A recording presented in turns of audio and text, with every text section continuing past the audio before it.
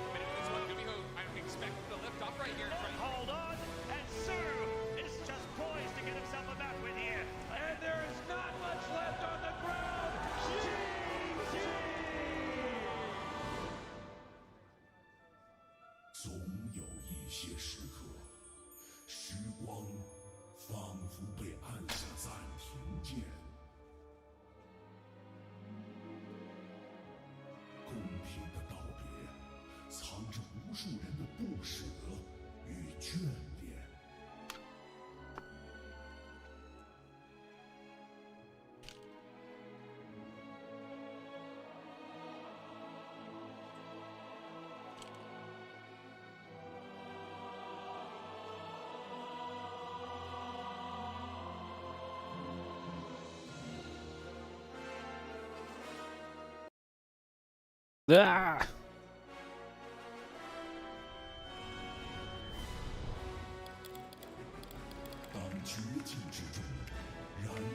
Did we just get kicked off 1080p? Bro.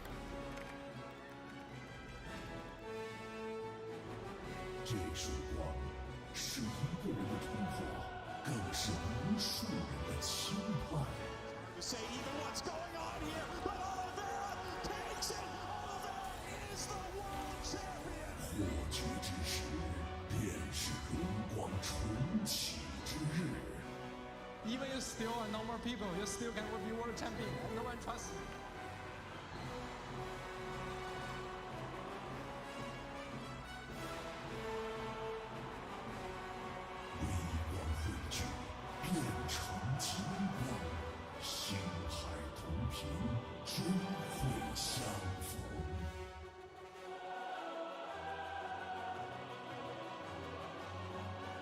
Don't mind me, guys. Just trying to install stuff halfway through to make this work.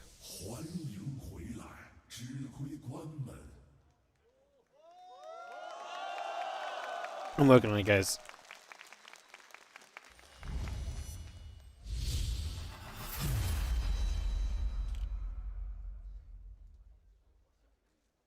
战争的号角已经吹响，让我们用最热烈的掌声欢迎标准组的8位选手震撼登场。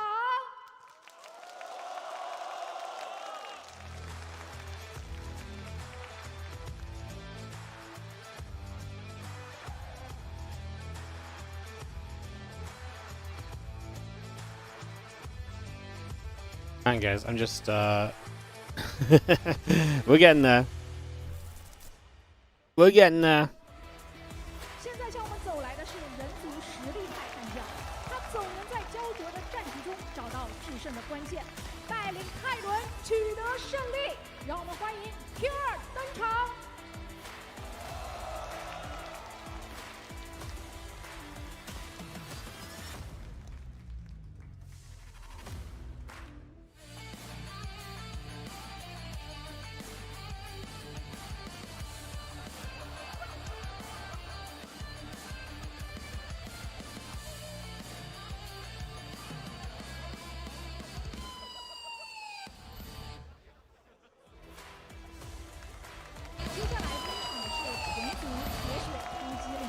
All right. 接下来登场的是同族铁血突击领袖，他总以 How do I full screen this? 震慑所有对手。让我们 Does anyone see a full screen button? 登场。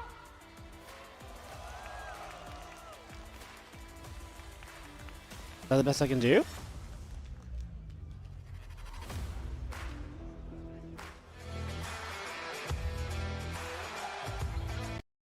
F full screen? No, that just completely broke it.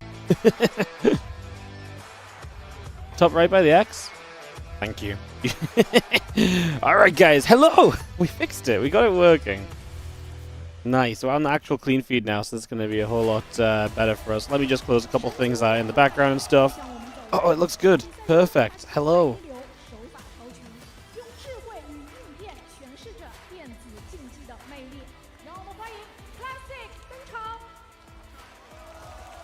Okay, this event looks sick, guys. Hello, hello, hello. I'm super excited to be here casting some games with you all. I've got a bubble tea, and that's pretty much all I've got. Bubble tea and a dream.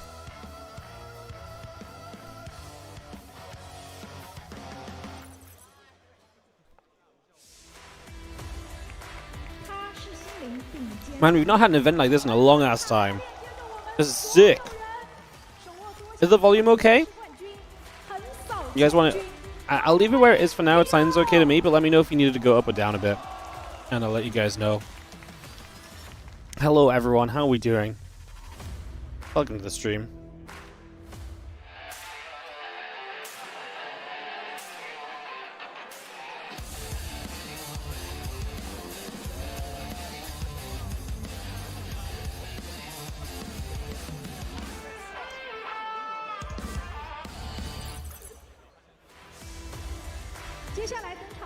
Wait, do I get DMCA'd for this on YouTube? The music? I can't remember. Ugh. Today might be a day where we just don't make YouTube money. So be it. Some days it'd be like that. Today might be one of them days. All good. Hello everyone, how are we doing? This is in Hangzhou, if I'm saying that correctly. Oh, it's our boy, Team Liquid's Clem. He'll be playing in like 7 hours. The sickest part of this is that it is going to be a long day, and we are going to have a lot of games and stuff. So we're going to take a while to get there through all of it. It's going to be fun though. Looking forward. Looking forward. He's not even awake yet. This is actually prime Clem gaming time. If he was in France, that's the problem. Clem's on the right schedule, but in the wrong side of the world for once. Hangzhou, like that.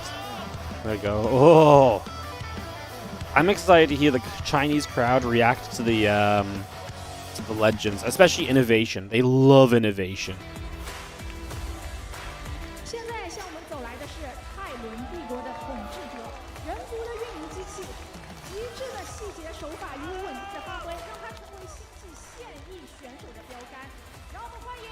Oh my god, Inno. Oh my god, slowly. Slowly, I don't think I've streamed it this time since we did the 24/7 marble stream. It's been a hot second.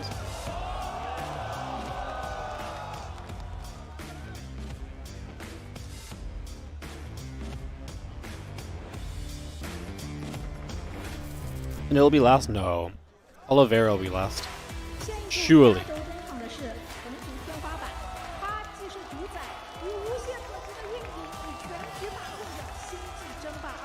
Oh, Serral with the cutthroat! Oh my god! 2 PM weekend stream for you guys down under. Perfect. Yeah, Australia finally gets it good for once, man. What a dream. Living the life in Australia for the first time in 17 years of StarCraft or whatever. Yeah, you guys at GSL had a good time, to be fair. Oh, they kind of got the 8 best StarCraft 2 players in the world in the same room, guys. That doesn't happen very often in this day and age. It does not happen very often at this day and age.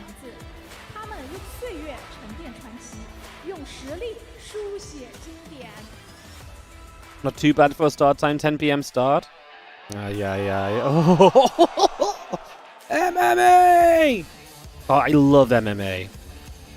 I never really casted MMA. Like, MMA was kind of before my casting time. But I did an interview with him at a DreamHack Austin in 2016, 17. He is the nicest guy. Only time I ever met him. Did an interview with him and MC. I then met him again like 4 or 5 years later at Gamers 8 in Saudi, dude walked straight up to me, was like, Wardy, it's so good to see you. I've missed, you know, it's so good. How are you doing? Honestly, what a legend. Absolute legend. And a super nice guy. Love that guy. Why am I awake at 3 a.m.? Because have you seen the players that are walking onto the stage in the arena? Hello? Why do you think? Why do you think I'm awake at 3 a.m.? I was so excited I couldn't even sleep. I'm just vibing here. I've got a bubble tea. I don't need to go onto the I don't need to go onto my camera all day because it's a clean feed. I'm just vibing. We're going to talk. We're going to chat a bunch of shit because I'm going to be tired. It's going to be good, man. Did DRG stop playing? Yeah, I think so.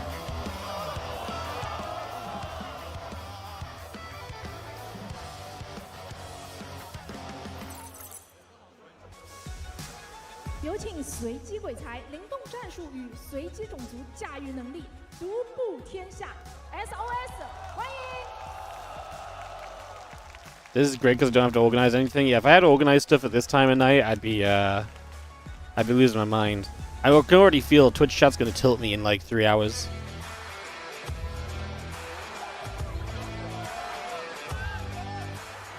Scarlett's also super popular in China. I think it'll go Scarlett, Inno, and then Oliveira. Like Rogue, Scarlett, Inno, Oliveira in that order for the intros now.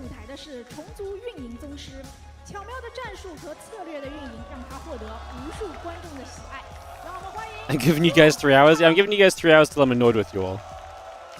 I am being very generous. You can take it or leave it. Sue, look how cool this is. You could do this more often if you came back and played. Alright. So far, my lineup prediction's correct. Who's bigger in China, Scarlett or Inno? I think it's Inno. Inno is like an actual legend in China. I mean, he's a legend worldwide, but he's an actual legend in China.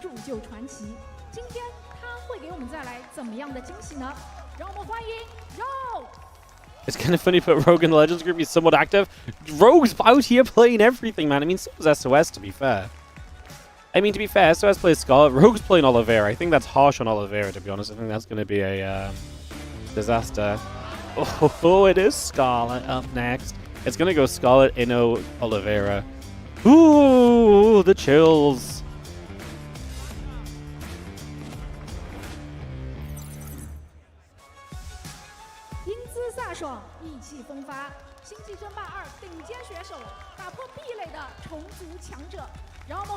Where can you watch the original audio stream? There is no link. I cannot give you the link. This is a clean feed that is very, very private. This is the best you're gonna get. Meet me up. Oh, unless you want the Chinese stream on Chinese, if you go on Wikipedia, the Chinese stream is linked on Wikipedia. If that's what you mean. Wear his glasses? Oh my god! INnoVation, you lost your legendary look. By the way, just in case you're wondering how passionate China is, they sold out a 5,000 person arena in less than a minute for this.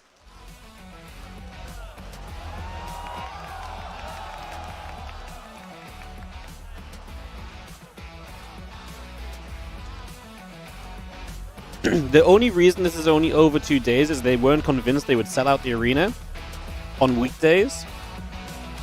So apparently they're going to look into doing bigger events next time. Oliveira still in those glasses. Oh. What is this? This is the All-Star event. 5k people just pressed to do. I think so. That's what I read. It looks pretty full. I mean, it's a proper arena.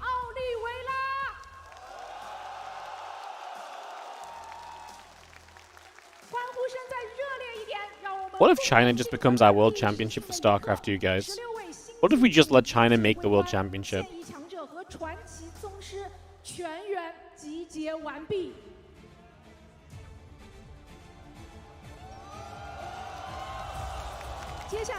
You can't believe how didn't realize how popular StarCraft was in China.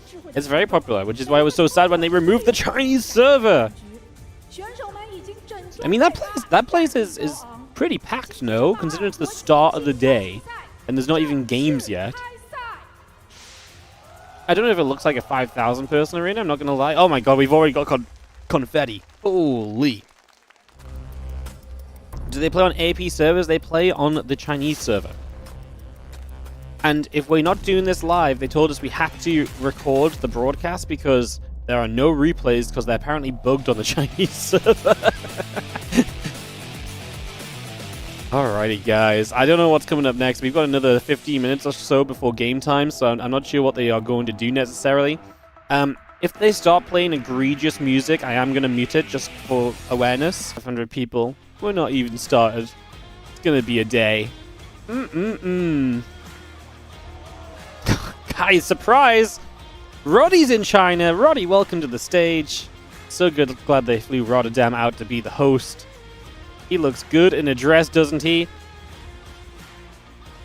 Kevin Van der Koy, ladies and gentlemen. It's amazing what they can do with AI in this day and age. Alright. 2-2? Hello, Hangzhou. I heard it say Hangzhou. Hangzhou.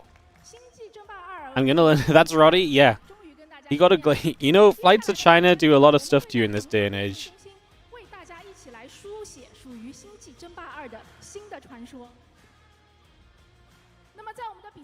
Alright, this is the part where sometimes I pretend to translate, sometimes I just sit and chat shit, guys, so we'll see what comes out. Winter's about to have a field day with these games. I'm sure he will, but I hope he's... The problem is that he's going to need a recording, because it's actually very difficult to get these games. There's no replays. Now, I know the French guys are recording the clean feed freely, so they might be able to share it. If so, then I hope they do, because everyone deserves to get their claws in these games, honestly. We need more 3 AM, Wardy. Yeah, we do. Hang on.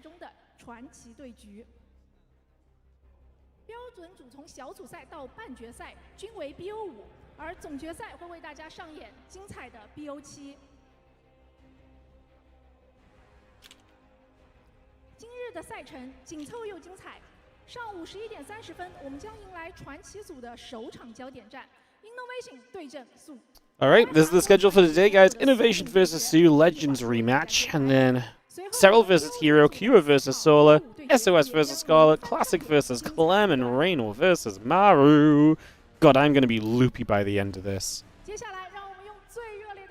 We should do a comparison, me now versus me in like 9 hours or something. Hang on. I'll turn the webcam on.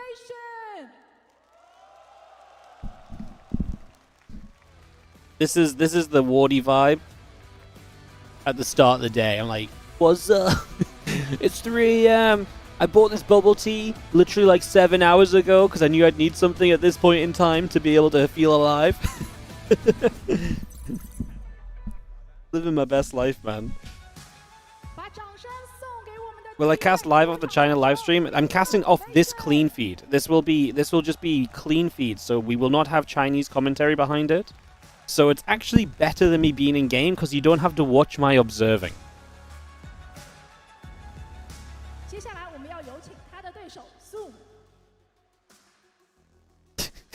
Sue is just such an INnoVation, such like a sick INnoVation, and Sue is such a Sue. You can get bubble tea at 3 AM. No, I bought this at 7 PM. Me and Helen went out for dinner, and I said to her, I was like, I'm gonna buy a bubble tea and put it in the car before we go anywhere, because I'm gonna need it. So I've had this sat in the fridge for like 8 hours waiting for this moment. Yo, thank you so much, Mortus, for the Prime sub. Belzy for the Prime sub. Guys, if you are appreciating the 3 AM StarCraft casting, get the Prime subs rolling. Mr. Dingleberry, 32-month resub on the Prime as well. Appreciate you big time. Thank you so much. Live? Yes, this is live. If this was not live, I would not be casting it at 3 AM. I promise you that much. Is there a tournament starting soon in about 8 minutes? It's INnoVation versus Sue. Ooh, hype's real today. 무대에 설 일이 없을 거라고 생각했는데 오늘 이렇게 또 서서 재밌는 경기할 수 있었으면 좋겠습니다. 时隔这么多年重新站在舞台，今天非常开心。我没 Well, 有想过我 I have no translation for you guys. 希望今天可以给大家带来精彩的比赛。我们的中国观众们也非常非常喜欢你，希望你这一次在中国可以玩。 Eric INnoVation said, I'm so happy to be back. 上一次你跟宋 I'm sick of watching my brother win in League of Legends. I'm going to show him how to play a real game this weekend in StarCraft 2. Is this finals? This is a show match. INnoVation sues a show match, and then we have a full round of 8, round of 4, and finals. And this is played over 2 days. So this is day 1. 打过很多场，不太清楚是。This is day 1. 哦，那之前其实有一场是在这个2015年的 IEM，当时你是4-1战胜他的，这一场还有没有印象？今天有没有信心继续战胜他？ 2015년에 IEM 때 4대1로 이겼는데 오늘 혹시 이길 자신 있을까요? 윤시 형한테는 자주 이겼. I've got no idea what they're asking him, but they're laughing. They're talking about how the 2015 game went and how he's not sure who will win. Ah, yeah, so what's really cool about these legend matches is these are not just random like, we just got INnoVation and Stu here. They're dedicated to matches that happened back in the day. So this one is based on, where can I find the list? Maybe on TL. Yeah, so I think this one is based on I can't find the list. I'm annoyed with myself. Here, this is based off the IEM Season X Gamescom match that they played in 2015. So there you go. There's some stats for you. 한국 팬분들보다 훨씬 좀 뛰어난 것 같아서 되게 좋습니다. 2015 GSL Finals, they also played 2015 GSL Finals. I mean, these guys played a bunch of amazing series against each other. But how do we even call it a throwback to one single matchup, you know? You wonder if the confetti will get swept off the stage. They're actually going to launch more confetti after every game, and they're going to see if they can make a confetti mountain by the end. 面对他有没有准备什么特别的战术呢？ 이신영 선수랑 많은 경기를 하셨는데 이번 그 초청전을 임하면서 혹시 특별하게 준비한 거 있을까요? 제가 신영이한테 준우승을 좀 많이 했는데 오늘만큼은 꼭 이기기 위해서 열심히 해보도록 하겠습니다. 因为 INnoVation 我拿过很多的亚军，所以今天我会尽全力呈现出最好的一面。 哇，我们选手的战意已经拉满了，那想必观众朋友们已经迫不及待想要看到这场传奇对决了。那接下来就把时间交给我们最专业的解说席。 Ooh. All right, guys. Wonder how much INnoVation practice this? Oh, we got subtitles, guys. 안녕하세요. 지금은 은퇴했지만 한때 이제 스타크래프트 2 프로게이머였던 One's a professional player. 솔직히 오기 전에는 이렇게 큰 규모의 After returning to the offline arena many days, how do you feel? 규모 보고 엄청 I'm a bit shocked with how big it is. I'll read it out in case anyone's just listening. Also, it's been a long time since I competed offline, so I'm feeling a little bit nervous. I had a pretty long career as a pro, says INnoVation, so my game sense is still there. Oh, what a legend. As long as I play more practice and play at my own pace, it'll be fine. Do you guys think INnoVation actually practiced? Sue says I didn't make any special preparations either. I'll just use some of the tactics I relied on before retirement. Sue's been playing Brood War though, right? Maybe the fans will enjoy seeing them again. What would you like to say to the people who still enjoy StarCraft 2? It's amazing. I'll do my absolute best to put on a great match for all of you. This is INnoVation. Oh, when it comes to the Hunger of Victory, what I really hope is that everyone can enjoy the fun this game brings. First of all, a huge thank you to the organisers, says Sue, for putting together such a big offline event. It's been ages since I met up with so many fellow players, so it really feels like I'm back in the old days. Sue, you should join a WardiTV Monday. You can meet up with all the pros every Monday. You don't even have to travel to China. Why does StarCraft 2 feel more like to you? I became a professional player when I was 20 years old, says INnoVation. It's played a huge role in my life. You could even say it's a part of who I am. Then come back and play for us, you know. Just come back and play more StarCraft for us, please. 잘 남아 있어줘서 고맙고. Sue says it continues to bring joy to people all these years, and to all those fans out there. 항상 그 Thank you so much for your unwavering support. Yet I can't help but feel like I have nothing to give back in return. I feel a little sorry about that. Wow. At the same time, I want to express my sincere gratitude to all the fans. So he's basically just like, he's basically just saying like, he gave it his all already. I love that. That's actually kind of cool. That's nice that he doesn't have the regret of retiring. Oh my god, look who's on the desk! Mr. Oliveira with the SC boys themselves. My goodness. Hey, what's up, Crash SC2? 7-month reset. What's happened? I was away for a bit. Why there is a stream at this DGen hour? Because this is because, well, yeah, it's a tournament in China. Yep. It's a tournament in China. Should I put myself at the desk, guys? Hang on. Oh, hold up. Can I close that? Hang on, I've got this open as well. Hang on. Where's my OBS? There it is. Alright, hang on. I'll just fly to China quickly. Alright, guys. Wardy on the desk. Hello, hello. Good to see you guys. Oh, I'm a better guest than Oliveira anyways.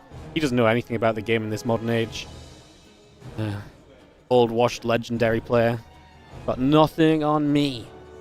God damn, we haven't even started the games. I'm already losing my mind. Oh, it's gonna be a day. I've missed doing this. The clean feeds with Chinese stuff and just enjoying the games and just chilling. Coffee or cola? I'm drinking straight up bubble tea, man. More sweet, no ice. Strawberry bubbles. This is the legend matches, guys, so some of these are going to be happening. Whoa, that's a bunch of gifted subs. Fly Yakin, thank you so much for the 10 gifted.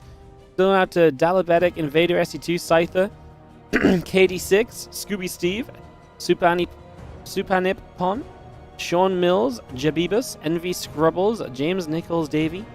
Thank you so much, Fly Yakin, for the 10 gifted subs. And Evolve SC2, thank you so much coming in for the 6-month resub on the Prime. Oh, you guys can sub even early in the day, huh? Oh, here's a throwback to IEM Season X Gamescom, guys. Oh my god, Sue.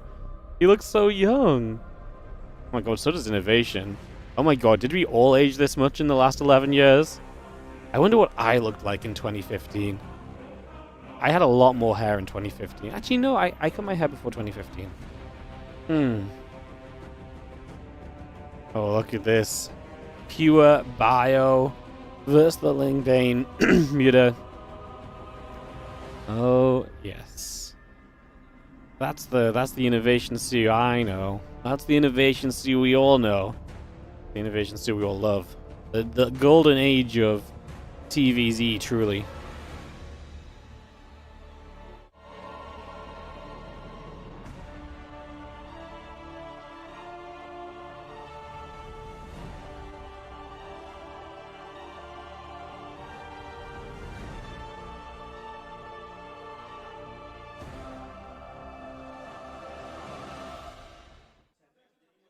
If I go quiet, guys, I'm just enjoying the show, to be honest. So, if I do go quiet, don't mind me. I'm just enjoying what we're getting to see on screen.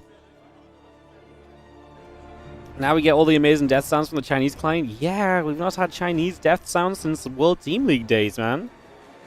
Oh, look at that lineup. Katowice winner. GSL runner-up. INnoVation, IEM 2016, 2014, WCS 2013. I think INnoVation might have won a few more things like that, such as freaking WESG, one of the biggest events in China. I'm surprised they don't have more China success stories on here, to be honest.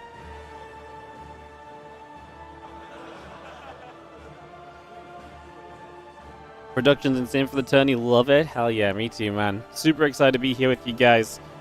I'm gonna need your energy. I'm not gonna lie. It's gonna be a long night, but the games are gonna be amazing. I can't believe we're about to watch INnoVation versus Sue in 2026. I am such an INnoVation fanboy. I love Sue as well. Sue is one of the nicest guys in StarCraft 2. Absolutely love talking to him in the short exchanges that we had over the years. Not a player I spent a lot of time with. He played in a few WardiTV events, INnoVation as well. Always very nice to interact with. I mean, I'm just an INnoVation fanboy. He's like a Terran fan. He was the epitome of just like macro pushing, constant just aggression and never stopping, just being such a cool ass cold killer. Oh my god, we're actually about to watch INnoVation versus Sue. Oh, it's actually happening. Oh, we've got the epic face zoom-ins as well. This is StarCraft. If you've not seen that before, guys, if you're a newer StarCraft fan, then that's just StarCraft all over the place. There's a trophy. I don't think these guys get to have the trophy because I don't think there's a trophy for the show matches, but hell, if you hire out a 5,000 person arena, get some trophies for the show match guys as well, Why not? Why not? What's up, Non-Imber? Thank you for the 5 gifted subs. I appreciate you. In the bottom right side of Ruby Rock, it's INnoVation in 2026. You are watching the SC2 All-Stars, guys. Hello and welcome. And he is taking on Sue, the Red Zerg, in the top left-hand corner in this opening show match.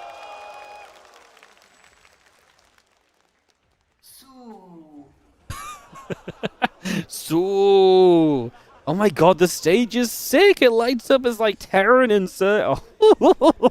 This is giving me throwbacks to like the old BlizzCon stage. When like you guys, maybe you don't remember, but like way back in the day, BlizzCon stage was incredible.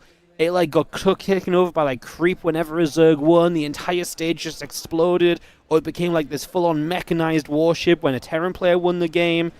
Oh, it was heckin' cool. If you ever missed the old BlizzCons, go back, watch a VOD, watch the stage when the GG gets called, or at the start of the game and stuff as well. This is like a new modern-day version of that. I love it.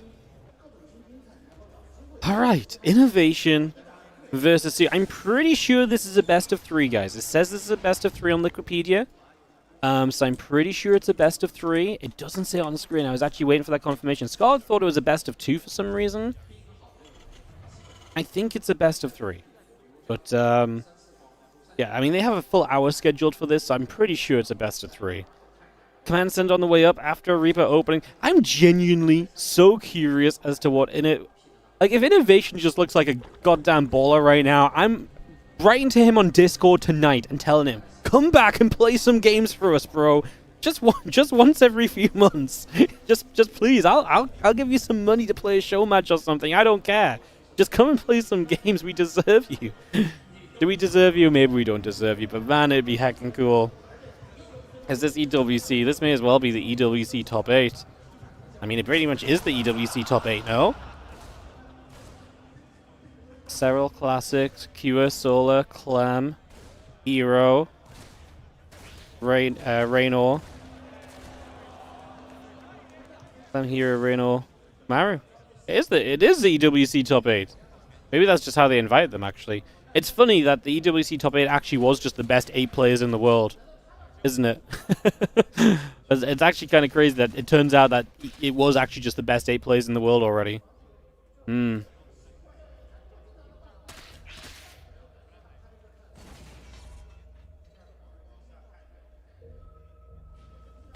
What are we going to see? A couple of Hellions on the way up. A stop coming through, so it is not going to be a triple CC. Getting a tech lab on the barracks. Are we just going to go Marauder Hellbat attack? Is that the plan, INnoVation? Did we fly to China to Hellbat the hell out of Sue? Is that what we did? It feels like it might have been what we did. A couple of Hellions are on the way up. The link speed is building. And we have ourselves Stu just setting up initially. So tech lab on that barracks, like I say, double gas. Oh no, he just put the starport into it. Guys, I will just again pre-state it's 3 a.m. If you're watching this as a YouTube VOD later, it's 3:30 in the morning for me. I pretty much not slept. I've slept for like an hour or something. So if I say silly things, if I don't see the obvious, I'm just gonna apologize in advance. This is just gonna be pure passion casting because I'm kind of giddy casting the games, honestly. Like INnoVation, see what an absolute treat. Oh. Like even if they're not playing at their best, just like seeing these guys back on the stage is like so freaking cool. Hellions are gonna get in, they're gonna start getting some drones, and Sue is gonna lose a bunch of early game workers. There's going to be seeing 7 drones going down, so that's going to be a bunch of damage being dealt already. And we do have our factory dropping in, so that's a really good start from INnoVation. A couple of barracks going to come up behind this, starting to play into the BIOS. We lose 4 Hellions, but we get 7 drones early, going to hit that Zerg economy right away in those early stages. 1 Marine going to get in underneath this Overlord and just going to try and ensure that we can maybe get a kill on that, as Su is going to scoop himself up in toward the lair tech in these next few moments, getting that underway. This Marine is going to go in, get that Overlord, and go from there as the Banshee pulls back to the center for a moment or two. Su with the PP. 游戏暂停。 Oh, we've got it all, guys. The PP. Back in the Pro League days, you were not allowed to pause the game yourself. So for a lot of these guys, it's kind of drilled into them. You type PP, but you don't actually press pause, you know? You do not press pause. You wait for the admin to pause the game when you request the pause with the PP being written. So that's maybe why Su types it but does not pause it himself. Maybe just, like I say, that drilled into him. Never forget the Stefano hero incident when Stefano played his first Pro League game out in Korea, sorry.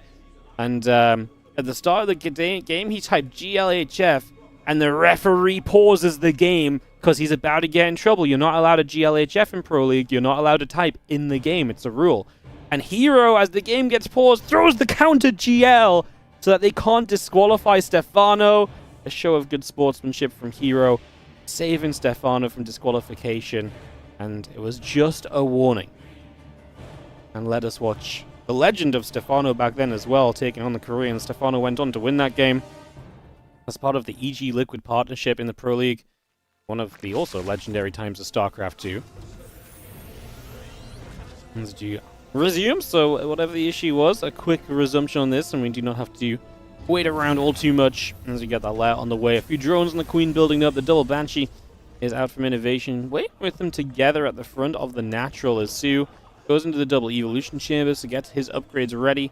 INnoVation, single engineering bay, 2 more barracks. I was going to say, yeah, 1 engineering bay is a sign that you're likely going to play a much more aggressive game, like basically playing a 5 racks 2 base, and that's exactly what we're going to start seeing right now. So 5 racks 2 base coming up right here. Getting this set and ready as the Banshees go for a couple of drones early. They're going to be able to get rid of about 3 workers here to start things off, and now having the Hydra Den, the Baneley Nest behind us. You can see where Su wants to go to. Lingbane Hydra, but can he get there in time? Can he get there before this becomes too troublesome? As INnoVation gets a few drones initially with those Banshees. You know what? This makes so much sense from INnoVation, right?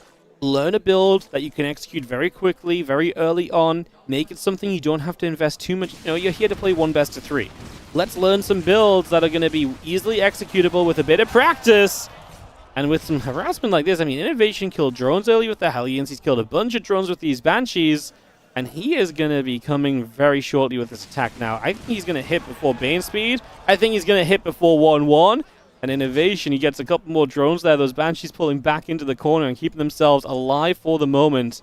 Putting themselves in a very solid position as those Banshees go swinging around. Marine, Tank, Hellion, pushing up across the map. A couple of drones already start to drop. I mean, we just keep on getting the damage here. Su is not defending very well against this at all, quite frankly, as we're now going to drop the scan. We're now going to move forward, looking for the chance to get in after a couple of these creep tumors. So we start to take these out. We start to work our way through these. And obviously a lot of creep going down right from the very get-go. Melee upgrades, Baneling speed, all of that coming through here in these early stages. Tank will siege. Bane speed is obviously just not ready yet, though, so that's going to be a problem that we need to wait on. We need to get that finished up alongside everything else right now, as we are going to be seeing the Banshees just going big in the main base as well. Here we go as the units smash forward. We are going to get rid of a bunch of the Banelings. A couple of them hit the tank as Bane speed does finish up in the end. It's not going to be good enough, though, as extra Marines show up from INnoVation. He's got 1-0 upgrades to 0-0 right now. There's going to be an extra round of Banes, though. Remember that INnoVation, as he kites backwards, target firing Banelings, lifts into the medevac. The micro is real, but the Hydras are here, and INnoVation's attack may just be shut down despite all of this damage. The issue is he's still a 2-based all-in player, as the Banshees are still here dealing damage. They have been legendary. INnoVation brought his best Banshees to this Legends show match. They're going to go for 30. He's killed 34 drones! Oh my god! And alas, the attack has not been good enough. Su sits, stands, and whatever's after the end of this and is going to be alive and well? That is kind of crazy. Now going to be seeing 1-1 upgrades finish from Su. Hydra speed on the way. I mean, I can only imagine INnoVation is going to go for a second round of this here. What else can we really go for? A few Marines unloading, a couple of changes moving about. Lingbane Hydra just sitting on the edge of creep. I mean, INnoVation pretty much has to go again. I actually think this might have been one of the cases where you do enough damage that you could have probably gone into a... You probably could have just gone into like a third CC behind it because you've done so much. But yeah, that was obviously not the plan from INnoVation, who is now going to stem forward, get after a few of these units that are just off creep, and gets a good grab there initially. Su thinks about engaging in. INnoVation pulling his units back. This attack is not done yet. 90 to 63 army supply in the game right now. INnoVation with this second surge to try and take Su down here. A couple tank shots good already. The Lingbane taking damage. The Hydra's already taking shots. We see a few Lings looking to pick off with the run by on the picture-in-picture in the bottom right of your screen. Those Lings join up to the main army. They go down as well. Su is catching up on army supply. INnoVation has Liberators to try and help the siege position here to push this as hard and as heavily as he possibly can right now. Is it going to be enough? Lings, Banes gathering together just for the moment. We are going to see the hatchery going down. Su's going to start expanding down to the bottom left corner of the map. So he's going to move his attack down to that bottom left-hand side instead. These Marines are going to stay active. They're going to keep on picking through for as much as they can possibly find. Again, Lings on the counterattack, going to find some of the siege tanks trying to come across to the other side. So the thing is, INnoVation is still just a 2-base Terran. So you can give yourself time here as Su, right? Like, you are in no rush. Give up the right-hand side hatchery. Go in toward the left-hand side expansion instead. And get set up into this. These Marines pushing through. The Queen going down. The Creep Tumors being picked away at. Everything else continue to come around right here for these next few moments. And just figuring out where we go. As INnoVation, like you say, comes from this right side, pushing up, getting into position right now, and making a push in from the right into this forward location. What's scary from Su is surrounding this army gets more difficult in this area. So yeah, surrounding this army gets more difficult in this area, and at the same time, you also have the issue of kind of like, you're soon going to be cut off from your natural, right? So your natural and third get cut off, so then reinforcing units between those locations is already going to be tough. We are going to look to counterattack again, or just wrap around from all the way around the map. It means you're coming from all the way across the other side. Let's see if that can be good enough for Su as he gets ready to fight this. INnoVation stim in the front, a few Marines. Here we go. Left, right, a couple Banes from the bottom side as well. Marines standing and fighting the tanks, doing the damage that they can. Just a couple of shots coming off here and there. The Liberator is still firing through this as well. Army supply is still okay for INnoVation. He's got a bunch of Marines left over. There's only Hydras left at the end here. At the same time, there's only Marines, but Marines will take out these Hydras as they push on forward. We are going to see INnoVation running through. A couple Troop Humans going down. Now the Queens are going to be in some trouble as we dive on in. The Queen's still going down. The Hydras and the Lings that are reinforcing are not going to be enough. And INnoVation is going to 2-base his way to victory here against Su. 120 to the 90 supply. Baneling Nest up for grabs. Plus 2 Carapace maybe up for grabs after GG gets called, and INnoVation will get the 2-base all in on Su. Even when Wave 1 did not succeed, Wave 2 had some power to keep him going. Hot damn, INnoVation, man. Just even when the first shove doesn't work, he knows he's got that second wave ready to go, and he utilizes it straight away. He gets straight to it. Hot damn, good stuff from Inno. And he takes the opening game of this Legends show match, guys. As we will work our way into a game 2 here in a few moments' time. More StarCraft continuing through, obviously. Like I'm saying, I'm pretty sure this is a best of 3, although I don't have a complete confirmation of that, so not 100% sure just yet. But I'm pretty sure this is best of 3. And of course, we get into best of 5s after this. Serral versus Hero opens the main tournament after INnoVation versus Su. So Serral versus Hero, Kua versus Solo. Then we take a little pit stop for some Scarlett versus SOS. And then we go back into Classic versus Clem, Raynor versus Maru. What a day of StarCraft 2 that lies ahead of us. And I wouldn't have even usually have woken up yet. What a day.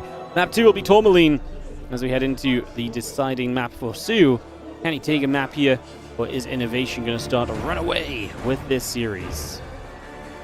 The music, I don't know what to do with the volume, guys. Like, the music is kind of loud, but the music's only loud after it's being kind of quiet in game and stuff. So I'm going to keep fiddling with the volume. If you guys think in general it could kind of go up or down a little bit, let me know. Like, just then it felt very loud, but then we go in game and it's a bit quiet maybe. Like I say, just at me and let me know what you guys think if you think it's a bit too quiet and needs shoving up. Or just remind me, because I might just edit it a bit to kind of talk. And if I forget to put it up, just, like I say, just let me know. I'm tired. I'm going to need you guys to be my, my Twitch chat admin team today.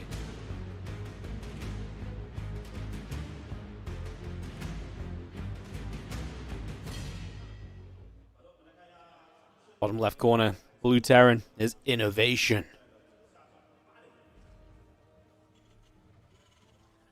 As we get into INnoVation. game number 2. I'm even doing the intros, man. We got a cool robo voice to do the intros. I'll just let you guys stare at this hatchery and... Su. The Chinese crowd loves it. Soo! And the crowd goes wild. I kind of love it too, to be honest. It's kind of a bit goofy, but in a good way, you know? Is this a best of 3? Yes. I'm pretty sure it's a best of 3. The only reason I think it's best of 2 is Scarlett thought it was a best of 2 when she was in Twitch chat the other day. So Scarlett thought it was a best of 2, but it says best of 3 on Wikipedia. I mean, Wikipedia might not have complete information either. I think it's best of 3. I find it very weird if it wasn't a best of 3. Like, they didn't schedule as much time for this as they did for the best of 5s. So yeah, I definitely think best of 3 is what we're kind of expecting.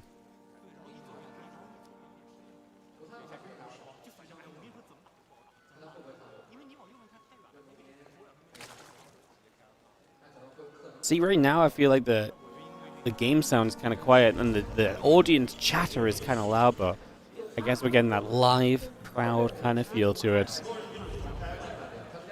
Again, hello everyone, good to see you all. Game 2 of this INnoVation Suit series, as we are going to open with the Reaper again. This map is honestly kind of even better for like a 2 base 5 Rexer, honestly. If that's just what INnoVation prepped and that's what he's just going to go for, then yeah, I honestly think that could work for him. Honestly think that could kind of work for him. Things be coming up, Queen of the Drones coming through the hatchery in production. As the Reaper is going to see the couple of Lings, so we get a little bit of awareness as to those being on the map, so that's a nice catch. Those Lings will not get by, and the Lings are going to get caught for the moment.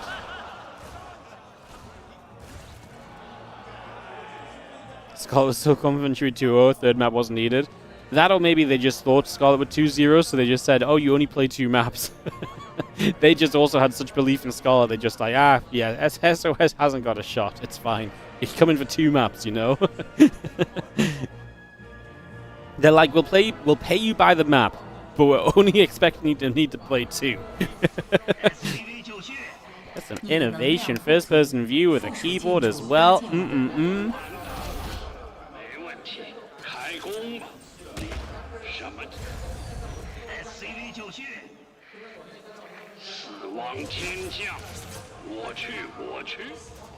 I want someone, you know what I want? I want someone to find Zest, and to get Zest to come back just for one show match.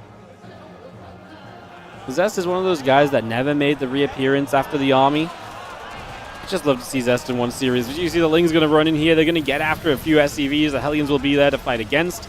The Zerglings for a couple of moments, so we do get some damage out. You're going to see the SCV is still in a bit of trouble there as well. This is actually just bad. This is an awesome run by Sue, just hitting at a bit of an off timing, and 8 workers going down. Sue going to be the one to strike first this time around. INnoVation struck first in that previous game, and so far in this series it's been all about the worker damage and the worker kills, so expecting to see a bit more of that perhaps. Need TY. See, what the thing about someone like TY is, like, TY still plays Brood War, right?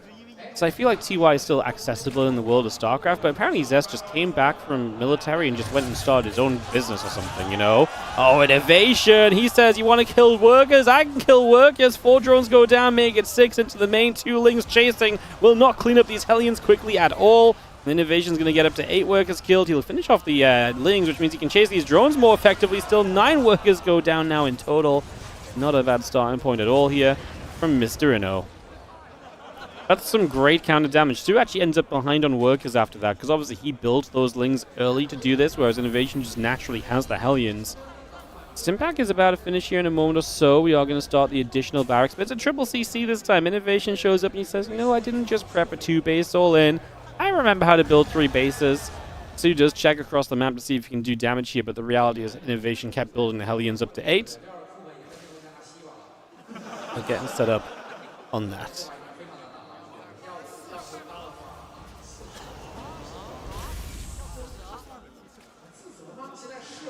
Hydrogen building as well, so we can continue bring that through. Just get that set up for a couple of moments here. And again, the engineering base, the refineries all coming online just for the moment.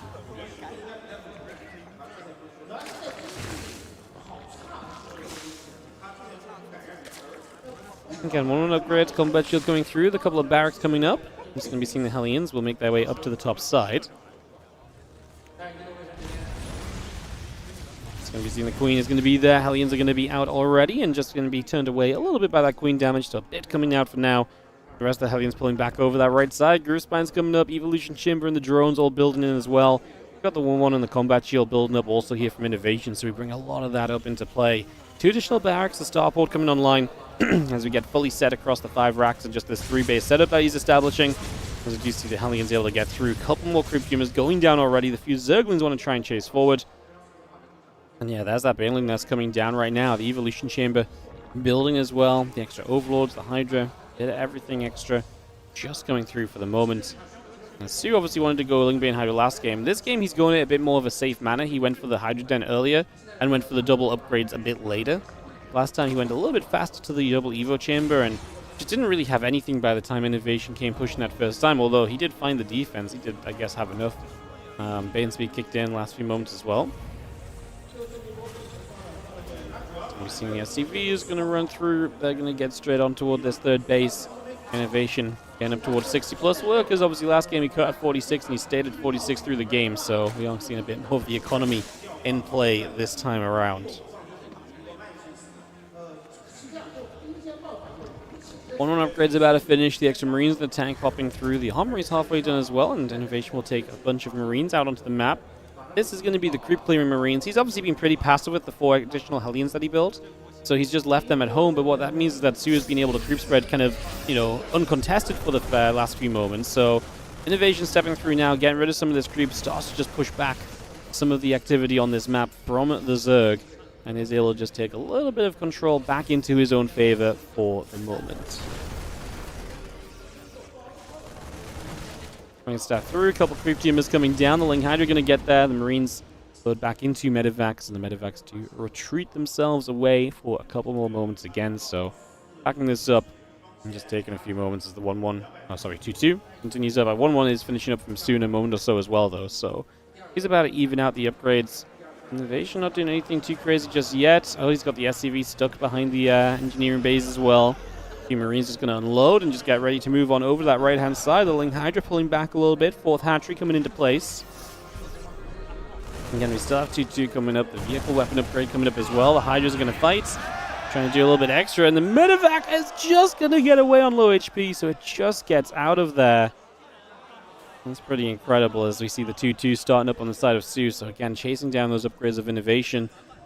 And INnoVation's getting a lot of units. 2nd factory coming down. So it's not going to be like a full-on 8-racks or anything. With that 2nd factory, he's just going to have a lot of tank production against the Hydras. I imagine he is just going to keep building tanks. Unless he wants to go old school and play Widow Mines. But it's very unlike INnoVation to play Widow Mines against Hydras as well. Like, that's just not something you really did back in INnoVation's era, so...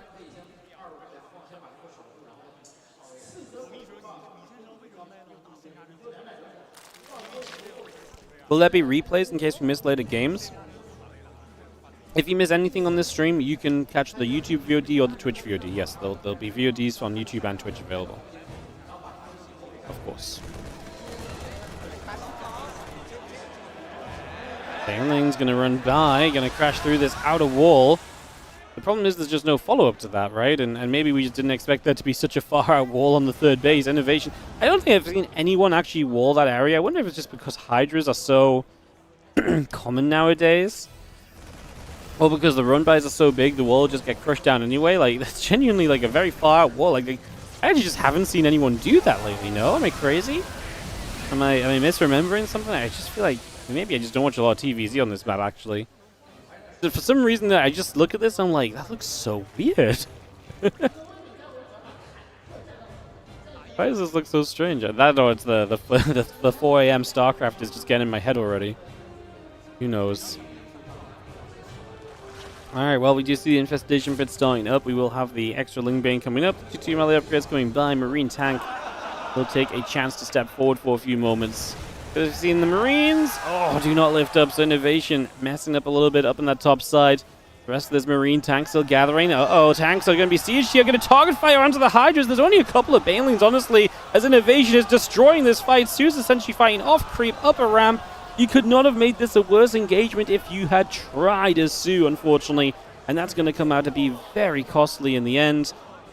It's going to lose you a bunch of units, and INnoVation's push now continuing to move forward. He's got a 4th base behind this, remember, so that's still setting up in the center of the map. The tanks continue to siege on through. You're going to be seeing a little bit of the Ling Bane Hydra going to step forward, but there's just so many tanks, and right now there is no good answer to these tanks in play. The Banes crash through that side. This time a few more Banelings available as we will go after the SCVs. INnoVation plays the runaway game. He turns to fight for a second, somehow still doesn't lose very much. And at the end of this all, INnoVation going to grab a queen up to the top side as well. Ling Bane Hydra actually going to run through. Scroll down. I want to see this fight. Yes, there we go. The Banes go down. The Hydras are going to be finding themselves in trouble and getting pushed away. Yeah, Sue is going to be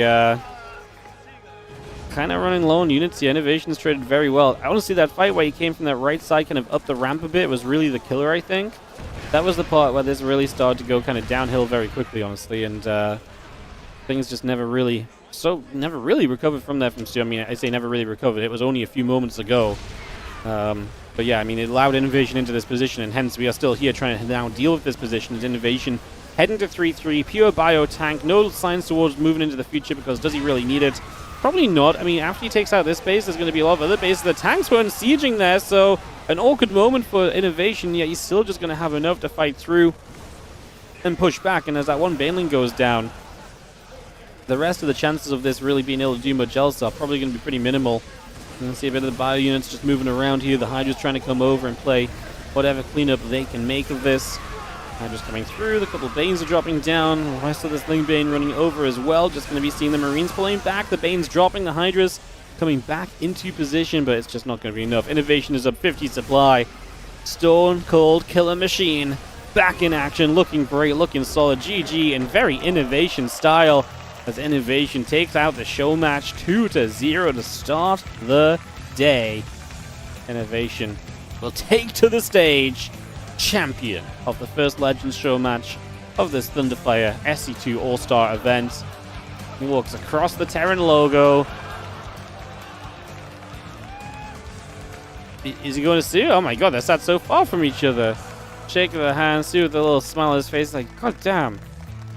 I've watched you watch League of Legends since the moment you got here. You haven't played a single game. How are you still so good? It's so funny because on Twitter, if you guys follow the World Team League on Twitter, they've been tweeting pictures and stuff. Every picture, all the players are playing or talking and stuff. INnoVation is constantly just sat there watching his brother play League of Legends on stream. It's so funny. And then he shows up and he just looks like an absolute beast. Love it. Oh my goodness. INnoVation to Sue-Zero. That's going to be our first match of the day, guys. Now, this is the fun part. We have no idea what happens next. Because we don't really know how this works yet. Like, this is the figuring out part. So we don't know if they go to, like, a countdown timer. We don't know if there's, like, a big break. So we're just going to freestyle this a little bit, guys, and just sort of go with the flow. And like I say, especially for this first kind of match of the day, we just don't really know what the deal is. So we'll do a little bit of sitting and waiting around. I will just take a chance to say thank you for being here, though. It is bright and early, 4 a.m. in the morning, waiting to watch the sunrise here with some StarCraft. If you are enjoying on the YouTube, do like and subscribe. We've got a ton of viewers on YouTube, and I don't usually stream at this time, so I'm going to presume a lot of you don't watch the stream a lot of the time. But if you're enjoying what you're hearing, hit that subscribe button. I'd love to get a bunch of subs in from the day on YouTube and make up for the early start. So hit those likes and subs on the YouTube. The more likes, the more viewers. The more viewers, the more love for StarCraft, and that's only ever a good thing. So hit those buttons. Appreciate you guys.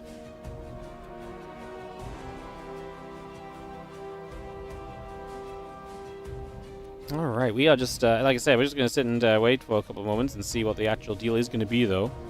I actually genuinely don't know.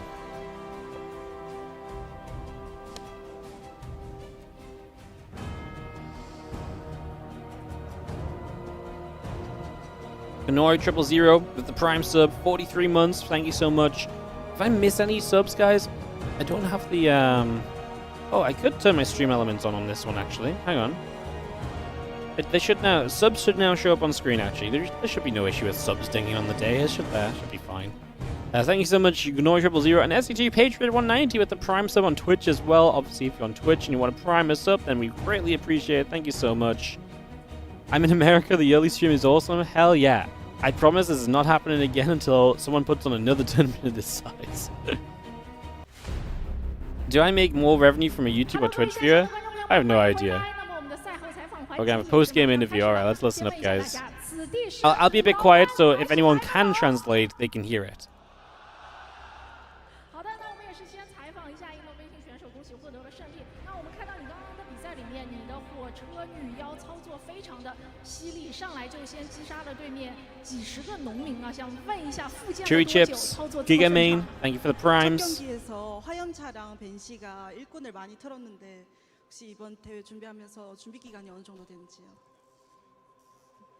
준비 기간은 그냥 집에서 손 푸는 정도로 했고. You thought I'd be doing this again tomorrow? Yes, I will.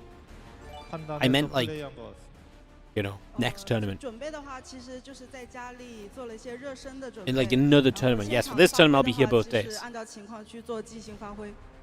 那我们其实看到你的女妖2次切入，然后多线的配合。 Yo, Parabola, thank you for the 13-month resub on the Prime. MacLife, thank you for the 21-month resub on the Prime as well. 이번 벤시 플레이가 되게 독보적이었는데 혹시 그 맵 따라서 준비한 빌드인가요? Where is Serral? Serral plays versus Hero in the next series. 네, 맞아요. 是的，是按照地图准备的。赛前的准备很充分。那其实，在我们的中国有很多观众都是你的粉丝，都是看着你的比赛长大的。这一次来到中国线下，有什么话想对一直以来支持和喜欢你的中国粉丝们说吗？ 현장에 지금 이진호 선수를 응원하는 선수 그 팬들이 많이 오셨는데 팬들한테 한마디 해주세요. 저는 제 팬이 이제 없을 거라고 생각했는데 아직도 많은 분들이 저를 보러 와주셨다고 해가지고 감사하고 또 이런 기회가 있으면 또 뵐 수 있었으면 좋겠습니다. 我没有想到还有这么多粉丝来喜欢我。 Can I translate what they're saying? 练在现场非常开心，希望下次有机 I 会。 mean, I hate to brag, but INnoVation's just been talking about how awesome I am and how much you guys should sub to support the hype train for the last 3 minutes. I thought he'd talk something about the fact that, you know, he just beat up Sue, but he just really wants you guys to support the stream. I don't know what to say. Wonder what the prize pool was for the show matches? Yeah. I wonder too. I wonder if they just played them a flat fee for showing up. I mean, surely not though, right? Otherwise they just wouldn't practice. 초반에 일꾼을 많이 털렸는데 그래도 운영으로 어느 정도 그 계속 잘 플레이를 하셨는데 옛날부터 기초가 엄청 탄탄한 그런 선수, 운영 기반인 선수라고 평가하는데 혹시 팬들한테 운영적인 그런 팁 같은 거 공유해 줄 수 있을까요? 저그는 그냥 딴 거 필요 없습니다. 드론 잘 누르면 됩니다. 일단. 重组的话其实没有什么特别的。 Well, do you know this isn't your usual stream time? It's nice to see you. I'm usually sleeping when you normally stream. Nice to see you guys. It's so nice to see people I don't usually get to see. Hello. 那其实你跟INnoVation是很多场比赛的老对手了。你觉得你跟他是宿命的对决吗？ Muzio Gambit 42069. Thank you so much for the 8-month resub on the Prime. Shout out INnoVation, I guess, selling out for the Wardy stream. Appreciate it. It's working, keep it going. Well, I guess Inno's done talking now. It's Sue's turn. 오늘도 좀 지게 돼서 안타깝네요. 可能我上辈子有做对不起 INnoVation 的事情吧，今天现场打得不是很好。其实现场的发挥也是非常好，我们的观众朋友们给他一点掌声鼓励好吗？ All right, so thank you to everyone, and we are gonna go. 到现场就是观众们对你的欢呼，那也是有 Oh no, they're not done. They're not done. I thought you said thank you. I'll stop pretending. 현장에 많은 팬들이 오셨는데 팬분들한테 한마디 해주세요. They talked about how much time they spent doing rehab, and INnoVation also said he prepared specific strats for the map they played on. Oh, I love that. 스타투 많이 응원해 주시고 저도 신영이도 많이 응원해 주시기 바랍니다. INnoVation's just cool, man. 非常感谢现场来 It's 到 like, 这么多粉丝， oh, these are the maps we're playing on? 希望大家一起支持 Cool. 星际争霸 Bang 2 bang. 这款游戏 Show you guys some 我和 games. INnoVation 也会一直支持下去的。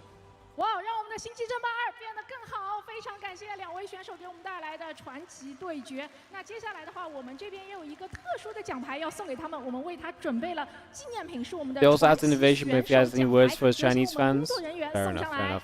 Yeah, if anyone has translations to add into chat, feel free. Unless you're just making them up and you're trying to trick me, in which case, gosh darn you. Oh. INnoVation gets a box. Sue also gets a box. Oh my god. 好的，我们一起向镜头合影留念，展示一下我们 Oh, they both get a 传奇选手 medal. 的传奇奖牌。 Oh, they gave Sue a gold medal even though, they gave Sue a gold medal even though he lost. Oh, that's nice. 中国杭州线下之旅可以玩得开心。那我们的精彩比赛 That's it, guys. 我们休息一下，一会儿回 The 来。 moral of the story is, even if you lose in StarCraft 2, you can still be a champion. So when you lose your next ladder game, don't rage quit and balance wine. Just put on your imaginary medal and tell yourself you did a good job. So you checking whether Inno has the silver?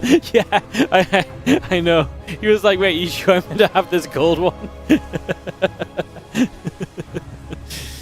That was a funny moment. Alright, some highlights here, guys. I'm here for the participation medals. Thank you so much, Captain Paws, for the 13-month resub on the Prime. Sorry if I miss any subs and stuff, guys. I'm trying my best to keep up with the Mac Life on the 21-month resub on the Prime as well. Thank you. I'm trying to keep up with them, but maybe I missed a couple here and there, so... I'm so not used to doing the whole clean feed thing. I'm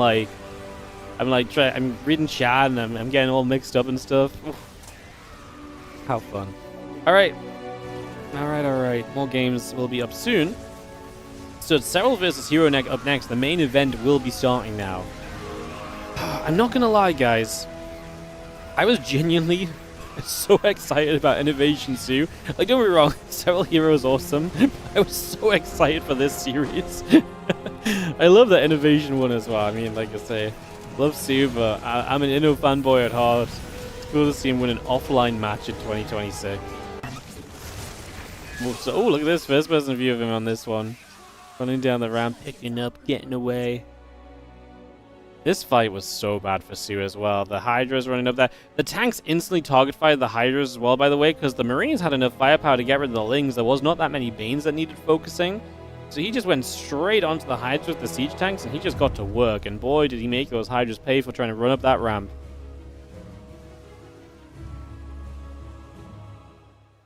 Hero versus Serral Friday night at a reasonable time. I know. Crazy. Oh, this is the part that's going to kill me, guys. The 10-minute countdown. Oh. This is the part that's going to absolutely murder me. Because this is where, in 5 hours' time, when I'm really feeling the time of day, I'm going to be like, 10 minutes? I guess it means we can get some breakfast at some point, though. We can do a breakfast. We can do like a breakfast. Oh, God. I'm almost like an IRL streamer, guys. Is this what it's like doing a streamathon, a subathon? You guys give me loads of subs and then I get to have breakfast on stream? That's going to be great. Alright, guys. For the next 7 hours, we're doing a subathon. Anything I do, you guys will be here with me for it. Because we're going to have the 10 minutes downtime. We're gonna make use of it and do some things. Oh.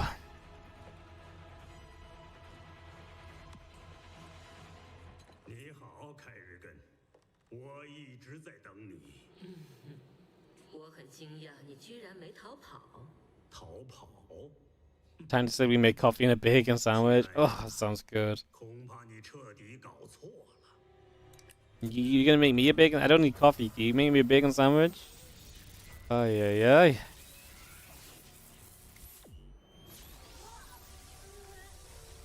No, he's electrocuting Kerrigan. Bro, she has an army of Zerg. Why would you piss her off? 真的以为 Are you stupid? 做任何保护措施，就把你这动物 Oliveira out of casters for next games? I think the casters for the next games are the guys in the bottom right. I had a guess. I don't really know, to be honest. 显 I guess that's what that is in the bottom right, though. 现在我必须亲手把你杀了。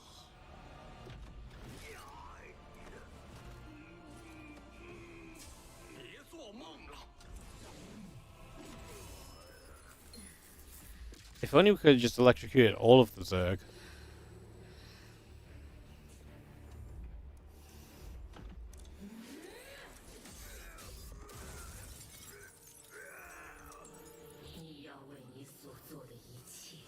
This is what the StarCraft 2 campaign's about, guys. That's so lame. When's the Archon drop show up? That's why we don't play the campaign, we just play multiplayer. Did SOS join our tourneys? SOS played the WardiTV 2025 Championship. He played in some of the qualifiers, he didn't make it, but we invited him. He lost out in the group stages, but yeah, he played. He doesn't play a lot of stuff online. I don't know what SOS really is aiming to do. Cause he's very welcome to, you know, playing all the WardiTV stuff. If he plays a qualifier or two here and there, I'd keep inviting him, but I don't know if he wants to play, you know? He told me at Home Story Cup he wanted to play more of my events. I've never talked to SOS in my life when I met him at Home Story Cup. He said he wants to play more. It feels really bad because it's very difficult to win money when everyone else plays. I'm just like, well, what do you want me to do about that? Ban everyone else? Hey guys, today's the SOS Cup. You're only allowed in the tournament if your name has S's and O's in. Stu starts rubbing his hands together. It's like, perfect. This is also my time.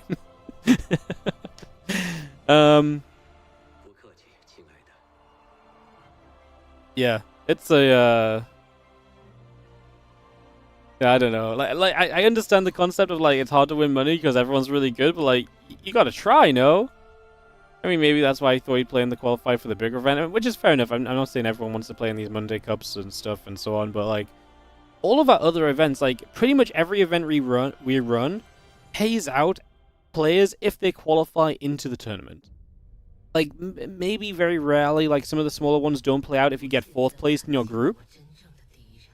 But it's almost like you almost always get at least some prize money. I'm not saying it's breaking the bank or anything, right? But like there is something out of it. Like playing a 4-player group stage usually pays out the same as a top 4 of a Monday Cup, you know? So yeah. Marbles? What's the worst? How you doing, mate? Marbles. I don't want to do marbles simply for the fact that I don't want to kill the energy. I'm going to have to conserve energy so much today. I'm already tired. I'm already feeling it. I'm not going to lie. The energy for INnoVation 2 is probably the highest it's going to be all day long.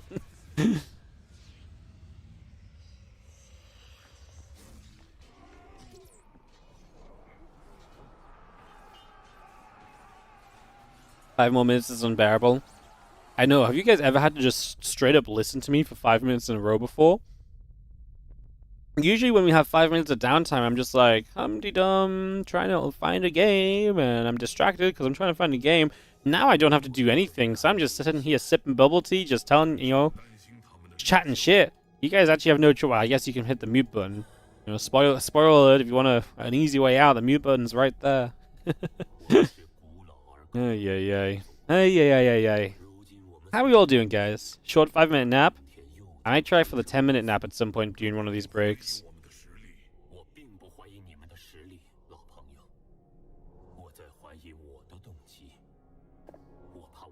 Can we start with Maru?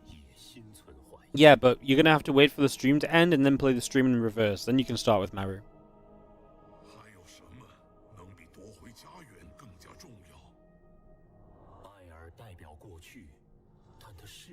Is the bubble tea homemade? No. No, I went to the... Me and Helen went out for food 8 hours ago, and I got bubble tea before we got food. Because the worst part was the bubble tea place was going to shut by the time our food finished. So I was like, I'm getting bubble tea first, taking it back to the car, and then going back for food. And I was like, right, you do you. I'm done. You whatever.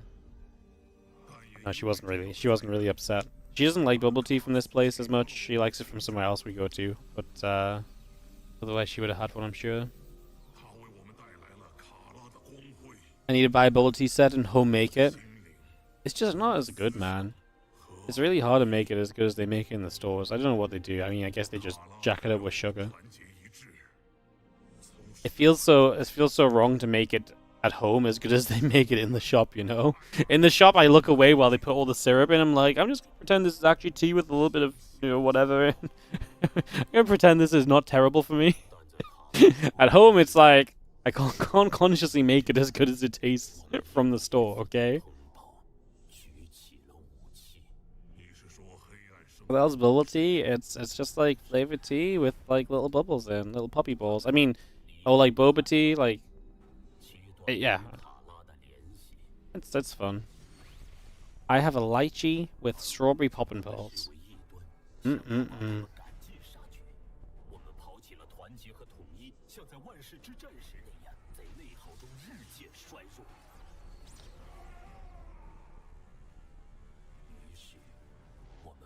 I'm just mad at myself because I thought I subscribed to your channel a long time ago and apparently I didn't. I've missed so much.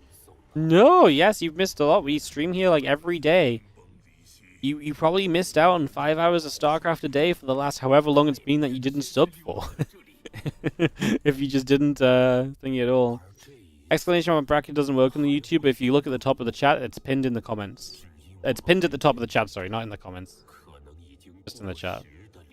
Yeah, it's pinned up there if you want to find the bracket.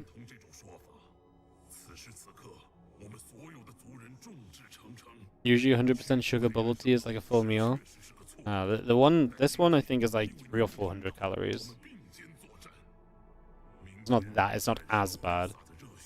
It's still not exactly, it's still not exactly like, let's go drink this every moment of the day sort of business, you know?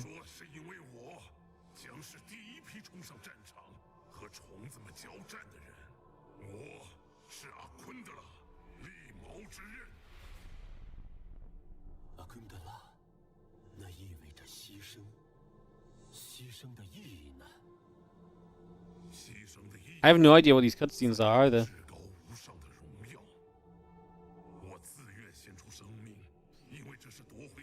You get little flavored bubble pills and tea with milk and sugar. It has caffeine. Well, I mean, tea has caffeine in general, no? It's just not as strong as like coffee. But it doesn't have to be milk. I mean, I just have like green tea with like. You're gonna make me turn my webcam on, man. You're gonna see how much of a mess I am. Boy, I'm face. Like mine's just very like normal. It's just tea with. It just has a flavored syrup in, and then there's a couple of pills at the bottom, you know. That's sad. I've drank like all of that during the first series. I'm so screwed for the rest of the night. Oof. Are they gonna finish this video and then take us in game, or we just lost our timer, man? We just lost our countdown. Bring the countdown back.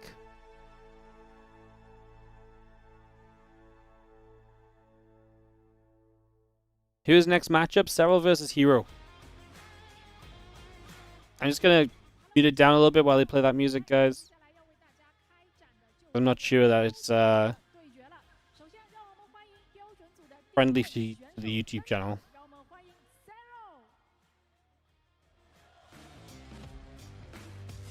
Well, I guess none of it's probably friendly to the YouTube channel, to be honest. Just give up on the YouTube being saved.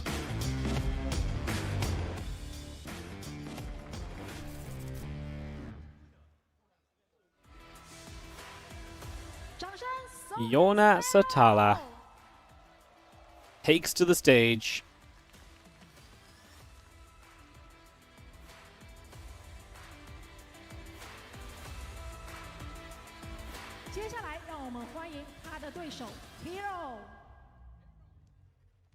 Man, what a matchup. I don't know if Hero's PvZ is good enough to take on Serral right now, though.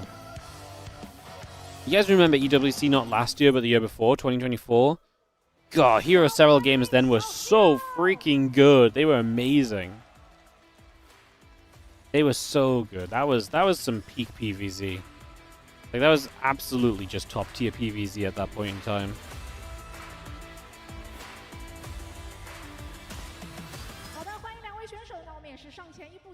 Like I said, I'm not sure what his PvZ is like at the moment. 那也是同一个问题，想问一下两位选手，对于这个版本虫族跟神族的优劣有什么自己的看法吗？ So on this match, in the ZVP matchup, what advantages does Serral have in your opinion? I think Serral has some advantages in the mid game, especially when the eco gets good, we get to tier 3. That's when Serral's the best, I think. But besides that, I think the advantages are on process favor.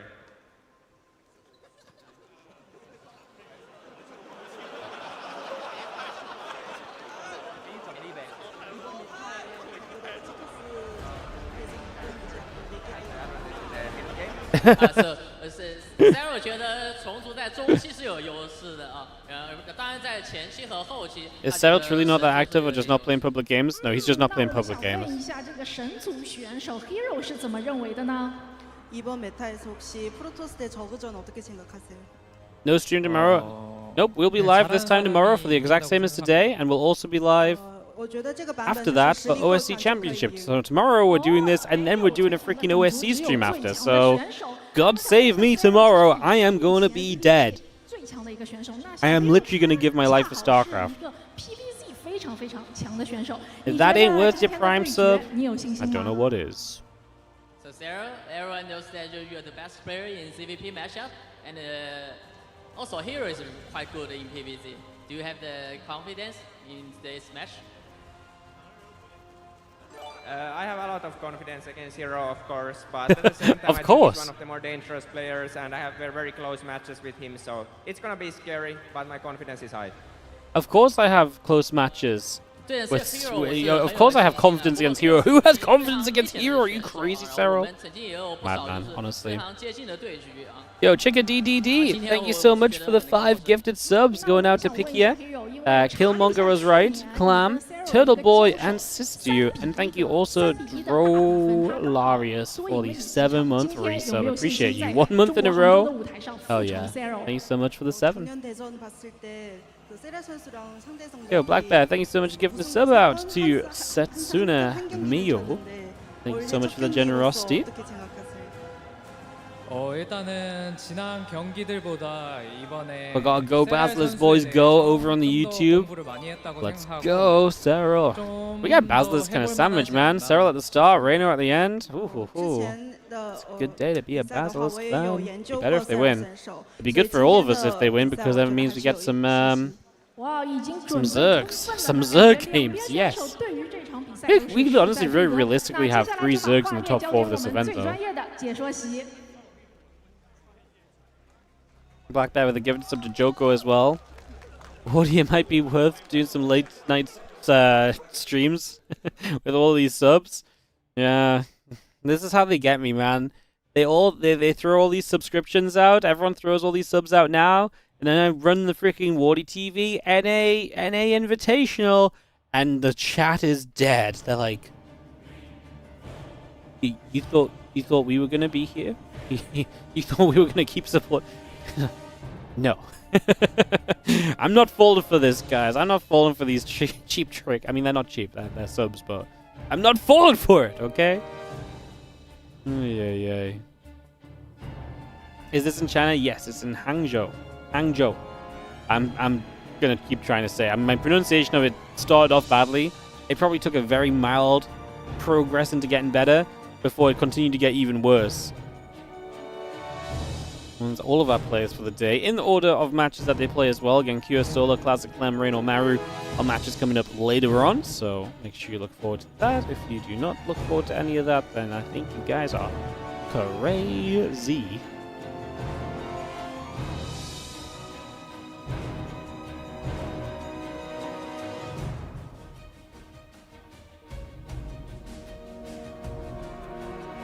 It's all an elaborate setup for a prank on Wardy when no one shows for a late night stream.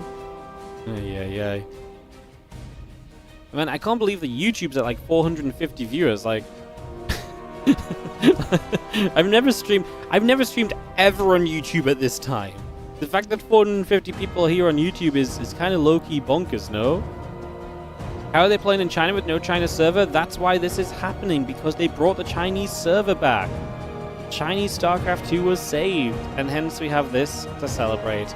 This is obviously the brackets. Obviously, this is now the main event, guys. That previous matchup was the show match, the Legend show match. There's going to be more of those throughout the day, next 2 days. Scarlett versus SOS will be later today, for example. But yeah, this is our actual bracket for the main event. Serral versus Hero, Cure versus Solar, Classic versus Clem, Reno versus Maru.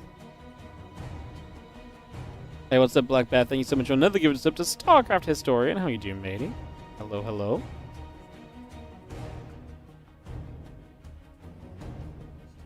Wardy's the goat. Ah, thank you so much. I will make a goat sound. Ah. Let's see if you still think I'm gonna go after that. We out here, we never go to sleep. Is that what it is? The YouTubers are just are all just degenerates, and I never knew. Maybe the night streams are worthwhile if this is when all the YouTube audience is here. Ay, ay, ay. I just really thought YouTube would be like, whoa, hold up, you're doing a stream outside of, oh my god, that's a donation. You're doing a stream outside of the usual 6 hours you stream in? That is unallowable. How can you possibly think that that's going to be allowed? You know? Oh my god, my my phone just buzzed because I have my phone off silent for my alarm. It's because of the PayPal coming through. Al Hicham, thank you so much for the £60 donation. Let me get the my dashboard open to actually see what you said.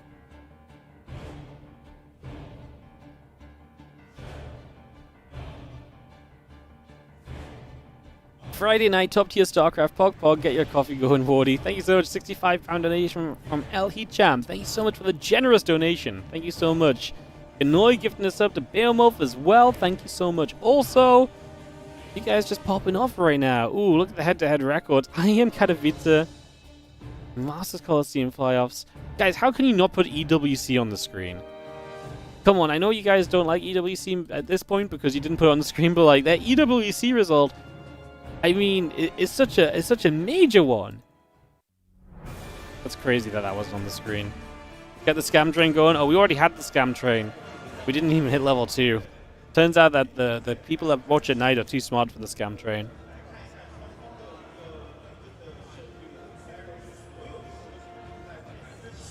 Wow. Serral is approximately 6% better than Hero. Just in any matchup. That's nuts. 6% better versus Terran, 6% better versus Protoss, 4% better versus Zerg. And we can't even claim that Serral just plays the easy Europeans anymore, because there's no freaking times where Serral plays anything apart from the biggest of events. Do I know what time this is scheduled to end today? Yes, in about 8 hours. I think it's about 7.5 hours maybe. It's scheduled, but obviously I think it'll just go as long as it goes, but they're obviously not in a rush. I wonder if, because they clearly have a set amount of time for setup, but they've been quite generous with how long there is between each series. Like, so there's like an hour 45 scheduled for this best of 5. So even if it's a long best of 5 and then they have a 10-minute break, they're probably gonna, good chance they stay on schedule, you know?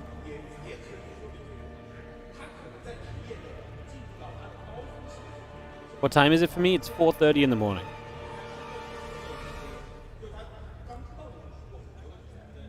Is it okay if you hope for delays so it won't be finishing just before you get up tomorrow? Surely you wanted to finish just before you get up because then you can just watch the whole thing on VOD. What I'm probably going to do, guys, is I'm probably going to, when this finishes up tomorrow, I'm probably just going to start the rebroadcast live. I'm just going to start like a live rebroadcast so that if you guys just want to watch the whole thing in European time, you can just watch the whole thing as like a stream as well, because there'll be a bunch of people who obviously didn't see it. So I think it just makes sense to, we'll probably do that because we're streaming at such an off-schedule kind of thing for a lot of my usual viewers. So, yeah, we'll probably do that, I think. You're so sorry for me? Don't be sorry. I get to watch some great games. You guys are here watching. We're about at 500 viewers. I feel like today might be an all-time record day on YouTube. We're at 500 viewers in the first real tournament game of the tournament's about to start, never mind actually going on. I feel like today might be our YouTube viewership peak, honestly. There's a chance of it, no? There's definitely a chance, I think. Guess we'll see.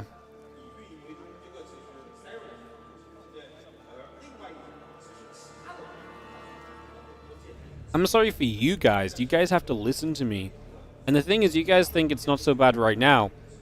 But in 7 hours, my brain is going to be completely deteriorated. In 7 hours, I am going to be chatting so much nonsense. I'm going to think I'm so funny with everything I say. And you guys are going to be actually upset that you're still on the channel. I'm sure of it. 500 on YouTube? Yeah, man. The YouTube crowd's super passionate. They don't mess around on YouTube. They show up, they watch StarCraft. They don't care what time it is.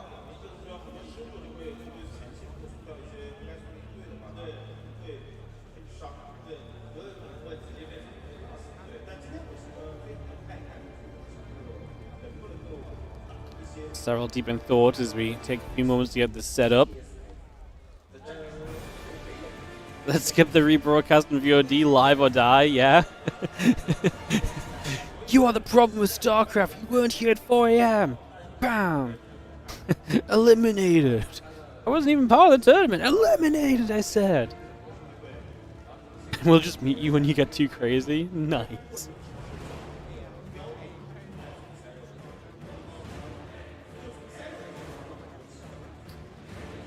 I'm glad that you guys are just open that you'll just meet me. Like, you know, I feel like we have a very real relationship going on right now.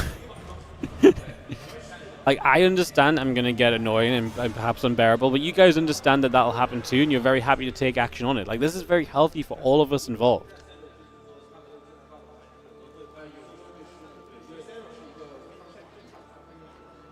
Did someone play before this and after Suino? No, this is the first series after Suino. Yeah, it's going to be some downtime between matches because they've got full-on after game things and pre-game.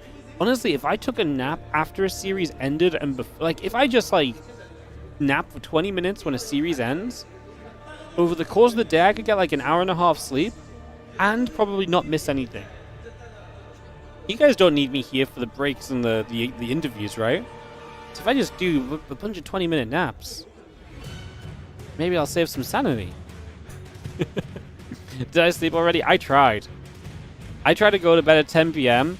At midnight, I tried to go to bed in the other bedroom because it just wasn't working. And I slept for like maybe an hour and a half. I went to sleep in the other bedroom and Ellie came in. She was like, Ellie's my dog for anyone that doesn't know. Ellie came in and Ellie was like, what's going on? And I'm like, I'm going to sleep in here. And she was like, wow. She's like, can I get on this bed? Like I can get on the bed upstairs? I was like, yeah, but it's smaller. So she got on the bed. She lay across me. And I was like, this isn't going to work. You have to come to the side of me. So she came to the side. She was then unimpressed.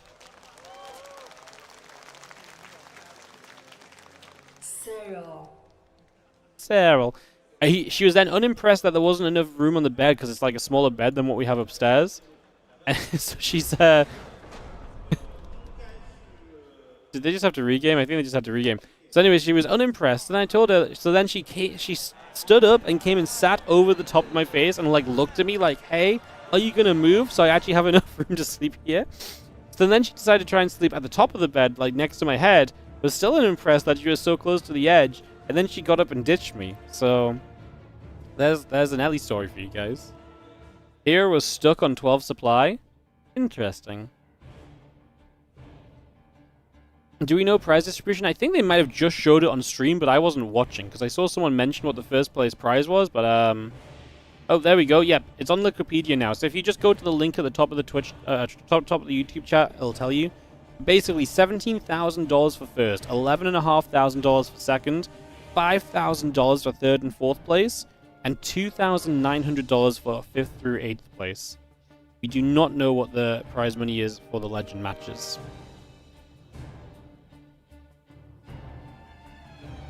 Broadcast, that's pretty cool. Yeah, it's heckin' awesome.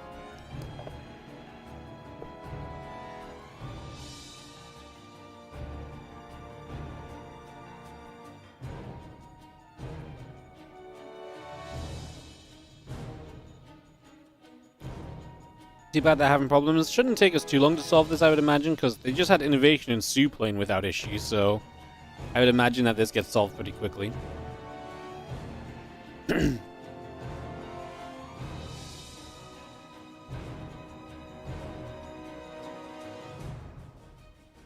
Now we know Serral will get up in the one for 17k. Alright guys, here we go. This is it. If you guys want to see Serral in WardiTV 2026, it's time to start donating. We need $17,000. Look, I'll take the first £65 that El Hicham threw in, 5-10 minutes ago. We'll use that as our starting point. We got this, guys. We got this. You're impressed that there's enough space for 2 humans and Ellie on our bed? There's not. I mean, it depends how she lies. Honestly, there is. We have a super king bed. It's big. So there is. But the best part is that she never lies directly. She only lies in the middle if she's lying horizontally across the bed instead of the correct way to lie. And then if she lies vertically, she either lies on the left or the right. So basically on top of where one of me / Helen should be. eThermal got a 50k donation. Yeah, I saw that. That's crazy. Go for it. The day we get a 50k donation, you guys will see the absolute best year of StarCraft 2 tournaments out of me in all time, I promise. But I've never crowdfunded $50,000 from everybody for an event before, never mind one donation, so it's okay. We got some 2026 news coming up soon, guys. We're gonna go for we're actually just I'll just tell you guys, we're gonna just not do the full the crowdfunding thing this year. We're just gonna push the Patreon page, because I actually think if we just push the Patreon page and put more effort in pushing the Patreon, I actually think we can probably do more with that, to be honest. So hey, what's up, Esquire SC2? Thank you for the 8-month resub. You know what the saddest part of the $50,000 for eThermal is? That they donated it through Matcherino. Oh, this is actually the worst. My heart sunk a little bit. Matcherino is the freaking worst for transaction fees. That's legitimately minus 15k or something. Also, I'm pretty sure that doesn't mean the prize pool is 50k. Well, I mean, maybe eThermal mentioned this already. But I'm pretty sure the prize pool won't be 50k because it caps out at a certain point, because otherwise he can't actually run it legally. So I'm pretty sure it just goes towards making extra cups and stuff. So I don't actually know for sure exactly what his plan is, but maybe he will put more of it towards, because he didn't expect to get such a big donation. But yeah, I imagine it's going to be a little bit more. I don't know how it's going to work exactly. Sucks he lost 15k. I mean, it probably isn't 15k, but the Matcherino percentages are freaking horrible. We moved away from Matcherino a long time ago. The only reason that Matcherino was kind of good was because Matcherino used to give us these coupon codes, right? And so, obviously it's a place to consolidate crowdfunding and stuff. But the coupon codes they gave made up for a lot of the transaction fees that we lost. But, once you get to that sort of scale, the coupon codes, they just aren't plentiful enough and stuff. It was fine for, a $400 or $500 tournament, but players hated Matcherino. Every single time I ran anything on Matcherino, here we go, the players are messaging me, Wardy, hi. Can we not? So, yeah, the Matcherino's just a little bit rough in that regard, unfortunately. But it's still awesome. I mean, it's still a great donation.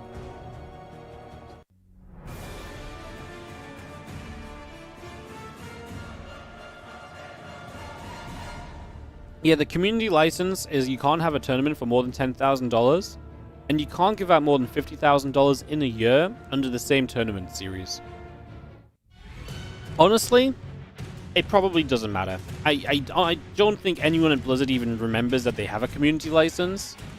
I'm pretty sure it'd be a pretty non-issue if someone did mention it. They'd probably just make you put the Blizzard logo on your stream, because that's what they used to do. That's pretty much what I mean. Maybe it's more deals than that, but it's only an issue if you make it an issue. If you run a massive SE2 tournament and you schedule it over an official event, and you call out Blizzard and say that they're nincompoops because they cancelled StarCraft or something, then yeah, it might be an issue.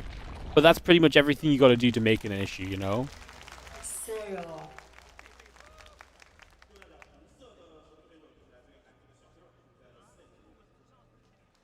At least the 15k is the 15k that don't paid on top of the 50k. No, because it gets that's the worst part of Matcherino. It gets double transaction feed, because it gets transaction feed sending it into the platform, and then transaction feed as it pays out to the players. That's why it's even worse. So that's why it's 15k, because it'll be like 7.5k going in and 7.5k coming. It probably isn't 15k. It's probably 10k though, because it's legit like 10% a lot of the time on each end. Double, that's messed up. Yeah. Yeah, what's up, Cast Ironbird? Thank you for the prime sub, guys. As you just heard, Serral vs Hero. Sorry, we did the intro and then they had a pause and we got restarted. So I'm just yapping away. Well, we were in pause and coming out, but obviously we are in-game now. So welcome to Serral vs Hero, the first official match of the official bracket of this All-Stars event. $17,000 for first place, $50,000 overall. In we go. Actually, you know what would be amazing? Last thing before we talk about this StarCraft 2 match. But can you imagine if someone reached out from Blizzard and were like, hey, you're breaking the community license. Do you know what that means?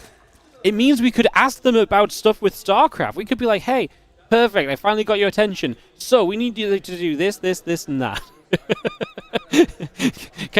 Now that you're listening, we could finally find someone that works at Blizzard to talk to. Imagine. Crazy. Alright.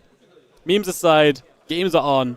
Serral versus Hero, best of 5 coming up right now. Are there game sounds? Yes, I'll turn them up a little bit. It's just the entire broadcast is a little bit badly equalized volume-wise. Like, some of it's a bit loud, some of it's a bit quiet. So there are game sounds. Let me know if it's a little bit better. But yeah, this is a cast from a clean feed, which means that they are sending us this feed directly. So we get everything that they get on the mainstream. We just don't get the Chinese casters, so we can cast over it, which is incredible. I want to say shout out to the Chinese guys because they went out of their way to make this happen, by the way. I'll talk about the build from Hero in a second, but they went out of their way to make this happen. Sarutobi, who does a lot of the stuff for us and connects us with World Team League and SC Boy, he went out of his way to make sure this happened, and he said even if they did not agree to put on a clean feed, because this is a NetEase event and there was no guarantee of it, even if they would not put on a clean feed, he was going to personally pay for anybody that wanted to cast it to have a premium Douyu account, so we could at least watch in high definition on the, from the Chinese stream. Even if we couldn't have, even if it have the Chinese commentators, we'd at least be able to watch with high definition, no ads, etc. So he went out of his way to make sure that we were going to be able to watch this. So hell yeah. What the hell are we watching? Hero, the Danger Protoss, the Madman. A Fast Forge, Overlord survives here, is going to get a reaction from the crowd, but a Fast Forge +1 starting, Twilight Council goes straight to charge, and the Lings could have gone in to see it all! And they will just go off to the side, going after the probe. Serral will not see what's up just yet. So it's going to be a +1 attack charge lot timing. Do we throw Templar Archives down and get a couple of Archons? I would imagine so, because we're still mining gas. So it doesn't really make sense not to. Yeah, it doesn't really make sense not to, I guess, so we probably should just kind of go into that and get that underway. And just have the Rotron coming from Serral, so that's good. He's definitely feeling out that there's something a little bit off at the moment. There's something that, going on a little bit right now that we need to figure out and decide what we're going to do about. Robo Facility, Templar Archives all coming in. A couple of Gateways are coming up as well. The 2 Adepts are going to get here, pushing those Zerglings away. Just for reference, again, guys, we just talked about the prize money, but to say it in the video, because if this goes on YouTube separately, we usually cut out the in-between parts. But this match already, so $2,800 for flying here. This match already puts you up to 5k prize money if you win this series. And then you win the semifinals, you over double that into second place, and you add another 8k if you win. So loads of prize money on the line. Loads of great games in this event. We just had INnoVation versus Sue as a Legends show match. And then we also have Classic versus Clem later today. We have Raynor versus Maru, Kua versus Solar. It's going to be a good day. So if you're watching this one and you just find this, I know obviously if you're watching live, you're pretty much aware of what you're watching. But if you're watching this on a YouTube VOD, A, like and subscribe, thumbs up. But B, watch out for all the other videos that are coming from this event because they are going to be bangers. We're probably going to priority upload these, actually. I just finished my 2025 championship uploads. So I'm probably going to just prioritize uploading these over the next few days and just get them straight on YouTube because they're pretty sick games. It's not every day we get to cast stuff like this, to be honest. Couple Lings. That's going to be coming about. The High Templars will warp in, +2 attack. The double Archon morphing in as well. A few additional gateways coming online right now. As we just have Hero, like I say, so this is interesting. I thought it was going to be like a +1 Zealot timing. But he's actually just going to have a Giga Fast +2. And he's just going to what? Go Giga Fast +2 and just go like an Immortal, just Archon Zealot with +2. You're going to use the Archons to drop initially as well. The thing is, Serral has to respect it early. You can't just play against this as though there's no threat from the Protoss player, because early on he already has +1 in charge, right? So from that moment, you already have to respect this a little bit. We're now going to get some damage out on toward this 4th base. We are going to lose a creep teammate here. The Queens are going to be in a bit of trouble, trying to pull away as Hero steps in with the Zealots and the Archons right now. The Roaches are going to fight back. The Zealots are going to get on top of the Queens. I mean, the Archons can obviously lift up and back away as they get low. The Zealots will just be left to do that thing. We're going to get about 3 drones in this. The Archons will go harass the main base, or at least try to, but there's a great positioned Spore Crawler there. Got to be careful with these Archons and the Prism, because that Prism starts to take a bunch of damage from the Queens as well after being hit by the Spore. So we got to be super duper careful there, otherwise that could have gone very wrong very, very quickly as well. So we do manage to keep ourselves pretty safe in the grand scheme of things over that, in the end. Just going to be seeing this Prism. No! Unloads the Archon, and the Roaches just pick it up. A mistake there from Hero, and a little bit of a deadly one. Losing a good amount, unfortunately, on that. So we're about to be +2 attack. We're about to have Storm. We're going to get the beautiful first-person view of Serral. Got a transfusion down. Some drone micro against these Zealots as well. Keep these Queens alive. What a great moment for the first-person view. And finally looks away to go do some other things. I only wonder how many drones he ended up losing here as the rest of the units show up. So microing to the very end. Can we get just a count of how many drones were lost? 12! Oh, that's pretty deadly. I mean, you hear the crowd reacting as they see how many drones were lost as well coming out of that. So that's 12 workers down.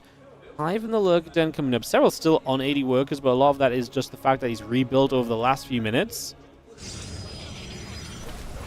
Well, Zealot's just going to get forward. They're going to take out a creep tumor as well, so they'll just take a moment or two to work on that.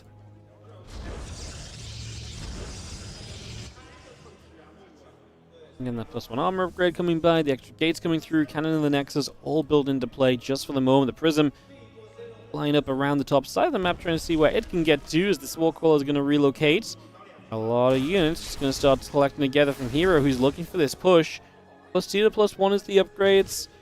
Prism being zoned away nicely so far. Remember, Storm available and Hero attacking aggressively here. Going to start trying to zone with the Storm on that right side. That Immortal in the back is in danger. What is a danger here is that there's no Prism with this army, so no reinforcements directly into the army. He is going to warp in Zealot to try and go on that right-hand side, so he's going to get that warp in off. A lot of Storms coming in. Again, no micro potential because there's no Prism. There's the picture-in-picture to show the Zealots into the natural expansion, and Hero is kind of doing this right now. Another lovely Storm on the ramp is going to zone Serral out and stop too much else from happening. 13 workers going down, and Serral just has to say GG as Hero comes in with a hell of a cheeky build and is going to take himself a 1-0 lead in this best of 5 against Serral. I love this as well. Hero in the big picture, Serral on the picture-in-picture is such a cool addition. You know, usually we cut between like winner and loser after a series, and it's like, show us both of them at the same time. I love this. Oh, what great production today, guys. We are in for a treat, especially as Hero takes the opening game of this series. Serral shoulders are forward. He's locking in. That's it. That's the sign. Oh god, Hero's doomed. This is it. Hero's met his match. Ay. Wow, hell of a first game then, guys. Hell of an opener as we get ready for game 2 of this in the next few moments. Again, hello everybody. How are we doing? Guys, we are like a game into the first series of the main event, and we've just hit 700 viewers on YouTube. Hello everyone. If you're watching on the YouTube, please take a moment, just hit the like and the subscribe. It takes a couple of seconds. The chat's super active today. Just take a moment, scroll down from your screen or from the video just for 1 second. Hit the like, sub to the channel if you don't already. We put out daily StarCraft 2 streams here, as well as daily uploads of the best matches as well. So if you like what you hear and you want to see more of it, want to watch more of the best StarCraft 2 in the world, like and sub it up. Appreciate you guys. All right, game number 2 as we kick in onto Ruby Rock for the second map here. We'll have Right Rabbit, 10,000 feet, and Old Republic as the follow-up as well. Let's see what goes down. Let's see how it goes. As Serral trails by a map here against Hero. I'm new to this. You don't have to totally eliminate the other player, or did Serral forfeit? So the win condition in StarCraft 2 is to remove all of your opponent's buildings. But once a player feels as though they cannot win, it's typically just etiquette to type GG and get out the game. So basically, once Serral sees his army cannot stop Hero's army, there's no point him staying in the game because there's no way he's going to stop all his bases dying. So yeah, a lot of the time the GG just gets called in that sort of phase or in that sort of timing when you might think, why right then? But he basically just says, the game is over for me. Like, I do not win. And so Serral, in that last fight, basically, he had Zealots in his natural expansion, so he was losing all of his economy there. He just lost his 4th base, and he didn't even wipe out that Protoss army. So Hero was still kind of full strength, pushing into a subpar Serral army. And Serral just said, yeah, I've already lost the fight a couple times over. I've lost way too much trying to defend, and I've not even successfully defended. So he says, I'm out of here. I'm not going to be able to hold on. I'm not going to be able to hang on. Let's just get into the next game.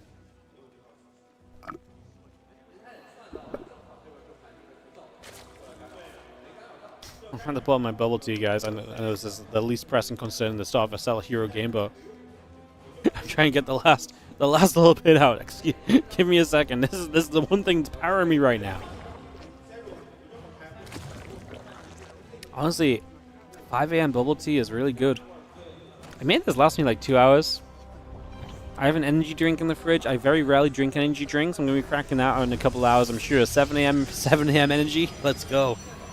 It's that kind of a day. What time did I get up in the AM for this tourney? I put my stream live at 2:50 a.m. I was awake a little bit before that. I didn't sleep much. I'm feeling great right now, though. I am terrified. Like, there is going to be a series at some point today where I feel it. It's going to hit me hard. I think it's going to be during Classic Clem, honestly. I feel really good right now. I think this series and the next is going to fly by. I think Scarlett SOS is going to be fun. And it's going to be... Classic Clem's obviously a great match, but I think it's going to hit me at that point. I think it's going to start getting too late. But we're going to fight. We're going to fight through. Ooh, Probe Nelly getting a drone just to start us off. Overlord chilling overhead, obviously keeping an eye on things, spotting to see what's going on early. There's going to be a Stargate coming down as well, so we drop that straight into play just for the moment, get that underway, get that in position. Stoke will pick up the Overlords. You get to see some hero point of view this time. Always love the point of view of the players, obviously, guys. I mean, it's always fun to see. It's something we can't bring into events all the time. It's something that's very difficult to do when you're not online, because, you know, you can kind of go in, like, point of view mode on StarCraft 2, but you don't see the mouse movement. You don't see the stuff that really makes it as cool, you know? Like, truly, you can see that screen flicking around, but you don't see all of the mouse movement and stuff, so... It's one of these things that I really love when the offline events take advantage of having that opportunity to show us stuff like this. Because, like I say, it doesn't happen all the time.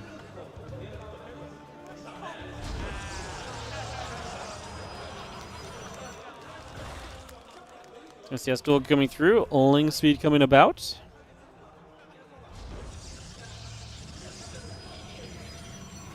Playing hole in the trophy area camera switching is not needed. I think they're doing it because they have a cool as hell stage that lights up with the color of the race when it when the player gets introduced. I think that might be the logic behind it.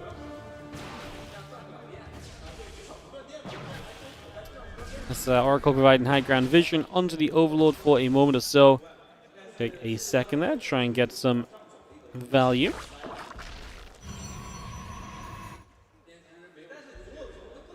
Zerglings on the map, obviously Serral looking to kind of keep scouting. This is a much more standard game from Hero as well, as he plays into the Oracles, so we do not see anything kind of as weird or as crazy as what we had last time. Last time really was a little bit of the surprise factor build from Hero, something a bit weird, and you can kind of see it when he fist pumped at the end. He knew he went for a bit of a weirder, riskier build, and it really did pay off for him in that first game. Now we play a lot more standard. We see the trifecta of the Protoss mid game coming up, Twilight Forge and Robo Facility. So access to the blink and the +1. Robo can start getting you that prism and the observers and the vision, and of course eventually back you up with the immortals as well.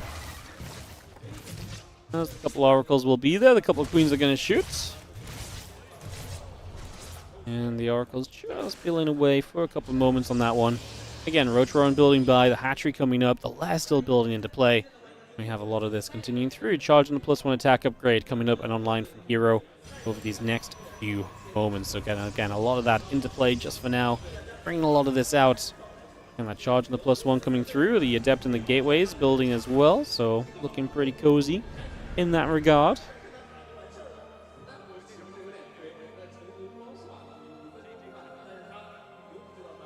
Couple Oracle just going to stay on the map and stay active to see what else can be done or found over these next few moments, as we just have, the charge and the prism, the +1 coming through, Temple Archives, and a couple of gateways coming up as well. So yeah, so far just a lot of that coming through. The couple Oracles going to peel back up toward the top side as well, making their way back over there for a few moments. A couple of pokes and prods from the Queen going to get some shots in right now as well.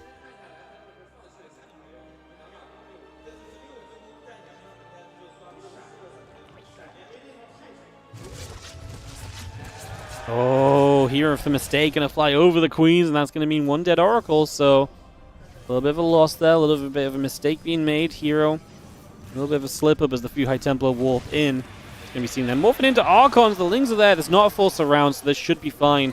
It's only going to be an issue if the Archon gets fully surrounded. Him morphing them in on the corner is going to be what basically keeps him safe there, so issue solved, problem not a problem. And the fight goes on as the couple Archons will start to fire, throw out some damage just for a first couple of moments.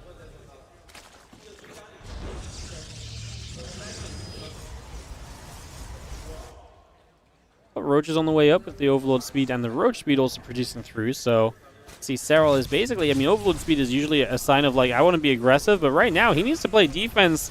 Zealot Archon showing up on this right-hand side, and Hero swinging through here for a couple moments. Archons get over to the right, picking away at the couple of queens. The Zealot's going to try and step forward as well onto those roaches. Serral in the middle of the map. He's pulling back away. Another warping into the main base. Hero knows what he's got right now. So he warps into the main base. The Zealots are going to reappear on the fourth base as well, by the way. So, okay, we do have roaches on the fourth. That's a defense. We need more roaches over here. The issue is obviously just how tanky these Zealots are. The Zealots take a long time to go down.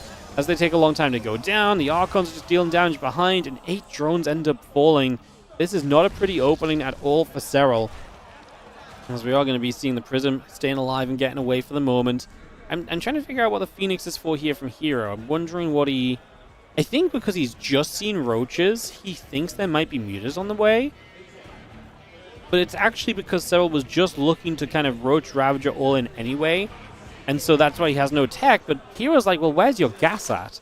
Which is a great question. The gas was just in the bank because he was waiting to morph Ravagers. So I'm pretty sure the Phoenix is because he thinks there's a Spire he just has not scouted yet. He's been in a lot of the bases, but not all of them, right?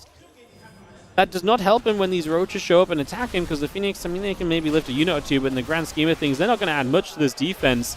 As the +2 attack and blink on the way, so that's not ready yet either. It's a charged lot army with Archon and Mortal backing it up to try and deal with this Roach Ravager force, which is knocking on your front door right now. A couple of corrosive bows coming down. Hero just aggressively pushing forward, chasing into this, dodging those bows. Does eat one onto the Immortal, unfortunately, but keeps on moving through. Phoenix getting a lift here and there, so he gets some value out of this. Note that he will, obviously, at this point, realize that this is where the gas has gone onto the Ravagers, so he now no longer assumes Mutalists, so he does not go into more of the Phoenix. Loses an Archon. Should be able to save this one, but it's maybe going to go down 2 on the top side. Just about stays alive for the moment. Hero with a defense that is, I honestly thought was going to be pretty simple for him. It got a little bit scary in there, and he still had 4 mortals, though. And I guess at the end of the day, if you still have 4 mortals, your position in the game is still pretty darn sturdy. And I think that's maybe the biggest takeaway right now, that actually Hero is probably just fine kind of across the board in the grand scheme of things here. Bunch of roaches over to the right-hand side. You see the rest of the Roach Ravager back to the left. The Roach is going to get there. A couple of Zealots start going down. Burrow and Tunneling Claws will be building up here from Serral, so he's looking to get more tricks out of the Roach Ravager, which kind of shows you where he's at. He's pretty committed onto this lower tech army, and he is not teching up at all, which, again, in the grand scheme of things here, might be a little bit of a concern. The Roaches come through on the right side, trying to play the split multi-prong. Now Storm is available from Hero as well, going to make it even tougher for Serral to realistically find a way into a lot of these fights and a lot of these positions which he kind of needs to play to step back into this game a little bit right now. So Archon Immortal chasing once again back to the left-hand side. We're just going to get a lift on a couple of these Ravagers. And Hero, I mean, he's still down 30 supply, but remember, his army is becoming so much better. That's a great Storm, gets a lot done. The thing about the Storm is if you commit through it, because it's like, well, Storm doesn't do that much. If you then need to retreat, running back through it doubles down on the damage you take. Because that Storm lasts for longer, that's something to think on here as Hero commits in on the right-hand side. That should be Serral trying to commit on the left, but Hero's actually committing on the left as well. Does he have this split set up correctly? Because it's very dangerous if you don't. Serral could get a lot of value, taking out these units. It's another great Storm. Serral kind of just sitting in it. A lot of these Roaches in the front are low. A couple of mortal shots, and they're going to start melting away. We're going to burrow them up. Increased rejuvenation while burrowed.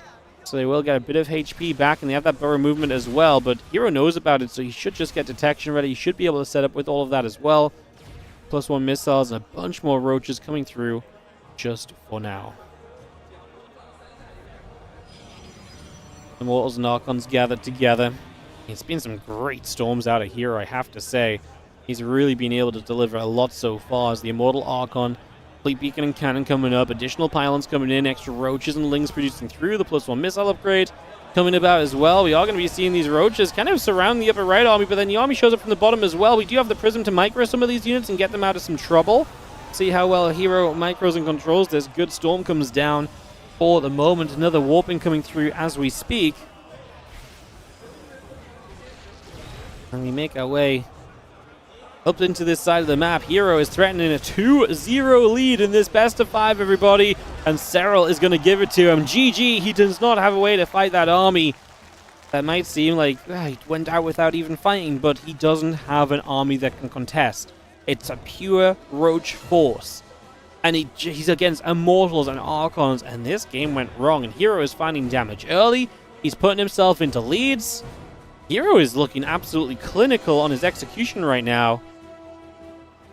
2-0 lead. And Serral hasn't even begun to look like he has half a chance, if I'm honest. Like this is something we say so rarely. First of all, it's so rare we cast Serral. It's even rarer that Serral's down 0-2. It's even rarer that he's down 0-2, and he's barely even gotten to play.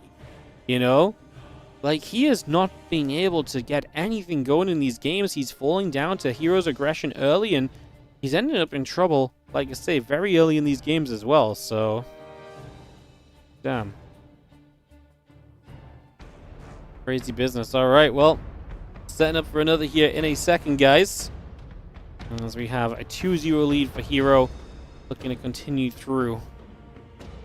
Right, Rabbit, our third game of this series. Get this ready to go.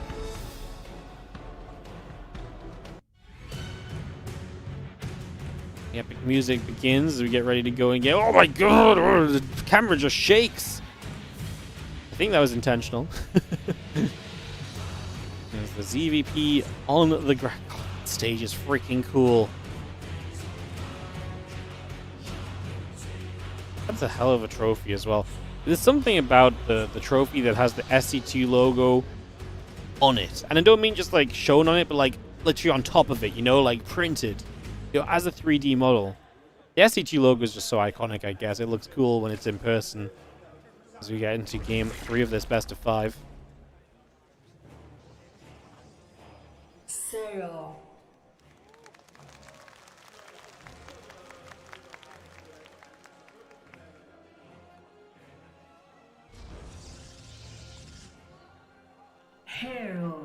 Hero. Game number 3 of the series. As we get this one up and running.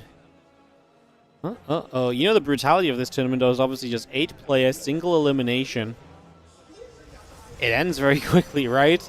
Now Serral's 0-2 down. Tournament life already on the line. He has to play perfectly for the rest of this series or he is done. Yo, what's up, Deadpool Jr. X? Thank you so much for the gifted sub to Babylings in the Twitch chat. Thank you so much for the generosity over there.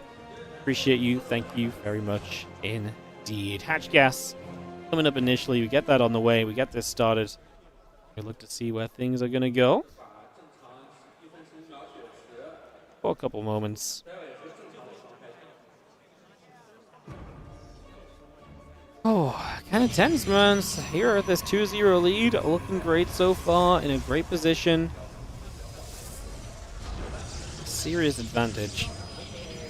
Obviously, payday payday no matter what if you lose, right? I always feel like, I feel so. I play a little bit of Pokemon TCG, and sometimes I travel to events, and sometimes I even get on a plane or get on a train somewhere like Germany or France or somewhere to go and play like a big event, and I go for a few days to take the weekend off StarCraft and casting and stuff. And I always feel like I go, it doesn't go well, and I'm like, man, what a wasted opportunity. I feel like there's so much pressure when I go to these things. It's like I've took so much to kind of make this effort to get here, and now for Serral, it's like you took a 13-14 hour flight here, at least, right?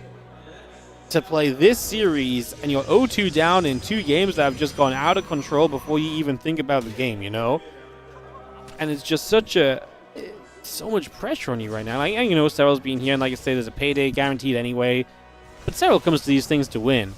And like I say, there ain't no second chances. There's no getting warmed up in this tournament. Like, you're just out there, you're playing, and that's it. Like, it's time to go.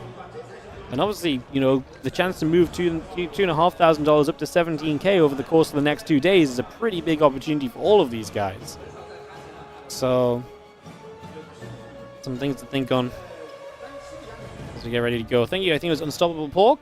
Yes, for the 39-month resub. Good morning to you as well, mate. How you doing? Thank you for the 39. Appreciate it.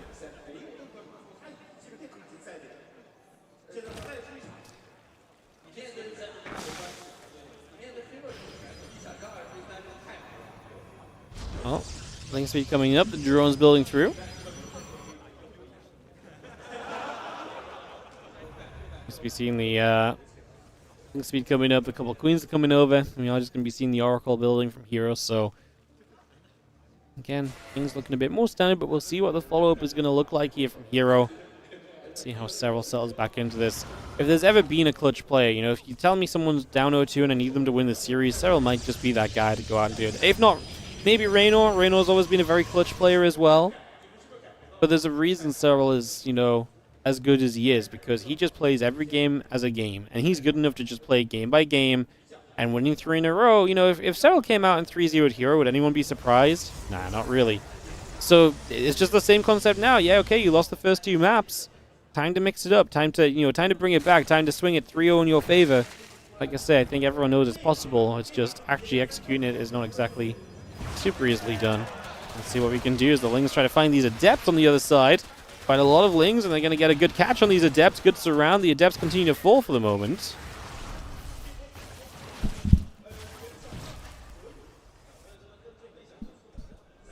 Is 2K even worth the ticket in the hotel? This is, there's no way they didn't pay for the players to travel. 100% they paid for the players to travel here.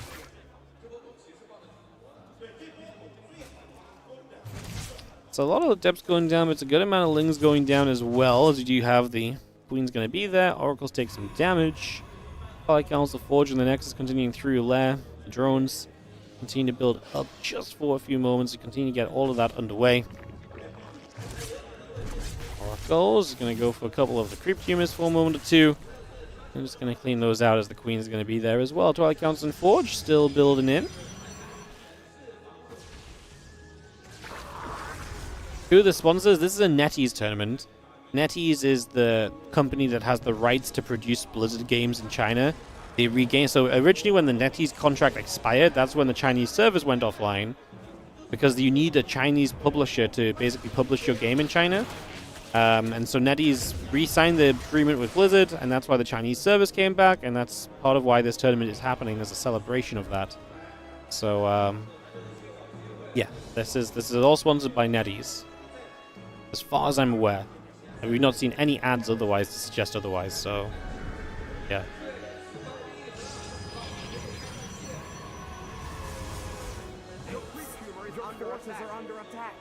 Charging +1 building up the Hydrogen on the way through. Gonna have a game where actually Serral maybe gets a bit more chance to play before much happens. Obviously the Adepts make a play here, and they're gonna find 6 drones. Gonna get to 8 drones. Wow. the fact that they're still target finding those workers there, that's pretty slick from Hero. And 2 adepts on each of those drones there to make sure he's killing 2 at a time.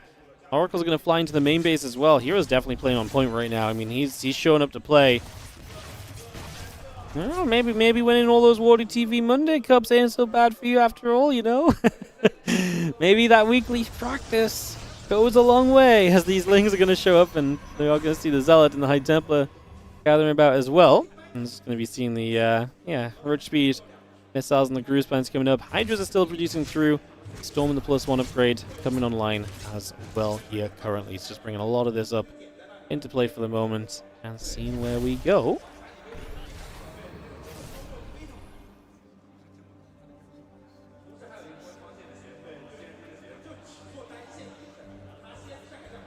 Oracle's obviously just still flapping about a little bit, so they take a moment or two. Storm coming up, the Immortal and the Phoenix on the way.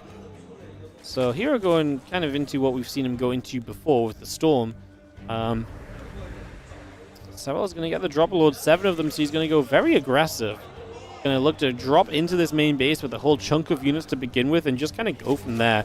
Bunch of Hydras coming up. The Hydra's here already, going to pick away at one Oracle. The other Oracle right there as well, pulling back for a few moments.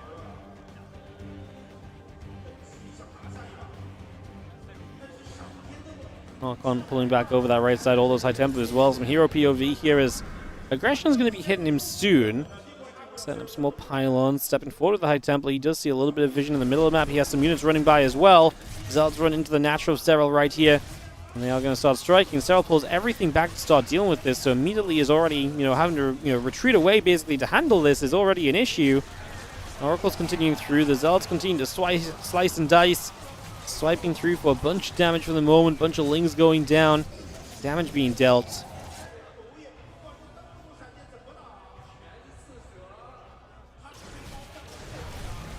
And it's just going to pull back for a couple of seconds. We are going to be seeing the Hydras trying to step forward as well. Trying to chase into this. Nice little storm coming down though. Keeping things back for a couple of moments.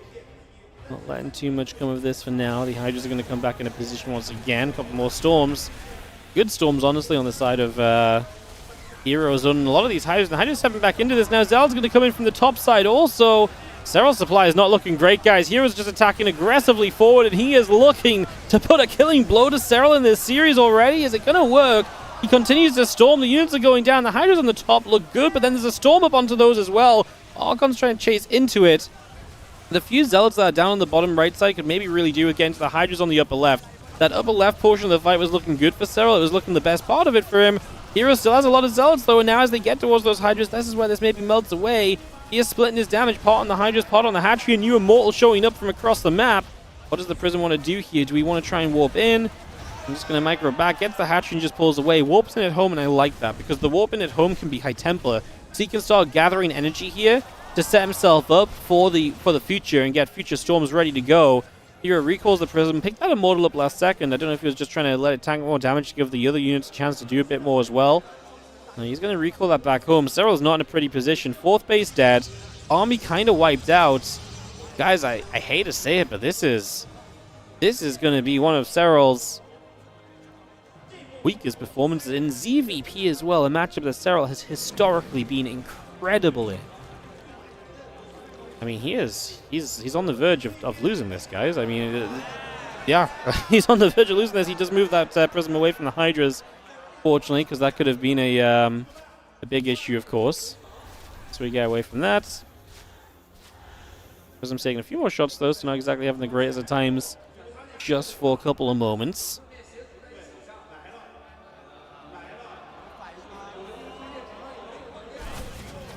Hydra's going back in. Prism taking a few more shots once again. Have you seen the Hydras continue to come through? I'm just looking at Serral's best of 5 plus history in PvZ. He did lose 3 best of 5s in 2025.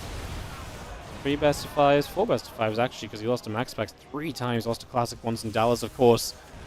Man, it's just a crazy winning streak. I'm going to show that on the screen after because it's kind of ridiculous. But yeah, 8 probes going down. Serral tries to get some aggression going, but he's given a lot of units into this, and he really needs a lot out of it. And that's my issue, is that he needs so much. He is going to get the 4th base, though, so he's going to get some amount of, return fire for losing his own fourth previously. So he's going to kill that off. But again, how many units do we lose doing this? And does it give you the opening to go back across the map as Hero here, possibly? Yeah, I would say it probably does give you something of a chance to go back across the map as Zealots here going to try and chase down a few more Hydras. Hero is just chasing. Serral's down in supply, so his army supply is struggling at the moment.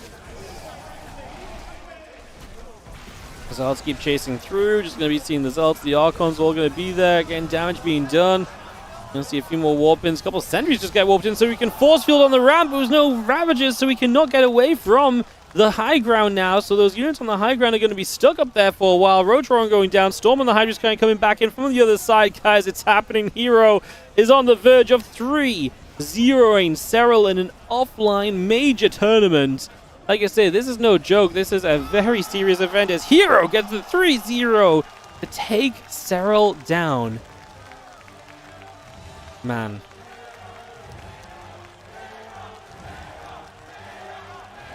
Hero with an absolute result right there. That is absolutely crazy. To put into reference, I'm just going to search for like the last 5 years. In the last 5 years, Serral is 56-9 in best of 5 or better PVZs. And when you go and take that offline, he's 13-2. That's actually crazy. Serral has never been 3-0'd in a PVZ offline in the last 5 years. We've just witnessed some absolute history. Damn. That's just actually wild. Hero, the guy who's out here grinding day in and day out, tournament after tournament. He's always here playing weekly cups on this tournament, that tournament, whatever else. And he just shows up to the big event and just says, Serral, whatever, man. I don't care. Bam, bam, pow. Knock you down. In such a convincing series as well. Never let Serral get going late in the game. Never let Serral get to that stage where Serral obviously feels super good, which is the latest stage as well. Damn. Actually crazy. Thank you so much for tuning in so far today, guys. Appreciate you all being here watching the All-Stars. I'm Wardy. This is WardiTV. Well, that graphic just rubs it in a little bit, doesn't it? Hero at the 3-0 over Serral to start the day off. Guys, we have 950 viewers on YouTube. What is up? Hello, everyone. If you're enjoying, please take a moment to consider liking and subscribing to the channel. It's greatly appreciated. It goes a long way. Helps us out a whole bunch to do more StarCraft in the future. Super appreciated if you take a second on the YouTube to like and subscribe. Like I say, it takes a moment and it helps more people find the stream and all the awesome games. And we still have a lot more awesome stuff coming up. It's going to be Cure versus Solar up next. But later today, we have Classic versus Clem, Raynor versus Maru, and of course, one more Legend Show match in the form of Scarlett versus SOS. It's a star-studded lineup still coming up. And I think we're going to probably take a few moments here hear from Hero. If you want to come back for more games, after the Legends match, it's about 20 minutes between series. It might be very true that that's the case again here because they're probably going to do a post-game interview. They're going to probably have a break. They're probably going to have a pre-game interview. So if you're looking for just the gameplay, you might be able to, nip away for a little bit of time, but obviously come back because we've got a lot more great games still coming. What's up, Zergberg, with the 5 gifted memberships on the YouTube going out to Little Rock, and NYC2 Lax, Kickworm Joe 9147, the Superflash 92, and Sigtis. Thank you so much, Zergberger, for the 5 gifted YouTube memberships. And also, Heartful Dude gifting 1 sub out over on the Twitch, going out to Nuke Daddy 60. Thank you so much for the generosity. I appreciate you guys. Throwing the subs out. Appreciate the support. All right, guys. Got some interviews with the winner. No loser interview for the main event. Boo. All right, let's hear from Hero. I'll just be quiet in case anyone can listen. If you can translate, please throw it in the chat. 的针对跟准备在今天这第一场比赛，因为 Serral 是你的第一个对手，所以非常非常重要。那你有没有想过自己会3-0大比分的横扫 Serral 呢？ 사전 인터뷰에서 세라 선수를 포커싱해서 약간 특별한 준비를 했다고 했는데 혹시 오늘 3-0으로 이긴다고 예측하셨나요? 이긴다면은 3-0으로 이긴다고 생각하고 있었어요, 사실. 其实我有想过，如果赢的话，我会3-0赢下来。哦，为什么呢？因为我们看到，其实你以前是很喜欢打追猎开局的，但是今天其实你打的都是一个插球，这个是为了 Serral 特别制定的战术吗？ 이번에 3대 0으로 이긴다고 예측했다고 생각하시다 했는데 예전에는 추격자 빌드를 많이 사용했는데 이번에는 광전사랑 거위기사로 많이 위주로 이렇게 했잖아요. 이것도 혹시 세랄 선수를 상대로 한 특별한 그런 빌드일까요? 일단 제가 항상 세랄 선수를 만나고 싶어 했는데 만날 때마다 좀 특별한 빌드를 많이 못 보여준 것 같아서 세랄 선수를 리스펙하는 만큼 이번에 좀 특별한 빌드를 준비해야겠다 생각했는데 그게 잘 먹힌 것 같습니다. So the first question was, Serral is a big opponent, but have you ever thought you could win against him 3-0? And the answer was yes. Before the game, I thought I could beat him. Thank you, Shino, in the chat for the translation. 的话是我非常崇拜的一名选手，所以这次我想给他展现一些特别的战术，所以就准备了这一套。 那你今天的这几把自己的一个进攻的 timing 点抓的都非常好，比如说像第一把就抓到了 Serral 跳地刺的一个 timing。我们想知道今天这几把的一个 timing 点你是如何去决策的？ 이번 공격 타이밍을 되게 잘 잡았는데 첫 세트에서 가시지옥 올리는 거를 발견했잖아요. 그것도 혹시 그냥 특별하게 준비한 건가요? 사실 경기하면서 가시지옥구를 보진 못했는데 뭔가 타이밍상 그때 가면 될 것 같아가지고 갔던 것 같습니다. 其实比赛的时候没有想过他会跳刺蛇，但是我觉得可能这个点去的话应该能看到，所以就发现了他跳刺蛇的一个 timing。今天3把小黑肉的一个 timing 点，进攻 timing 都抓得非常的出色。那其实这一次小黑肉来到中国是带了他的妻子一起来的。刚刚你的妻子在后台非常紧张的看着你的比赛，你的每一场获胜，他都在后台为你欢呼。你觉得今天自己表现得那么好，也是因为他给到了你力量吗？ 이번에 아내분이랑 같이 왔다고 알고 있는데 아까 대기실에서도 열심히 응원하고 되게 긴장하셨거든요. 혹시 아내분이 힘을 받아서 오늘 좋은 성적 받은 걸까요? 갑자기 이상하네요 기분이. 일단은 최근에 해외 대회 항상 따라와 주면서 좀 대기하고 이런 게 굉장히 힘들 텐데 군말 안 하고 매니저처럼 되게 옆에서 챙겨주고 해가지고 정말 도움이 많이 되는 것 같고 덕분에 이길 수 있는 것 같습니다. 首先的话，就突然提到这一点有点小尴尬，但是怎么说呢？每次去海外比赛的时候，我的妻子都会陪着我，一直在照顾我的一些练习，所以我觉得可能她也是一个给了我一些力量。 So they were talking about some tactics, and then they said Hero's wife is here, so she gives some energy to him and asks Hero to say something to the wife. Lovely. Thanks for the translation, guys. I know we don't have all of it, but piecing some bits together here and there.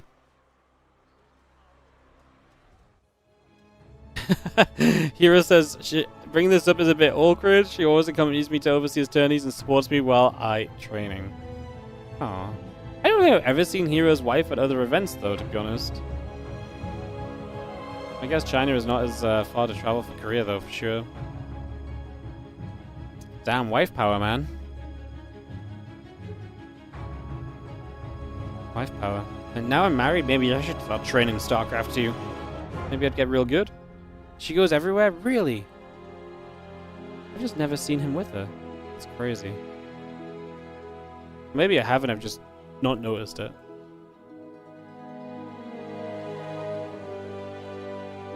You follow her Instagram?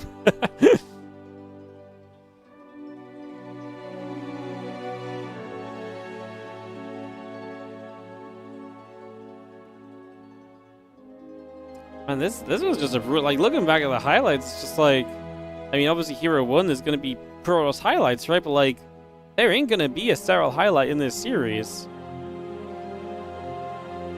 This was sick. He target fired the Adepts, no?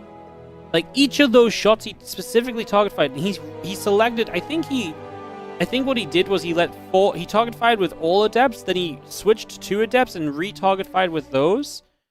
Those Adepts are really sick, because those are the sort of Adepts where you obviously expect them to, like, just hit the Queens a bit, or maybe overfire on the drones. But every shot he fired hit 2 separate drones. It was actually, and looking back at the clip, it was very cool. I don't think I can rewind. I I'm not gonna risk it to mess it up. But it was really cool because he genuinely just, you could see the selection of the 2 adepts after the 4 adepts were selected. Hero came to play in this series, and he played. Alrighty, guys. As you can see, 10-minute countdown right here, so we are going to have some ads for a couple of moments. Just rewind on my YouTube stream. I don't have my YouTube stream open, though. I don't want to mess around with, like, dragging things over to the channel and stuff. So, yeah, we're going to have some downtime here, guys. This is where you guys get to step up. You guys, if you've got any fun questions, or you can just keep me entertained so I don't fall asleep, then this is the moment! Because, yeah, it is absolutely a... is absolutely a little bit of a late night experience right now, so let me know what's up, let me know how we're doing. 2v2 tournaments in the near future. Youth Humble has a 2v2 cup today in like 6 hours time, but needless to say we will not be casting that because I don't know if you've realized, but it's gonna be an all-nighter for me right here, so yeah. I think we'll have INnoVation on the next Wardy tournament. INnoVation's cool, man. I just really like INnoVation. Like INnoVation, like I mean, just plain simple, INnoVation is one of the players I've always enjoyed cheering for, so it's so cool to see him play today.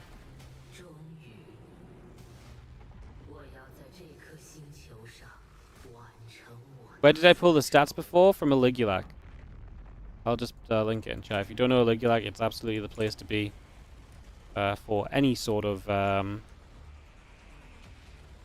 StarCraft 2 statistics. Wikipedia is also good.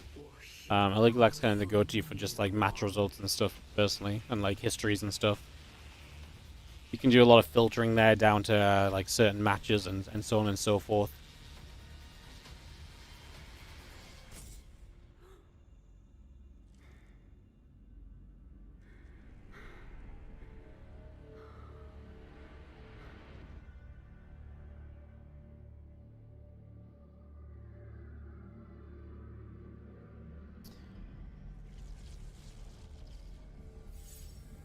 Is SC2 going to be in a better spot with tournament organizing overall this year compared to 2025? First of all, I love the Dragon Simi. Good to see some old school RuneScape supporters in the StarCraft chat. I mean, I think we're not going to have EWC, honestly. Which kind of leaves it in a very weird place, right? Because we basically lose our World Championship. But China's back, so maybe we get some more cool Chinese events. And obviously we're going to do everything we can to run Wardy events. I mean, it's really hard to say. Like, if EWC's gone, it's a massive blow, and there's almost no replacing it.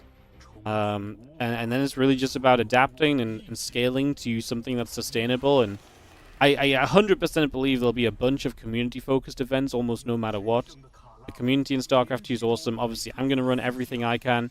Obviously, if you want to help me run events, check out the Patreon, patreon.com/WardiTV. 100% of any pledge on Patreon goes directly into tournament prize money for our events. So if you want to help make our 2026 series of events even better, check out the Patreon page. But, yeah, it's... yeah, I mean, it's going to be a rough year for StarCraft if there's no EWC. Like, it's going to be rough in the sense of, like, it's going to be changes. But... like I say, like, there's going to be stuff. But StarCraft's not just going to disappear. It's just knowing exactly what it's going to be like. It's almost impossible to predict that, you know? Got your Quest Cape a few days ago. Molten on the Quest Cape. Ooh, hoo, hoo. Why do I say no EWC? Because it just seems unlikely.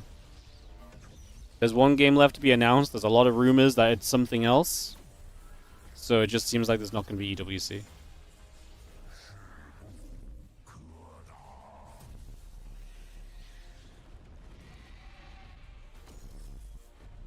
But, I mean, like I said, there's a lot of community stuff. Like, I mean, we've got this weekend. We've got Home Story Cup in 2 weekends' time. I know Pig's looking to run stuff. I'm here running stuff. The Monday Cups are as stacked as ever. We just have to stay strong as a community. Support your favorite creators. Support the tournaments when you get the chance. You know, support the events which you feel like best represent what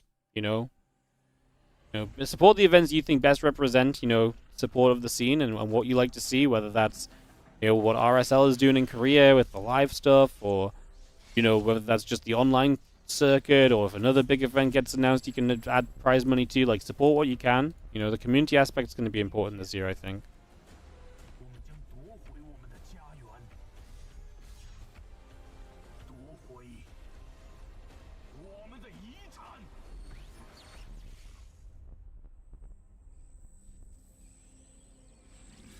Maybe Active Blizz gets back on board SC2 to promote the StarCraft shooter.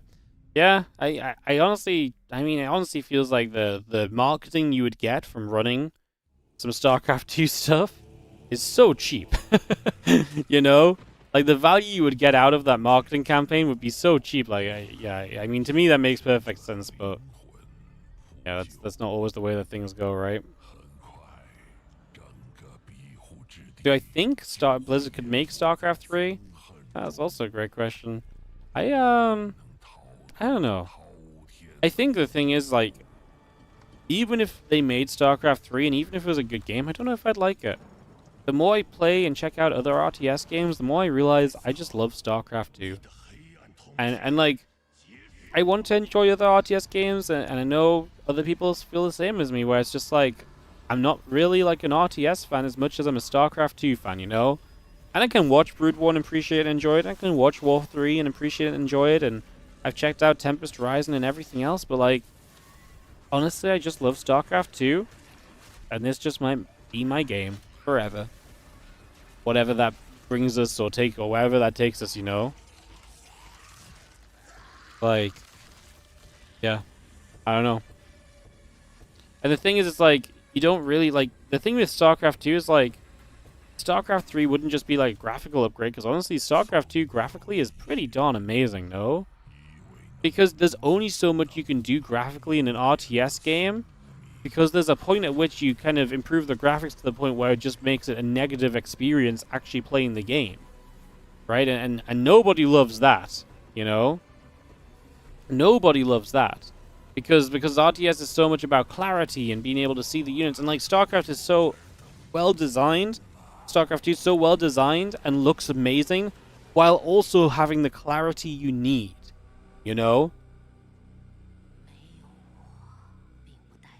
Like there's just, StarCraft 2 just really hits on so many levels. Which is sad, because,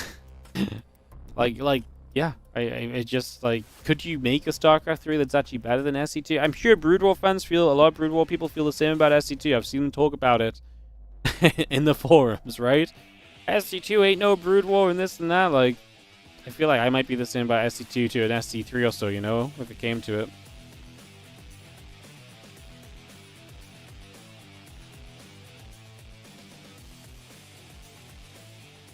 Classic sticking with the most conservative, most tech heavy. GG! Hero is your GM. Fucking hell. That microphone died.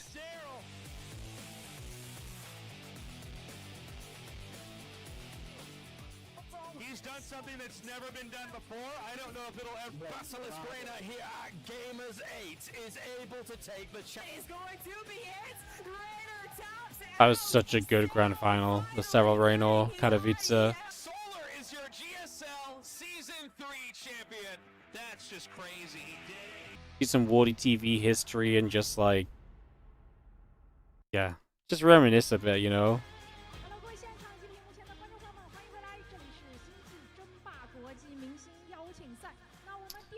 Alright, we're back. Welcoming our next players to the stage.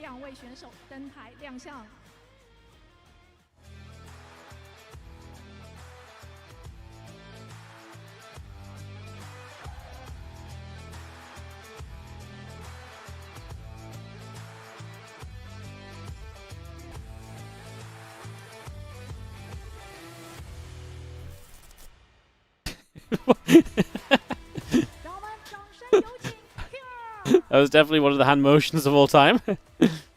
That's me when my wrist hurts. Now when you do it in slow-mo on screen, it looks a bit weird, no?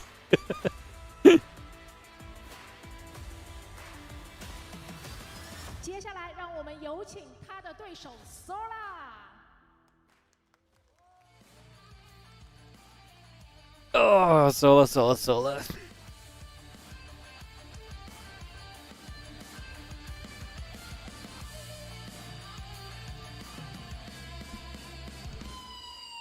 I wonder when a bunch of these contracts from EWC are going to run out. I thought they all ran out at the start of the year. Solo is still on Falcons. I know Shin's just ran out.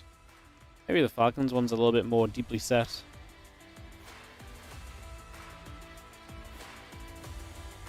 Depends on the direction of hand.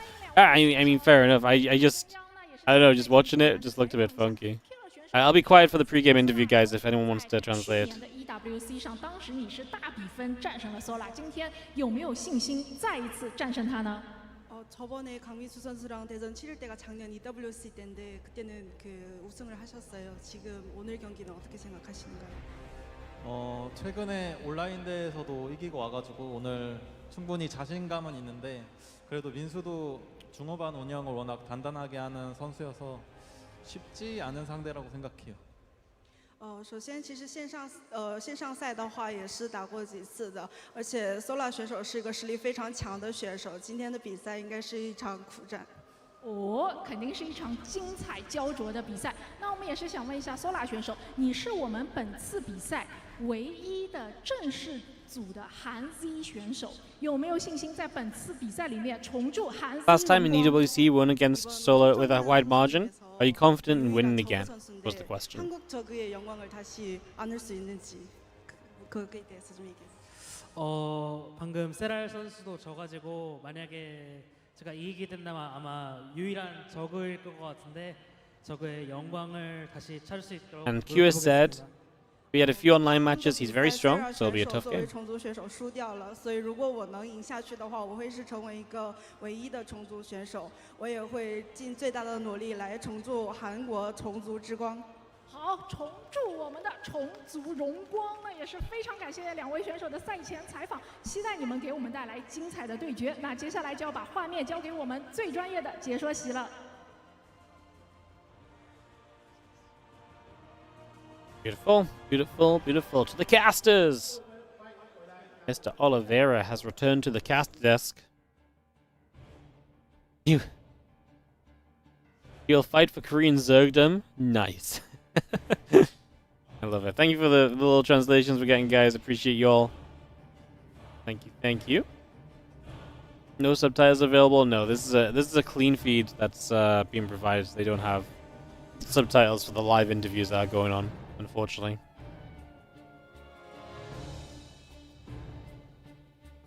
This time you're the only one from the Korean track.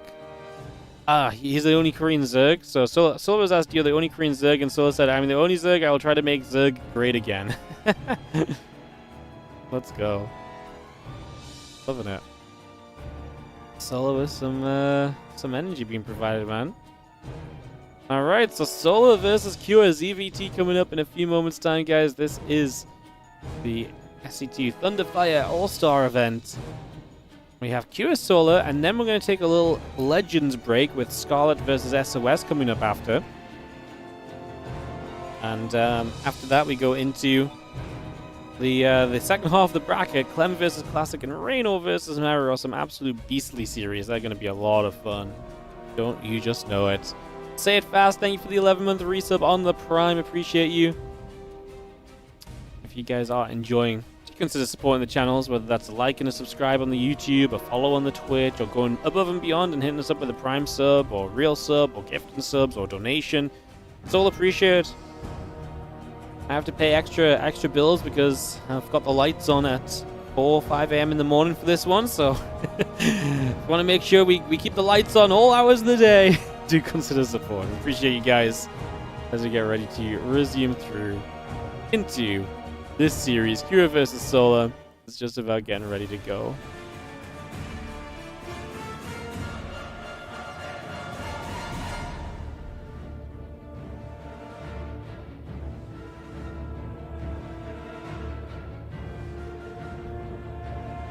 Kira and Sola. Ooh, look at that Kira's TVZ stat. 59% is kind of surprising.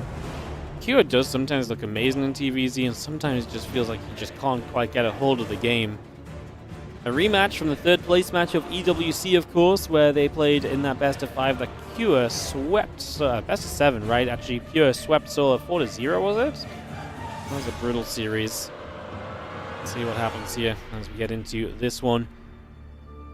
Best of 5. The winner plays Hero in the next round, and I think they're both looking at this and saying, well, hey, I beat Hero in a bunch of events recently, so there's a very good chance that, don't get me wrong, I think Hero's a beast, and I think Hero's going to be a favorite in the next match, but I think they both got to look at this and be like, well, honestly, I feel like Hero's beatable, you know? I feel like Hero's doable, you know? Yeah, I feel like that's more doable than Serral, based on past histories for these guys. Hero's not looked strong lately, which is exactly the reason why I think Hero could just show up and just be amazing. And just be like, oh yeah, I don't know. Online games didn't go my way recently, my bad. Oops, I missed qualifying for a tournament, my bad. By the way, I'm still freaking awesome. Hey, Zergberger, another 5 YouTube memberships gifted out, going out to Tip Top Judgment, Lacuna182, that is a name. Abel Jahano Makwara Asaka 2911 Eeks and BRC9210. Thank you so much for the generosity of 5 more gifted memberships on the YouTube. Super appreciated. Thank you so much.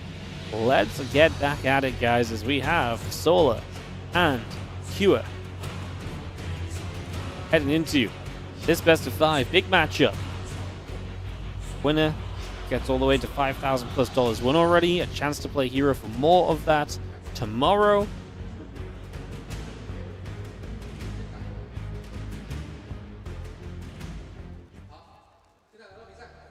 On the top left-hand side of Mothership. Big map for this first game, and we are sending an SCV to the low ground for some Reaper opening. It is Cure in the top left. Cure,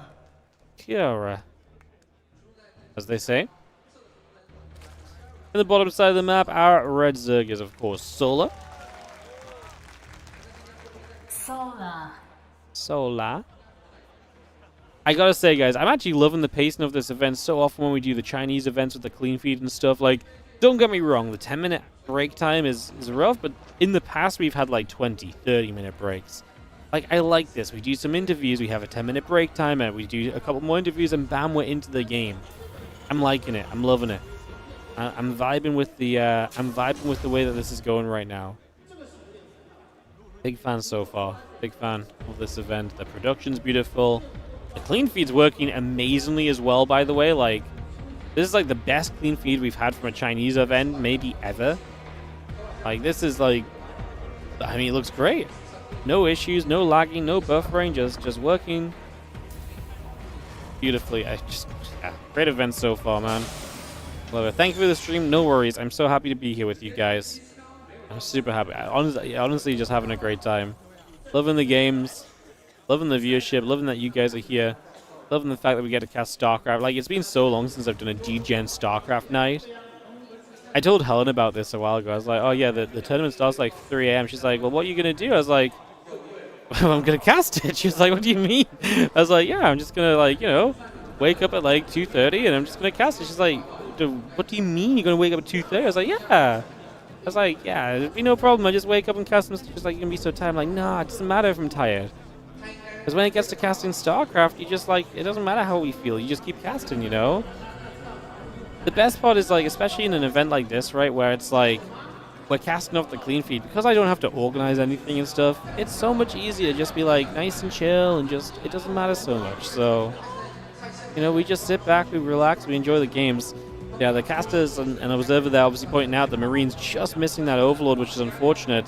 So I was going to see the barracks front. He doesn't necessarily know. He doesn't know it's Marines yet, right? So he doesn't know these Marines are arriving. So this is some quick pressure from Cure. Will expand behind it. And does go factory. We've seen someone recently go kind of 4x behind this. Was Cure? Cure's done that before. I think Ryung's done it a little bit as well. And put these Marines onto this third hatch. And now there's an SCV here too, so we can bunker. And if we can't deny this bunker, this third hatchery just dies. So then Solar has to go to the right-hand side. Now that gets interesting, because actually the right side base may be better for a third because it's away from the Terran. But still, you're losing the progress on this hatchery and having to rebuild it is not exactly very fun. It definitely slows you down a good chunk. So in that regard, you definitely get slowed down a little bit and kind of, you know, torn away from what you wanted this to be. And drone on that right side, looking to become a hatch in the next few moments as well. So also looking to bring that up. Get that going in these next few moments. Concussive shells building, starport, orbital, and marines all coming through, the additional units moving across. A couple Lings stepping forward, and the marines will just be there to deal with this. But then the Lings get into some better numbers, and they catch these marines before they get home, so at least Solar cleans up this pressure that's already going on. So a little bit of a cleanup there, shutting that down and stopping this from doing too much else. I do see some additional drones coming about right now in the hatchery building as we speak. Queen, Overlords, all coming online. And again, additional marines in the SCV coming through. Stim back, more marines all pouring out just for the moment. So let's see where we go with this.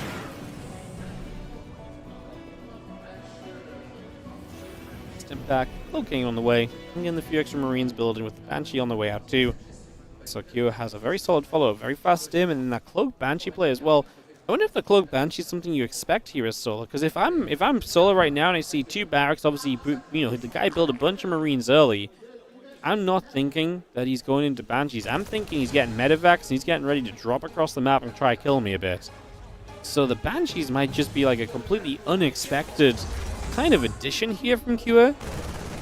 Because like I say, there's nothing that really suggests Banshees right now, and if Solar feels like he's a bit behind from the way that this all started, there's a very good chance he cuts a corner or two and just does not have spores ready and just takes, you know, game-ending damage nigh on from those Banshees. So yeah, scary few moments coming up right now for Solar, I think.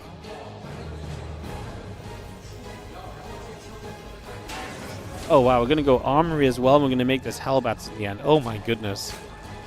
So we're gonna have Banshee harass into like a Hellbat Stim Marine push. What a build from Kyo. God, these guys just went and cooked for the last couple of weeks for this tournament, right? Hero comes out with some funky builds. Just freaking, you know, Q is coming out with a hell of a funky build right now as well. I'm here for it. I'm just like, I'm surprised by how much preparation. I mean, maybe I shouldn't be surprised that these guys are coming out with some prepared builds. It's the first time we have a chance to prepare builds for in a long time. But yeah, man, it's fucking sick. Alien's still building. Combat shield halfway done. Banshee showing up. Oh, the Marines get caught out on the map. That part's a little bit ugly because Kyo kind of needs those, so Solar gets a hell of a catch because that's going to be incredible for him. Loses 5 drones to the Banshees. Honestly, felt like that could have been worse.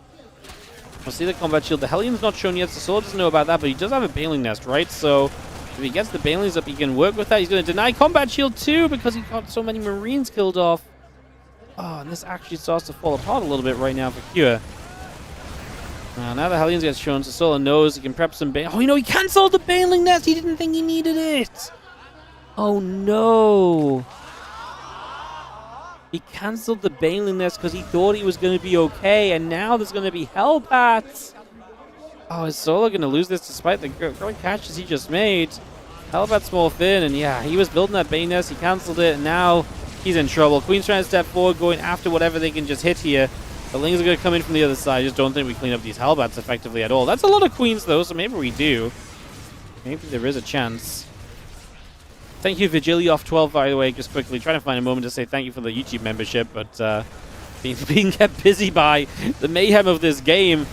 I appreciate the membership, as we do see QA is kind of being slowed and getting pushed back, so Solar might have a chance to kind of stay in this for a little while longer still. And you see, I mean, 5 Hellbats, 15 Marines still left. Kira does not have a third CC. Did he build it in the natural? Yeah, he's building it in the natural right now. So third CC is still on the way up. As Solar will morph some Banelings. 58 drones to the 47 workers. So Solar's economy is okay at this stage. And this was such a terrifying moment, but I think he survived through it. He's obviously going to get himself a few Banelings out right now, bring those over. And yeah, once we bring these Banelings across, they should look a lot better. Obviously no Bane speed because the Baneling Nest is pretty fresh, but we don't need it to get some connections in there. The Hellbats at least go down. Oh, does Solar still have enough? Maybe a question right here as these Marines and Hellbats continue to make the play through. The couple of Zerglings keep on latching themselves in toward those Queens. Queens just taking a little bit more damage, but they are going to hold on. This is going to get pushed back. Solar defends once again for now. So Solar finding the defense in a very stressful game, no? As Kira, I feel like, was maybe expecting to get more. I already felt like Kira was going to get more. I felt like multiple times over, first with the Banshees and with those that first push, I really felt there was going to be opportunity. Solar finding a way to get the defense going in a lot of these moments. couple of these Zerglings get chased away. We do see Hydra Den coming up right now. 18 Zerglings, the 13 Banelings all coming through. Add a melee upgrade onto that as well here currently. I'm just going to be seeing the 1-1 upgrades from Q going to be finishing very soon. Marines and Medivacs still building up as well. And we just continue by as you wait for whatever may be next. Again, those 1-1 upgrades about to finish up. Secure will have 1-1 to the 1-1. Solar starts +2 carrot base right now, so he's looking to continue his upgrades. He's not going to be too far behind there at least as well, so keeps that in a pretty good position for the moment.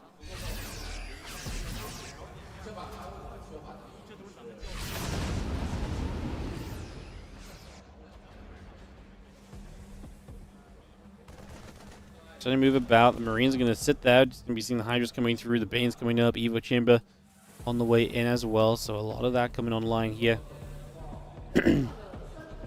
These two Medivacs going to boost across to the bottom right-hand side. Again, the 2-2 upgrades, the Concussive Shells all coming through. Those Queens move across as well.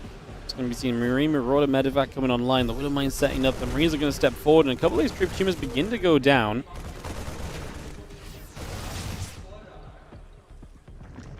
Those Lings want to kind of run up. A couple of troop tumors are going to drop straight into place here already. Here spots a couple of the Banelings moving across up toward the top side as well. It's going to be seeing the Marines, the Medivacs gathering, the Banes wanting to crash into that bunker. They'll crash in, bunker taking some shots straight away. 2-2 in the Concussive Shells coming up as the Marines and the Hellbats going to get the hatchery. A couple of these troop tumors going down as well, so we do find a bit more damage pushing onto this creep spread. Solo has a lot of supplies, so he should be able to deal with this, but we'll see if that is the case or not in the next few moments, obviously, as well as the Drill and Close comes through, the 2-2 upgrades come through.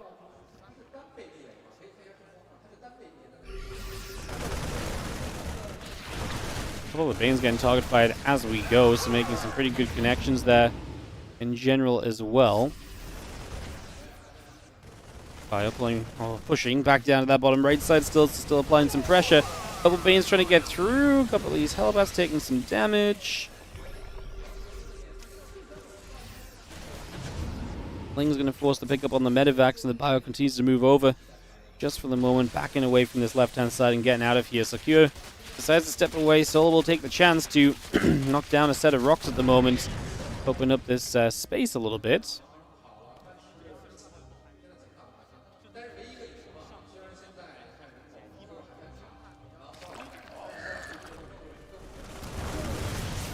I mean, the creep spread is pretty denied from Solo, obviously just being such an aggressive game from Kira and so much presence early. He is going to get jumped on here. The Bane Hydra going to make pretty good progress into that army.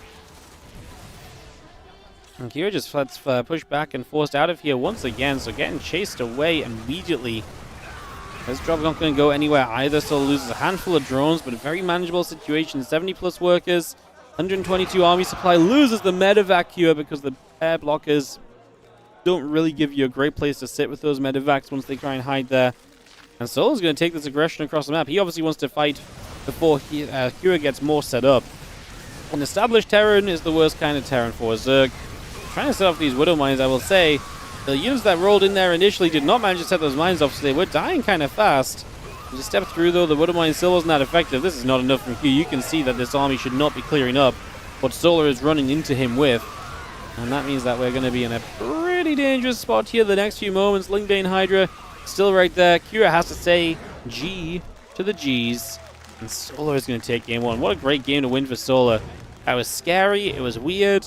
You know, Kira came in with a bit of a prep build order here, and you just about managed to scrape through each and every one of those fights well enough that you come out on the other side in an okay place. Like, this actually turns out to be kind of alright for you, despite what really felt as though it was going to be so much trouble and danger at first. This really did. This was like a survival game for Solo. If you can survive this, you're going to be okay. And he did survive that. And I think that sets a great tone for this series, that Kira, to me, is at some of his best when he plays kind of the weirder, kind of stranger kind of things. So, him kind of doing that and not seeing success does leave me with a little bit of concern.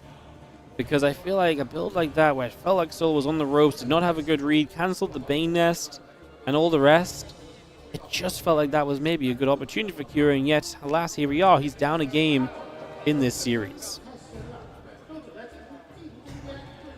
When Serral playing, you need to rewind the VOD and yeah, rewind the VOD and have a watch before you get spoiled.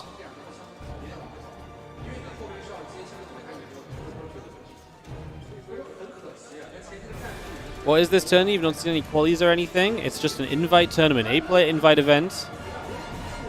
You want online one even you see the playoffs? This is just the tournament. The play is just an 8-player single elimination bracket in China. Oh, I'm gonna need a drink after this series. My throat is going already. That's not good. My throat's like, didn't we even get to like sleep? Pain and suffering. Cure. Solar.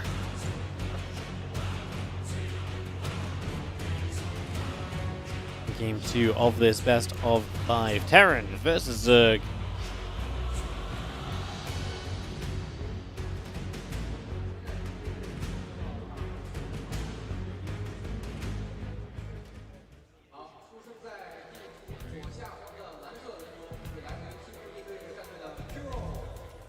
Cure in the bottom left. A blue Terran.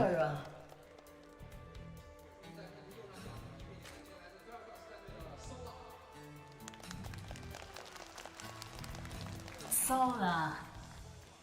And Solar on the other side of things. Get set up and ready to roll. Get ready to kick this off.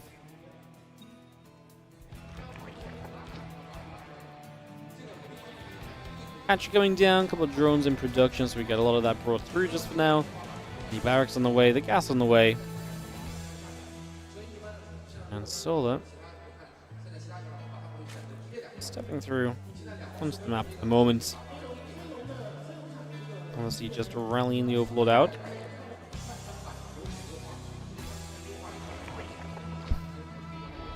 They're showing things as though like there's something hidden on the map. I'm looking, I'm like, I know I'm a bit tired, but am I crazy? Like, there's nothing there.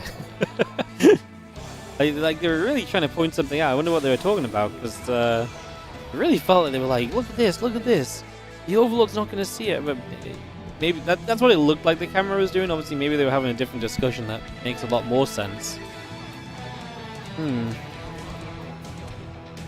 What do you think we can do to continue promote these Chinese events more if they're going to continue, since the Chinese team aren't great at advertising to Western fans? It seems a lot of viewers don't know much or anything about it.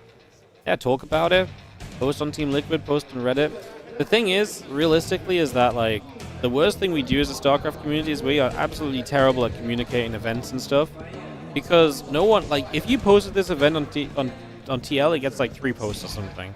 If you post this event on Reddit, it may not even make the front page. Like, you know, like, people just don't talk about things in the community anymore. I think the problem is the community is on Twitch, and Twitch is such a fleeting thing that it's very difficult to miss news and information such as this event if you just didn't hear me talk about it. You can tune into me for 4 hours out of 5 if if during the hour that I'm not live, or during the hour you're not watching, is when I talk about this event, then it doesn't matter that I communicated it to that person, right? So just talk about it, mention it, spread the word where you can. I mean, like I said, I've been trying to mention that this is coming up for the last few days, specifically for that reason. But it doesn't matter how much I mention it, right? There's going to be so many people that just didn't know it was happening. It's kind of just the way it works in this day and age. Is SOS Skull going to be broadcast later? Yes, that'll be coming in after this series, actually, if I'm not mistaken on the schedule.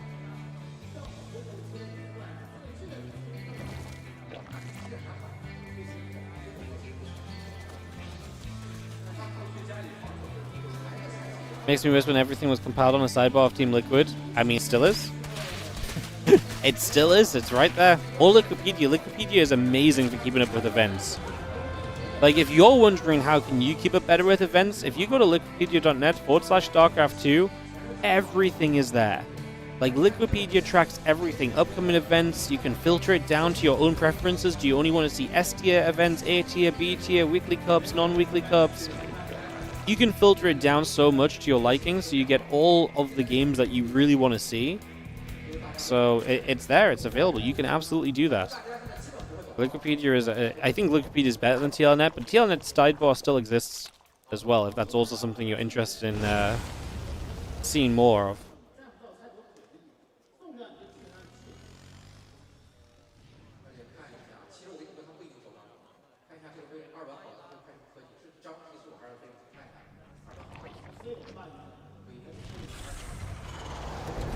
Credit's still a thing. I mean, all StarCraft's pretty dead, honestly. I just don't know. Well, I mean, the community is in Discords and Twitch chats, like I say. So the best thing we can do is just talk about it and like let people know what's happening. Even if you just talk about it in my chat, like I'm never against you talking about other events going on. You know, let people know what else is happening, especially an event like this. No one's ever going to be upset at you for like spreading the word to people that don't know. You know, it is absolutely something that, like I say, I can only mention it so much, but you know, get out there, spread the word. Quite frankly, just chatting through this to start this game, guys. Not too much happening just yet, as we just take a few moments. The 1-1 and Stimpack coming in from Kira, obviously a much more normal setup than what we saw in the previous game. Third command center already in location, and Solar building up into roaches as his choice of tech for the early stages of this one right now. So bringing straight through to that, getting going. Has the 1-1 the combat shields coming up as well, so we bring a lot of that just into play for now. Get that settled and see where we're gonna go as a little scan comes about.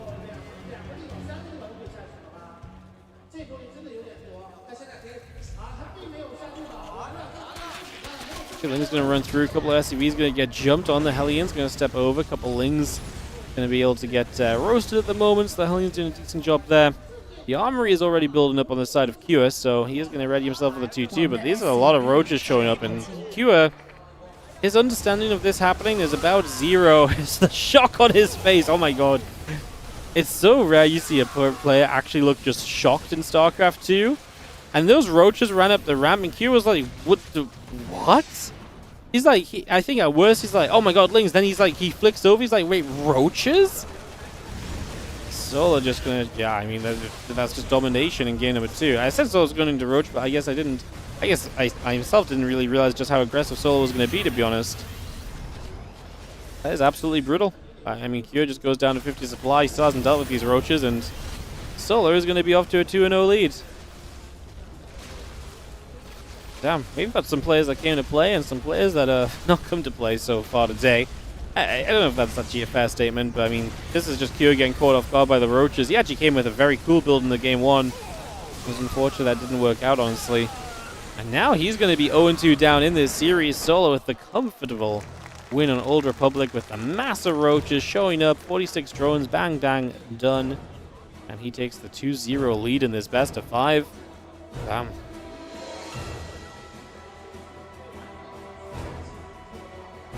Alright, well, Solo sits on match point just like that.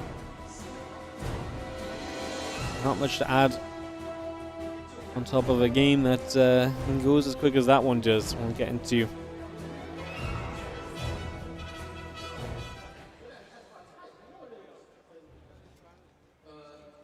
game 3 in a few moments here, guys, as we have Solo leading 2-0. I just got a couple minutes of ads on my own side, but obviously we'll get those and get back onto this very shortly.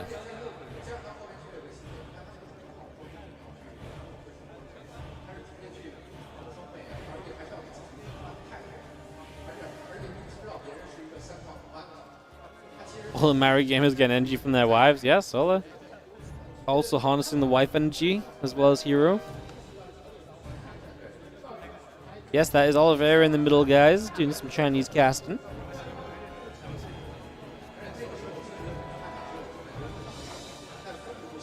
How did he get that far behind so fast? I mean, roaches explode in supply.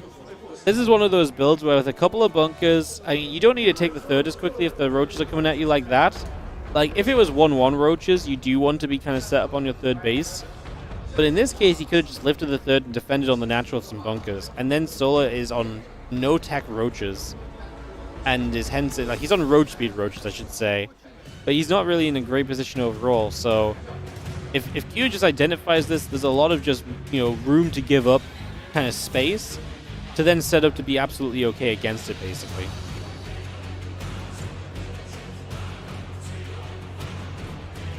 Wardy, thanks for streaming on YouTube. No worries at all. Loving the viewership on the YouTube. Thank you for being here, guys. The YouTube viewership is rivaling the Twitch viewership today, which is actually kind of bonkers. It's 800 to 1,000 right now, so thank you so much for watching on YouTube. I appreciate you guys. If you don't mind, if you take a moment, scroll down, hit that like button, hit the sub button. I appreciate you if you didn't know already. I appreciate if you already did. How many likes we on? We've got a lot of viewers. Sure, we got a ton of likes on the YouTube video. I'm gonna go and give my own like right now. Let's see. We are at... Oh my god, okay. You guys aren't messing around. We had like 255 likes. Usually when I do this, we're at like 50. We're at 255. Okay. Well, I can't berate you guys for that. You guys really rose to the occasion. Jeez. NA friendly-ish stream? Yeah. Once in a blue moon. It's been so long. I don't know if I've done a nighttime cast in this house. I think I've streamed late sometimes when like maybe we had like DreamHack regionals or ESL regionals and stuff, you know, in some of the late night regions like NA and stuff.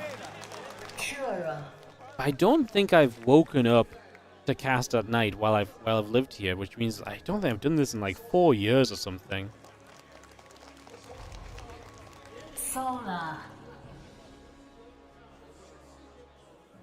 You'd be watching YouTube if you knew it was there as well. We stream everything on YouTube nowadays, matey. If you ever want to watch, YouTube will be live. Unless there's some very, very rare occurrence. I even upgraded the backup internet, so now even if the main internet goes down, the backup internet is good enough to stream to Twitch and YouTube, whereas before it could only handle Twitch. So even if the internet goes down, so there's even less chance of it of YouTube going off. That was the only time in the past that we were not going to be on YouTube. We had to use the backup internet, but now we even have backup internet improved for the rare occasion that happens. Curious says, when all else fails, it is time to proxy barracks. He is a true Terran at heart, and he's shown us that right here. We got this underway with the double racks heading in on that right-hand side, so double racks coming through, getting that set up, and away we are going.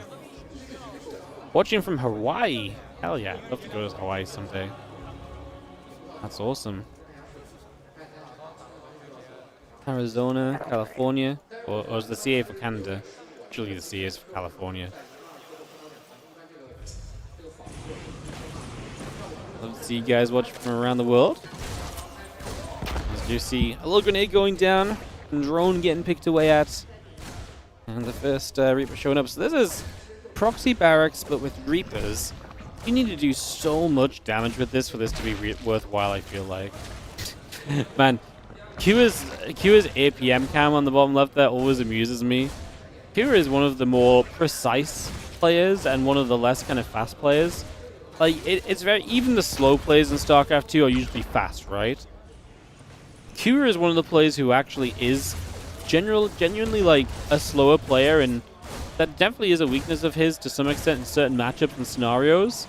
It's just funny because there was like a few moments there was like, I get there's not a lot going on, but like his hand was just like stationary on the keyboard, and obviously in StarCraft 2 that feels like such a weird occurrence. Well, we do have Queen taking a lot of shots there, so the Reaper's doing okay. Like I say, for solo though, because the barracks are on the map, like this is so committed. Factory at home, Kira is still on one base. So Solo has no qualms with, you know, going to a high link count. He's going to have link speed shortly. We're just going to try and continue to fight against these Reapers for a few moments still for now, though. So, try and do a little bit more here. As we have armies setting up. The Queen's going to come around. The Reaper's going to have to drop back down to the low ground for a couple moments. Trying to get back out of there.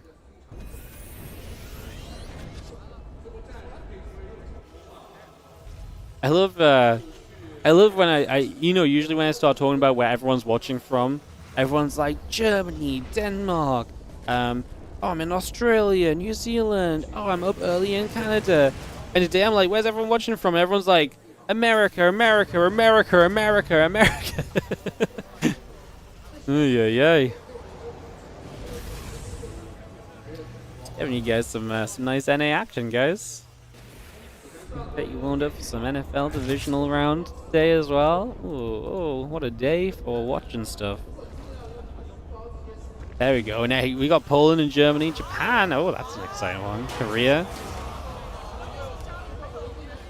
Damn. Showing up in the chat.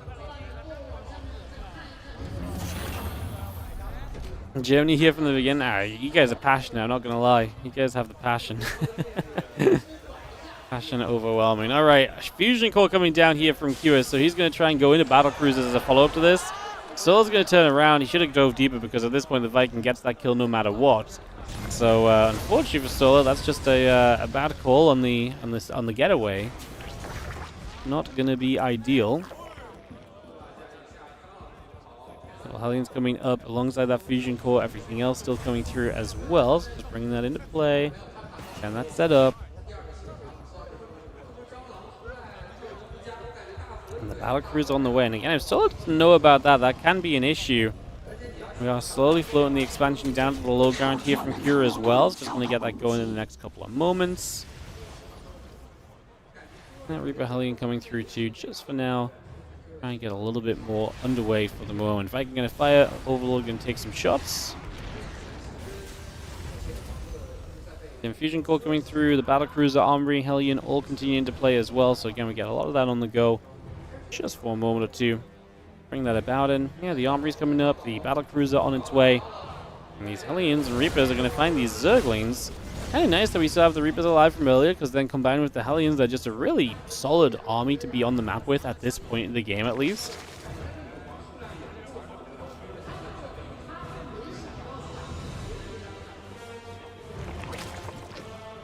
BC about to finish through, so we'll get that Battlecruiser wrapped up, and then we'll teleport it across the map, and it's going into the main base right now. There it is. Warcrawler going to relocate a little bit. A couple Queens show up as well. First couple of drones do begin to go down as Sola now trying to deal with this. Sola's still up like 11 workers, and the BC can't get far enough away, so the BC has to fly back through the Queens. Transfuse. You do get there. The Queen with the Transfuse energy was off creep for a second as the Roaches show up, and the Hellbats are just AFK. There's Lings in on the other side on the picture-in-picture as well, so you can see SCVs going down in the picture-in-picture. The Roaches just shut down the Hellbats' Cure. Cure just, I mean, I mentioned the speed of Cure, and I think everything just happened at once there. The Hellbats AFK, Roaches jump on those, no response from Cure to try and pull them back for too long. BC got into trouble for a while, took a while to kind of move that away from the corner it was in trouble in, and obviously that may be due to the run-by on the other side of the map that was seeing success. Roach is already halfway across the map, so Cure is going to be in a whole lot more trouble here very soon, and Sola... Yeah, Solar is coming to play, man. Roach is completely down the bottom. We are going to see the 8 drones already dead, but, I mean, BC can teleport home and be a defense here. But that's the most awkward thing right now for Solar, is that you can't really deal with the Battlecruiser, right? Like, that Battlecruiser is just a constant that you just have no real answer to, so... Yeah, we can't really do anything there, to be honest.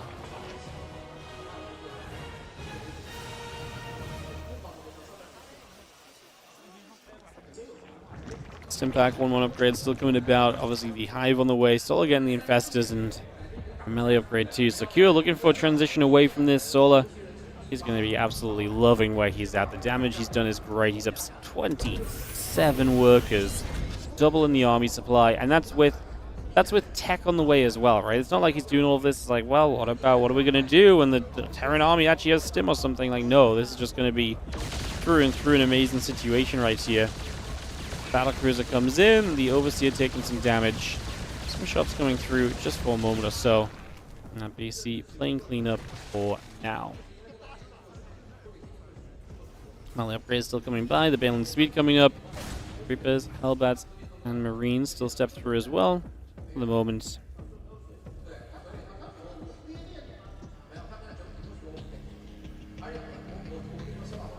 I mean, at this point as Sola, I mean, you just give the BC back, spread the creep, and hit Hive Tech. You're just going to get into a better and better position from here. It's kind of really hard not to get into a better position from here, honestly. This really does just get to be more and more dreamy as we continue through. Not really much to add on from my point of view, guys. Like, I know I may sound a bit boring, but I think realistically, like, this really is just a scenario where the game is set in Sola's favor, and it's really, I guess, more than anything at this point, is mostly just a question of, well, can we do something here with Cure? Like, can we hang on in there and try and hold on? Like, Sola's just going to go into an Ultra Cavern, and if he gets Ultras out, the chance that Kira is prepared to play against Ultras when Ultras are on the field with Kindness, it's got to be pretty close to 0. From the position that he's in, there's not going to be a lot of hope. Then he had some solo point of view right here. As he zips around the map to see what's up. Queens and the Roaches going to be there to move a few things around. Roaches taking some damage on the other side. That battle cruiser getting into action. The Queens and the Roaches will regather together. Marine stemming up. A couple of creep tumors going down as well. As we do keep on pushing through. So a lot of that creep going down already. Fungal lands. Last thing Kira needed was even more Marines going into the bin. That's exactly where they went. Covered in baling goop. As yeah, Kira. What a disaster of a series, honestly. Like, game 1, super cool build. Really funky. Felt like he had a lot of chances. Solo plays well and brings it back. Okay, cool. Game 2 just doesn't see the Roaches. Game 3 goes for the Proxy Rex Reaper. Doesn't really do much. He kind of maybe gets a BC unseen, but then it just already felt like the game was kind of just done already. Like, it just, you know, that one run by did a good amount, but like, is that one run by the entire, I mean, I guess just the attack just failed as well. Like, all those Hellbats that would sat there AFK as well. I guess we have to think back to and remember as well to be, you know, to be fair. Like with a few more shots, Overseal taking some more damage. The Ultras are up against 7 Marauders. That's what kills Ultras in this army. Gonna give you a guess of how this goes. If you didn't already guess, then I highly advise you guess that the Ultras kill everything, because that is gonna be what happens. This is not gonna be an exciting ending. This is not a series to make a highlight reel from, but someone's gonna have to find something to make a highlight reel of. I guess it's gonna be Ultras chomping down a completely hopeless Terran army. Because like I say, there's pretty much no other choice. You got to make a highlight reel of something here. Ultras going to continue to take damage for a few moments, and the Roachlings just run over to this base over here as well. Just going to try and target down the orbital, get the SCVs. Bio is obviously going to chase down to try and make a stop of this, but it is looking pretty doomed, to say the least, right now. Not looking great at all. Man.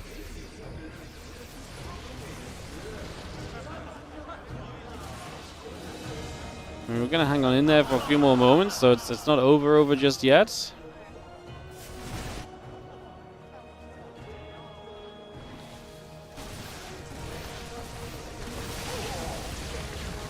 But it kind of feels like we may as well be. Again, like, Pierce is only in this game because it's game 3 of an offline event. He flew to China. He may as well stay in it until the absolute end, but at 6 a.m., I'm going to save my excitement for the series that actually have a chance of being back and forth or close, because this one, like I say, it's kind of over, kind of waiting for it. Oh my god, even +2 armor gets denied, so just in case you weren't aware that this is going badly for you as Kira, like, this is just a double, you know, a little check-in, just a reminder. Pretty much everything's going as awfully as it could do. 95 supply, and yeah, Kira is going to say GG. He's just going to give it up. Solo with the convincing 3-0, second 3-0 over the day already. Kind of shocking. Solo Kira, I think on paper, is a close match. We just watched Solo Kira the other day, and Kira was able to look super good in that matchup. So yeah, kind of wild that Solo just comes in and just looks so good here. Kind of reverse of what happened in EWC, where Kira just dominated Solo, and Solo looked so good in that event. The fact that someone could kind of knock Solo out without him taking a map was so surprising. I'd say kind of the same here. Like, Kira has been having a rough time lately, but I don't know. Still, some of his games have been good, man. Like, he's still been advancing in events and stuff.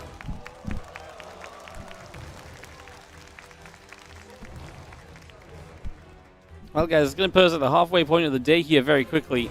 I'd be very surprised if this was truly the halfway point.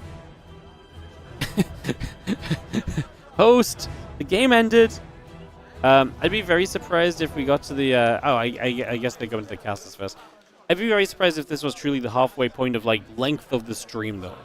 Because I really think the latest series have a lot more chance of being a bit more back and forth, with a little bit more oomph in them and a little bit more fight in them as well in general, so... Definitely kind of expecting that a little bit to be a factor as we move through. So guys, next series up is Scarlett versus SOS in the Legends match, and then we resume the main bracket with Clem versus Classic. And then the day ends with Reynor versus Maru. If at any point you need to tap out today, guys, obviously don't forget VODs will be available on Twitch and YouTube as the day goes on. So full VODs available on YouTube and Twitch. And on top of the VODs being available as well, obviously don't forget that we also have the second day of this tomorrow. So make sure to tune back in tomorrow, same time, same place, for more games from this All-Stars event.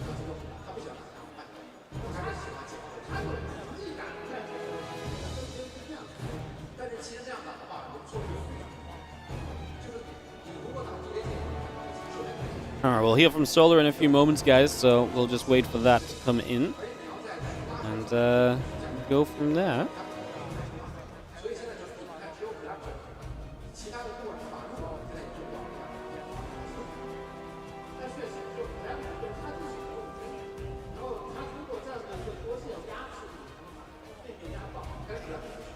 Yep, guys, Scarlett next series. Scarlett versus SOS coming up when this, probably in about 15-ish minutes. So they do some interviews, 10 minutes of downtime, and then we'll be doing the Scarlett versus SOS on-stage introductions, I would imagine.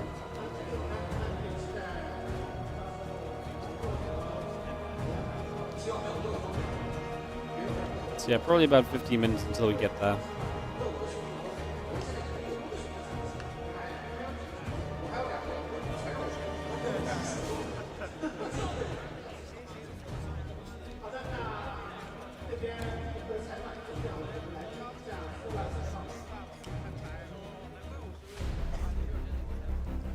Solar 获得了本场比赛的胜利，把掌声再次送给他。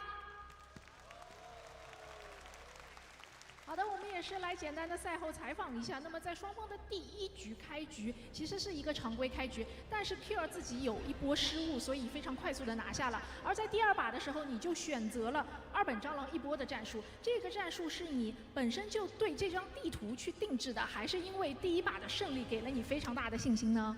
첫 경기는 그냥 일반 플레이로 끝났는데 두 번째 세트에서 약간 바퀴올인 전략을 들고 오셨잖아요. 이거는 혹시 첫 경기를 이겨서 준비한 그런 전략인지 아니면 이 세트 맵에 대한 특별히 준비한 그런 빌드인지 얘기해 주세요.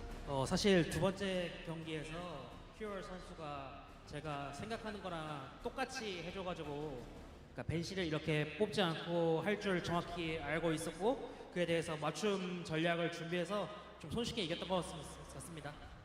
其实第二场的话，他有预料到 Q 选手不会出女妖，然后所以他就按照这个蟑螂一波去打了这个节奏。赛前已经预测到了对手大概的一个走向。那我们其实也是。As long as I'm not playing Maru, I always win offline matches. Is that actually what he said? That'd be so funny. 然后转大河，但是被你非常非常完美的给防住了，能给我们简单复盘 Solar probably. I could genuinely believe it, man. 사신 빌드 그다음에 순양함으로 좀 약간 안 좋은 상황에서 역전을 하셨잖아요. 그러니까 이 세트에 He predicted Kira would not use Banshees in the second match, so he used Roaches. Well, that worked very well because Kira just was clueless as well. 손해를 보고 시작해서 좀 불리하다고 생각했었는데 근데 이후의 전략이 이게 예전부터 나왔던 적이 있던 전략이어서 제가 그 이후에 대처를 좀 잘 해가지고 바퀴로 손쉽게 맞고 좀 손쉽게 이겼던 것 같습니다. 其实前期亏的话还是有点大的，但是后期的打法的话是跟之前打过的样子是一样的，所以他防御做得很好，所以用蟑螂 playing in this tournament? 防 Yes. 御，所以拿下了第3局。今天 You Solar need to go 选手整体的 reround the 状 stream 态 if you 非 want to 常 see 好。 Serral. 那在第一场的比赛里面就3比0旗开得胜，那能不能跟我们说一下你本届比赛的期望和目标是什么？ 이번에 첫 경기를 3대 0으로 이겼는데 이번 대회 임하면서 혹시 목표가 새로 생긴 거 있을까요? 일단 중국에 오랜만에 온 만큼 꼭 우승하고 싶습니다. 네. 时隔多年再次来到中国的线下现场，我想再次夺冠。 GFT, thank you for the Prime sub. Appreciate it. Thank you so much. 把掌声送给他，也是期望 Solar 选手在接下来的比赛里面能有好的发挥，能够实现自己的梦想。那我们的赛后采访到这边告一段落，精彩的比赛还在继续，我们稍后回来。 All right, over to the highlights, guys, and then obviously we have the countdown into the next series. It's a great time to ask any questions or entertain me. Otherwise, I will be forced to entertain you. I've got a great idea, actually, what we can do. Apparently they asked, you managed to get the 3-0, what are your objectives after today? Coming to China after 10 years, I want to try and win the championship, or maybe? Then she says she hopes that you can achieve your objectives. So yeah, basically after many years in China, he wants to win first place again. So there's the translation. Thank you everyone for the team effort translating. I appreciate you guys. Are you guys translating from the Korean or the Chinese? Or is it a bit of a mix that everyone's doing? I think someone else said earlier that you were doing it from Chinese. I think someone else said they were doing it from Korean. So I actually think I already read... No, Chinese? You guys are so cool. You guys are both from Chinese? That's so sick. You know, I had a friend who I lived with at university. And we met up with her, like... this was a few years ago now, but I met up with her after a few years. So it was like a few years after university. Like, say it was like 6 years after university or something, or 5 years or something. So I hadn't seen her in a long time and stuff. And we're like hanging out, and there's like all of my old university like housemates. We were like together, having like, you know, at someone's house for the weekend. Anyway, she's like, all of a sudden she's like, oh, yeah guys, I have to go practice my Chinese for half an hour. And we're like, what do you mean? She's like, oh, I'm learning Chinese. We're like, oh, you must be taking it kind of seriously for practice. And she's like, oh yeah. Turns out she had a freaking Instagram where she like was like documenting her learning of Chinese with like 20,000 followers. And I was just like, you what? Like, we didn't even know you were learning Chinese. And meanwhile, you're out here being freaking Insta famous with like a Chinese learning. Like, I was like, what the? Like, when did this happen? And, you know, then the next time I talked to her, she's like, oh yeah, by the way, I'm like moving to Hong Kong and I want to try and work in China. I'm like, jeez, it's crazy. Completely random story. Absolutely not really any relevance to anything, to be honest, apart from impressed at people learning languages. Like, I just about kind of managed to learn German a little bit. And I'm not great at German, but like that is already obviously very like different to English, and like you start going into the Asian languages and it gets real crazy. I tried to learn Korean for a while. I actually was doing okay with it, but I just got lazy, and you can't get lazy with languages, so yeah.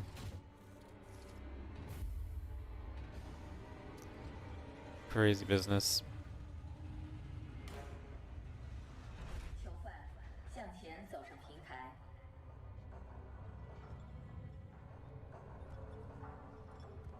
Sag mal was auf Deutsch, Bruder? Ah. Ich kann ein bisschen Deutsch sprechen. Normalerweise habe ich ein Donner bestellen, wenn ich nach Home Story Cup fahren. Aber es ist so schwierig zu... It's very difficult to say on the fly what I want to say. Like, I have... If I read it or I listen to a conversation in German, I do a lot better than saying it back in return.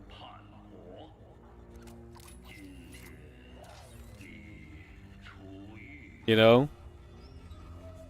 But I'm very good at ordering kebab. You know, the multiple trips a year to Home Story Cup definitely help with that.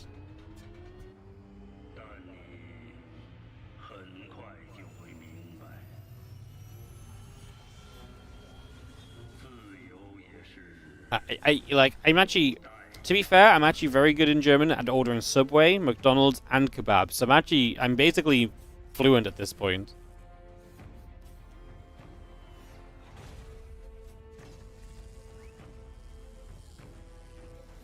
Dona mit alles ohne Schaf. That's easy. Yeah, until you have all the other people that then look to you to order for them, and they want this, that, and whatever else, you know.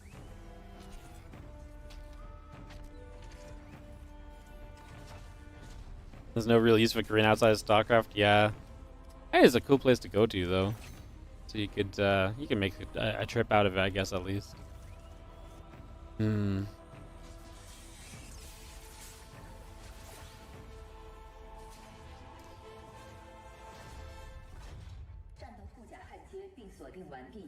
I think what's more impressive is that I cracked out at least a sentence of German at 6 AM. I think that might be the most impressive part of this. More so than I actually cracked out any German at all. The timing of this might have been the truly impressive factor.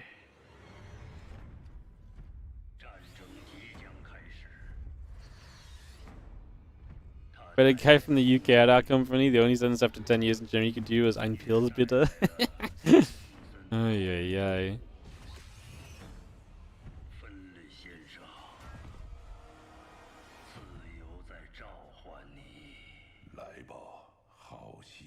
It's I actually really like doing German. I just it's one of those things where it's like, is it ever? It's not really worth learning more at this point, you know, than what I can already say, because or going out of my way to learn, because if I ever get stuck, people just start talking to me in English. Like the moment you falter and they realize you're not German, they just start speaking to you in English, and you're like, oh, well, this is a lot easier, and I probably actually get what I want rather than getting it wrong. So, at least in my life, like, that's my experience of it, so.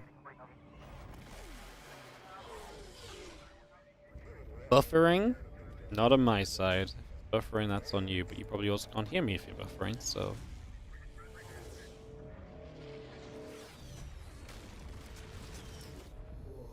You think MMA will get cooked? I think MMA is going to get cooked as well, honestly. I think DRG was too active too recently to lose to MMA.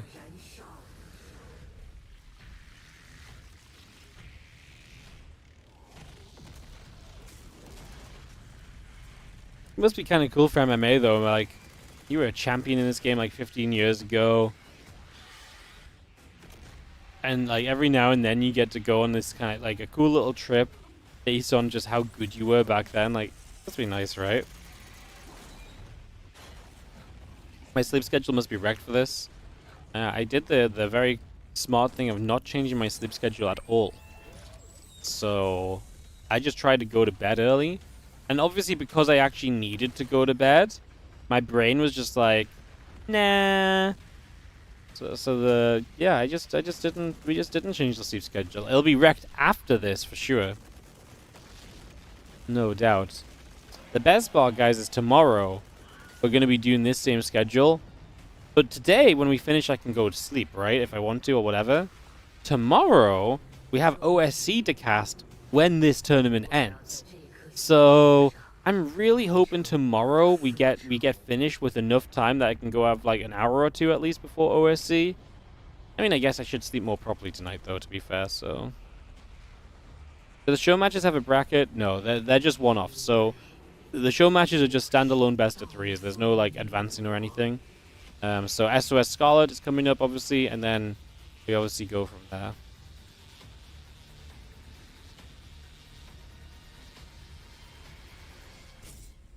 So then the other two legend matches are tomorrow. So I say we go from there, like you guys understand necessarily what's going on.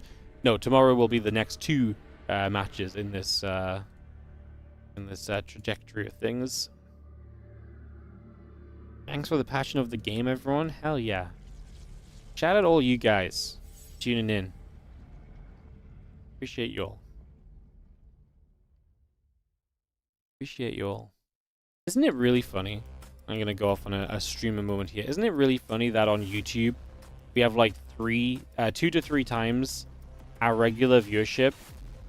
Because obviously it's a big event, so like, you know, people are tuning in who would not usually tune in, even though it's not when we usually stream.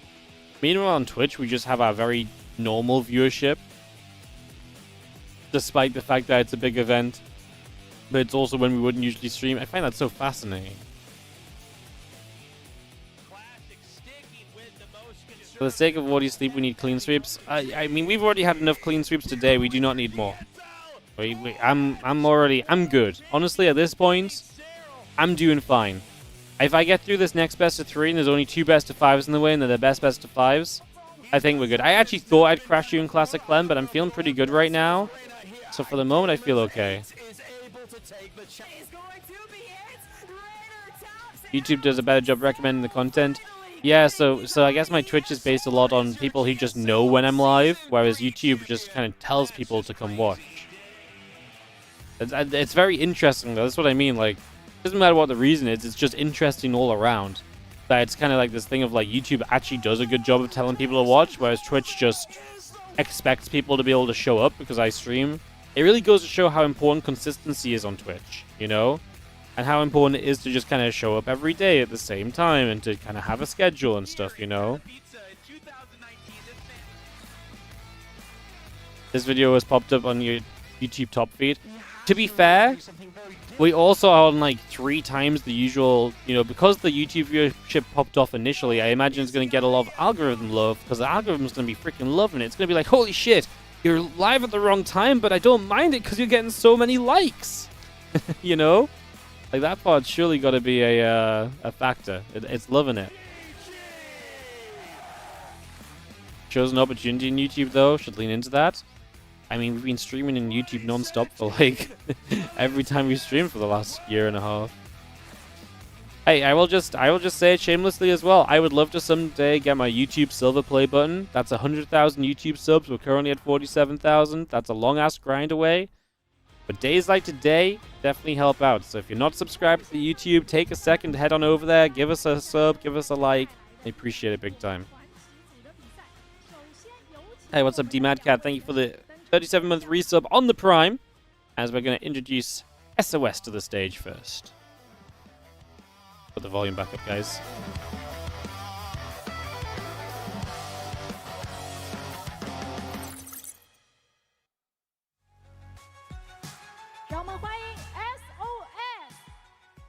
So we nearly got the Scarlett video before we got SOS on stage.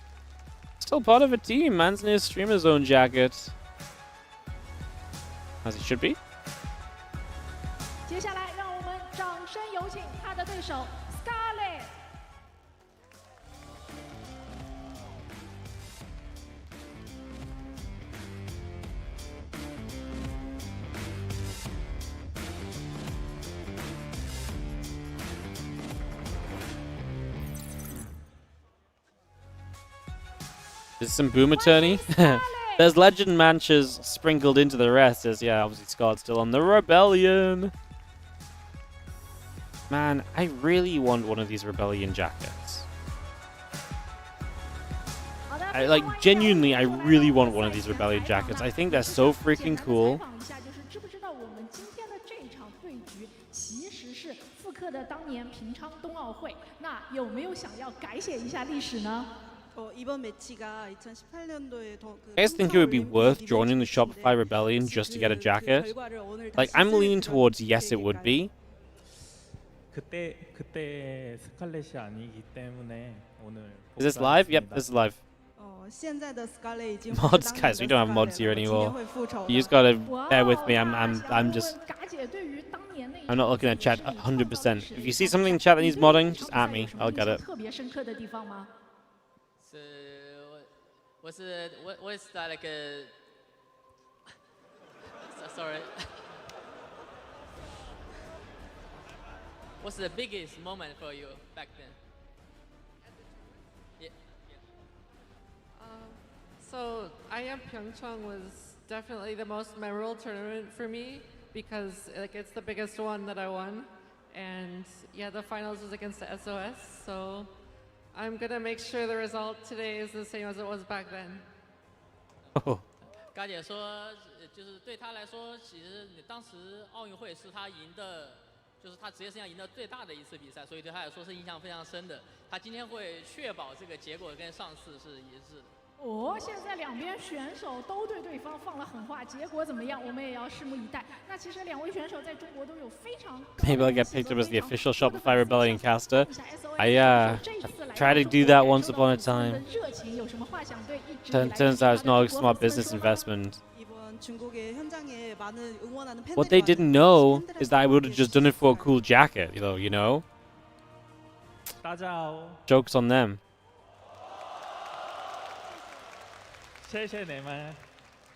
Oh.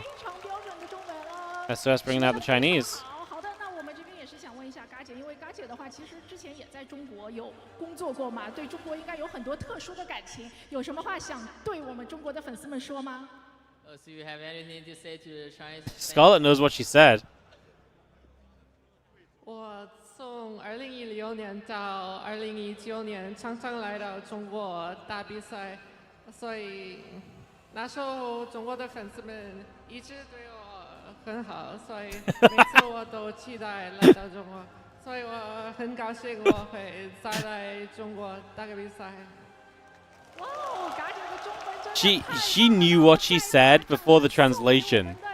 Yeah, you could see it. She was ready to take the mic already. 那接下来把画面交给我们最专业的解说席了。 SOS was like, look at me. 我是 Scarlett， 我是来自加拿大的重组。 Oh my, she did an interview in Chinese? SOS 김유진입니다. 2024年、2025年，我没有练习过，最近2个月其实练习比较多。 전 그렇게 이때까지 플레이했던 거는 좀 승리에 대한 욕심이 너무 강하다 보니까 Scarlett, my friend, that 20k followers learn Chinese. 그때는 어렸으니까 좀 머리가 잘 돌아갔던 것 같은데. I knew she spoke Chinese, but she like speaks it well, no? I mean, I don't know if it's good, but like it sounds good from someone who doesn't know. 머리가 잘 안 돌아가네요. 그래도 이길 수 있게 준비해보겠습니다. 재밌을 것 같아요. She did live in China for a while too. StarCraft has a certain appeal to a lot of players. Oh, back to English. I don't know, it's very difficult. You're doing a lot of things at once. Good effort, it's very though. Unlike a lot of other games. Like Very good the effort. RTS genre. Damn. And I think it's like probably the best RTS to play for most people.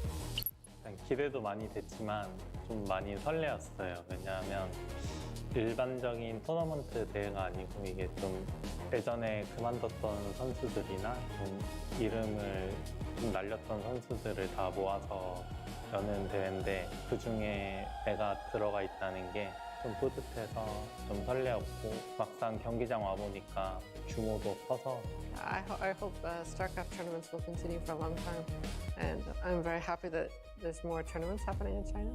StarCraft to me it's not just a competition. Since I was pretty young, since I was 18, it let me travel the world, meet many people, many of my friends nowadays. Yeah, I think StarCraft's made a big impact on my life outside of this competition. 스타크래프트 2는 지금도 늘 생각하지만 제 인생이었죠. 솔직히 스타크래프트 1을 하기는 했지만 사실상 저를 이 자리에 만들어준 거는 스타크래프트 2이기 때문에 그냥 인생이고 인생 게임입니다. 就是有一段时间我真的一点都没打星际争霸，但是现在我在喜欢上星际争霸，所以我以后我最多会继续玩。新年开론 해피 뉴 이어 祝所有星际争霸玩家们新年快乐，马上有见。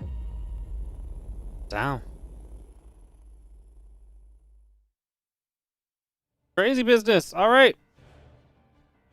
Well, StarCraft coming up. Scarlett SOS show match, Legends show match, BO3.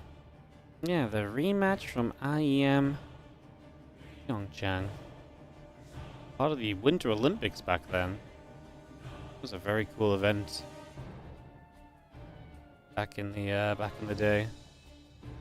That's a big deal back when it happened, actually.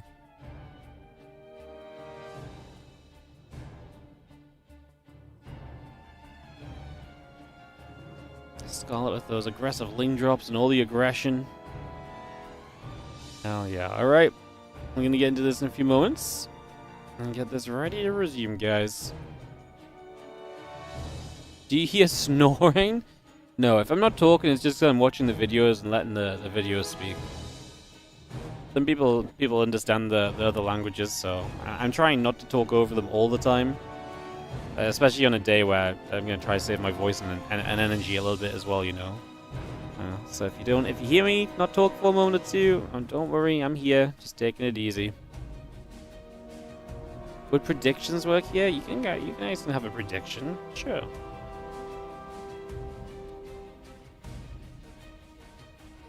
Oh, SOS never plays, so he's not in my prediction list. I had to type all 3 letters of his name out instead of just S and clicking. It's not easy being a caster, honestly. Some of the things I have to do. Type an SOS. Like, I'm not getting paid overtime for this, you know. Ooh, the throwback match. Here we go.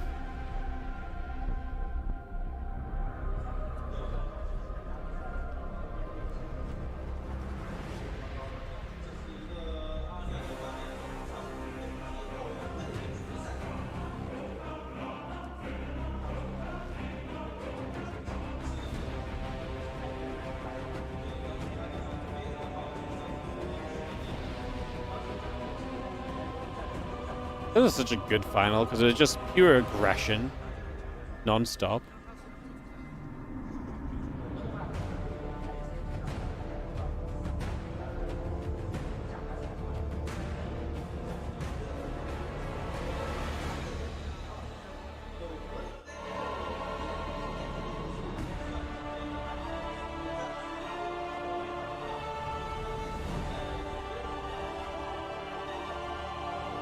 What a cool tournament victory.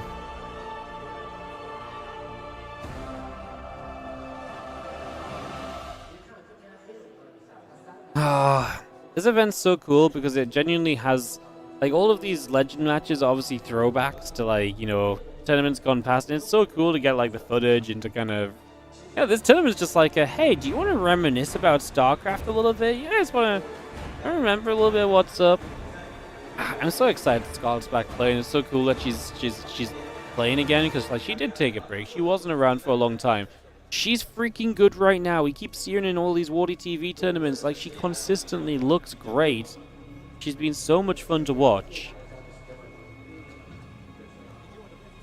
Great to see her playing so well. I actually think she's a heavy favorite against SOS.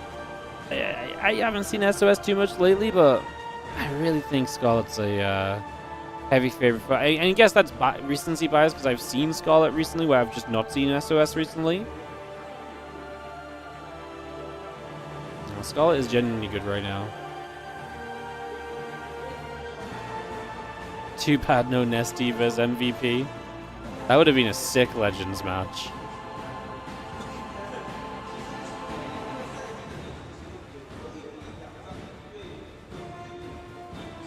At least you're obviously having some fun in the lobby pre-game, yapping back and forth and taking a couple moments.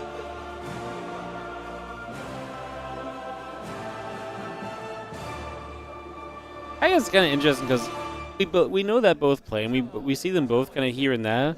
It just has been the last month or so Scarlett has been around, and she's been looking good while being around, so...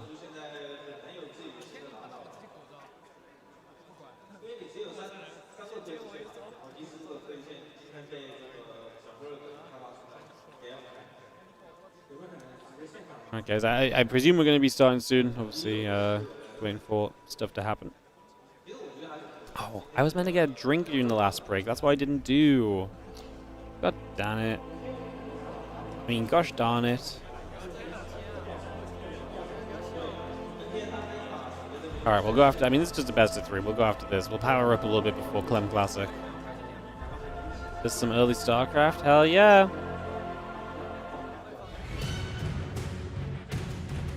It was even earlier if you got here at the start. Didn't Scarlett take a ton of time off for other RTS? She was working on Zero Space. I don't know what else she did in that time. I don't think she was playing much as she was just... It's not like some of the other players who took time off to play like Stormgate competitively and stuff. She was like working on Zero Space. She was helping them balance, so... She's still working on Zero Space? Well, there you go. She's just back to also playing some StarCraft. Nice. In the top right, SOS will be the blue Protoss. SOS. And the bottom left at red Zerg will be Scarlett. Scarlett. How many viewers total? But right now, we have like 1,200 on Twitch and 750 on YouTube.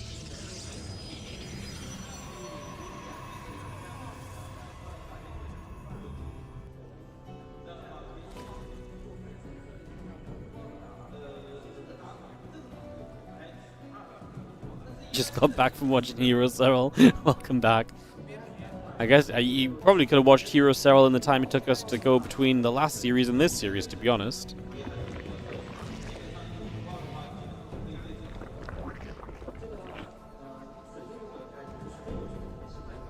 You only need to come to Twitch because of the YouTube notification? Wow, that's so wild. Hey, I love that my YouTube's doing so well lately, especially with the live stream and stuff. It's still baffling to me. You know, my YouTube, you know, became a thing for a while for, you know, VODs and stuff and whatever, but like, the fact that YouTube streaming is doing so well is crazy. So live on YouTube came here? Damn.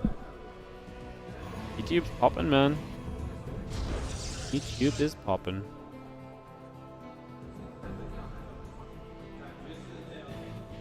Cybercore coming down. Next coming up. Taking a couple moments, guys. Not a lot going on early on this PVZ. Not like back in that Pyeongchang final where there would have been a drop load and Lings already entering the base of SOS. Or close to it, if nothing else. Wow, that was such an aggressive final, like I say. It was a convincing win from Scarlett, and she just cheesed the hell out of SOS. And we have our Stargate coming up. The next coming through. Warpgate and the Adept continue to come by. Take a few moments there to just have the Overlord coming over to the sides, and we just have just checking out into the main base, seeing a little bit of what's going on. Trying to see what's going up. You found this stream from Reddit? What, our StarCraft? Surely not. Last time someone posted something about me on our StarCraft, it got deleted by the mods.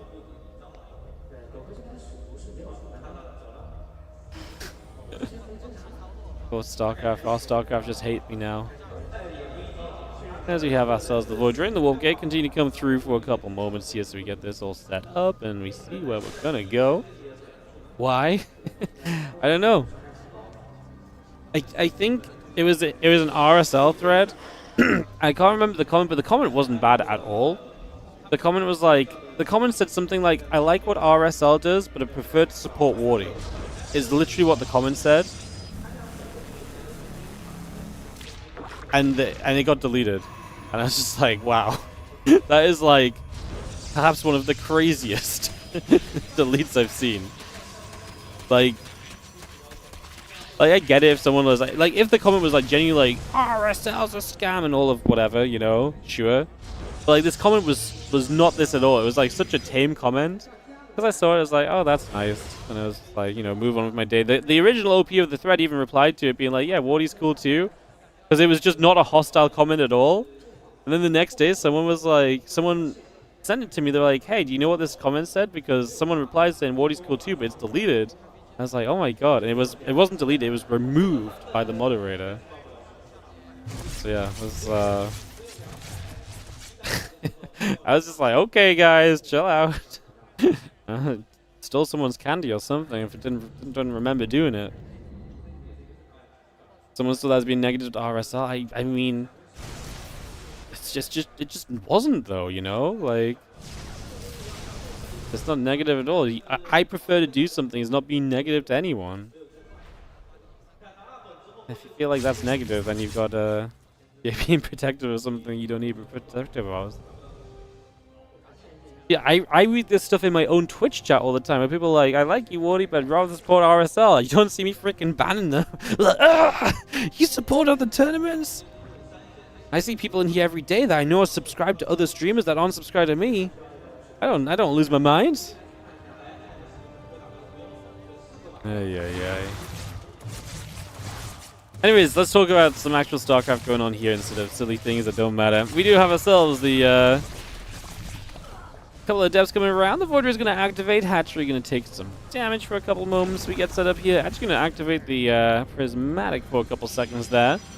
Activating through, putting some damage out, and just trying to see where we can go to. That Void coming up as well, obviously, for a few moments here. So just getting all of this set. A couple Queens going to hit after those Voids for a few moments as well. So some decent damage being dealt in the first few moments.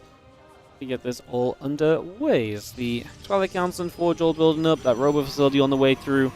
Again, the Void Ray coming online as well for now. The Ling's going to try and poke into the front, and the Adept is going to be there to just try and again clear the way for a couple moments. So good defense. Interesting game from SOS because he's got multiple Void Rays out, and at this stage we're already going into Hydras as Scarlett, so I'm not sure the Void Rays are going to really achieve that much.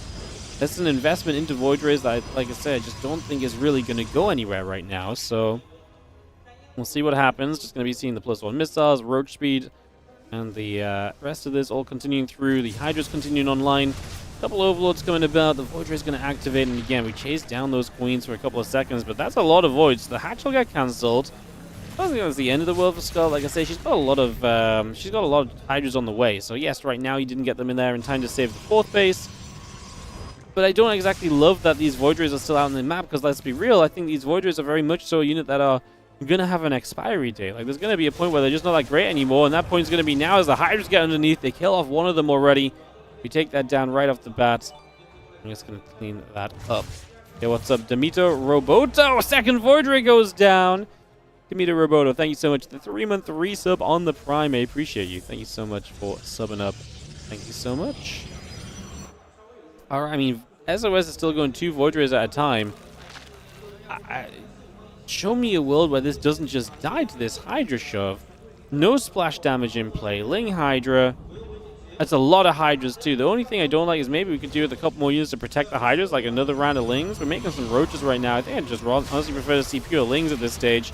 The best part for Scarlett is she doesn't even have to rush into this base. She can just pick away at the wall off, clean this up, and then, like, it's not like there's any damage coming onto our army. Like, the Void Rays aren't doing much here. The Zealots on the left side are not in very good numbers either. Scarlett is going to peel back a little bit. Couple Crows of Battle is going to land for the sentry. I mean, she can push down to the 3rd base if she doesn't want to just push into the natural.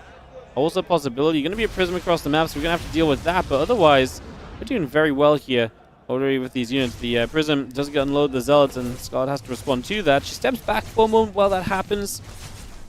Maybe a bit of wasted opportunity, because like I said, I feel like things are going so well for you anyway. I feel like you really could just continue to push in on the other side. We're still building Ling Roach Hydra. To be fair, I'd be more concerned if it was like, oh, we're getting so close to like Storm or something, or some splash damage. The splash damage is just not even in sight yet, right? Like, we're building High Templars. I guess Archons are in sight, but yeah, Storm starts now. That's what I was trying to get at, is that the upgrade hadn't begun. And so as long as the upgrade hadn't begun, everything else in this was going to be pretty doomed. Obviously, upgrade on the way now. I'm just pushing through. Just going to see the Immortal. Going to get jumped on the Ling. Does not set off the Stasis Ward, so the Stasis is massive. Wow. That Ling ran along the edge of the Stasis, but on the wrong side.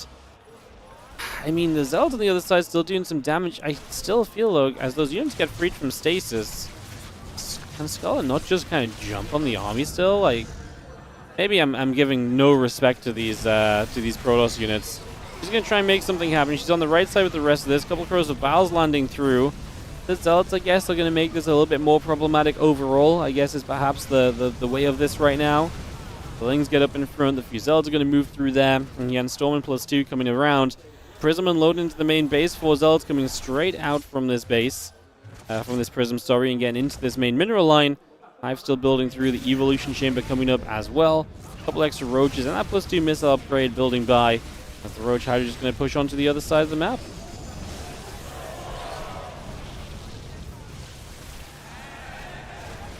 So let's just keep pulling back. Just going to be seeing the upgrades continuing by. Again, Hydra's Hive all building through. The couple drones and the probes coming in.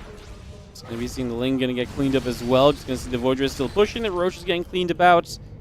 Lurkiden building up as well from Scarlett. Wow, in the end, SOS's army is starting to look a bit better. I really felt like Scarlett just had so much more potential with that army already. I really felt like this was going to be a lot more one-sided than it was, so... credit to SOS, he's making this work and he's keeping himself a lot more alive than I thought he would. So SOS is very much so alive, army looking better than ever. Storm now available, so it's definitely looking better than ever, and that's going to be a big part of this as well, you'd imagine, in the next few moments. +3 attack, Blink all building through on the side of SOS as well. Scarlett pulling back down that bottom left-hand side. The Lurkiden coming up here as well currently, so we bring that through too. A couple of Spine Crawlers also building into play. Just going to see the Changelings moving up through the middle of the map for now.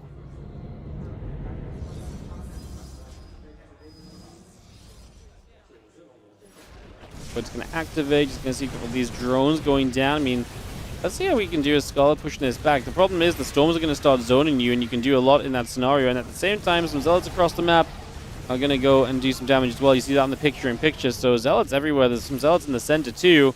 And Scarlett's going to start ending up in a bit of a troubling place. The Zealots get to the front. The Queen goes down. SOS going to throw another Storm down over that left side. The Zealots are going to get in after the Evo Chamber. Probably could have had a pick-off there on the upgrade. A couple of Archons. Just about staying alive. Scarlett's army's just dying and her economy's getting dragged all over the place. And Wow, SOS. What a weird game. Like, it really felt like Scarlett had an army that could just kind of move through. That stasis wall was huge. If that stasis doesn't go off, then Scarlett doesn't get cleaned up in the way she does on the other side of the map, right? If she pops that stasis with that Zergling that just went up the side, she would have been able to pop that stasis, and that army might have just won the game right there. The stasis really was a massive game saver, I think, for SOS.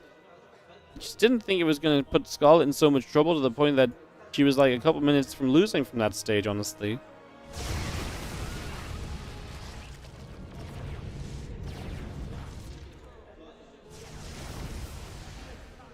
It's coming through. It's going to be seeing the creep coming about as well. We do deny the base to the bottom once again, so issues definitely abound right now as Scarlett is going to be sitting here 158 to the 180 supply. So SOS's position is 100% very solid at this point, you know, definitely where it wants to be. And SOS looking very good at the moment right now as the Hydras, the Queens, the Seismic Spans all coming through, the +3 missile attack upgrade building as well at the moment. Getting that underway. Hydras and the Lurkers continue to set up. There's a mothership on the way from SOS, so, I mean, his army's just going to get better. He's now set up across the 4 bases as well, so his army is going to get better. His economy's looking good. He's going to drop one more Storm down onto the edge of this Ling Hydra. Scarlett trying to find a way to max out. Gonna see the Zealots on the right-hand side. Scarlett kind of dives down the right, moving away from a bunch of those tech units to just try and have a shot at this. The Lurkers, though, running into the Immortals head first is not going to do it, and this game has gone the wrong direction. That's just going to be GG. That is just going to be GG. Wow, what a weird, like I say, what a weird game. I really thought SOS was, I just thought he was in trouble, honestly. Like, I thought he was dead. His army looked terrible for so long.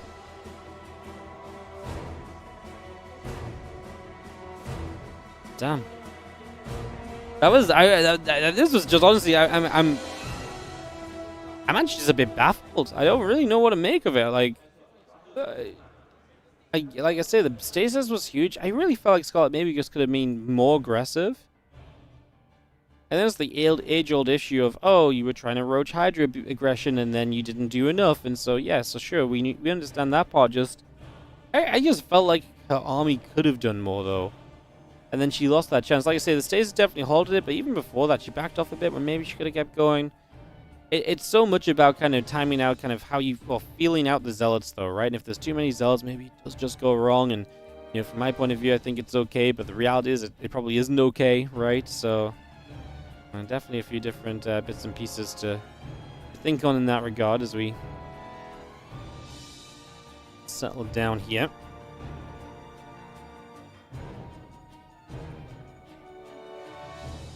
SOS with that 1-0 then. Taking that advantage and getting ready to resume in just a sec. Get back into this momentarily as we go game number 2 on Old Republic. See if Scarlett can bring it back.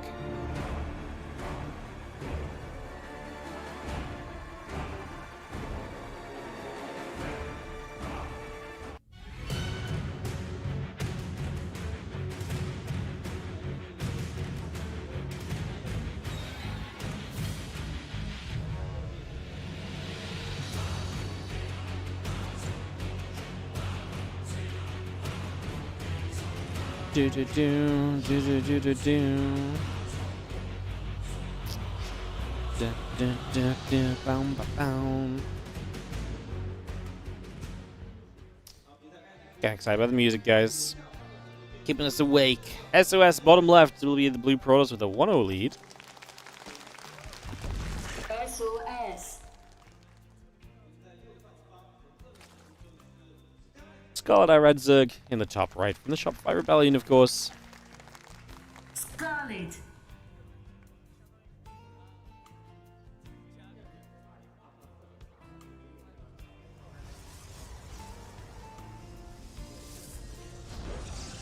Game 2 of this series. So, into our second map here, get this on the way. Hatch gate coming through. Nothing really surprising just yet in the first few moments there, so early stages of this looking pretty typical.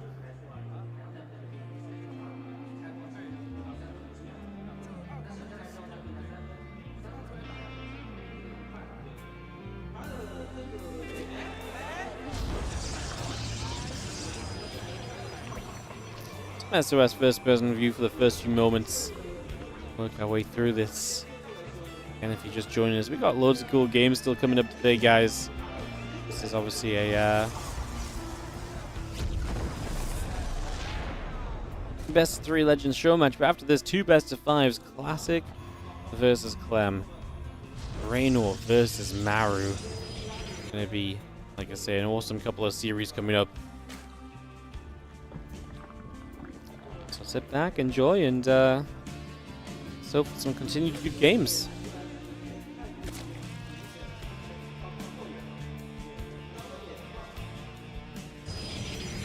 Oh no, I just yawned. Oh no. No, no. My prediction's coming through. The slowdown during SOS Scarlett and then the crash during Classic Clem. Oh no. Alright, we need to get the energy up in the after this series, guys. It's gonna be we're gonna do the energy sellout break minute. I don't know what that looks like right now, but we're gonna make something happen. Stargate building up here. Get that on the way.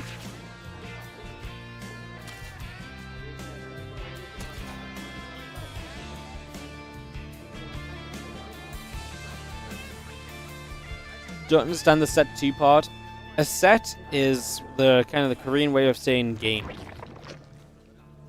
So yeah, it's in StarCraft 2 because it was this way in GSL and in Pro League and so on for so long. Set 2 would just mean map 2.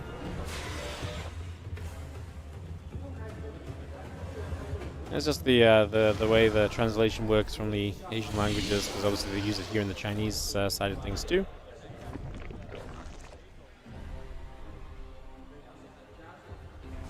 If mine goes to tennis, yeah, it makes sense. But yeah, it's just been that it's been written that way for a long time, and I don't know. Like I said, I don't know actually originally how it works out. I don't know if that's just the translation or what they just decided to use or what, but yes, it is just what they used in GSL for a long time.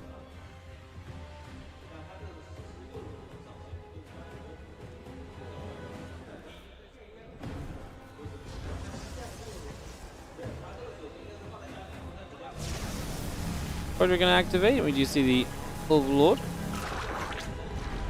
going down, so we're able to pick that off for a couple of moments already. And just going to be seeing the Lings running by, just going to check in on this Nexus over here. We have double spawn coming up from Scarlett, the Overlords and the drones continue to build by as well. Warp Gate coming up, Gateway and the Nexus all coming online, bringing a lot of this up for now. Lings look for the wrap around here, going to try and grab those Adepts. You see the Queens are going to be here. Adepts already taking damage. The drones are going to pull through. Adept will take a little bit more damage already, and we just see the drones continue to try and fight. One of those drones trying to pull away. Just about going down. Damage being dealt across the board here currently.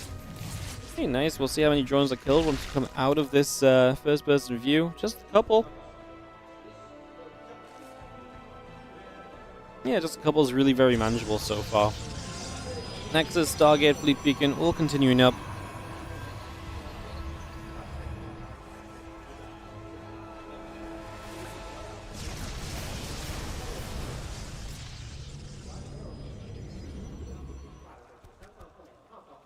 Fleet Beacon building, by the way, so we are going to have just the movement towards this kind of later game kind of air setup with a second Stargate. Once again, SOS. Some fun ideas what to do. It's a nice stasis ward, catches a few of the drones as well. Just able to see some success right now, and the Adepts shading by, getting after a couple of those drones. The Queens are going to be there to be able to push the Adepts back away. A couple more moments. So again, chasing that out of here just for now.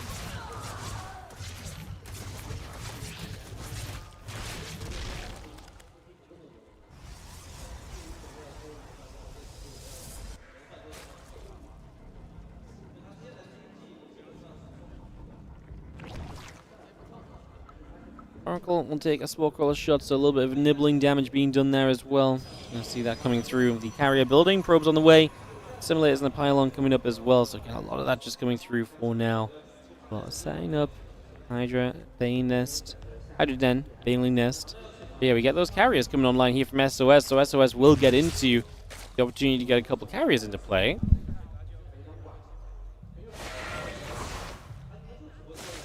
Get those up and running. We do see the couple of Debs going to try and shade through, look for more damage.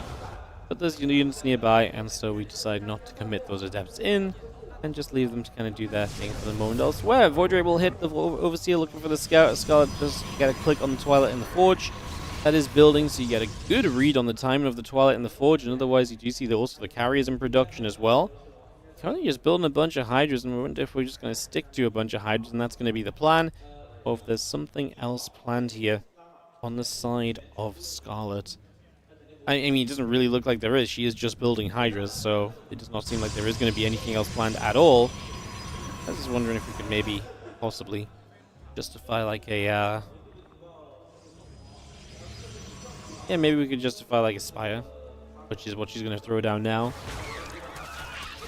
It just seems so interesting to throw the Spire down now when you've kind of had the information for a little bit of time already, because like, surely if you want to go Spire, the sooner you build the Spire, the better. Right? Like, the later you build the Spire, the less chance you have to get the units up that you need, you know, for the fight against these carriers initially. And you gotta imagine that SOS has some intentions of trying to get these carriers into play.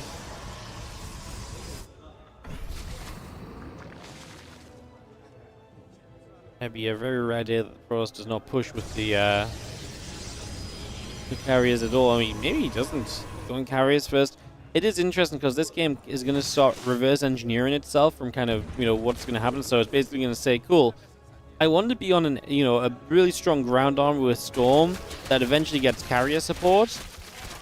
And so usually what you would do is you'd go into, like, you know, Blink Stalkers, then Storm, then eventually carriers. Instead, what's going to happen is you're going to go carriers first, then you're going to get Storm, then you're going to get the rest of the ground army established too. And it's like this, like I said, it's a very interesting kind of reverse engineered kind of method of kind of getting to where you want to be. And now, at least it is set up decently. Ling going to get caught in the stasis right there, so take a moment to figure this part out as the Void Ray and a couple of carriers come through, and the Lings at least will get chased out of here. So Scarlett getting pushed away. 5 Corruptors in production, so definitely feeling like she wants some more of this anti-air to comfortably shut that down.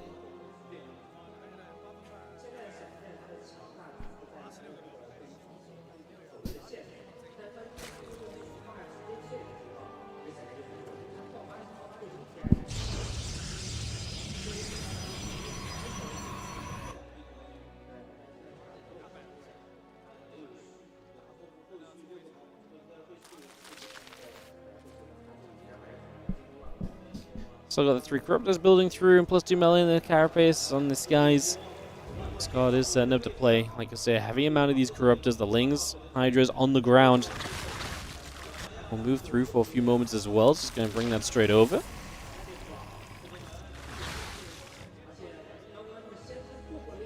Kane's going to roll up, just going to see the Zealots take some damage, going to jump onto that in the picture-in-picture as we actually attack it with everything. Oh no. No, don't go back through the storms! Oh, Scarlett, that's not good.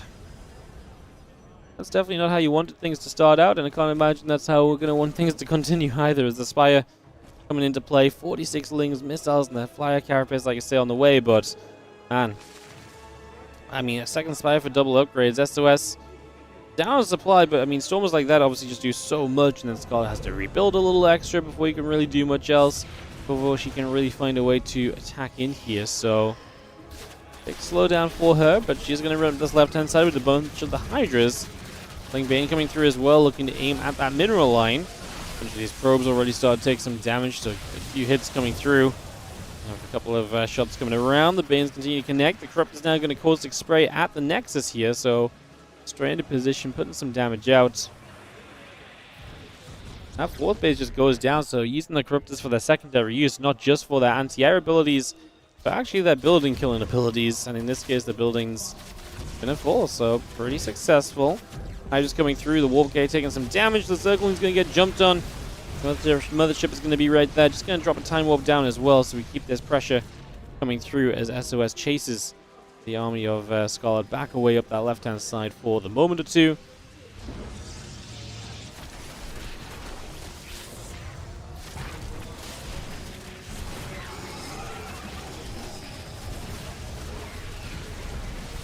Hydra runs straight in, and this attack into the natural and into the main base is going to be pretty scary. Starting to get quite a bit done here. The Hydra still gathering through as well. It's going to be seen the Corruptor's going to take a chance to go Corruptor spray down this Nexus once more. So again, chance to get a little bit more done out of this. Just going to come straight through for it. The Nexus goes down. The High Templars and the Archons pushing back away. A few of the Lings going down already. Even the 4th base down is going to obviously keep you kind of pinned back a little bit in this game here as SOS. So the more she can do that, the better off this is going to be in the grand scheme of things. Because it can keep SOS from building up, and especially stop him from having a bank that can maybe see him through toward the end of this game.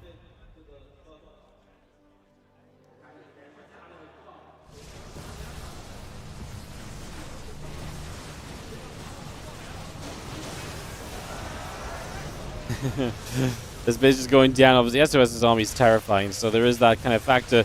Scar's going to stick to a lot of the run buys. The 3rd base is under attack as well. We've not seen that part of it, but yeah, it's just Lings kind of all over at the moment, trying to do what we can for now.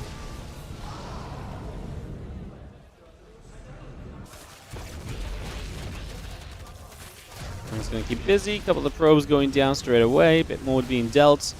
It's going to have the couple Banes crashing in the top side, trying to play defense. SOS's main army, though, just attacking through. Scarlett builds 17 Corruptors as she tries to just get a massive anti-air. The thing is that the carriers aren't the only scary thing. The Archons are scary, too.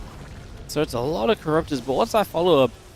If the Corruptors clean out the carriers in the mothership, but then you've got only Corruptors left over, like right now, the ground army of Scarlett is melting.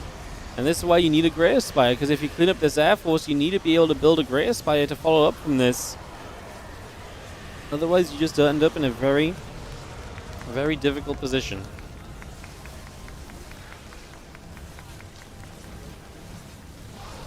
SOS's supply obviously just through the roof here, and Scarlett is not going to have enough. This army is getting too much done. And actually, genuinely a bit surprised. Scarlett, like I say, has been playing really well lately. That said, I do think the one matchup she's maybe struggled in more than the others is perhaps the ZVP. She's actually looked specifically very good in ZVT, and so while ZVP maybe has lacked a little bit here and there. So maybe that is the true realization I needed to make overall. But yeah, SOS just up 60 supply and looking very good.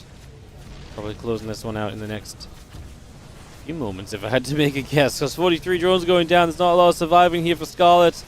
This series is looking like it is going out the window. GG's to Scarlett, and SOS gets the 2-0. Like I say, surprised by SOS. I mean, I knew he was good. I knew, he's been playing lately, but I think I was more so just on that recency bias hype of Scarlett, who has been specifically very good lately, who really has come out and shown a lot of success, and so on and so forth. SOS coming through them and succeeding. And a shake of the hands to Scarlett. Shaking her head. I think she knows that game 1 probably was in her control as well, especially.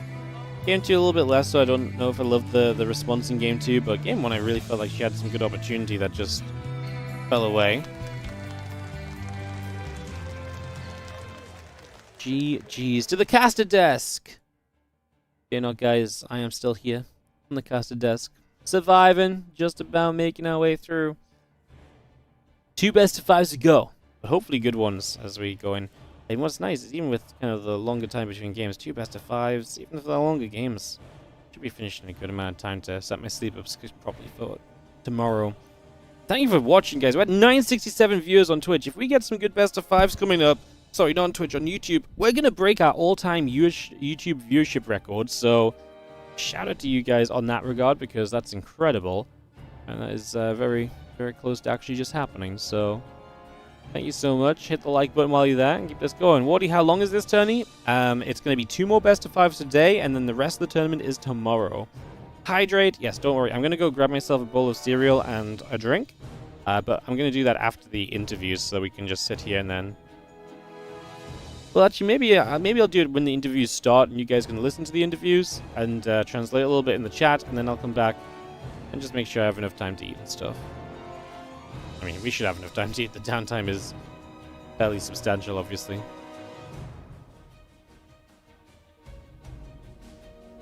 Although, I want to see them get their medals.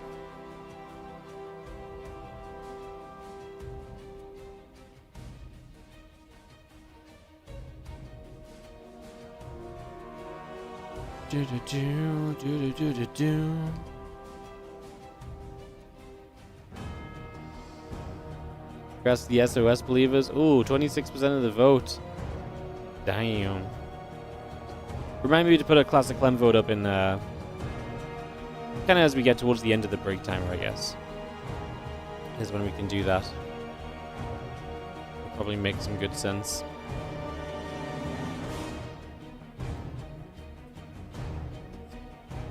Serral's car, my Zerg goods are washed. Oof.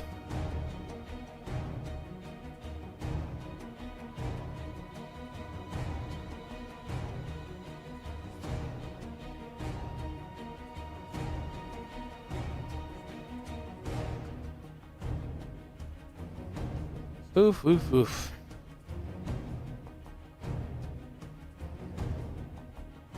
Now to spend my 4x points on, oh no, only bet 50 points. Well, you should have had more belief, shouldn't you? Should have believed in the SOS. Should have believed in SOS.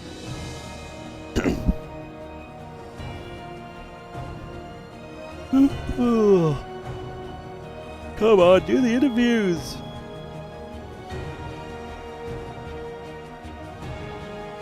English commentary is washed up. Bro, it's 7:30 in the morning. You've been chatting shit the entire time. Just gonna see you later. Come back tomorrow if you're feeling like being less of a dickhead. Ay, ay, ay. How long did that take? 4 hours? 4 hours to ban someone in chat's pretty not bad, guys. Like, I lasted longer than I thought. I didn't think it would. I thought it would take less time, to be honest.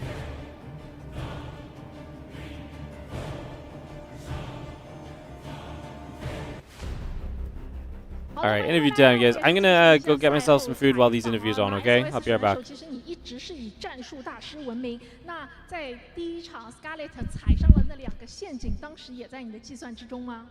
지금 첫 세트 경기에서 스칼렛 선수한테 함정을 심었는데 거기에 스칼렛 선수가 빠져들었잖아요. 혹시 이거 예상했던 그런 상황인가요?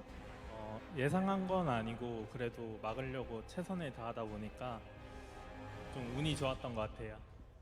我没有没有预测到，但是我的防守做得比较好，所以大概的情况我是可以接下来应。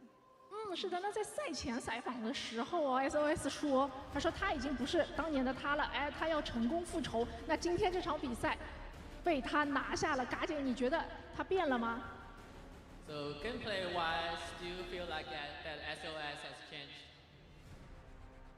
I think he still plays very different from other Protoss players.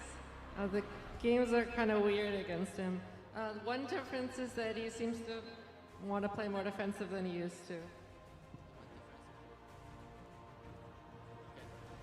狗哥总是跟其他神猪打得不太一样啊，然后不过他觉得这一次有点不一样的就是，他觉得狗哥这一次比以前打得要更偏防守一点。是的，不愧是战术大师。那其实这2位选手也是我们星际争霸的传奇老选手了，陪我们走过了很多的岁月。那我们也是想问一下2位选手，《星际争霸2》这款游戏对于你们来说，如果要用一个词来定义它在你人生生命当中的一个意义，你会用什么词来形容它呢？ 스타크래프트 2가 오래된 게임인데 혹시 내 인생에 있어서 스타크래프트 2는 이러한 존재다 단어로 하나 얘기하면 어떤 단어일 것 같아요? Everything. Everything. 星际争霸2就是我的所有。星际争霸2就是狗哥的一切。哇，那这个问题我们同样也想问一下 Scarlett。So describe StarCraft 2 in your heart in one word. I don't think I can just think of one word, because StarCraft has changed my life so much since I was pretty young. So I mean, it has a really big meaning for me, but I can't think of one word. 嘎姐说她无法用一个词来形容《星际争霸2》在她心中的地位啊，因为自从她很年轻开始，就《星际争霸2》很大程度的改变了她的生活啊，所以这个是一个词没有办法来描述的。星际争霸2对于我们现场的选手解说，包括我们现场的每一个观众来说，它都是有非常重要的意义在我们的生命当中的。那我们也是为2位选手准备了传奇选手的奖章送给他们，来也是有请我们的工作人员送上来。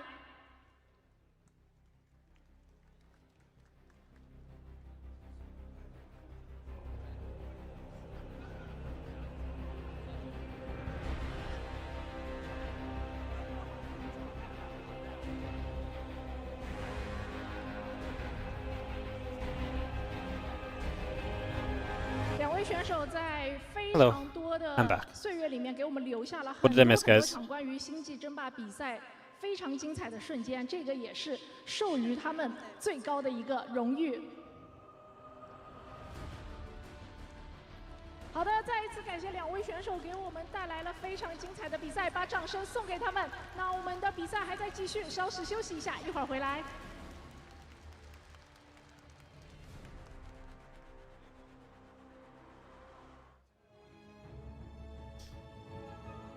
What did I eat?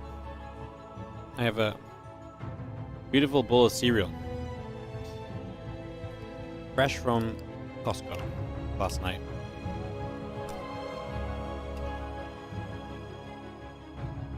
Apparently I don't eat apparently I don't eat cereal gracefully, so let's turn the cam off.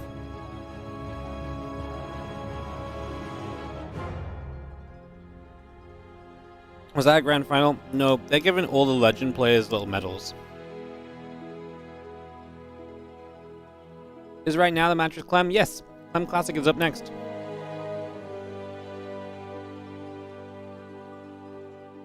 Yes, indeed.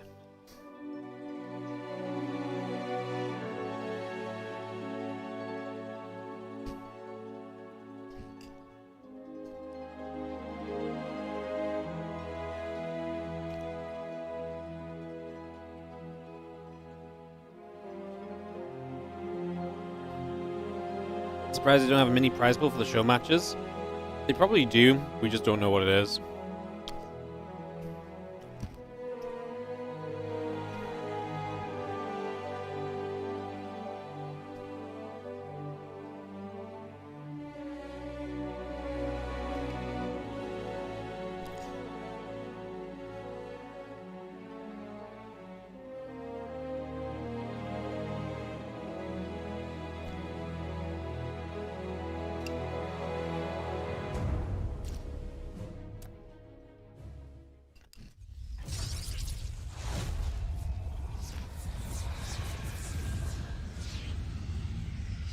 Countdown time.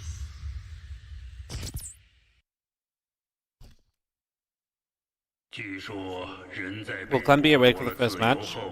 Well, usually he wouldn't be in bed yet in France, so if he didn't change his sleep schedule, he's good. He was already on stage earlier for the intro show as well.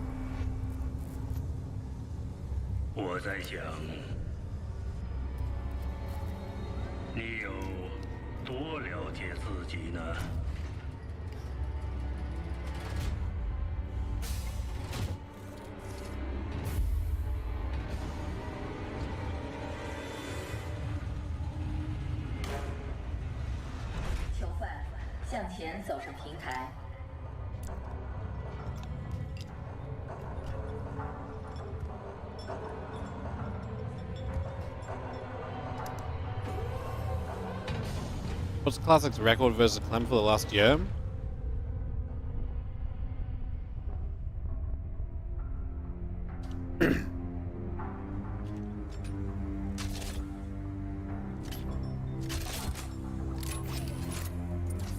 Since the start of 2025, he is 9-15 in matches against Clem.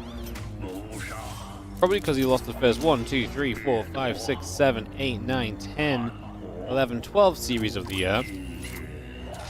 If you go from the last half of a year, if you start from July 1st, instead of being 9-15, he's 9-3. So he lost 12, and then he's 9-3 since then. 很快就会明白，自由也是有代价的。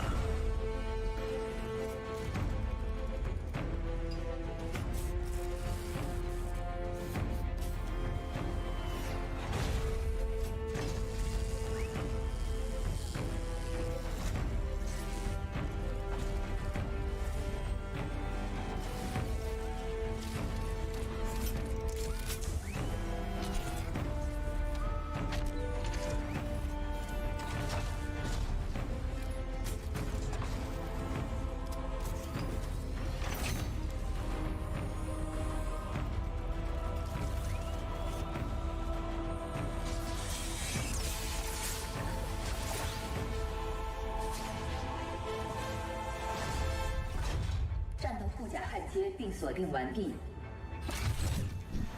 Guys, I'll be happy. My Serral was so good. I'm gonna go get more. It was just that good. 新的牢房，别误会，战争即将开始。它带来了功名荣耀，也带来了阴森恐怖。分类先生，自由在召唤你。来吧，好戏开场了。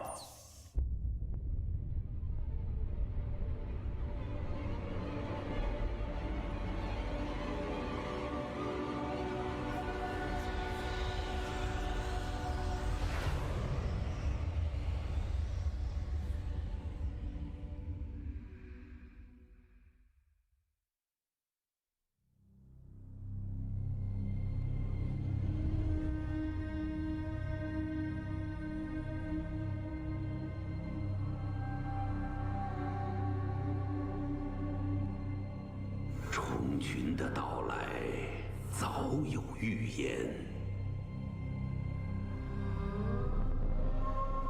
而心灵神之长子则奋起反抗。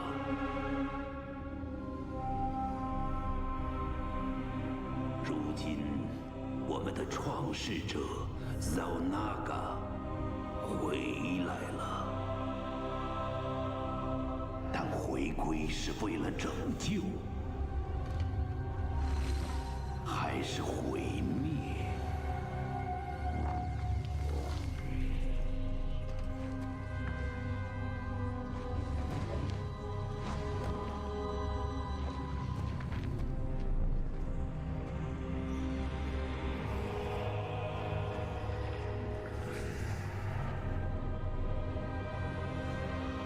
？SOS call is best of 3? Yeah, because it's a Legend Show match. All of the main tournaments best of 5 apart from best of 7 finals.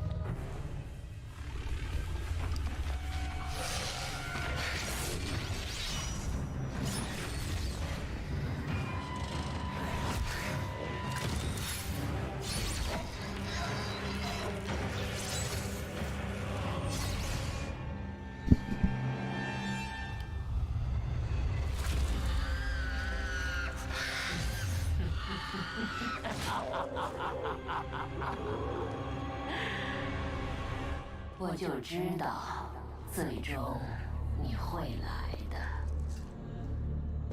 你的出现亵渎了这里 ，Kerrigan。你能听到吗 ，Serral？群星间的低语，星系会随他们的到来而燃烧。也许。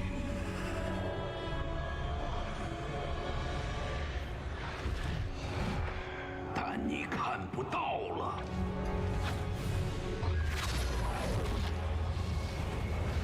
拜托，我们的恩怨微不足道。一场势不可挡的风暴正在袭来，这场湮灭，我们应该共同面对。休想！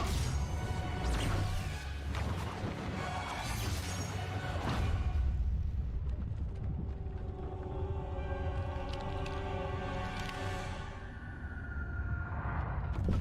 Oh shit.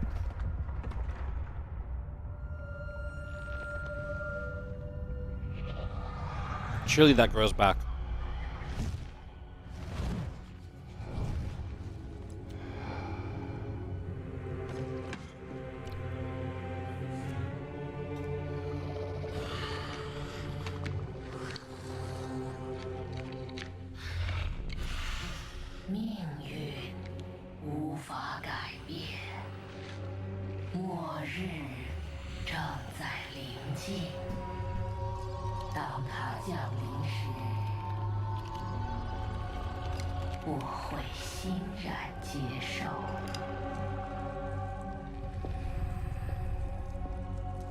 语言尚未可知，希望永不湮灭。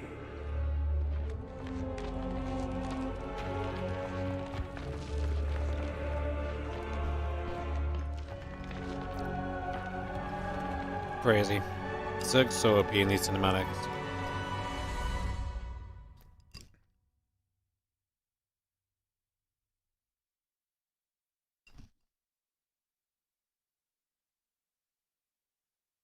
You'd think with all these cool cinematics, they would have made like a campaign or something for StarCraft 2, instead of just making it this 1v1 esport.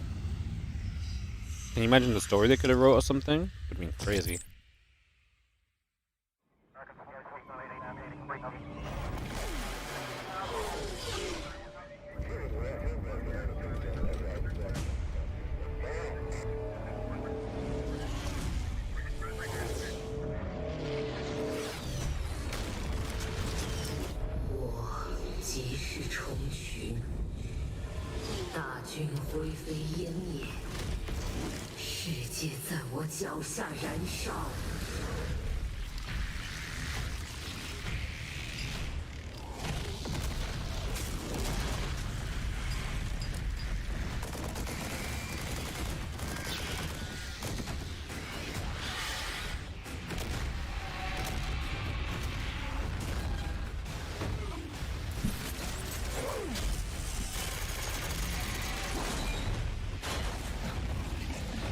Hey guys, look who showed up.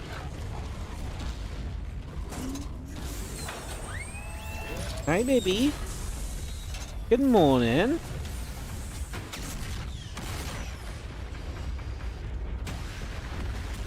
You just woken up. Oh, you look tired. Yeah, you look tired. You tired, little puppy. Oh, big stretch. Oh, big stretch. Yes.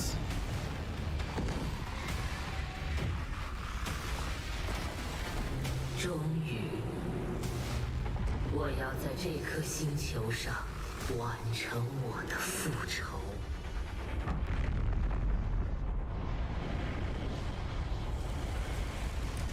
Good girl.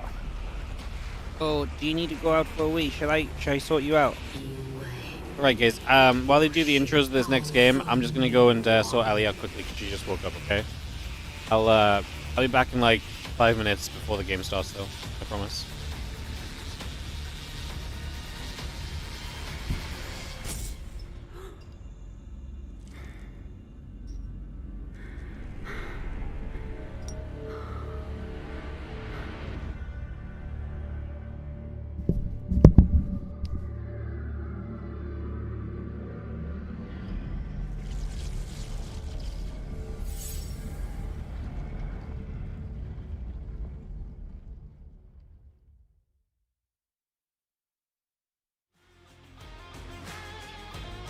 Hello， 各位现场以及屏幕前的观众朋友们，欢迎回来！这里是《星际争霸2》国际明星邀请赛。那接下来要为大家带来的依然是我们标准组的比赛。首先，让我们欢迎2位选手登台亮相。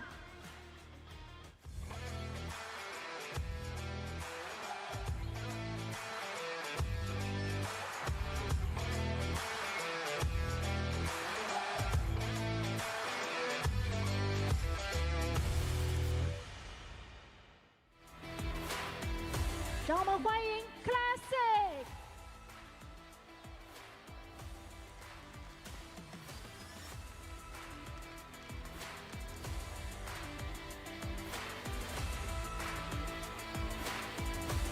好的，接下来让我们掌声有请他的对手 Clem。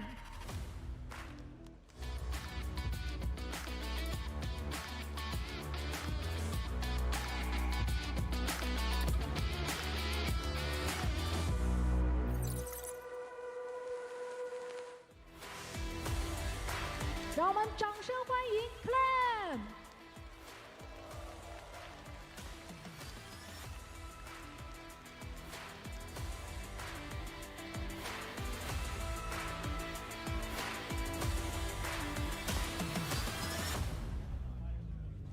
好的，那欢迎两位选手来到我们的舞台中间进行一个简短的采访。那我们先问一下 Classic， 因为上一次你跟 Clem 交手就是在我们的 EWC 上，当时你是横扫了 Clem， 今天想要几比几战胜他，并且今天在你之前的神族都赢了，想不想继续保持这个势头下去？ 그 전에 클렘 선수랑 EWC에서는 큰 점수로 이렇게 이기셨는데 오늘도 혹시 이길 자신 있는지, 그리고 첫 두 경기에 프로토스 선수들이 다 이겼는데 프로토스로서 이번 경기 이길 그런 자신 있을까요? 우선 오랜만에 이렇게 큰 무대여서 긴장감은 있지만 그래도 실력은 자신 있기 때문에 충분히 이길 수 있는 자신감이 있고요. 또 앞에서 프로토스 선수들이 워낙 잘해줘가지고 나도 잘해야겠다라는 생각을 많이 가지고 있고 네, 오늘 저도 이겨서 프로토스 전승하도록 하겠습니다. 首先的话，其实之前跟 Clem 的比赛的话，他也是这次有准备，然后以及站在这么大的舞台上还是有一点紧张，但是我还是相信我的实力，并且前面两位神族选手就赢下了2场嘛，所以我也会保持这个神族不败的记录。捍卫神族荣光，不要紧张，我们现场的观众也可以给他一些掌声，给他一些鼓励。 好的，那我们这边想采访一下 Clem， 因为其实，在上次 EWC 之后，我们都知道你是回去有苦练你的 TVP 的，今天想不想在中国杭州成功复仇 So in the last year at the EWC, you lost to your classic, and we know you've been grinding on the TVP, right? Are you confident you gotta get the revenge today? Yeah, well, I play a lot of EU ladders, so I play like 90% Poros, so I'm definitely practiced. Now we're gonna see if it's gonna be enough. 他一般都在欧服练习嘛，欧服天梯的神族特别多，所以他觉得他的训练是 OK 的。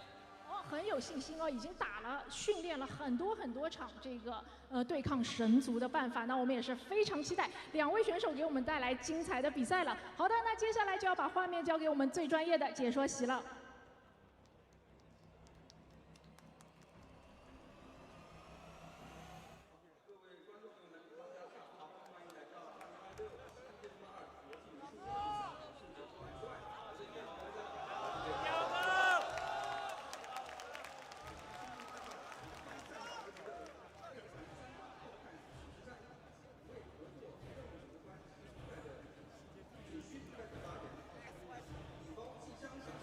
네,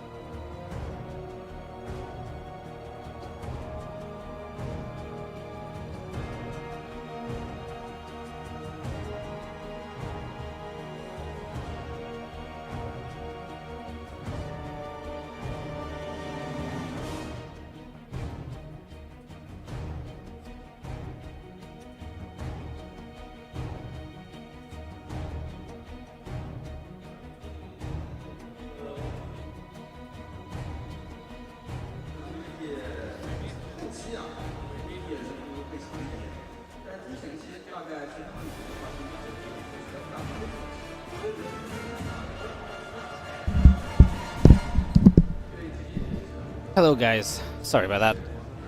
Obviously Ellie just woke up and it's usually I wake up with Ellie and sort her out and stuff, so just get her out to do some toiletries and all the goodness that a puppet needs to do at the start of a day. Some breakfast and stuff, so hello. Hope the interviews were good. Hopefully I didn't miss too much, and thank you for behaving in my absence. I don't know if you guys did, but I'm going to presume you did. As we get ready to go into this, guys. Again, thanks for understanding my stepping away for a few minutes. It was a good time for her to wake up, because it really was just before the game got going, and it was when stuff was going on at least, so you guys could have something to entertain you all while I was BRB. So Classic's getting something sorted out. It's a rough 5 minutes without me in your ear. You know, it's so funny because it feels like so much longer. Like, I'm just like, I feel like I'm downstairs forever not being here. I feel like I can't get back soon enough. But, yeah, it isn't really that long, really. Clem spoke perfect Mandarin. It was amazing, yeah? Yeah. What a legend.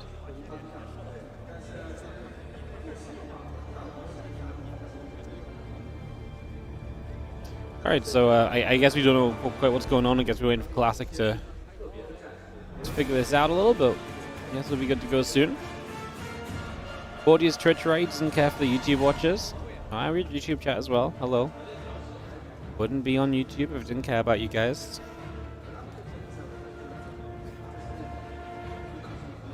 Raiden both. But obviously when I just sit back down from being AFK for a few minutes, only catching up on the most recent messages. So maybe didn't see what was going on a bit further up. So, a great match is coming up. Classic versus Clem. Reino versus Maru.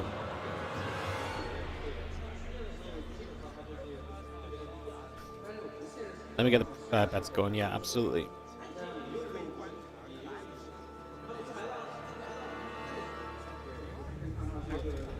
Alright, bets up if you want to bet on Twitch.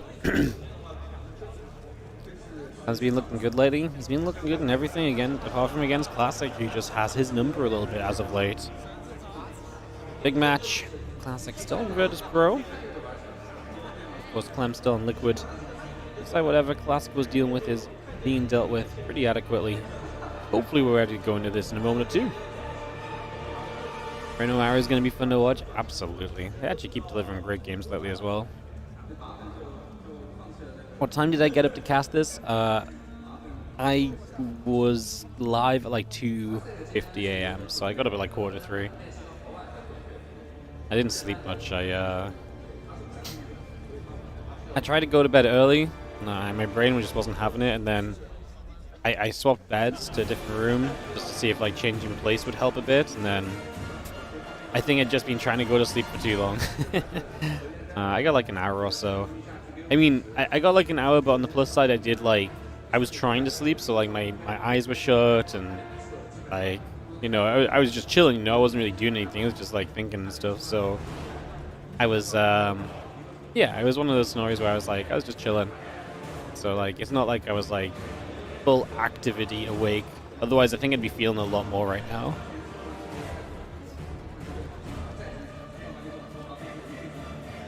Here with Serral 3-0, was it one-sided? Yes. It's worth watching to see how one-sided it was, actually. It's pretty brutal.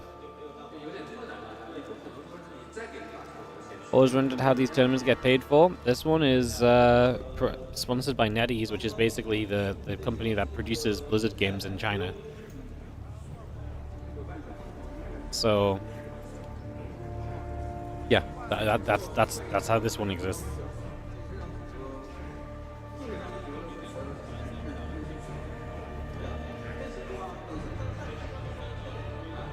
Making me sympathetic for people casting games for a living with that sleep schedule is quite impressive. I'm not looking for sympathy, I'm also just tell it like this because I want you guys to understand that if I do a bad job today, I genuinely have an excuse for once. If you feel like I'm low energy, if you feel like I say something a bit weird, it probably is just the lack of sleep. I'm not looking for sympathy. I don't mind waking up early. I enjoy doing what I do. I just, it's still a bit rough. It's whatever. But the biggest issue is obviously I'm doing something for all of you guys, right? And you guys are here judging me live, so obviously when I feel like I'm way off my schedule and stuff, then it's gonna maybe make me say some silly things and stuff, So just like mention it for that reason.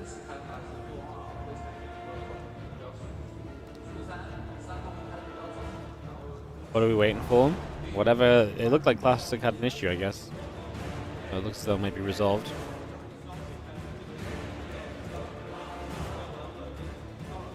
Just don't envy me.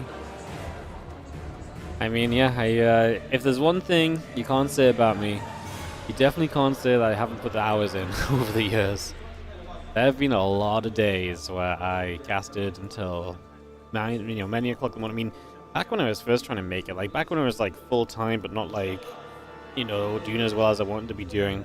There were days where I'd wake up, we'd cast an early tournament at like 10 a.m. We'd cast, the first Korean event at like midday. We'd have like a 30-minute downtime, cast a European event into the evening, into a North American event at night. We did 16, 17-hour days.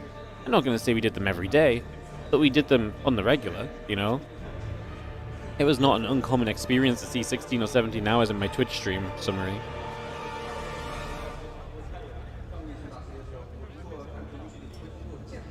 So yeah, we definitely put the hours in. I think it's one of the reasons I did see so much success as a caster in the end. I think a lot of what I did was through truly grinding than just naturally being good, to be honest. You only found out recently I did SCT Improve back in the day? Yeah, that was me. Yeah, SCT Improve was my thing before WardiTV. Yeah, that was a thing back then. Still in the channel? I know, every now and then I look in the channel and see if anyone's there. It's crazy. I remember when Heart of the Swarm came out and they released the official channels, and they featured SCT Improve as like a featured channel because it was literally like one of the most... I think they actually said at a summit I went to, they were like, it was the most active chat channel used on Europe.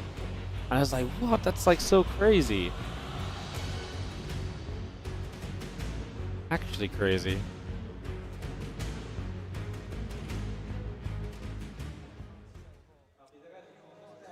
In the bottom left-hand side, looks as though the issues are resolved when we get into it. Let's go into Classic Space for the first intro. Classic. And in the top right, our Red Terran. It's going to be Team Liquid's Clem.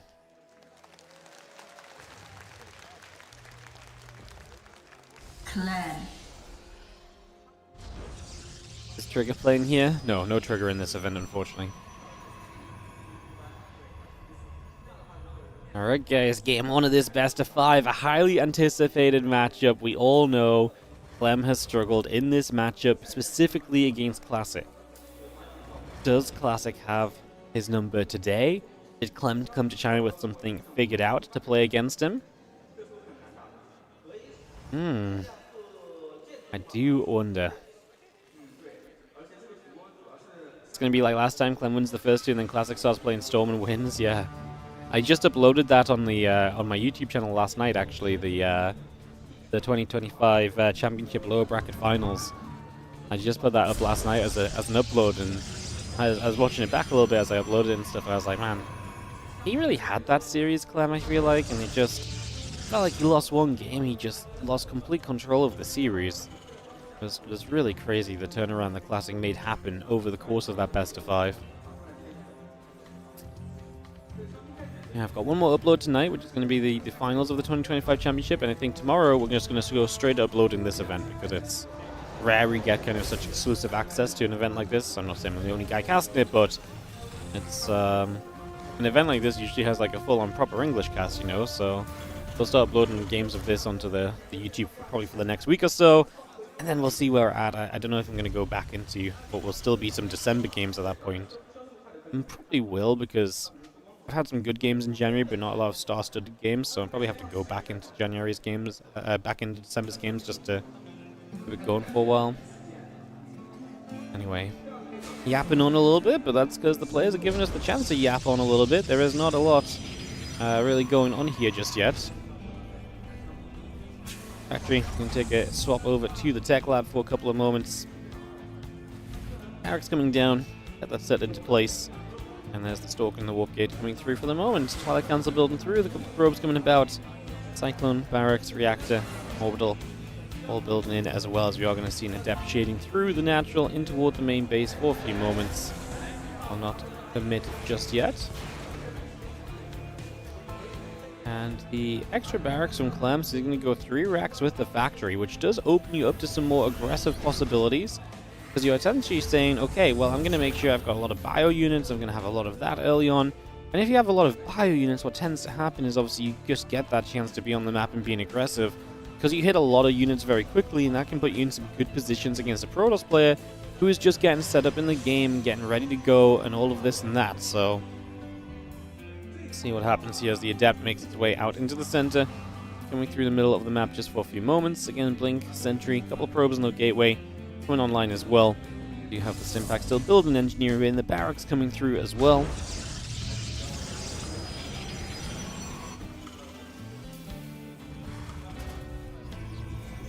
The Cyclone shows up on the other side, doesn't too much as.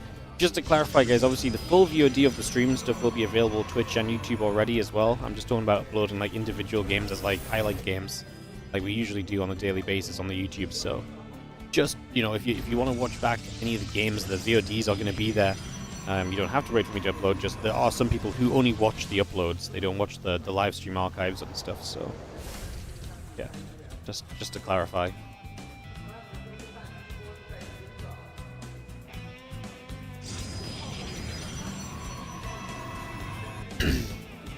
Alright, Stimpack, Combat Shield +1, all building from Clem. Not much happening yet. He's going to go into the starport now, so all those bio upgrades coming through. Obviously, the starport being late means that you don't get the medevac aggression, you don't get a Widow Mine drop, you don't really get to kind of like take a Cyclone and a few Marines across the map either.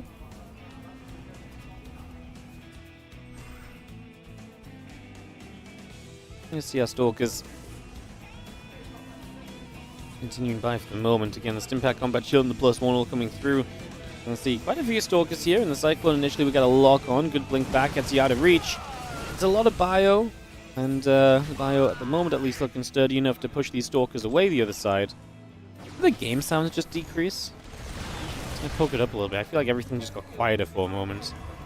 And it's the medevacs, the Marines, the bio, all continuing through. Charge and the other upgrades continuing up as well. So a lot of that coming by. The Temple Archives finishing up fairly shortly. The extra gates coming online, the charge coming up. A lot of that continuing to play for the moment. Now Cyclone locks on again, but the Stalkers already going to start moving away, so nothing too crazy overall on that one.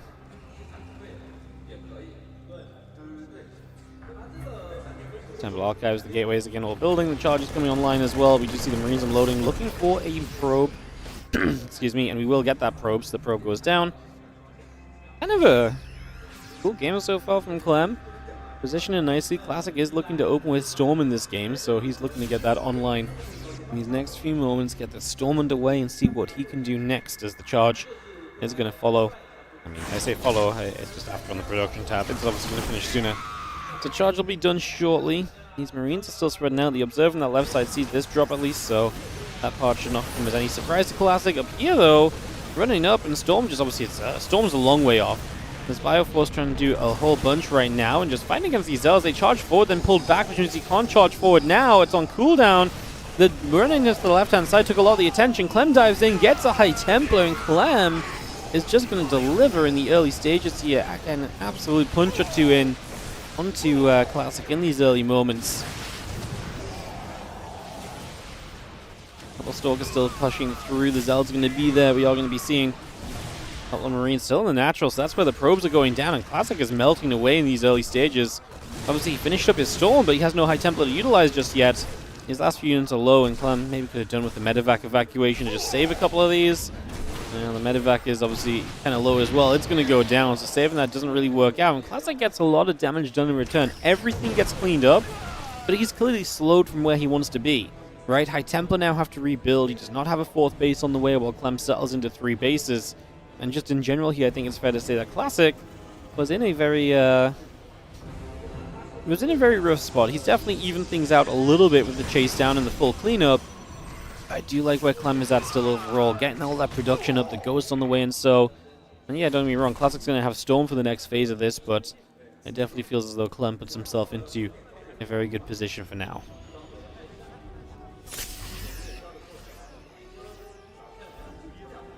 Classic has no map control, so he does not see this army pushing down to the bottom. That's an instantly cancelled 4th base. Nothing we can really do at that stage to really help ourselves out. And Clem, off to a very good starting point right now in this opening game. Don't mind shooting onto a couple of the Stalkers, and the Medevac's are going to come through that bottom side, boosting across in toward the main in the next few moments. Just getting straight over there, making that move. You see a little bit of the bio returning Firestorm. Going to come down as well onto a little bit of this bio, and we do see the bio trying to turn back onto this. In the picture-in-picture, we are going to be seeing the units getting chased away. A bunch of the High Temple there kind of on their own. I was going to say, can Clem keep chasing that? There's a few Stalkers and Zells that'll show up. Looks like the answer is no, he cannot keep chasing that because of the units that get in front. Clem doing a good job of denying Classic for the moment, for sure.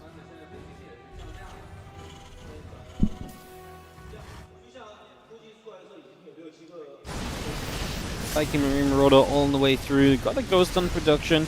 Clem just getting over here. He's going to get a few pros. He's going to get a bunch of the Stalkers. Now he's going to stim in for the 4th base once again. That's going to get denied. His own 4th finishing soon. It's about halfway done. As long as the Zealot run by that's coming across the map doesn't stop him. There's Archon in the front. Just going to be easy pickings. EMP coming down. Widowmine going to shoot everything going down, including the High Templar there. So that's expensive. We'll drop in the main base already going through as Clem just jumps onto the 3rd base. Defense on the 3rd of his own is looking pretty cozy. It looks as though those Zealots will not be breaking through. The Prism just flies overhead. Classic loses that.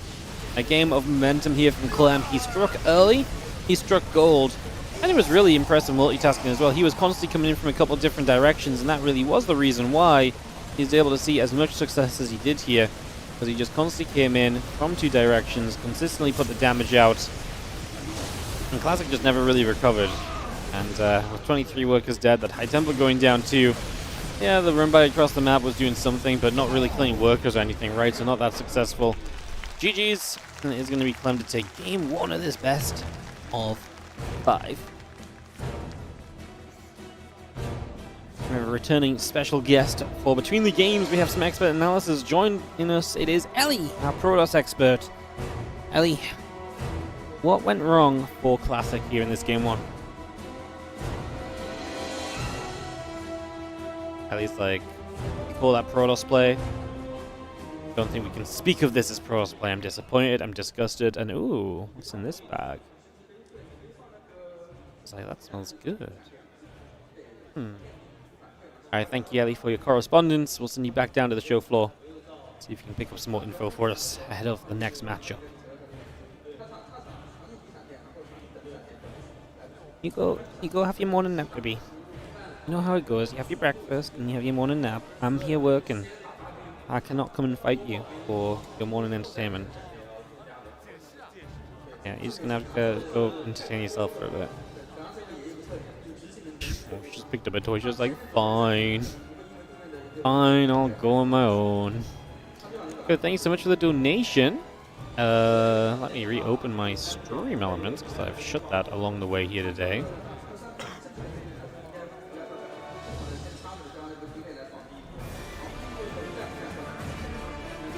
Thank you so much, TD the Bar. Thank you so much. Says, hi Wardy with a £5 donation. Will we see you at Home Story Cup? Greetings from Austria. Yes, I will be at Home Story Cup. Thank you so much for the £5. And I presume I will see you at Home Story in a few weeks.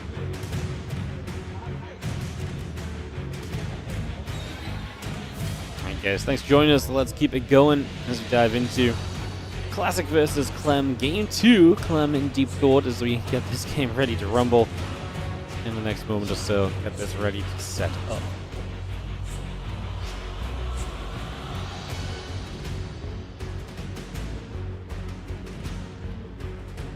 Trophy sits middle of the stage, waiting to be claimed.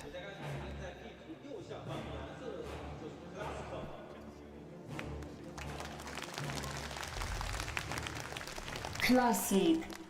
Will not be claimed today, but the players will make steps towards it today, of course, winning out these round of 8s and getting into tomorrow's final day. Clem. Clem is in Korea? Nope. Clem is in China, as are all the other players playing in this one. This is a Chinese event in Hangzhou. I feel like I'm trying too hard to say this. It just sounds weirder every time. But yeah, he's in. They're all in China, so China for this one. Playing out this series, best of 5, game 2.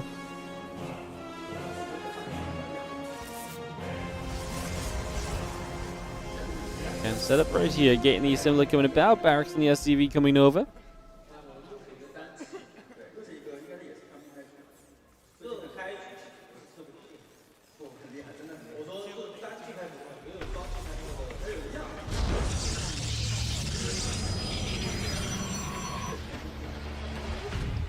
Is there no lower bracket? Nope, it's an 8-player single elimination tournament. So the dealio was, from what I understand, is that basically they wanted to run a bigger event, but they couldn't convince NetEase to run anything bigger because they didn't think they'd get the interest. And then when they put the tickets up for sale for this, the tickets for the stadium that they're playing in sold out in less than a minute. And I think it's like 5,000 tickets or so. So, pretty good showing from the Chinese scene. Pretty darn good showing, and hopefully means that we'll get some bigger events of this later on, because they seem to have said they wanted to do more.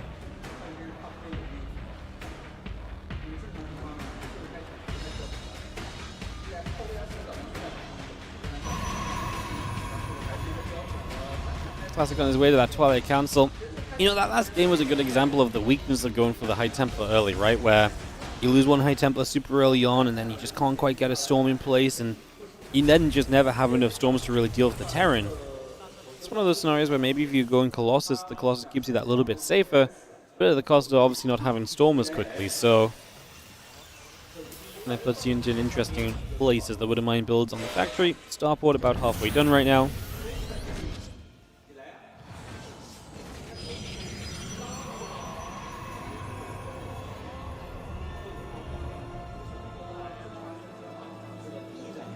Selling out in a minute sounds more like bots trying to find them to resell. But for a StarCraft tournament, you think people are like, you know, I'm going to make a quick profit on today? A StarCraft tournament, because StarCraft tournaments are notorious for selling out. Surely not. Surely not.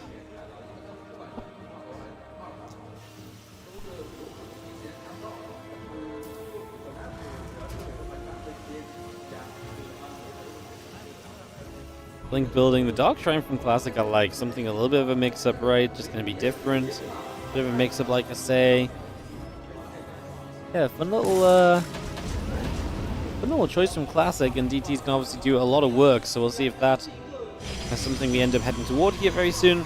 And there's a couple of depths in the store we can gather up on the natural initially.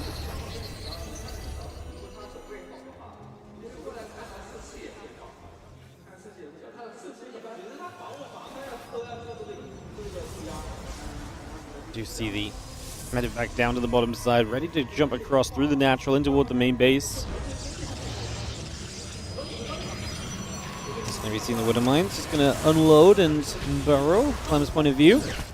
See him trying to target fire those Widow Mines. You can see that chance coming in. Nice Widow Mine on the high ground is always a fun position to play with. That's Clem. Yep, you can see the speed right, just going over here, building some chicken over here on that mine. Now he has to kind of deal with the DTs. Raven's about to be done though, so actually should be able to deal with the DTs pretty quickly. 3 probes just went down on the other side. He's going to lose 4 SCVs. Obviously, mining time lost from Clem continuing to grow due to the lack of a mining natural for now. But that was a pretty good cleanup from Clem, right? Like the DTs just going down and not really doing too much in Classic. I feel like ends up in a bit of a little bit of trouble here.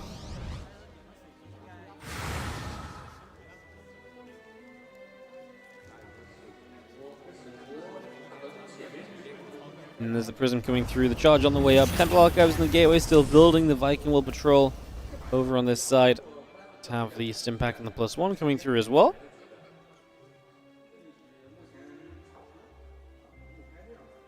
Double Refinery also coming up into play.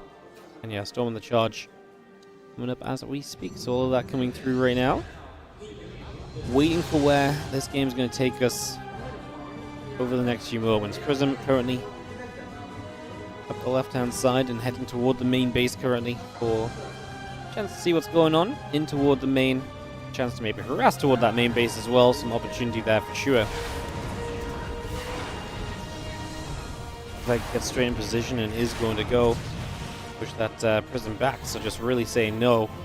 One of the things that Clem does really well lately, I feel like, is he really denies the harassment of the Protoss.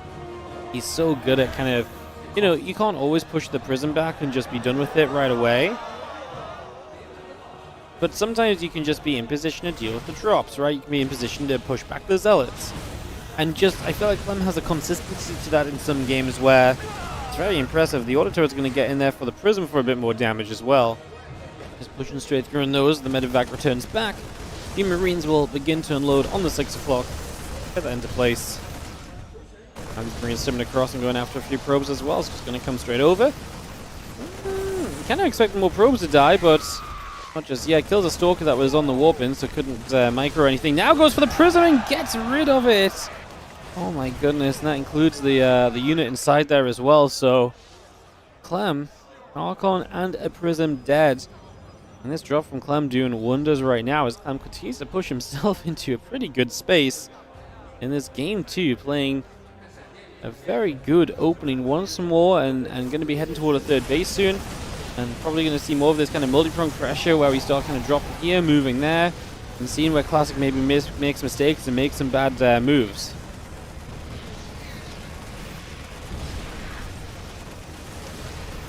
Those Marines still stepping in, and they are going to jump a few of them in to get rid of the High Templar. I did eat a little bit of a storm here, so it's not as healthy as it could be.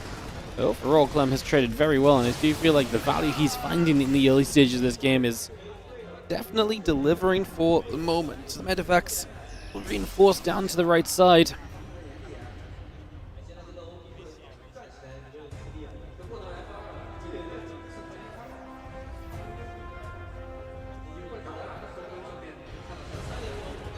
Putting everything together.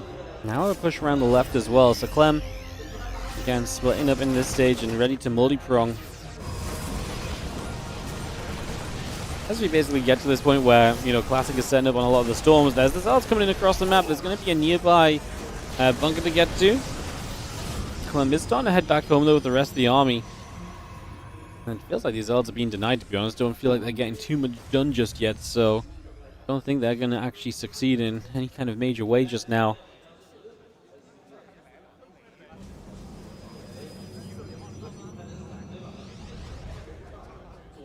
A bit more army of Clem just heading to the bottom left-hand side, just again straight in over there into position. They're going to stim, a little Widow Mine shot coming out, dealing some damage.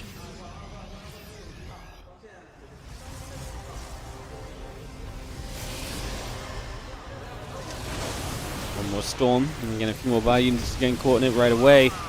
Clem has to be careful because obviously you eat too many storms, you're in trouble, but at the same time I feel like he feels the ability to kind of get more done. What I don't love is he's very stimmed on his army, right? And being stimmed really opens the door to his opponent getting back into this, because then one good storm is not just damaging units, it's starting to kill units. And that becomes a big issue very quickly at that stage, so it's definitely a problem to think on. As you're going to see Clem getting pushed back, and Classic getting some good fights here, able to play cleanup and shove this away. Clem just going to recuperate back at home. He's got Ghost on the way out, so he's able to start looking for some of those EMPs. One of them done a while ago, but only just now the armory starting to come through, so he's going to be a bit slow to the 2-2 as well. This Classic really shutting down this offense on multiple fronts so far.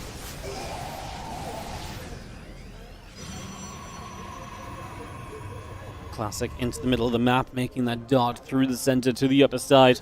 That's going to be seeing the Prism speed on the way up, plus 2 attack and the +1 armor both building by. Armory is about to be done. We get ourselves a couple extra Vikings, and that concussive shells coming through too. Feedbacks across the Ghost, and again, just going to stop EMPs from being available, giving the High Templar a chance to press forward here. Clem has really no good answer to them just yet. This would have mine goes down before it goes off. Well, I guess this is Clem's answer to it. A counterattack across the map hits the base where there is not going to be an immediate recoil reinforcement. We drop an EMP on one High Templar, the other did get the storm off. As the Zealots run through, does Clem have enough to kind of stick around and fight? I mean, if he doesn't, the good news is that basically this costs you everything as... this really did cost you kind of everything as Classic in terms of map control. He pulls all the way back to ensure that this does not go to be too much, and to make sure that this is a manageable situation still as the probes find themselves in some trouble. Pylon going down, a bunch of those gates getting depowered. Now the Bio taking a chance onto the bottom left base. Pylon going down already as well.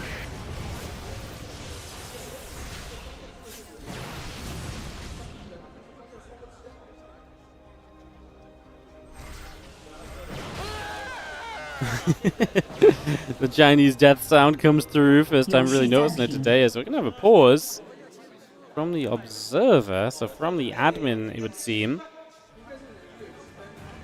Not sure what that's about, but we'll take a moment here and hopefully not too long as Clem leads 1-0 in this best of 5 series in the Hangzhou event. Under Fire SC2 All-Stars.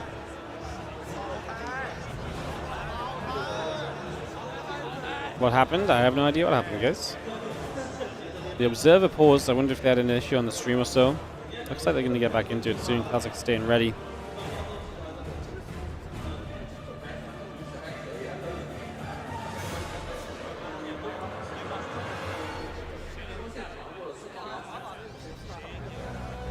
Alright, I'm also asking what happened, but we don't get to see what goes on.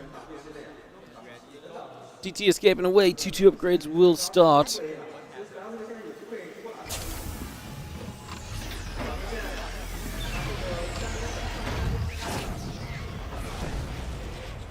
DT actually going to show up and actually get quite a bit of damage done. So a few workers going down already. Now Classic, supply is definitely in his favor a little bit right here. 81 workers especially. Gives them a lot of economy to be working with right now. We do see 2 Colossus alongside this, a couple High Templar warping in. Extended thermal lands +3 and +2. We'll continue to build up as well, so again, a lot of those numbers looking good for Classic. He'll be behind a armor upgrade for a few moments here or there, but overall really not that much of an issue.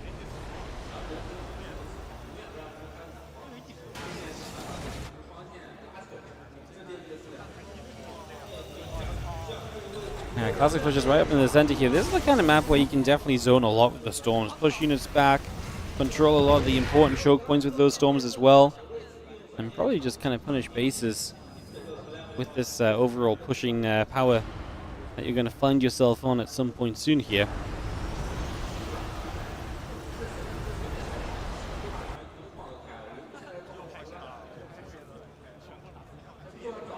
Ghost still coming by, just going to see the few Vikings coming up, +3, +2 still building. Clem going to get through the forward base for a few moments.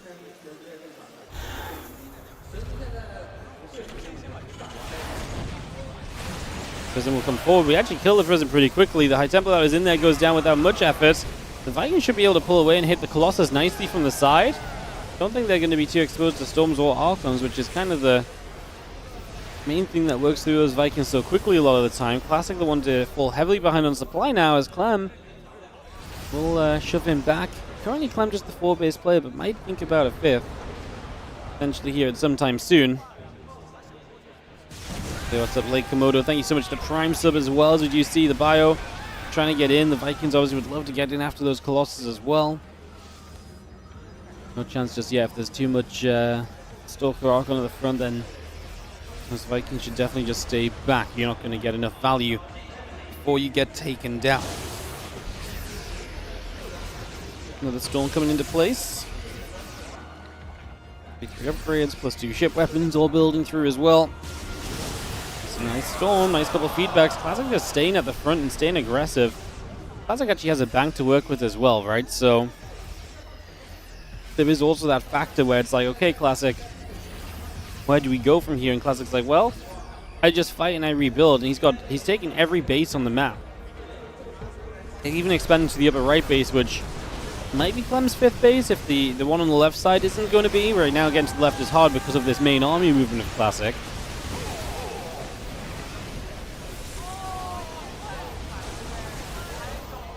That part definitely an issue is continued by 5 SCVs going down. Just going to see the Colossus chasing up. The Zelda going to chase forward. Good EMPs on the High Templar. There are still some storms left, but a lot of the High Templar that are in the front aren't going to be able to storm, so it reduces kind of the range you can reach with, as long as they're in the same part of the army. Which obviously they can move forward, but then filtering forward maybe makes them more exposed as well. Yeah, Clem tries to expand, but Classic just realizes he's there.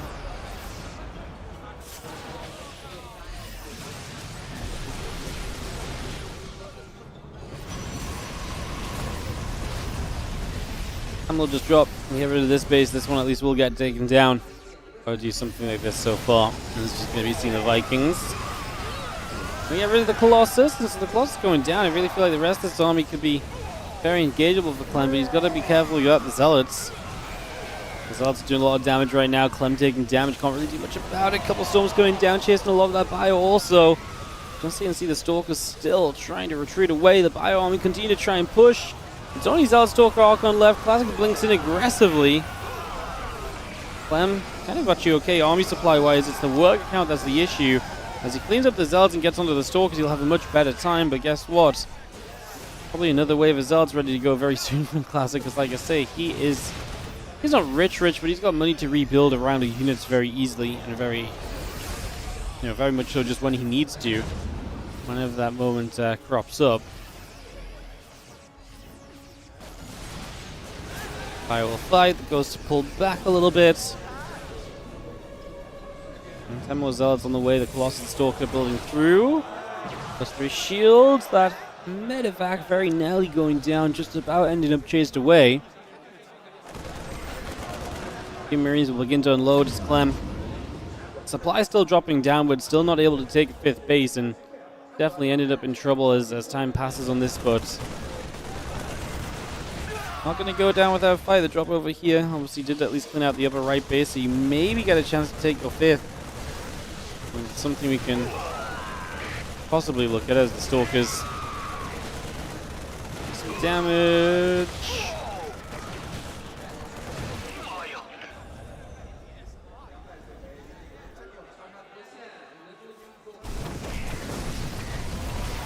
Roselle's coming in from that left-hand side. The bio going to step across, just going to come straight over. He's going to see the Colossus hitting onto the orbital. A couple of EMPs coming down in return as Clem tries to deal with this. Classic. Does he end up stepping too far forward once again? It's definitely been a thing, right, where he's gone a little bit too aggro, a little bit too feisty, and he doesn't need to, really.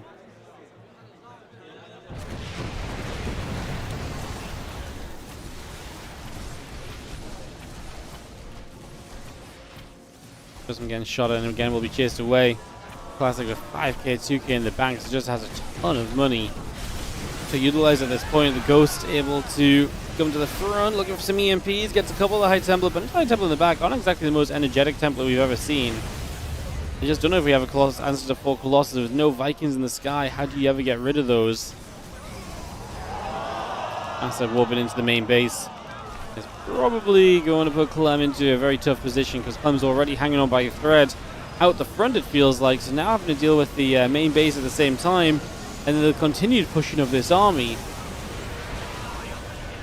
Well, that's just exactly the issue, right? As Classic just hammers his way through for the moment.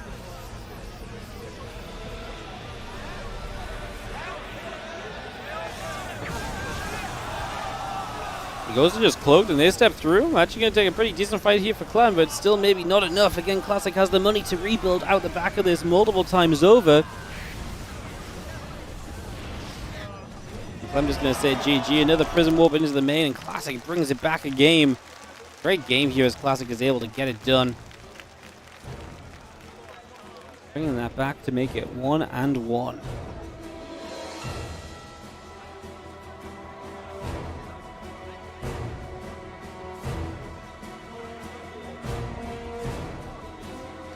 First non-zero of the day. Yeah, first time we're going to see more than the minimum number of maps in a series, which is kind of a ridiculous statement. You think, like I say, when I say we were halfway through before, I was like, I'd be surprised if the second half was a similar length to the first half, because I do think there's just a lot of little bits that add up for the most part that kind of come into play there.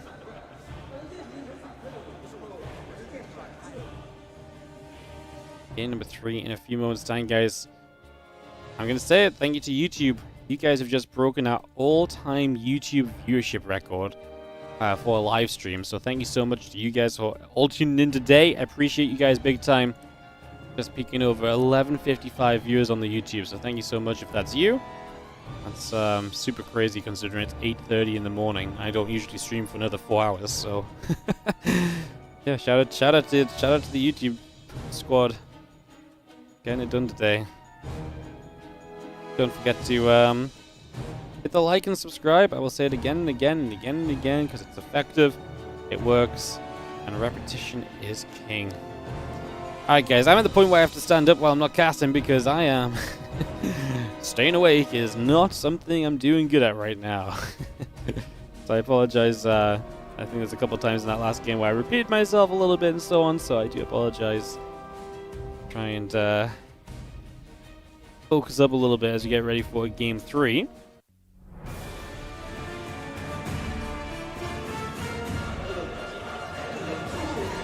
Beautiful stage. Plays host to a beautiful matchup, PvT, for Classic versus Clem coming up in a moment.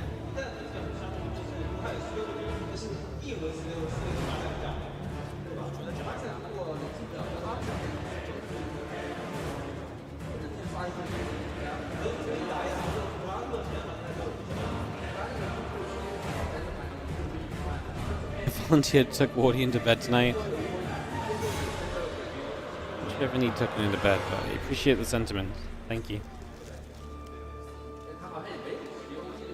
1-1 tied up again. Classic able to take control of a longer game as he so often does in this matchup against Clem.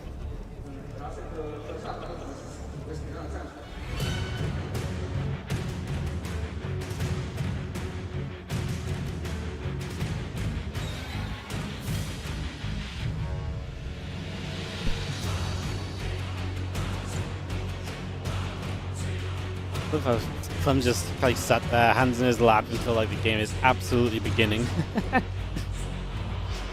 Just chilling. No urgency. It's fine, you know.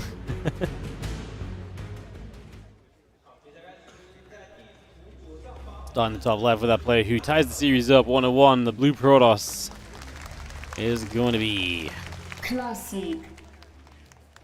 in the bottom right, the red Terran, your former world champion. We have ourselves Team Liquids. Clem. Last year's world champ, 2 years ago world champion, I guess, versus last year's runner-up. Of course, this was an EWC round of 8 matchup. If we ever saw one, we absolutely did see one that day between Clem and Classic, and Classic came out on top. Again, it was with a lot of zoning, controlling kind of play styles, not letting Clem be the harassing, aggressive Terran player he typically wants to be.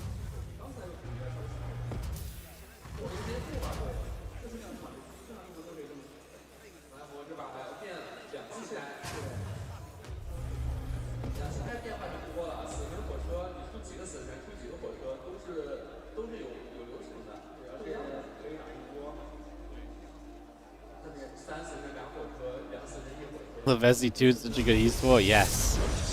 It's so true. It is such a good esport.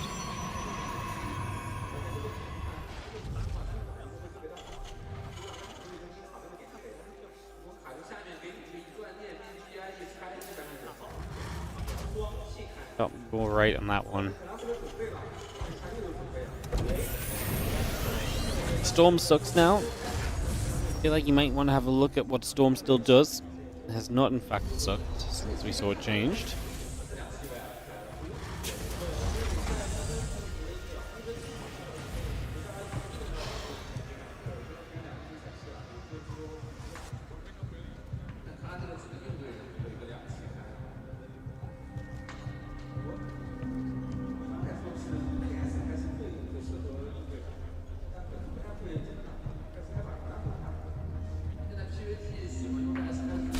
Guys.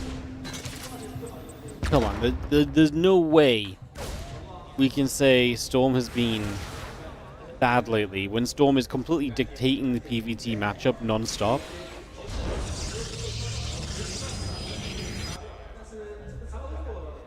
Classic literally showed us in the recent series versus Clem just how good Storm can be when you constantly zone with it and force yourself into positions with it and just bully your way into the game with it.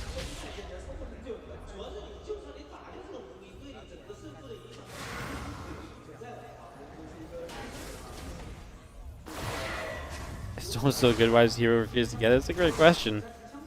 Why does Hero decide to lose against Clem every time as well? I don't know. It happens though.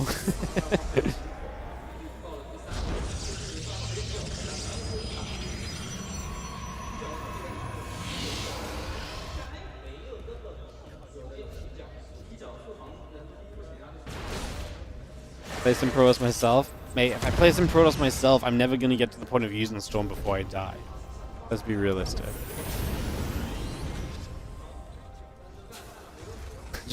Just gonna be realistic with myself on that one.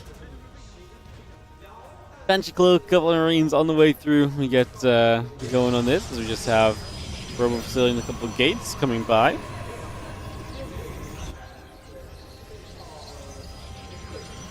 It's not great when you only have a couple storms to survive with. Yeah, I can agree with that. That's definitely something that's changed. You know, it's definitely not as easy to just survive with only storm. You only have a couple of them, but alas, people are doing it, you know? Ooh, God loves the medevac getting away. I actually don't know if they love the medevac that looked like it was going to go down, but it actually got away, because I felt like they got a bit sad when it actually got away at the end.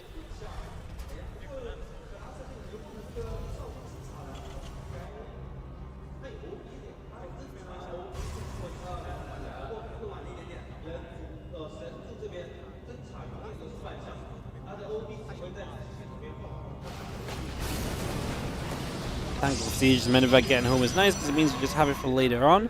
Obviously get the couple of units inside of that medevac out and you can kind of reuse them a bit further down the line as well. That's kind of where we're at as the Banshee comes up. We're actually just going to go Marine Tank Banshee, so a lot of high damage output units right now. Would not be surprised if we do see that Marine Tank push a little bit from Clem. Once again, going to see Storm already on the way here. The Temple Archives about to finish, and I can't imagine we don't just go into the storm quickly from that.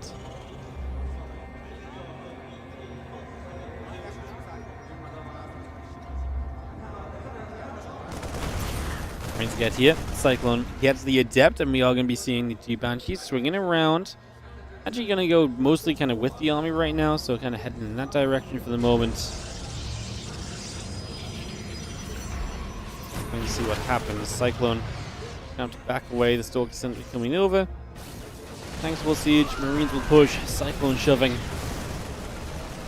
Stalkers have to back away, and this third base is in some trouble. Backing away with a defensive blink is not a good sign when usually you want to be blinking into this and dealing with this quickly. So Classic going to lose the third. Clem on a successful starting point.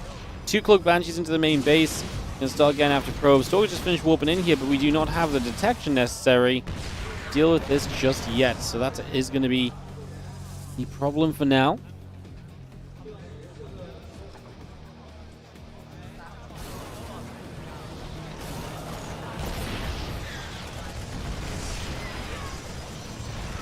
Means the Cyclone going to put damage onto the Cyber Core, damage onto the gateway.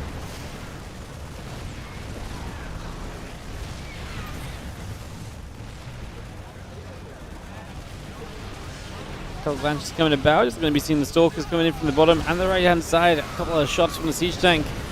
Going to come straight through here. The Marines are going to end up getting cleaned up. So Clem, after a very successful start knocking down that third base, is going to end up losing close to everything. Again, Banshees survive with that cloak, allowing them to slip away for the moment at least.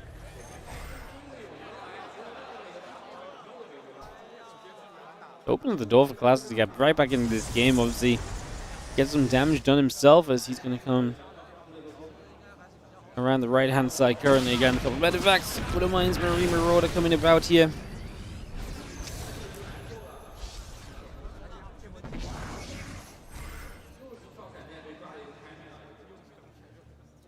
How much shield? That plus one building up. Marine Marauder Medivac still coming through, and Clem is going to have himself a little bit more setting up to go right now. We just have Classic. I mean, Storm about to finish, so we'll have himself a chance to possibly get onto the map with that.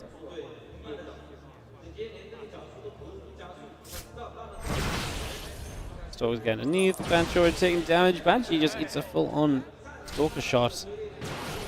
Banshee clubs up here. It's going to go for one more probe before it goes down. So pretty good defense continuing against the Banshees for now, even as Clem splits apart. He is going to get shut down for the most part. He's going to run up over here, and Classic lost track of Clem's army, and Classic losing a bunch of probes. Zealots as well walking between the bases. A couple of Wooden Mines going to go off on the initial two Zealots that run in over there. Clem was thinking about maybe going for the tech. I love this. Couple of units stimmer to the side. Put pressure on those High Templars that are arriving. One more Storm as Clem turned those Marines in to try and fight that High Templar off, and Clem kills 11 probes and a bunch of units pretty freely there. Going to take a 64-43 army supply lead just currently, so putting himself in a very good position. Banshee coming over.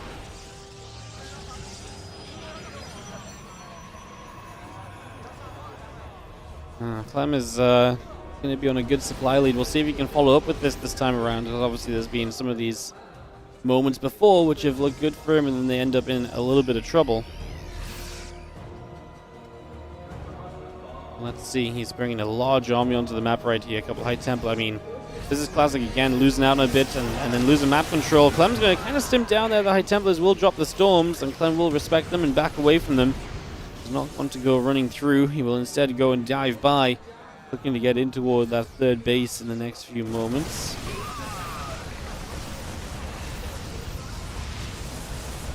Fire coming over. Seeing the army gathering through. The few Stalkers getting in after those SCVs. Orbital Command has to lift off, peeling away just for a moment or so there, as we are going to see Wooden Mines. I thought we were going to get in after the prison, but they didn't land on it. Clem still has the army supply lead in this. Obviously, third base going down for both players. Storm 2 across the wall off. Liberator not exactly going to love being stormed, and also not going to love a couple of Stalkers that were underneath it either. So Liberator goes down easily. The EMP comes down. Clem's still just pushing on the other side. You see that in the picture-in-picture. He's killing off that natural expansion straight away. Classic does not have a lot on the map. He's going to probably lose the majority of his workers. And the issue is over here, his army's just not doing enough. Now we've got a little bit more bio. Continue to pop out. Is going to be the cleanup. Two SCVs pulled as well to tank. And Clem is going to take game 3. Clem is going to get onto match point. Clem is going to be one map away. Yeah, that went wrong for Classic when Clem just kind of again found the opening, found the moment where Classic was not in position, not paying attention, was not able to see Clem's army stepping up. Then that really opened the gap in this game for Clem to capitalize and take advantage on. That's exactly what he did.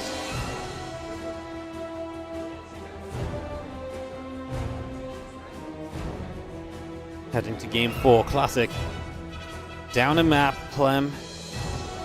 Been in this position many a time, a map away from taking Classic down, and then just does not manage to get enough done in the end to really deliver here. So can he change that this time around? Can he make this a different story?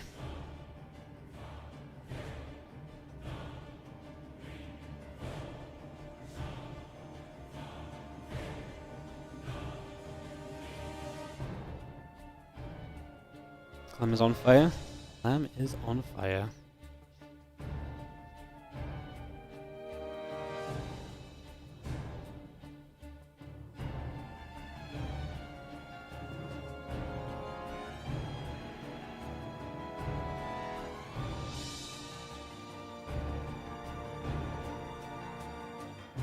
What happened to Stats? Is he fully retired?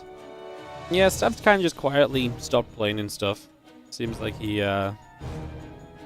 gave out on participating.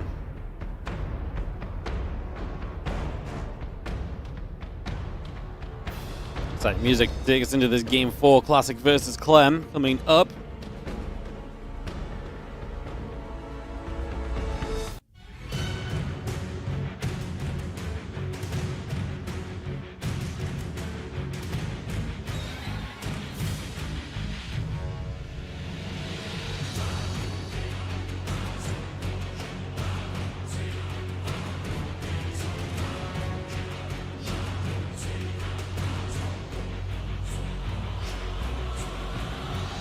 Classic looking to bring it back, looking to keep himself alive for that trophy.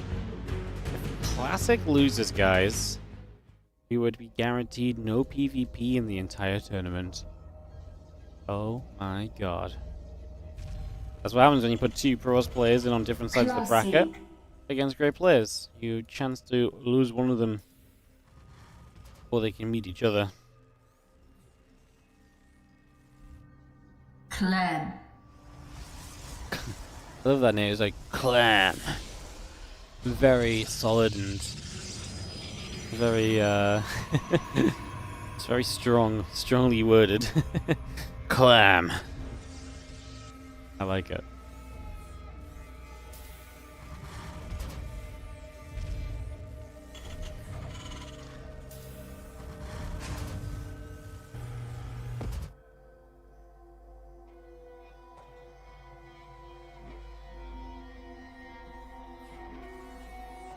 Epic Studio, it's not just a studio, man, it's an arena. If you look at Roddy's Instagram, you can see the building that they're playing in. It's pretty nuts. It is pretty nuts.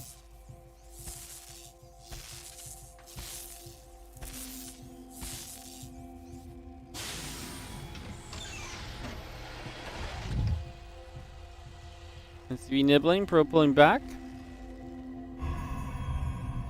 Slide call into the main.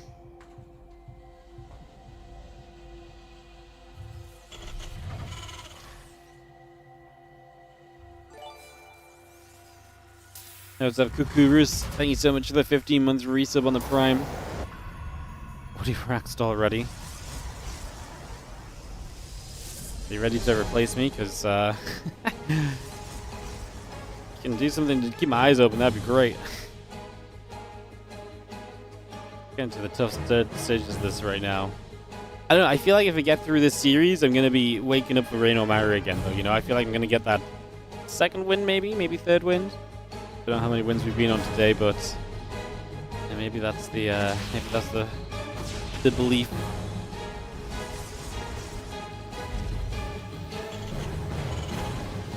Did I seriously start casting at 4:30? Yeah, I went live 6 hours ago. It was 3:30 for me.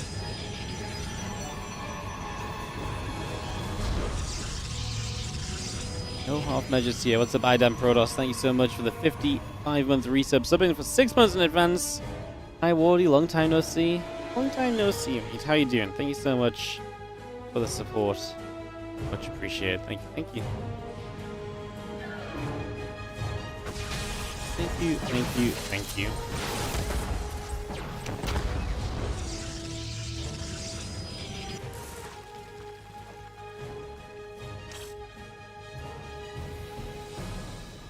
Medevac and the Widow Mine will both set up, so bring that through. Game sound just get quiet again. I swear the game sound just keeps like randomly getting quiet. It might just be the music fading out, and I'm just like, oh, it's a little bit funky.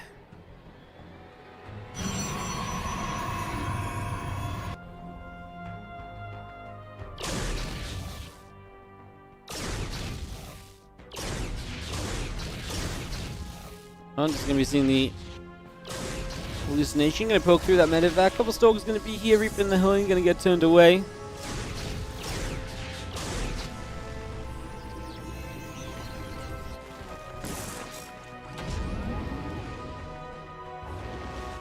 Medevac loads and the two Widow Mines are gonna come across.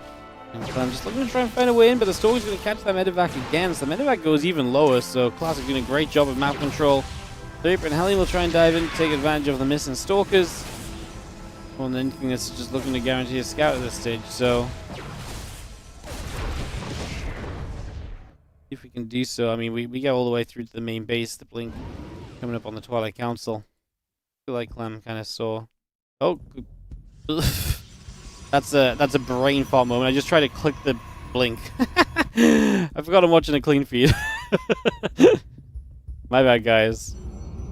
The lack of sleep is getting to me. I'm like clicking the blink. I'm like, why is it not taking me to the Twilight Council? I'm clicking more. Oops.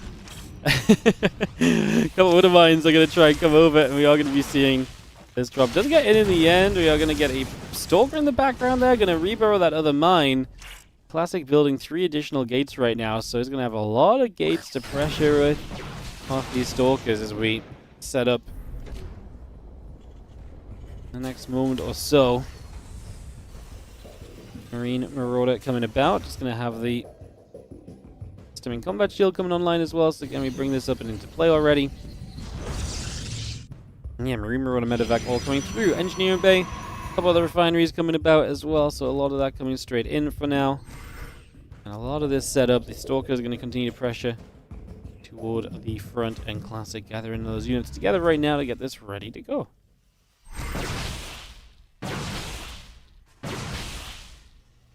Tries to get the combat shield, but SCVs will pull through to save it, and the Stalker count not exactly super high harassing here. Is going to drop the recall. Clem will start a step forward to get 1 Stalker out of the 5, and so does get some return fire during this defense. Classic is 48 probes. Is throwing the extra nexus down now. Is Classic cutting probes? I think he just added a lot of gates and didn't really do much with them right now.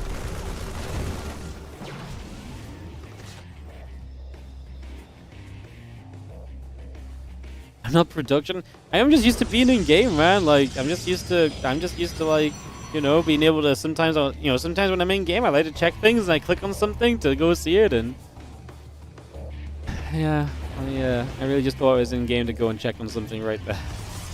Double medevac drop going to boost over. These probes are going to be in some trouble, as you're going to see Clem just into this main base and going to start dealing a bunch of damage here. This is not good for Classic. We're going to lose the Temple Archives before Storm is done, so that's going to be terrible, because that's going to open up so many attacking windows for Clem here.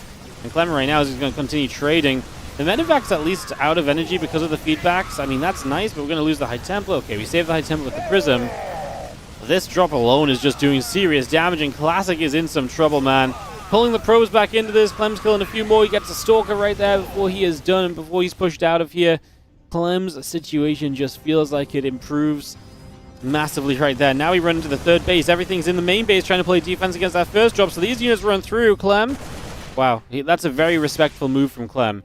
He runs away up top because I just presume he thinks units are coming, but I actually think he really could have gotten away with actually just going after the probes there. I think he could have killed a bunch of workers, and instead he just backed it off. He probably feels confident about letting this game go on a bit because he's done good damage early. He's put himself in a good position, and he can now look to try and capitalize on that. Classic Temple Archives only just rebuilding now, so there's so much time before Storm is available. Clem doesn't know the exact timing of it. I almost like that Classic is still here with a couple of the High Templars. There's the picture-in-picture, more probes going down as Clem runs in on the third base.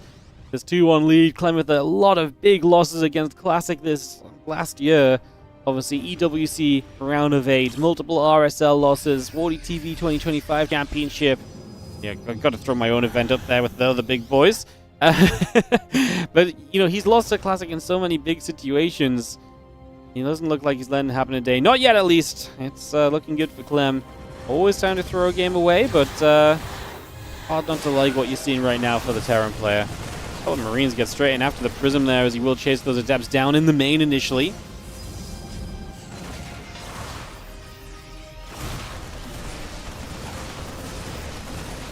These Adepts do okay, but let's be real. It's 4 SCVs. Okay, some Zealots at the same time. Liberator showing up, going to try and push the Prism back and take a bit of the control away there, if possible.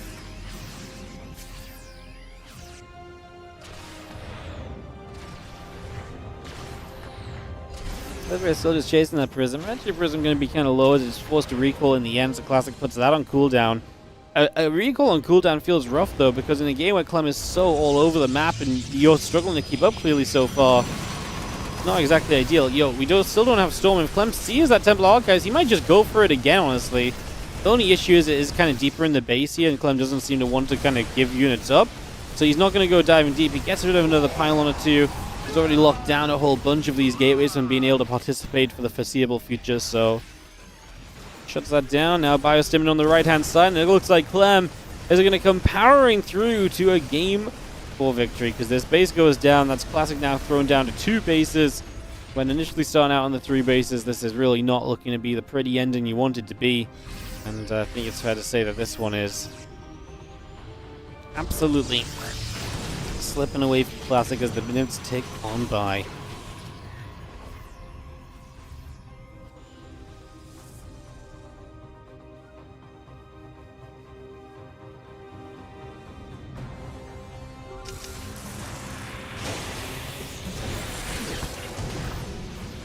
up a little snipe there. Storm coming down, so obviously we do actually have Storm now.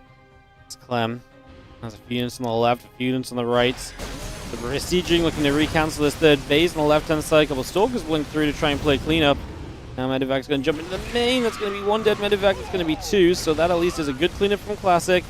The Clem is still, again, recanceling this third base, not allowing that to come up. And the MP already came down towards that army. One Storm out of the prison. We kill the prison. High Templar, one of them was still inside. And Clem's sitting here. Obviously, he's also 1-1 upgrades to what is about a B+1 from Classic. He's going to have another Storm. Buys him a bit more time, Clem. Got to try and keep these units somewhat healthy. They're being healed up by these Medivacs, which are healthy just in general. Obviously, not enough feedbacks to go across those Medivacs while trying to storm for your life. And Classic going to stick in this until the last few moments, realizing that this is dire, sure, but yeah, is going to try and stay in it as long as he can. GG's Clem is going to take the victory. 3-1, he loves it. Great chance for Clem to get his revenge, obviously. Big offline event, first big offline event with all the Koreans and stuff after EWC, unless I'm really forgetting something, which would be embarrassing. And that's just revenge on the guy that knocked him out of EWC. GG's, well played. And Clem just took control of this match against Classic, put him into some awkward spots. And Clem gets it done. Just going to BRB one moment, guys, and then we'll come back and listen to these interviews and get into what is going to be one final match of the day. Maru Raynor coming up. I'll just BRB a moment while the interview gets set up.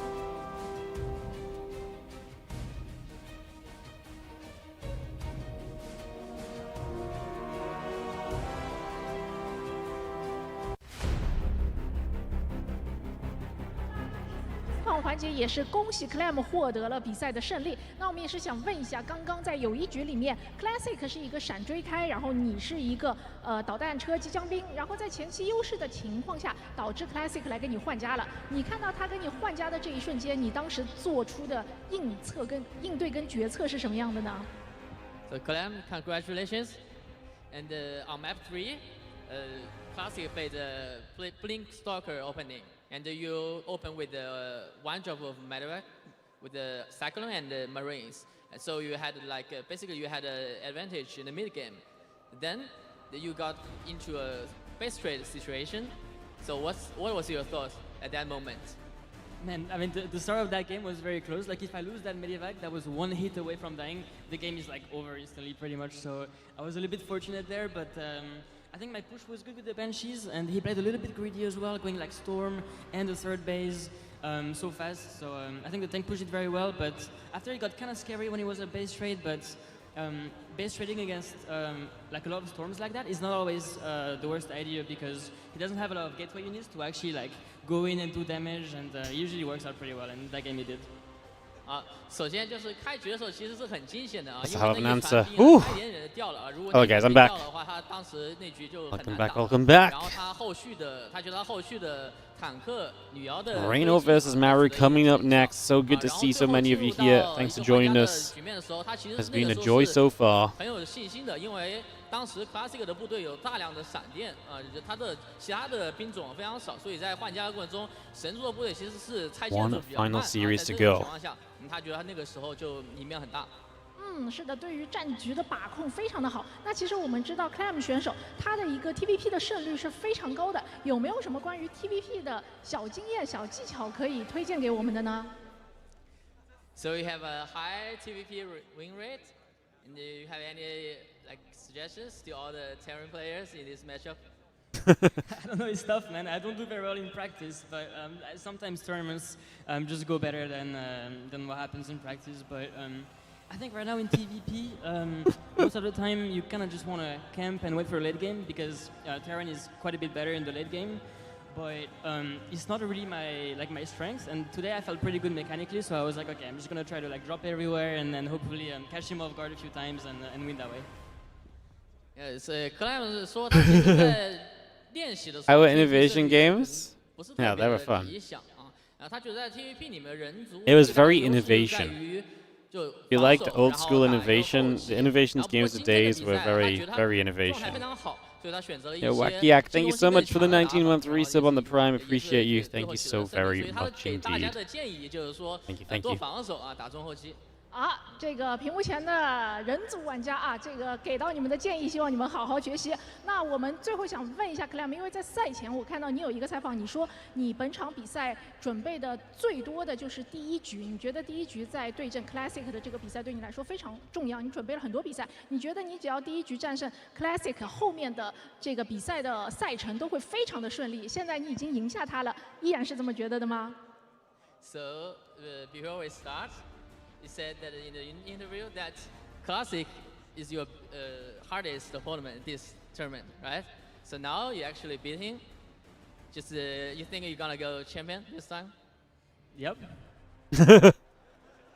那想问一下，其实同组的，比如说接下来还会有登场的雷诺啊什么的选手，已经就是现在 Clem 对于其他的选手已经无所畏惧了吗 ？That's So we actually still got Reino and Maru in the tournament. You just don't care?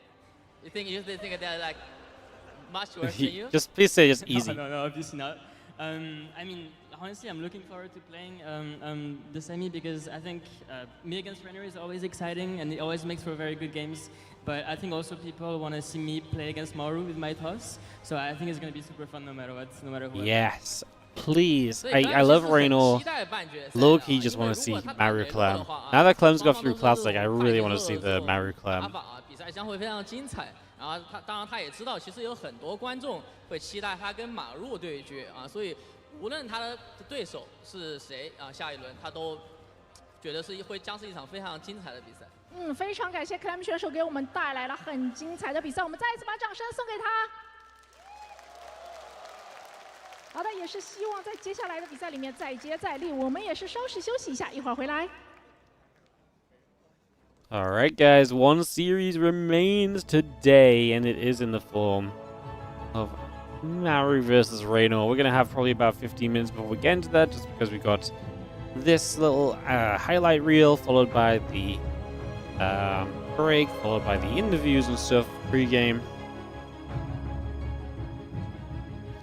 Hey, what's up, Johnson Long? Thank you so much for the 16-month resub on the Prime. If you guys are enjoying the stream, you appreciate the early morning casting, do consider dropping some love, subs, etc. all go a long way towards us being able to do what we're doing. Waking up at ungodly hours of the night to cast StarCraft for you all. Like I say, if you're enjoying, do consider subscribing, supporting. We really appreciate it if you do. All the usual stuff. I mean, you guys know the drill. Sub, support on the YouTube, like and subscribe as well. I just checked, we are 50 YouTube subs away from 48,000, so pushing towards 48,000 YouTube subs, so help us reach that if you are not already subbed. It's greatly appreciated too. And yeah, like I said, just appreciate you guys. Thanks for being here, listening in, and we're gonna just hang out until Maru versus Reino starts up in about, like I say, 10 to 15 minutes time. It's 5 p.m. here, just nice to watch SC2. Hell yeah. Obviously, nice to have you guys from around the world join us, and happy to be able to stream for you guys in the regions where I don't usually get to stream, or in the time zone I don't usually get to stream. So, like I say, nice to make a rare occurrence of it. And cool to see you guys. Thank you so much, Fry Aiken, over on the YouTube with the 15. Is that a Malaysian ringgit? That's what Google's telling me. Thank you so much for the super chat on the YouTube. Appreciate it. Thank you so much.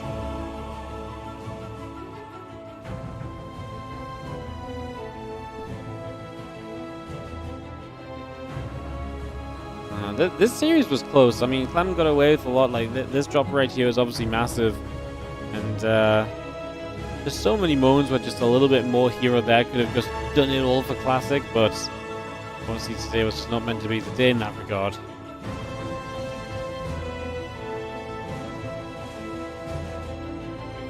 Thank you for the kind words on the YouTube, guys. I will keep inputting in the work. I appreciate you guys too. In South Africa enjoying the stream. Hell yeah, love to see it.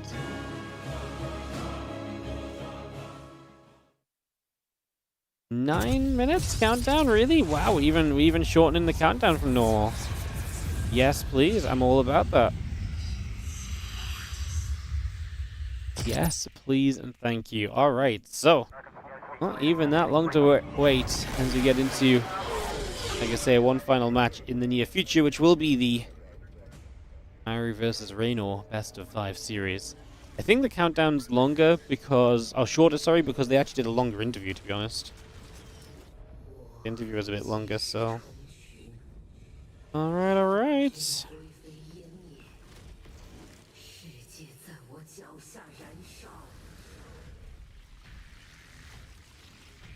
Ooh. You know, is at the end of that game, I woke up a little bit again. I was falling asleep a little, not gonna lie. I probably repeated myself a bunch in that previous series.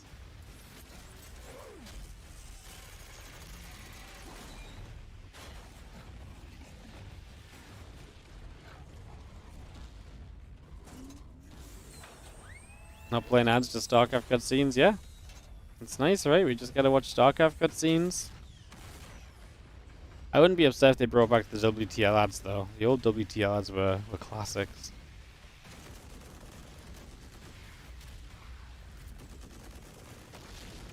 Has there ever been a notable Japanese SC2 pro?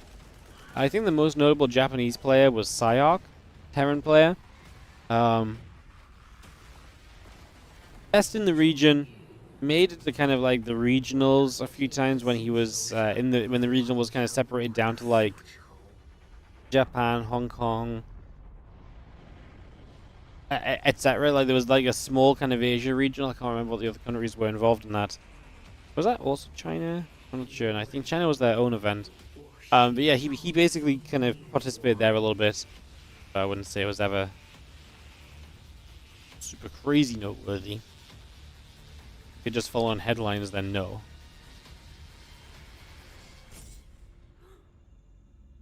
But if you follow the ins and outs of the communities, then that is the best player that you had.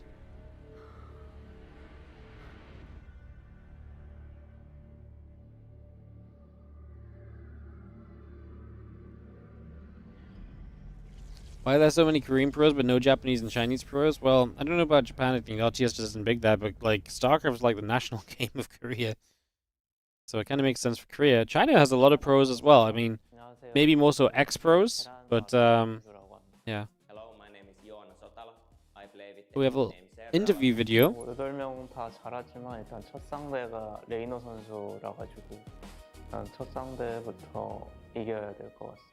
Well, I think I would have good chances against Serral if I get to play him, but I think I have some very tough opponents ahead of me, so I think overall Serral is probably the favorite, I'd say, because he's pretty much the favorite in every tournament he enters. Because great call, Clem. My biggest problem has been Clem for the past year, maybe not anymore. years right now. So he's the biggest one, I would say. He's probably the hardest one for me, but at the same time, I'm quite confident against him. I think lately my series have been very close with him, so I think I can take him down as well. First, take my revenge on the classic from EWC. And then, yeah, second goal to win the tournament. 중국에서 대회한 지가 지금 한 6, 7년이 지났는데 중국에서 대회했을 때가 되게 좋았던 기억이 있어가지고 이렇게 오랜만에 중국에서 대회가 또 오프라인 대회가 열린다고 해서 많이 기대하고. There you go. Sinistro says the most recent there is a Japanese weekly, and the most recent one was 5 days ago, edition 486. Also winning. I mean, that's the main goal. That's kind of a crazy amount of editions of a cup. So there you go. There's some more Japanese scene info. 첫 상대 열심히 이겨보도록 하겠습니다. Dark is in the military until October. 넘게 지나도 ish. 스타2란 게임이 항상 공부하고 메타가 바뀌고 이게 변화하는 게임이다 보니까 항상 질리지 않고 재밌게 승부를 즐길 수 있었던 것 같아요. 일단 이렇게 처음 들었는데 되게 듣기 좋은 그런 평가인 것 같고요. We got some catching up to do, yeah. 평가가 Just give me another 7-8 years. WardiTV Mondays will be right there, guys. 생각해 본 적은 없는데 일단은 그 뒤를 생각해 보지 못한 거는 첫 상대가 너무 강력한 상대고 첫 상대에 포커싱을 했기 때문에 일단 테란 선수를 자꾸 언급해서 죄송하지만 I'm determined to beat Serral this time.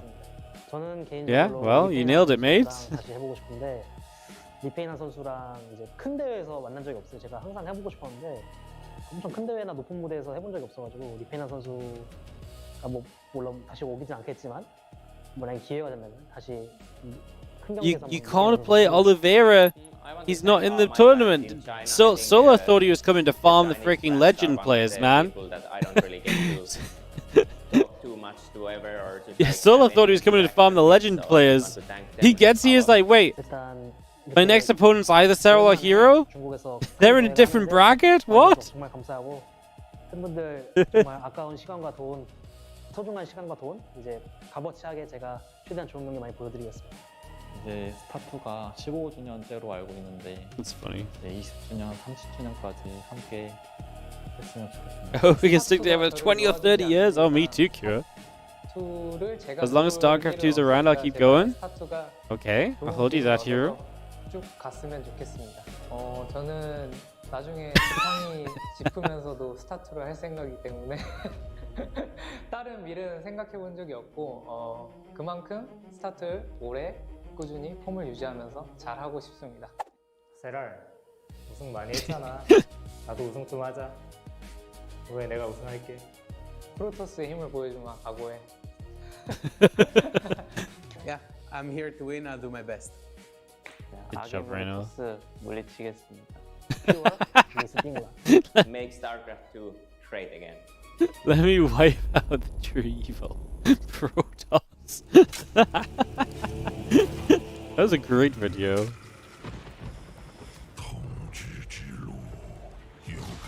That was fun.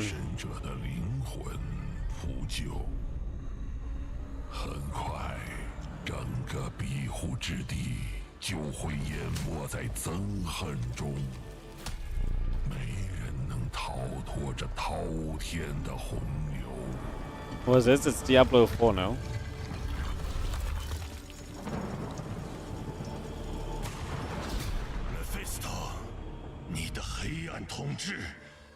Is Serral out now? Yes.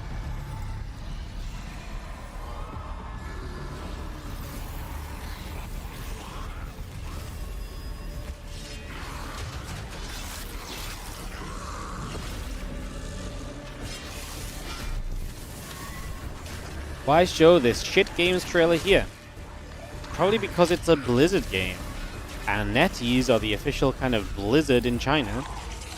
So probably because they spent a shit ton of money on running the tournament so they can show whatever they want. That's probably why.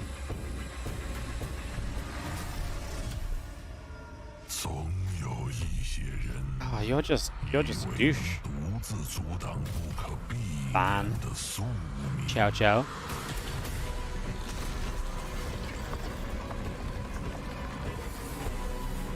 Like, when you get called out for clearly being done by the streamer, would it not be smarter just to shut up and accept your losses because people are about to realize that you're being an idiot instead of doubling down on being an idiot?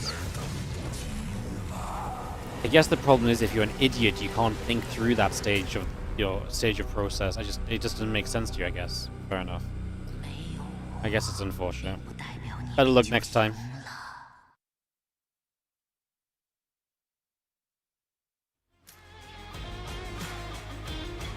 Alright guys, final series of the day!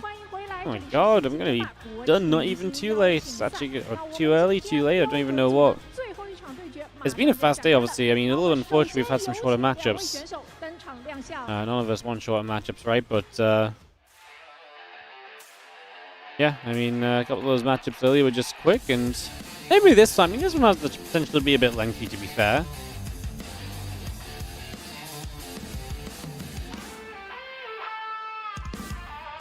Hey Wardy, if Maru was chosen to face Oliveira instead of Rogue, what tournament would it be the show match be a tournament for? Show match be a rematch for? The freaking finals of Katowice. No? Duh.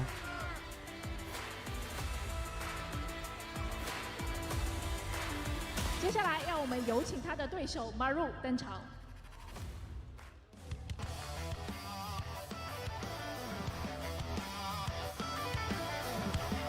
Production value is through the roof on this one. It's pretty sick. 让我们掌声有请 Maru。 It's a massive stage. Yeah, that's pretty sick. It lights up with the race colors and stuff as well. It's genuinely just very cool. 好的，欢迎两位选手。那我们也是进行一个简单的赛前采访。先问一下雷诺选手，你的好兄弟 Serral 已经遗憾淘汰了，而 Sola 也是代表了 Hanzi 已经成功晋级。那现在你要扛起欧洲虫族的大旗了，有没有信心 So your buddy Serral already out of the tournament, but we still got Solar in the tournament. So you're the last European Zerg. Do you have any confidence to win the tournament?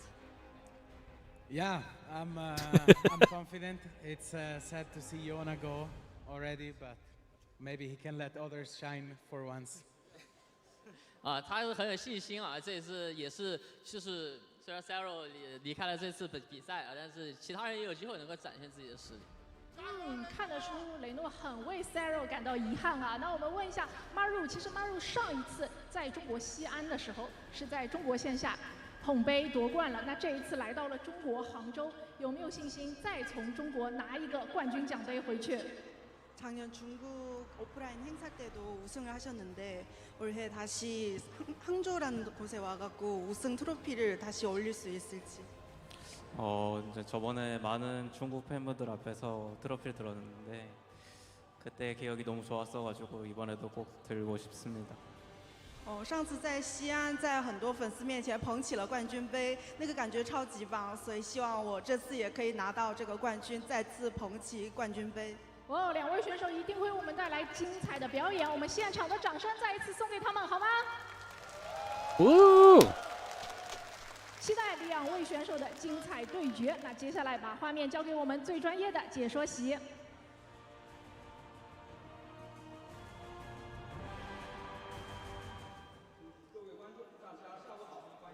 Alright, I guess it's my turn to talk. Hello guys and welcome back to the All-Star event here from Hangzhou, China. And we are ready to go into one final best of 5 today. If you've been with us the whole way through, then you guys are legendary. If we're only 6.5 hours in, I mean, we got an hour-long final matchup here, a little bit of end. I mean, 7-8 hours is not bad, obviously. I just, I really thought actually today was going to end up being longer than it has been, so... Yeah, yeah, I don't know, I thought it was going to be longer, I guess, but I suppose not at the end of the day. Obviously, guys, after this, we're done for the day, but there will be more of this tomorrow, again starting early. Question for you guys in the Twitch chat. I'm not going to do this on YouTube, this is specifically for Twitch, but how many of you would be interested in us just straight up rebroadcasting the show from the day? Like, would you guys, how many people would like it if we just straight up put the video on from the start of the day and just let it run for the next 6 to 8 hours or so? Sounds good. Nodders, of course, please. Would love to see the show matches. Don't care what. Well, it's easy for me. I just put a video on. The only downside is I'm not going to stick around to, like, babysit the ads. So, yeah, I'm not going to sit around to babysit the ads. But, like, yeah, I mean, I think it'd be fun. Might as well. You guys like it? Okay, cool. Let's do it then. In that case, after this, we'll do a... you know what it is? I actually got a sponsorship yesterday on Twitch for Marvel Rivals. And at first, I was like, I really want to do my Marvel Rivals sponsorship after this. Because I think it'd be really good, because it'd have good viewership. But I think the viewership's reasonable enough. We can probably just do it on a Monday Cup still. And not be missing out. So I think we'll just go and set up a... yeah, I think we'll just set up a... the rebroadcast. I think that'd be fun. So yeah, I think we'll do that, guys. Straight rebroadcast, yeah. You might prefer going in the VOD. Yeah, I know a bunch of you will watch the VOD instead. There's absolutely no issue there.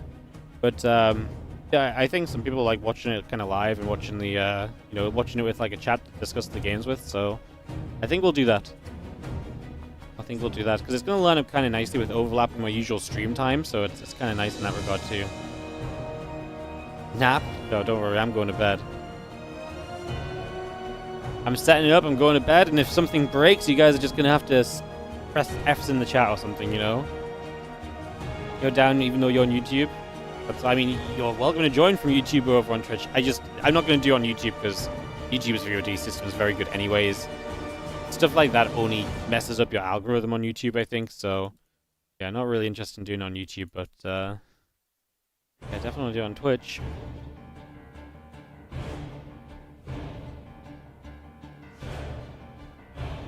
Look at the RSL in there with EWC and Katowice. It is their most recent meeting, to be fair, so it makes sense. It's so funny which tournaments they're picking and choosing to put on there, though. Because there's been a couple tournaments that feels like they really left out. Valgav88, thank you so much for the 2-month resub on the Prime. If anyone else is feeling generous and you're enjoying the games and you're ready for a Reino Maru series, throw your Primes on the channel. Get some hype in here. Let's get some love in here. Let's get some games going as Reino versus Maru gets ready to begin this TVZ to round out day one of this Thunderfire All-Star event live from China.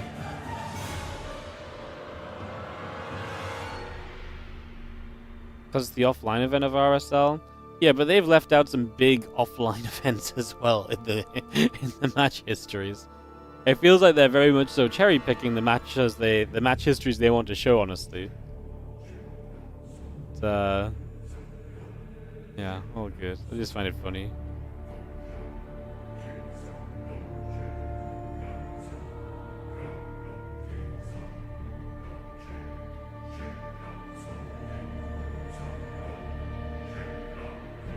Alright guys, waiting for this. As you can see, we're going to be ready to go in a couple of moments. Just casually came to watch Wardy and caught this banger. We're at the part of the day where people are just like waking up and they're just like, oh, Wardy's live an hour early. Nice. What's going on? They're like, wait, why are Reino and Maru in the same room as each other? What's going on?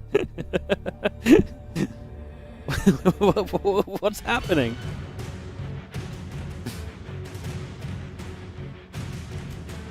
So tired right now, but let's go, bro. I'm with you. Let's do it. Let's get it. I'm feeling it for our last series of the night. Let's get into Reino versus Maru. Best of 5 here from the Thunderfire SC2 All-Stars. I was about to say we're in the RSL, but it's definitely not the RSL. We're just going.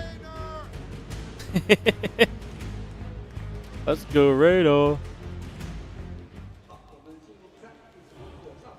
Alright guys, in the bottom left-hand corner, we are going to have our blue Zerg player, Reino! From Basilisk. In the top right, our Red Terran from Vitality, we have got Maru. Maru. Maju? That was Roddy? It didn't sound like Roddy, did it? Well, maybe I'm too tired to notice. Is it the only game happening at this arena? I mean, the entire tournament happened in this arena. It's been going on all day. Is Roddy in China? Yes. He is at this event.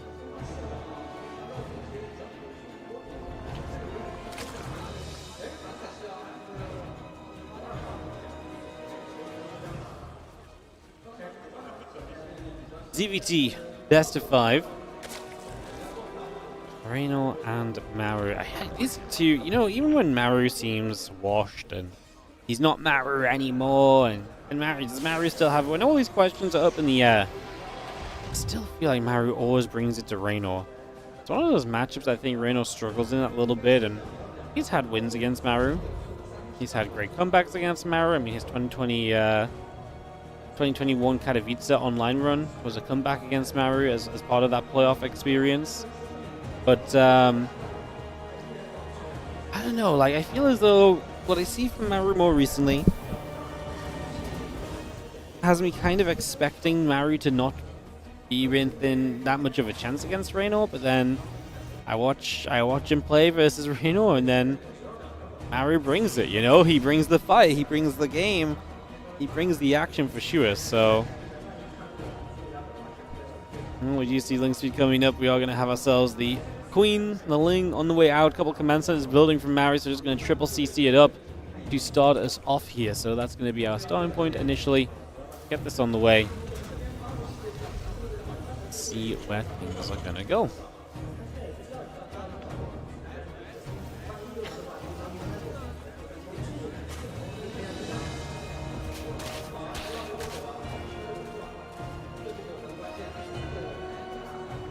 Where are we going to go? Is actually a very good question. Again, Link's be coming up. Queen of the Ling's coming through. The Factory Command Center coming over. I see the extra barracks from Maru already, so going to be quite biocentric instead of going in toward the instead of going into maybe what is the more typical kind of starport or so early. It's going to get that extra barracks up and get that Marine count rolling early on. He's also just reactoring Marines at the moment, so no Reaper, and these Lings are coming across the map. Going to catch a couple SCVs, catch a couple of Marines, so some damage being done right away. And the Lings pull back over to the natural, going to try and nibble at the orbital command. It's going to lift off already. Factory is still building through the extra Marines. Building up as well. We get that on the way. To bring this straight in. Rotron drones coming up. So the Rotron on the way through as well. Not sure if I like that against someone who is going for the second barracks, but obviously that's something we're not, completely aware of right now from Reno's point of view, so he does not necessarily know that.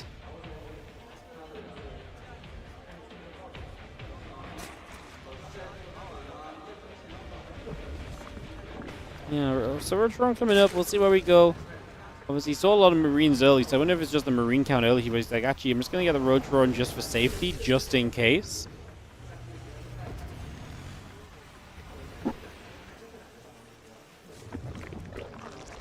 And the two Hellions gather together and just move over to the sides just for the moment. So again, sit up over there, take a couple moments right now.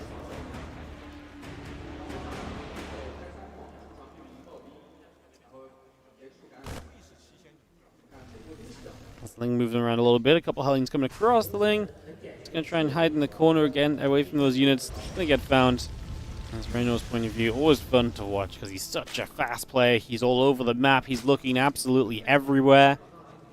So he's always up to something. As the Lings gather back at home, we do see some roaches popping out. Obviously taking the forward base here allows you to spread creep forward nicely and reinforce forward as well. As the Hellions show up, you see them poking through, able to get rid of a creep humor or so that's spreading out. So shutting a little bit of that down straight away.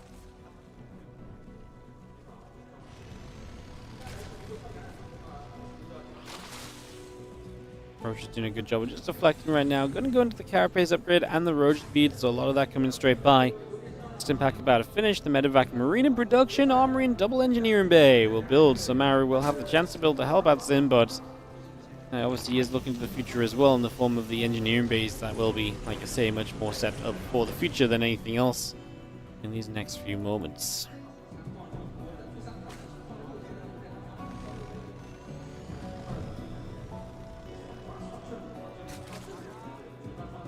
Aliens end up turning around.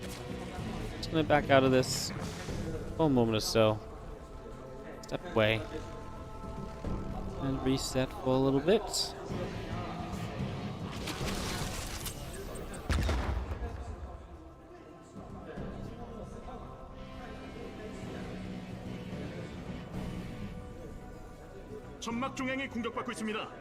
Oh yeah, that's happening down over there.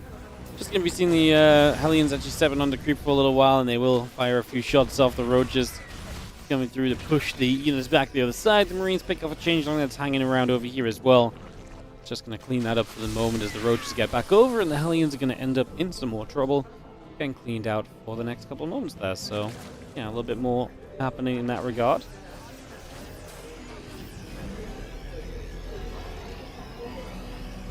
Bane Nest, Infestation Pit all coming through. We got ourselves the hatch coming up as well. Melee and the +2 carapace still building. And a lot of that coming by just for the moment here. Again, one more upgrades. +1 vehicle weapons coming through. Barracks on the way. The Queens need to build. There's a lot of roaches that are out. I mean, we're going melee upgrade, we're going hive, we're going Bane Nest. So we are going to improve ourselves from these roaches into the next phase of the game.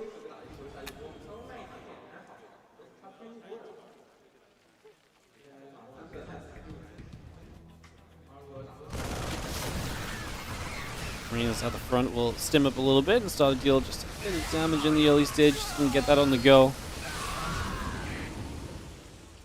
Medevacs load up. They're going to pull on out of there. So again, just going to pull back for the moment. The units will reload out to the center. Repositioning.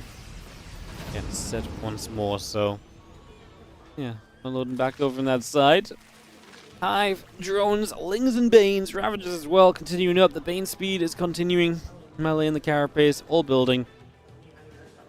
Our factory finishing very shortly. Again, the adrenaline claws is coming by, +2 attack upgrade, concussive shells. Very passive, no? I mean, until the quintuple drop down to the bottom of the map, and it did get past all those Lings without being seen. I believe it did, so that's pretty nice. Because Overlord are going to see it right now, so now is our first real point of kind of recognizing just what's going on here as these medevacs move through and get into the main base. The extractor goes down. Just going to be having the Ling, Roach, Ravager, Bane coming around a little bit as well. This is really going too far. We're going to load up and save a lot of units so it doesn't cost you a lot of units, right? But hard to really say that this was anything shy of a little bit rough at the in the grand scheme of things, to be honest. 2 melee upgrades coming about. I mean, I guess it wasn't bad because, like I say, we don't do much, but at the same time, Reno just deals with it very well. Heading straight into his Ultros cavern, the Viper on the way through. 2 more units unload.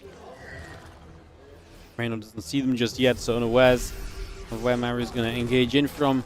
He just steps back. The Roachling Bane is going to be there to try and turn back around onto this, though, and he is going to jump into a few units. The units have to jump back into said medevacs.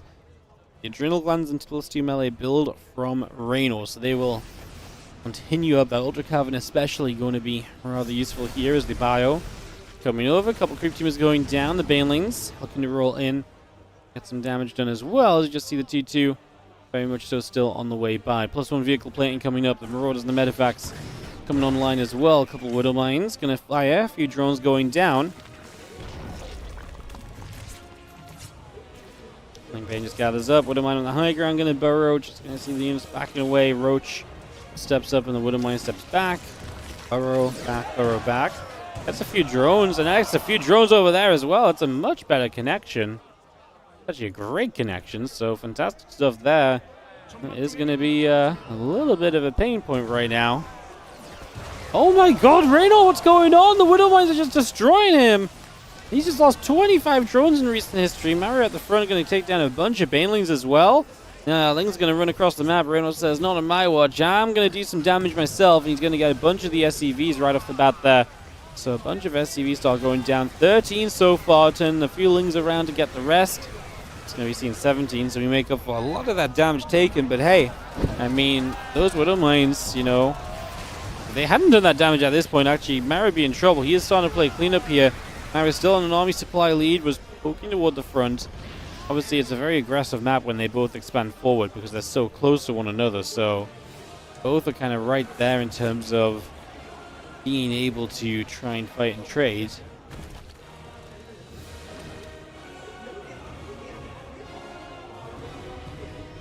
Ultras, Lings, and Drones building back. 3-3. Kindness continues through for the moment.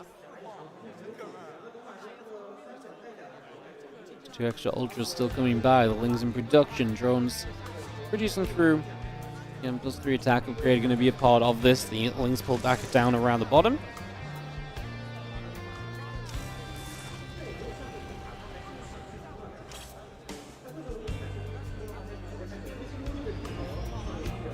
And just sets up again. Commands into run into the top. Couple Marauders coming through. +2 vehicle plate and the 3-3 infantry upgrades going by as well. This is going to be a little borrowed Ling that gets picked off, so we're going to lose some map vision. Kind of funny, we had kind of a fairly passive start. Then that big drop actually didn't do much. And then all of a sudden, Widow Mines just killed a bunch of workers. And then the next thing we know, Ling Run by is killing a bunch of workers. And both players have traded out tons of workers between each other over the last little bit of time, which is, like I say, a bit surprising. Good phone goal going to land, and Reno going to get a catch there. Great. Baneling's going to clean up a couple of Widow Mine shots. Trying to get through to play some kind of save, but it's just not going to be soon enough or quick enough at all. Guy over here now unloading and heading straight in toward this hatchery and looking to pick through this for the next moments as well. So that hatchery taking damage. Going down. Reno going to reduce back down to 4 bases. That's Reno's issue, is that he doesn't have a lot of bases, and the one extra ones he's getting are being kind of continuously denied at the moment, so unable to really keep that on the go either just yet.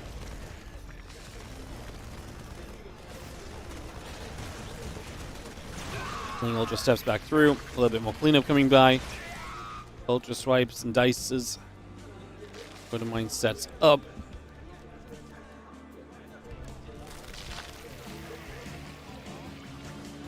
A lot of Ling Bane Ultra gathering for now. Getting set to make moves.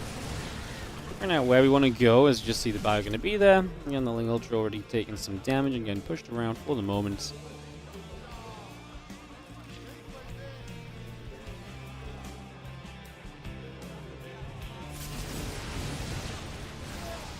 Ultra chasing, little fungal growth comes down again. Man, the fungals have been great. The Ultra at least here goes down before it does too much.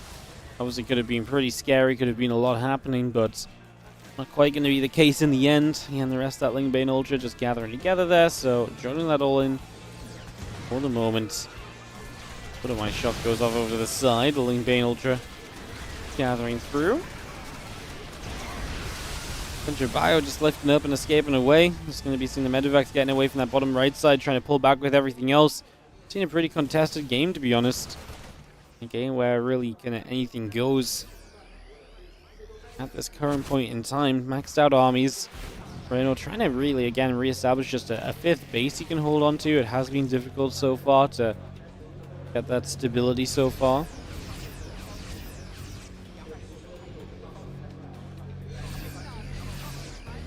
Some more Reno point of view action in this game 1 here. As he moves around, just going to see the drone spreading. The Ultra will take a step through. The Bio Army coming across as well. High-stack auto tracking, Neo Steel plating. Coming up, the Orbital coming through. Command Center's on the way. This army still being chased for just a little bit. Widow Mine's going off. Hitting the Overseers for a few moments. The Bio going to turn back around, push straight through this. Get back in toward trying to deal some damage for now.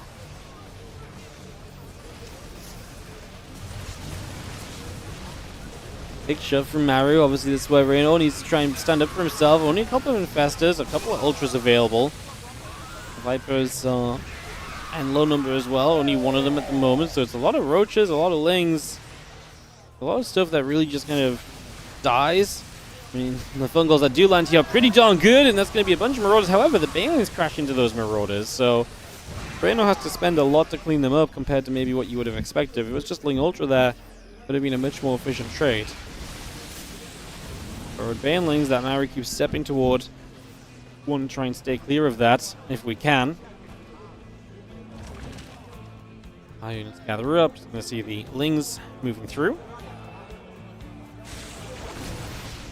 Fungal growth comes down onto a few of those bio units as well. Just going to see the Widow Mines, Marines, and Marauders all coming up. The +3 vehicle plane coming about. Widow Mine shot is going to go off on the Lings.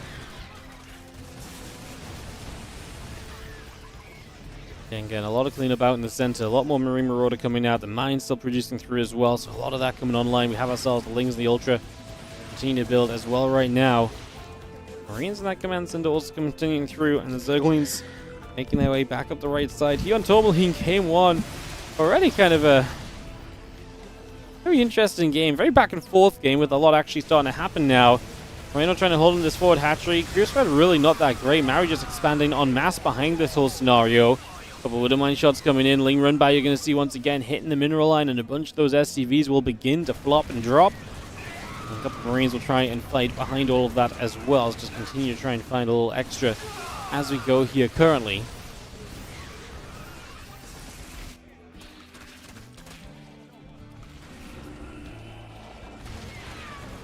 Corruptors, Ultras, Ravagers, and Festa. All of that continuing through. Just going to see a little scan coming about as we play cleanup on some of the Lings, watching Maru's POV for a couple seconds as Reno rebro with those Lings within scan range.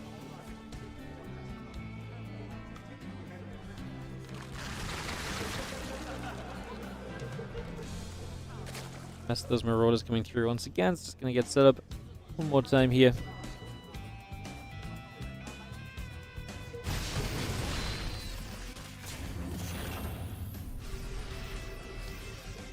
By building from Reno, which is kind of fun. Chance to actually go into Broodlords here and maybe make them be meaningful. It'll be fascinating. Widow Mine's going to help to zone out this area and just feel as though this space is going to be a little doomed. So this one is going to definitely be in trouble. This hatchery goes down. That's an issue for Reno. Maru is expanding everywhere, and Reno is genuinely a point of not having enough economy in this game. Like right now, the bank account is fine, but over time, Maru is going to be mining significantly more, and unless you start trading extremely efficiently against the Terran army, which is unlikely, you need some of these bases, is what it comes down to. So some of these bases are going to be an absolute necessity at some point soon. Once again, Maru just stands in the front and tries to fight again. Because of the Fungals, he kind of gets shoved back a little bit from this aggressive positioning.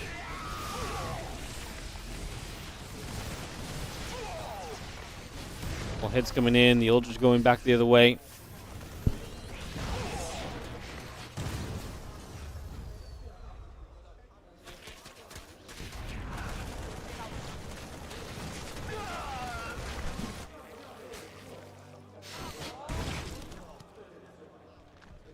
Got a game in. We even have Widow Mines left around here and there just at the moment as well.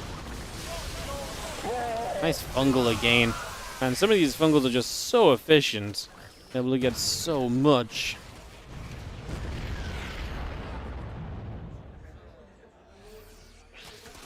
These Broodlords is going to be the... I mean, the Broodlords are going to create an issue, no? I mean, Maru does not have a lot of preparation against them.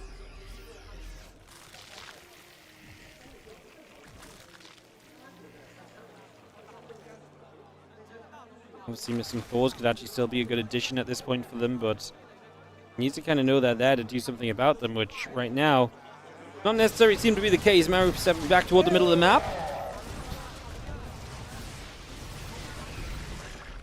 Broodling's dropping down.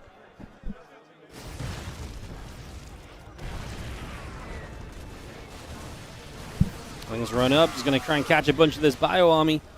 Trying to get straight across over there. We are going to see the Broodlords making their launch in the middle of the map as well. Like I say, we need some answers to that. We're going to build 6 Vikings. Because it's only Broodlords, we're just going to try and stim forward. Marines target down one of the Broods, and we do, for the moment at least, convince this to be turned away.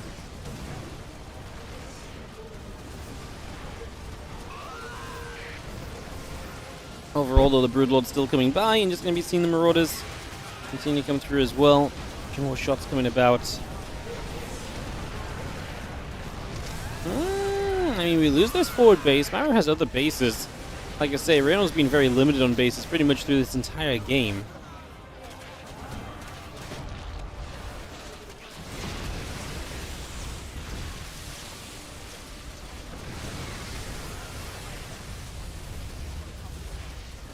He's in a very awkward position where you kind of become, I mean, you're not right all in, still have some money, but it definitely feels like moments like this you got to really kind of capitalize on, and we do capitalize here. This is an amazing push in, we get a lot done. Bunch of Bio continue to chase back and continue to come over for the moment as well. As you'll see the Bio chasing, the Infestor going down. It's going to be another nice catch for the moment. Drones transfer across. Ultra going down. Now the Lings and the Roaches getting caught. Reno's supply is dropping here at the very end, man. He had a good push, and in the end, I think he's just going to land a little bit short, especially as now both banks have been spent. Now he just has such a large army supply remaining. Now at this stage, the Vikings are just shredding through the Broodlords. There goes one of your techier units that are going to be nullified at this stage. The last one about to drop. Widowmine's doing okay, but also splashing onto a lot of the medevacs. Maru just kites backward against those ultras, and for the moment at least, is going to be able to keep things going. Bluden's going down. It's like a lovely fungal. The ultras at least going to be able to capitalize there, man. Fungals have been the saving grace for Reno, and obviously he meant to land some. But without the ones that he's had, some of them have just been fantastic. He really would have been in trouble without that ability, because yeah, he's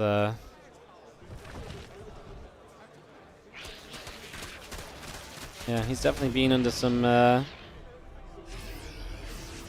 of heavy pressure. And like I said, the Fungals have kind of allowed him to kind of clean up a group of units here and there a few times over.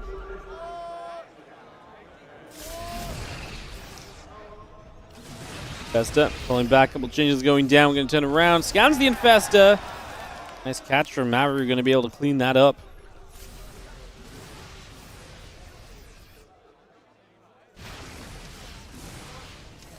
Bio still shoving at the front. Going to be seeing this bottom base in some trouble. Run by once again. Reno is just going to do so much damage. 16, 20 SCVs. Going to fall victim to the run by. Another great attempt there from Reno just to get a little bit more done. We are going to see the Ultras trying to step through. Gotta be careful. It's a lot of Marauders, and the Fungals aren't exactly doing enough for you right now. We're very close to losing a couple of these Ultras as well, which immediately feels a whole bunch scarier. Ultras moving up this ramp. The Bio pulling back over. Just going to be seeing it pulling away there. The Medevacs are going to be there too. It's going to come over, and we are going to be seeing the Bio army pulling across as well. Bio still chasing. Ravager's going down. Reno without much else to really do on this one. They finally have a good long game on the day. It's taken us a hot second to kind of have one, but it is going to come through as there's 25 minutes on Tourmaline, as we kind of expect between these two. Later game, kind of long, drawn-out tussles. It's definitely the way that they play this a lot of the time is... yeah, Maru just has so much coming across the map at this stage that I think this one is looking more than likely a little bit doomed. Maru still has just 20 Marauders, 40 Marines. Again, he's been fighting with pure Bio this entire time. Who needs the weird and wonderful world of of teching up? Just build Bio, man. Did build some kind of Vikings at some point as well, but that's going to be GG. Maru is going to close out a game one in his favor. He's going to get there for that victory to start things off.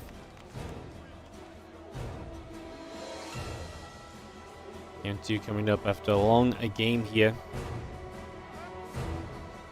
Love this. A little bit of crowd camera action. That's lovely. Amazing to see all the StarCraft fans. That really is amazing to see. Good crowd. Sold out crowd. Sold out in less than a minute crowd even. Crazy business.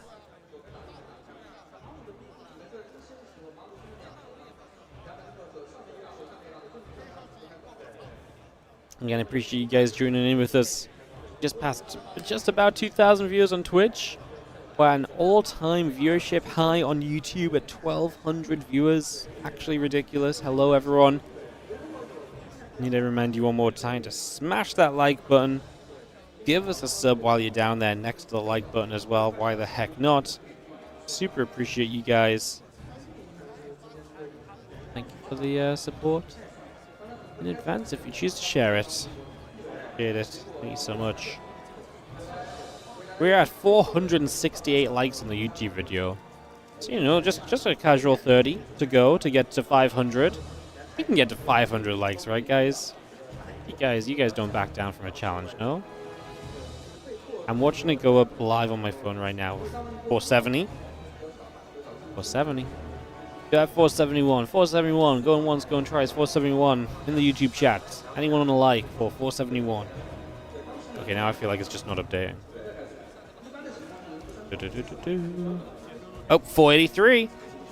483. Any more offers? Any more offers?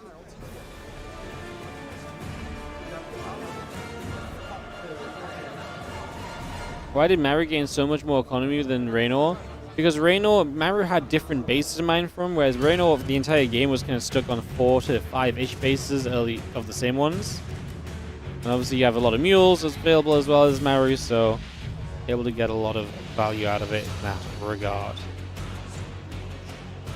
Hey, you guys, 511 likes. That's actually crazy.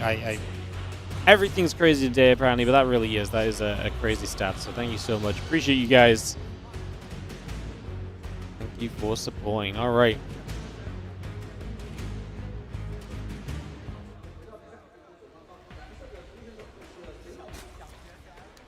Let's get into it. As we resume through, I just liked. Hell yeah. Appreciate you guys. EC454 probably just hasn't updated. It's definitely that. I just refreshed it a couple times. Maru.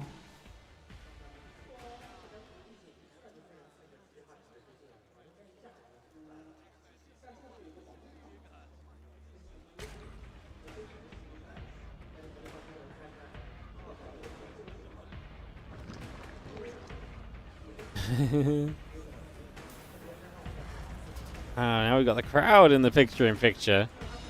And the crowd really is just sizable, man. Like, it is great to see so many people just out there watching some StarCraft. It's genuinely amazing.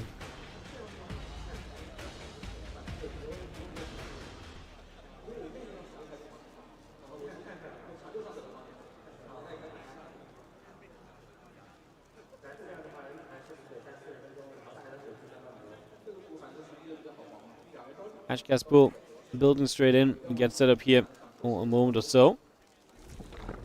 Tournament stage is fire. Yeah, the stage is sick.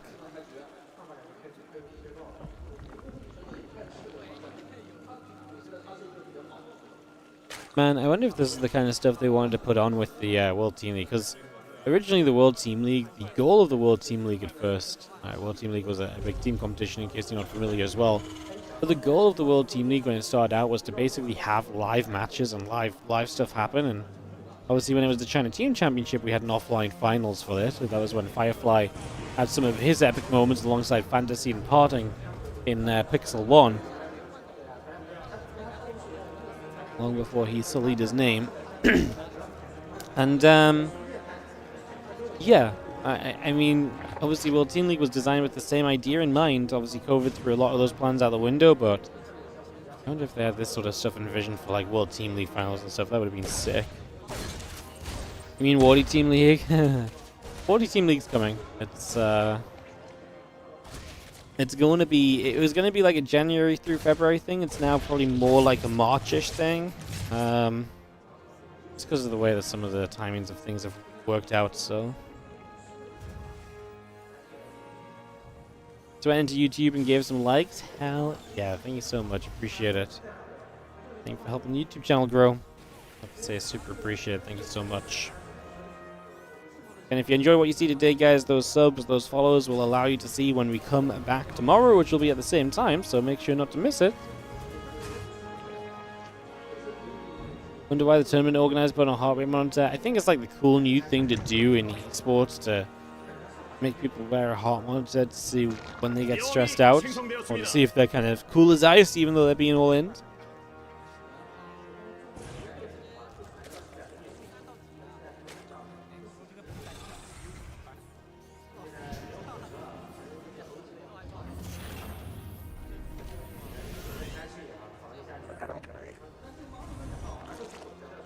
What's up, Coco? Did I sleep or did I pull an all-nighter? I did the attempted sleep. I went to bed early. Didn't work. Moved around a bunch. I reckon I had like an hour or so, maybe 2. I think, maybe. I've been an all-nighter, to be honest. No one really knows. I was resting. How about that? I definitely did some resting. Sleeping, not sure. Resting, absolutely.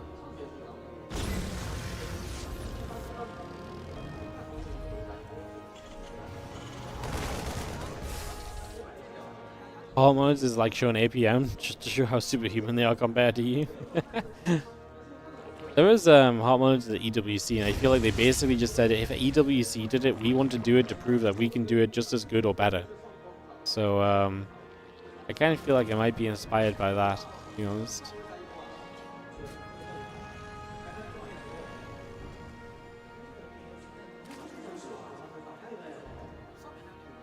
Impact over halfway done. The Hellion finishing up. Couple engineering bays building on in. Got a lot of that going as the spawning pool. Evo chambers operating for the carapace upgrade initially here from Raynor. Marines. A couple of Hellions heading across the map just for now.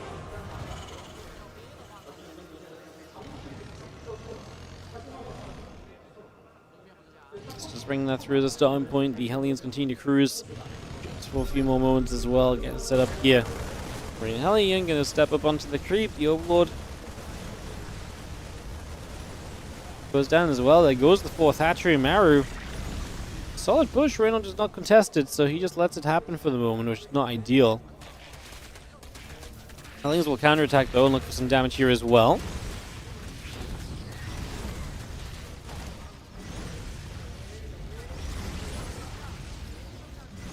The more creep we get rid of, the less control the map Raynor has, the more push back that creep gets, and the more ability you have to kind of harass on the map from that point onwards as well.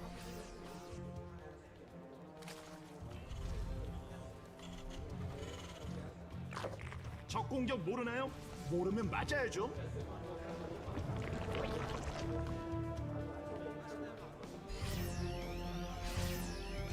Hellions will come down the left-hand side. The Marines setting up. The 1-1 upgrades and combat shield will begin.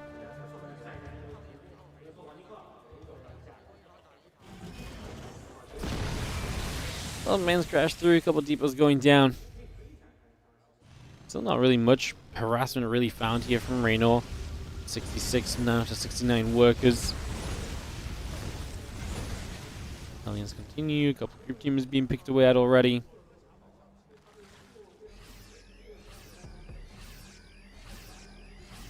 And a little bit of extra damage right away there as the melee upgrades continues to come on in.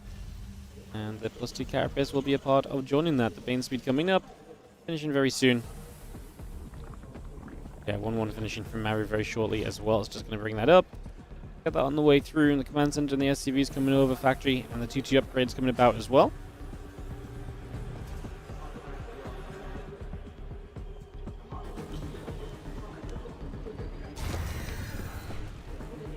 Means the Hellbat getting up to the top side. Again, the Bane speed finishing in just a few moments. Melee upgrade +2 carapace.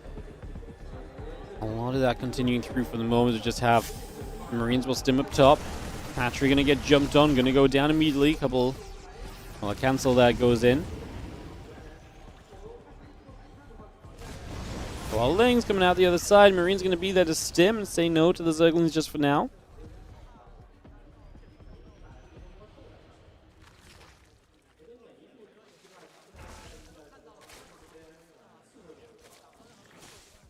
I don't know if he has to drop into the main base. There's going to be Lings nearby. I'm surprised we're letting this drop, to be honest.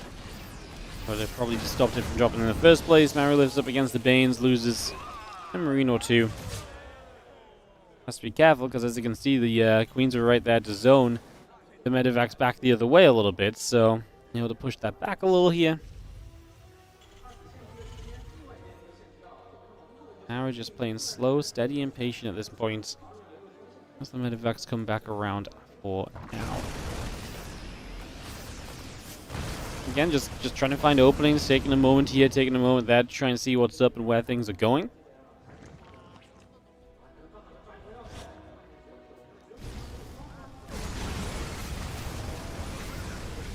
We'll stim up. The Marine Hellion going to get chased away. Still got the 2-2 upgrades coming about. Drill closing the vehicle plating coming up and online as well.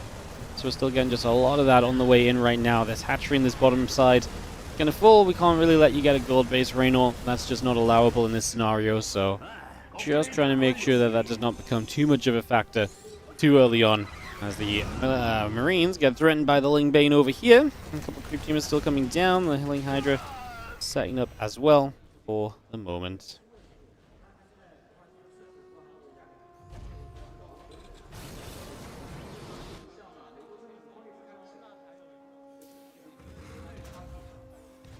Lurker then building up the drone, the groove spines, plus 2 million the missiles.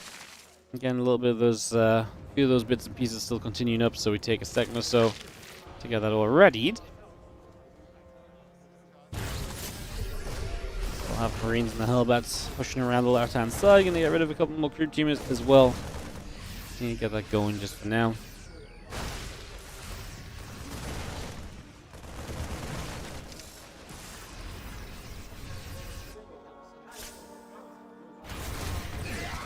Things looking to run down. A couple of Wooden Mine shots going to go nicely, and we are going to be seeing Raynor with a chance to chase through Maru. And it's actually going to have to pull back. Raynor is going to successfully get to Lurkers here, so he is going to make that tech all the way through to that tech here force. Obviously, you add Lurkers in, and you can kind of play with those, your splash damage. 116 Lings or something in the game right now, which really makes sense, because if you're about to play with the Lurkers, having Lings in front of those Lurkers to let them get into position is going to be imperative 9 times out of 10. To see success with them is, Widow Mine finds a good connection. Maru gets a bit more damage done. The crowd goes wild. And we just have Knight's Network coming through as well. So Raynor looking for even more harassing options in the form of that Nidus. Makes sense, of course, as the Stuff continues to spread. The Hellbat's going to stand here, pulling back, kiting back. Ling's still trying to chase through. A couple of Widow Mines will get themselves burrowing and sieging and firing, or at least trying to fire against that army as it presses on forward. Maru already defending the 5 base setup, so he's just so quick and effective at getting to the high base count, the very comfortable numbers here. It does just become so effective for him, because now you're on this base count. Life is so much more difficult for the Zerg, because the Terran has the economy to really play through the rest of this game, basically. So that immediately is a factor. Wouldn't mind firing, a few Zerglings going down. Tank gonna get jumped on. Wouldn't mind still shooting through. A bunch of those Lings still dropping. Siege Tank falling as well. The Banes crash through. 7 SCVs are gonna drop down dead. Make it 9, make it 11. Bunch of SCVs continue to go down at the moment. He's going to see the rest of the bio coming through. A couple of Zerglings going to get jumped on. The Hydra's coming over. 3-3 upgrade is going to be a part of this as well. So 3-3 coming about, plus 2 vehicle weapons and plane on the way through. Marine Marauder tank. Widow Mine continues to come straight into play. The Hydras, the Banes, the Lings. All of this coming through for the moment here. Adrenal glands are plus 3 carapace. Building as we speak.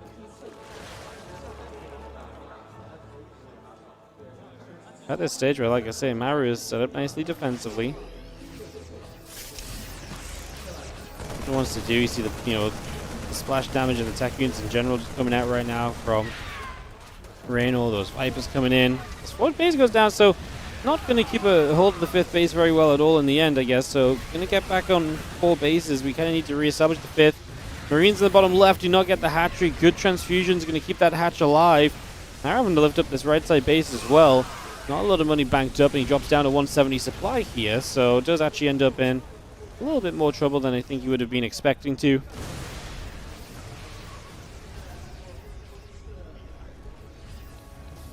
$36 Lings still all continuing into production, so again, we're bringing a lot of that out and into play right now.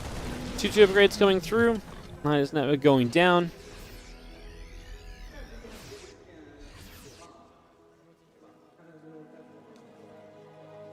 He's just setting up in general. +2 missiles, +3 carapace.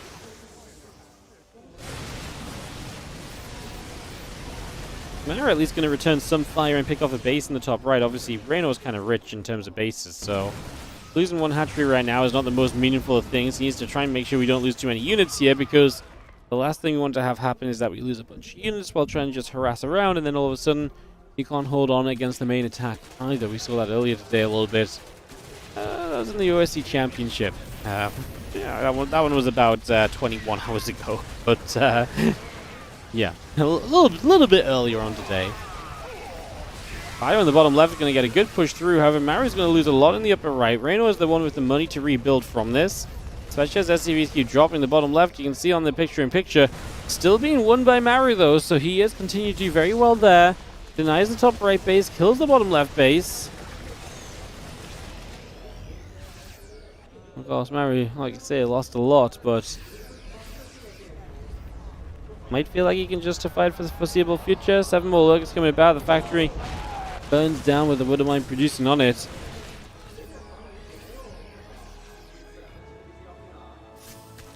Fire stepping through again. A couple of Lings going to jump onto these SCVs. A bit more damage being dealt. Lings going down. SCVs gathering. The Bio joining for the moment.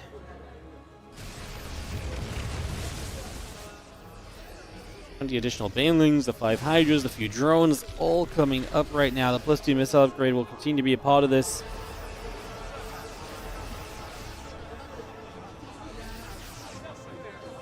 Maru scanning, trying to make sure he doesn't walk into any Baneling burrow traps. As the Medivacs again just rally forward in toward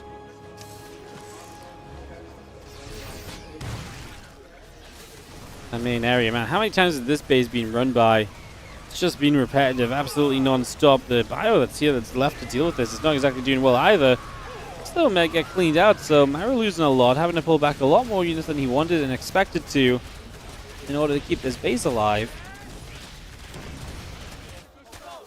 And even then, there's just Lings continue to go after those SCVs, so he's still going to lose a bunch of SCVs. Maru still hasn't really dealt with this as he goes across the map.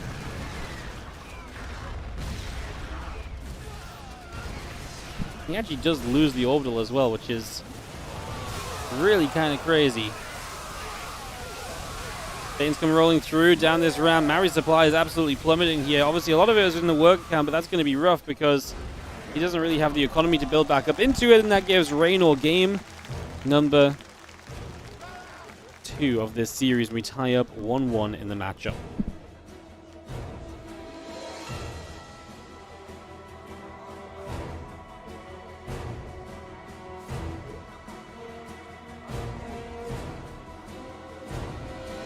I'll be quickly before game 3, guys. I'll see you guys in just a sec.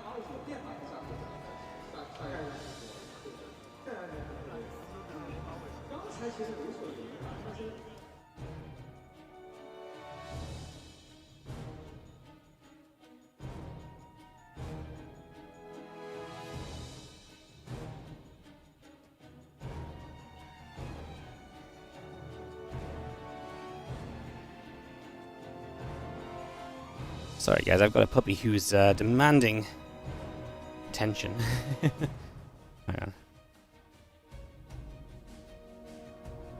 I've attached the webcam to the top of her toy.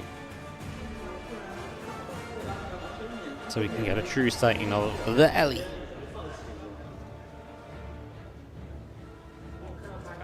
Who do you think wins, Ellie? Reno or Maru?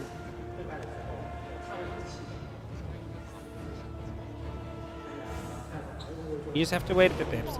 I'll play with you after the series ends. But it is 1-1 right now.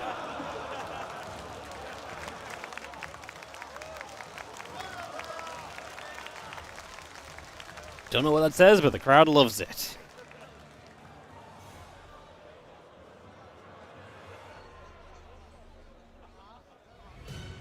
Here in the All-Star Invitational, we are tied 1-1. Reno Perseverance. Those run-bys are just so deadly consistently.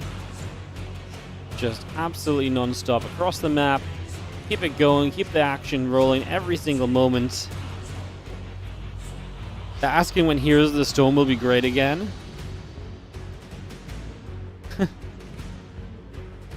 Maybe they're asking for Heroes of the Storm Invitational.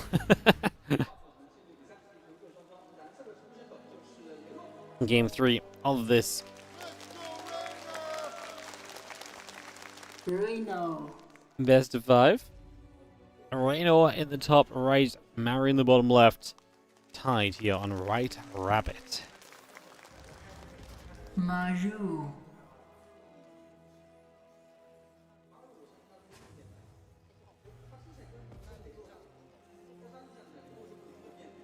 Heroes of the Storm still doesn't have a Chinese server, so they're asking for that to come back. Fair enough. Yeah, give them their Chinese server back, man. Ay. Typical Blizzard pretending Heroes just doesn't exist.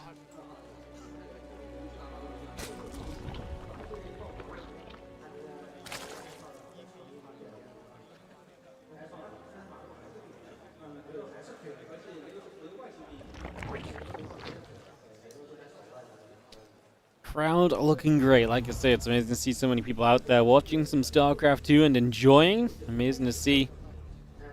Very awesome as we just have Match Gas Pool coming up, the Rex and the SCV coming by. Get this underway. It's going to be seeing the spawning pool finish up at the back. So it is going to be that pool early from our Zerg player. So a few links coming up, maybe a little bit trickery and sneakery here from Reno in the early stages perhaps. Some possibilities there, some chances of what we can maybe do.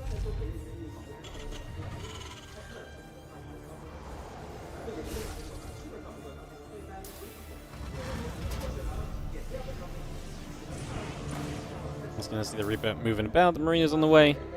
Lings are going to come running down to the bottom side.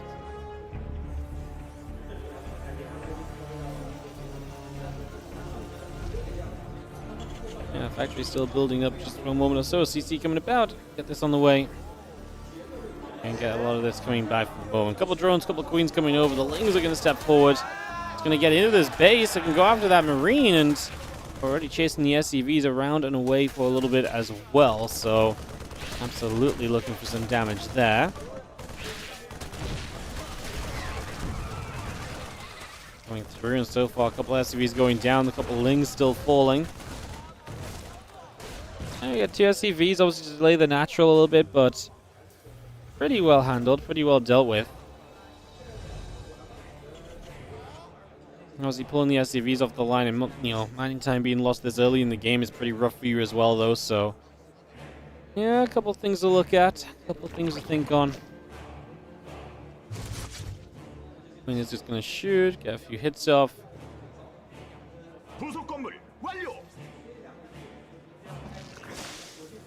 Drones mine away. Just going to see the Queen throw an inject down.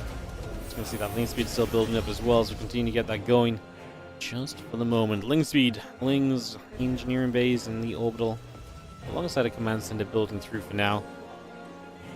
Now we're just heading into that bio once again, so just pretty consistent about the bio. Just playing very heavy bio too, right? Just trying to stay away from some of the techier units, it would seem. Trying to stay away from some of his own spellcasters, just kind of stay, like I say, playing heavy bio forces and trying to make things happen.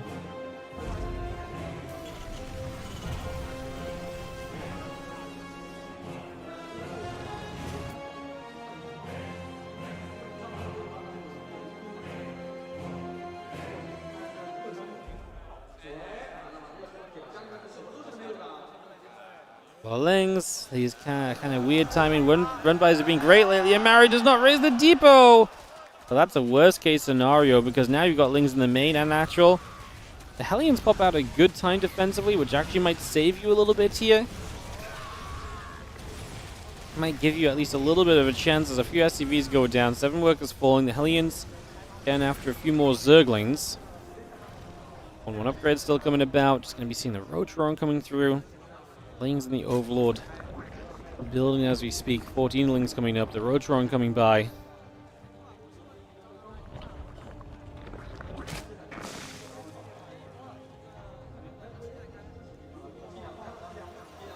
On one in the stem continue through. Armory coming about. Just going to be seeing the Roach-Ron is about to finish.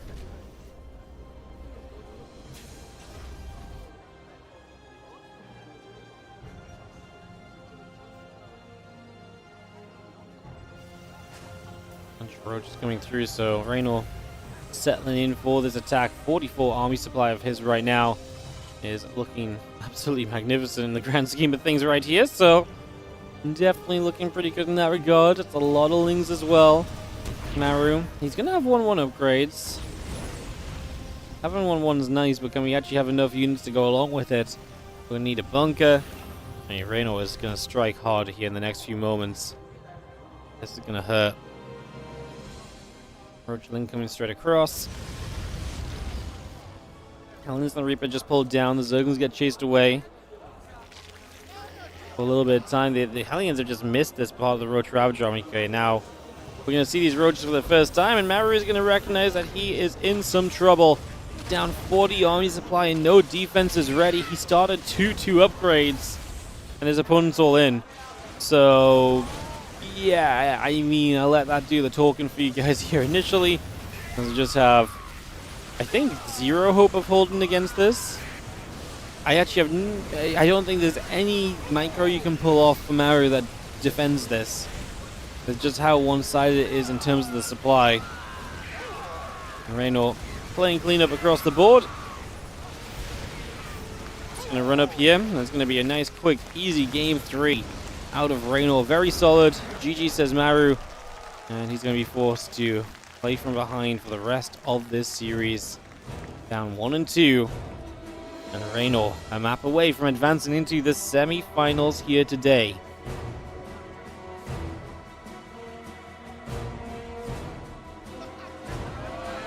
Oh. Oh. Hidden behind the sign. Can't hide from love.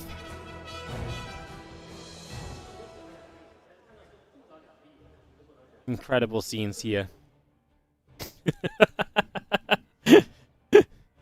Alright, well. Into our game 4 then in a few moments time, guys. How are we all feeling? Thank you for joining us. Oh, I can't believe it. We may be already on our last match of the day. I say already, we've been here for 7.5 hours. Has it just been that I'm just a little bit like tired, loopy, and so the day has just passed significantly more quickly than than it actually has? I mean, we have had some faster games, to be fair, as well. I don't know. It's been a fun one.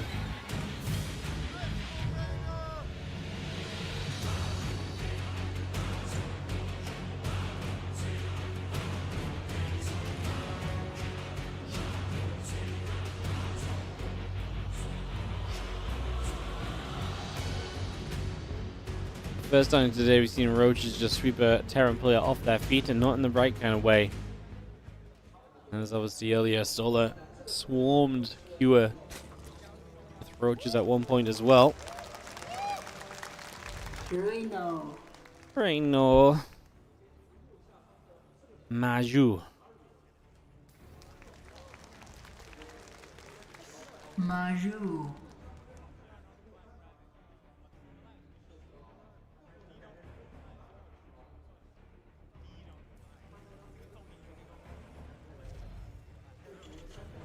Drone in the barracks. Both building through. Gas on the way from Maru. Hatch on the way from Reynolds. Getting that up and ready.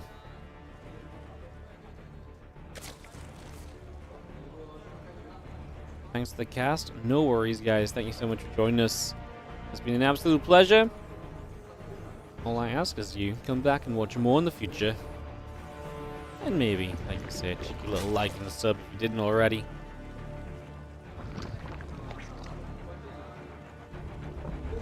Hatch, gas, cool. All on the way.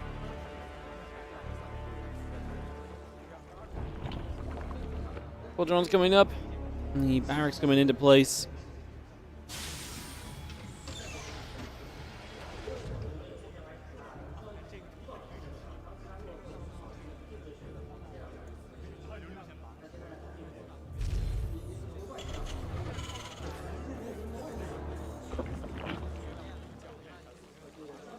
Gonna drop a spawning pool into place for a couple of moments. Just gonna put that in position. A couple of drones coming by.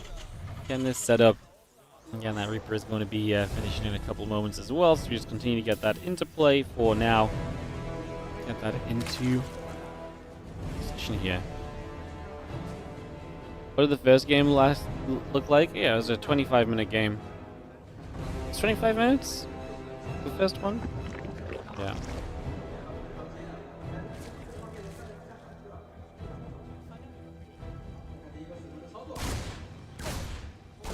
Reaper will show up, a couple of Zerglings are going to come through, and the Reaper will start to take some damage.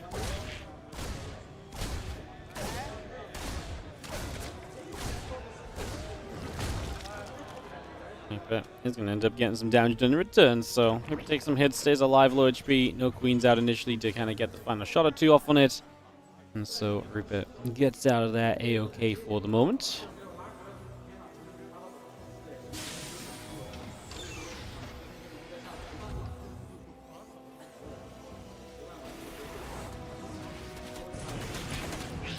Reaper hops up, still got a couple of lings and drones coming by. The Zergling speed building up at the moment as well. Yeah, Starport is already on the way through the command center building. The refinery coming up as well. Orbital command building into place. The Hellions still continue through, and this Reaper just going to try and get as much creep spread as possible. Knows a bit of what's going on. I'm just trying to clean out creep and keep us as close a game as we can early. Of course, down 1-2. Maru in a must-win game right here.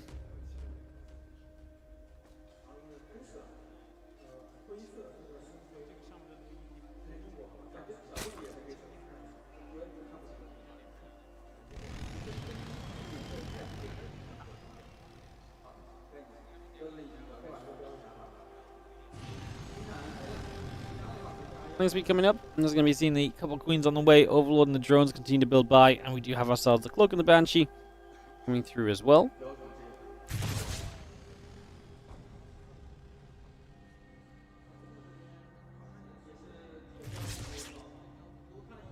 Reapers and the Hellion turn around.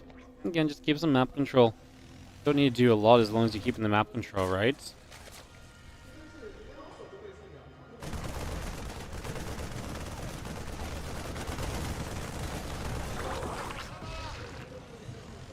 Overlord. Picked away at, so it's nice for Maru to find something like that early. Reno runs and do a slight supply block for a few moments. Still got the Banshee Hellion and that cloaking coming up as well. Armor Engineering Bay coming through from Maru. Refinery coming up. Getting that underway for now.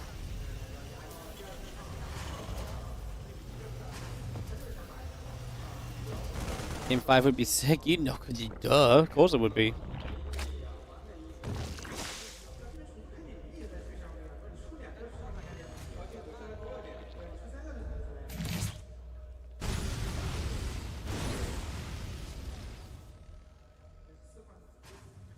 Let's come back around. We are going to get that armory up, so it's an armory early here from Maru. It's a lot of Hellions into stim behind this.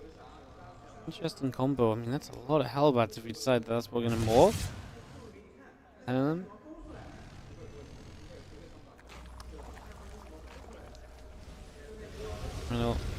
Pulling away for a second or two there, so just going to try and steer out of trouble. A couple more moments, and we're going to be seeing the Hellbats morphed in. Preparation for this is pretty minimal right now, and so Reno is not quite ready for it at first. Banshees had really good damage to the Queens, and we get through the Queen transfusions very quickly with the aid of those Banshees, adding on some serious damage quickly. However, at the tail end of this, these Hellbats are going to get turned around, and Raynor is going to find a defense. I'm not sure if we really lost that many Queens either. Doesn't feel, I mean, we're still on 7 Queens, so it really feels like no is the answer to that. Things just across the map looking for a couple extra units, but just not much else to really see there.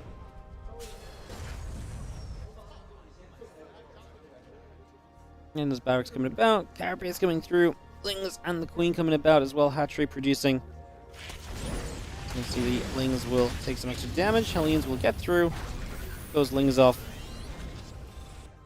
Factory goes in over on that right hand side.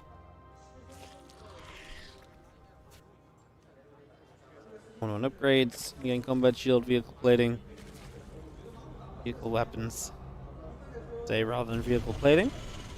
But yeah, a lot of the upgrades coming by, and obviously Maru, as he finished the combat shield in general, will feel a lot more confident on the map with his bio play. The creep's starting to get around a little bit here from Raynor. A little bit out the front on the top side, a little bit on the bottom. Already up to the 5 bases as well. Maru will cloak the Banshees and take the attempt to try and run in toward a few of those drones. One of them goes down nice and speedy. And it's kind of about all there is for the moment, at least. So we wait and see. Man, he built a lot of Hellions this game, right? Because he lost a bunch of Hellbats already, and now he lost a bunch of Hellbats, and now obviously still has a good few left over as well. Banshee's still out on the map. We are scanning to clean some creep on the bottom side. Just gonna pick away a little bit of that. The Hellions showing why they're still useful.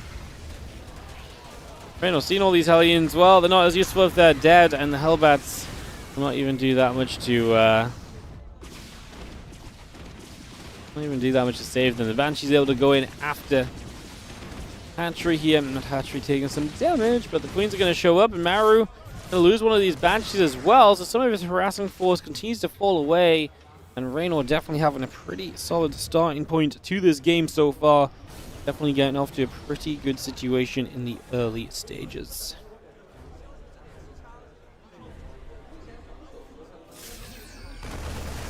Couple of Marines will come over, a couple of creep teamers being knocked down. Continue to play cleanup right there as we move through for a few more moments as well. So just coming straight across. We're going to see 2-2 drilling claws, melee upgrade and +2 carapace. Again, all of that continuing up as well here, so got that set up to play and party. Infestation pit from Raynor as well. He knows where he wants to get to. That hive tech is going to be key for him in this match, you'd imagine.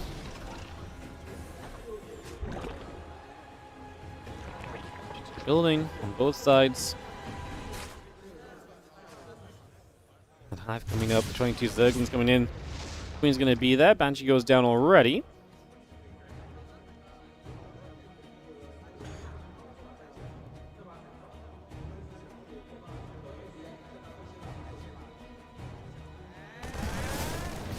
Things to try and get a catch. Obviously, the Marines can step backwards and trade well at least. However, where are we going to go here as Maru? Because Raynor's on his way to that Lurker Den.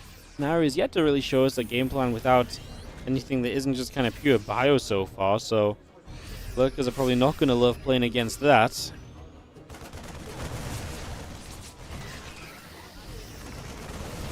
Brings him through. A couple of Banes get jumped on. Creep team is spreading.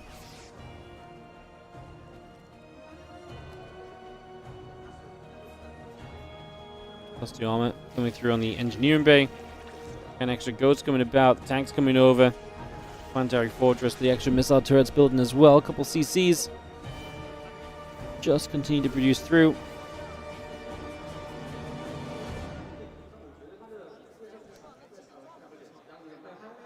I mean, Maru's just happy to play the long game here. That's what the extra command centers say. He's happy to play long, camp out a little bit. Maru at his finest. Like, he is absolutely happy to be the Turtle Town if he needs to be, and there's been many a game he's won where he's just frustrated Raynor by sitting there and letting the game develop in his favor over time.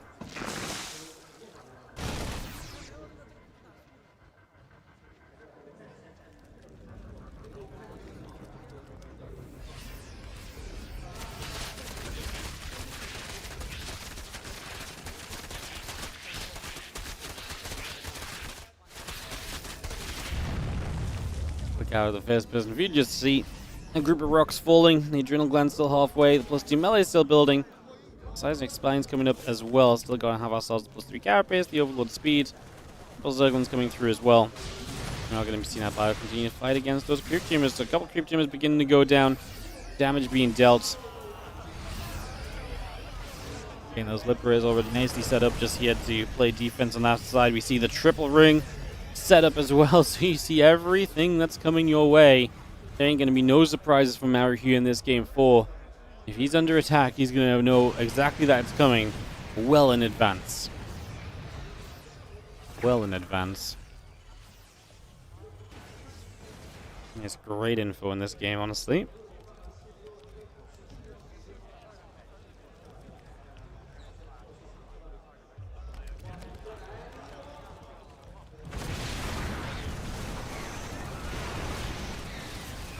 Well, Ling Bane is going to run through. Just going to be seeing Reyno, obviously, at this stage wants to try and break through a lot of these bases. Wants to try and trade effectively into the Terran while he has a bank and before the Terran can establish one. This is a great starting fight. 2 planetaries go down, 20 SCVs. This is a fantastic beginning, honestly.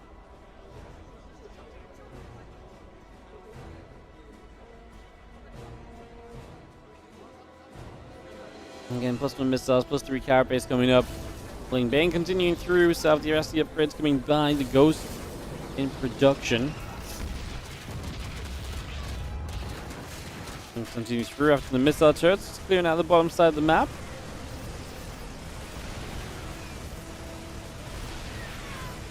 Hatchery will go down. A couple of the Broodlings dropping as well.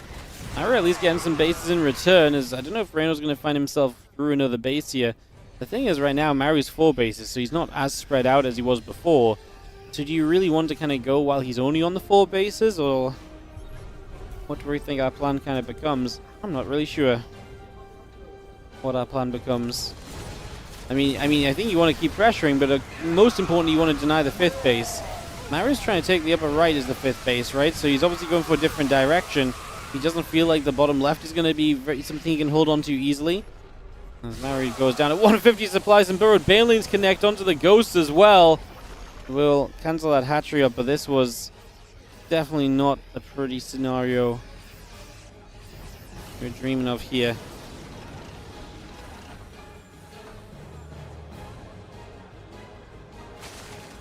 There's Maru.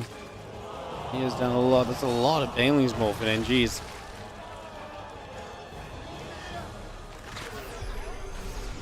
I think Reyno smells a bit of blood in the water. I think he knows he's taking some good trades. Maru did not re-establish a 5th base quickly, which is not a good sign for the Terran. Usually if they lose a base, they're replenishing it almost immediately. So the fact that that didn't happen, big deal. Blind and Cloud here going to knock down a couple of these tanks straight away, give us easy access through to those Liberators. The tanks will begin to drop. And does Reyno find a chance to keep pushing through this direction? Loses a bunch of supply, rebuilds a bunch of it as well, so replenishes what he loses right off the bat. His bank account right now is absolutely in a state to afford that. 5k, 2k is in a very good position for now.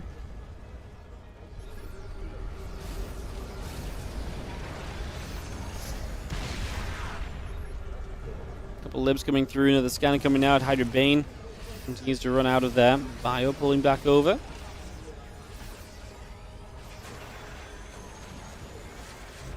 As well for just a moment. Again, tanks, libs, SCVs, all of that building through. Going to see a couple of shots coming in. Reyno coming in from 2 sides. The Baneling wave is going strong, and he's going to start trying to get towards those ghosts. The tanks are just about going to save the ghosts.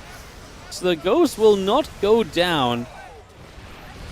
And that is massive as Reyno goes into the rebuild. I want to see the production tab. 100 Zerglings. Yeah, it was going to be high because he lost quite a lot here. The thing is, Maru, like, he's just hanging on. And he really is just hanging on because he's just about 150 supply. He's got no money left over. He's mining significantly less than Reyno as well, so that's obviously not pretty in the long term of things here either.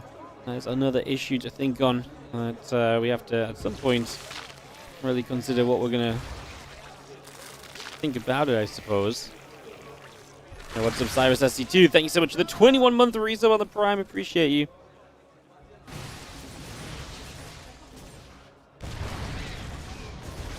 Zergling's going to run up this ramp. Just going to be seeing the Ghost going to be there. Turn that back around. Hydra Bane coming through too.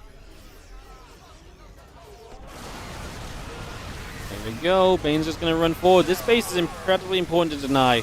This is the 5th base of Maru. If you deny this, he's not going to have the continued mining he really wants to have in this game. So you're not going to be able to stand up on 2 feet if that if that 5th base doesn't stay up here. We knock it down. There's a new base building nearby. Imagine that's going to replace it, but it's going to be a constant just churn of trying to replace that specific base. Because Maru needs a 5th. And right now, so much attention from Maru to the top right of the map.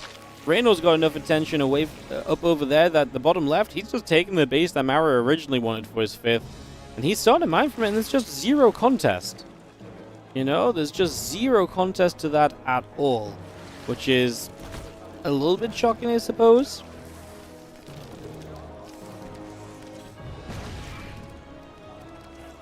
Yeah, a little bit shocking. I mean, Maru, okay, he's going to move down there now. He's going to start to kind of do something about it, but even still, it takes some attention now. It takes some units. Playing Bane running in again. Not going to see a lot of the Lings getting around the Ghost or anything. The Ghost seemed like they took a step away, and the Lings were never interested in them again after that. The Bane's just rolling through. Reyno's given up a lot here. That was not a good fight for him. That was a much worse fight for Reyno, where I feel like he doesn't get that much value for what he's kind of bringing to the, for what he was trying to bring to the table there. Now Maru going to kill a base over here as well after clearing out the bottom left sides in general. So there's still a couple bases over there, but it makes this game a lot more playable if Maru doesn't have those other bases to then mine from.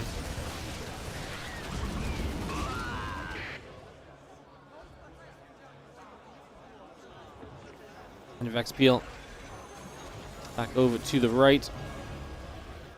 Bio, Medevac, Lib, we're going to set up for a little bit as well. We keep moving through. Banes, Hydras, Lings, Viper, +2 missiles, all building right there. We're going to see this Queen going to get picked away at as well now, so just going to start working through that already.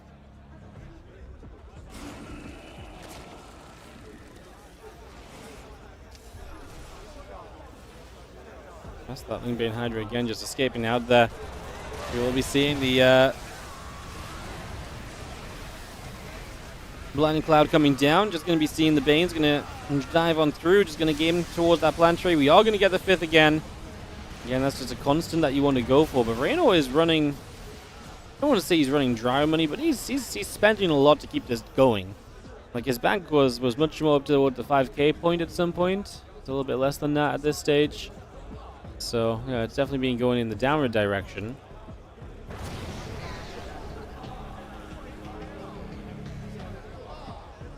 Spire still coming online. Just going to be seeing the 2 more command centers. The Siege Tanks, the Marauder coming up as well. The Infestor and the Banes coming up. +2 missiles will build.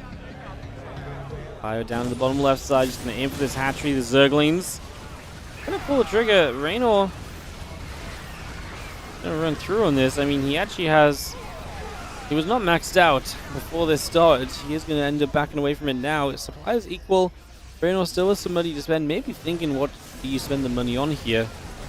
He's making a Spire. What can we go into off the Spire? Maybe he just goes Grey Spire? I was kind of thinking maybe we make some.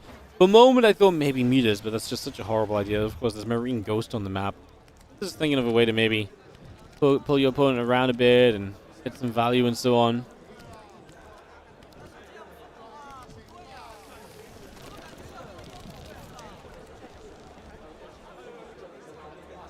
Maru retaking the upper right again. Maru just knows he can't let the base go 1 up above him on this. But not let that 5th base come online. If he lets that 5th base come online, all these trades here have been for nothing. So he needs to try and make sure he gets that 5th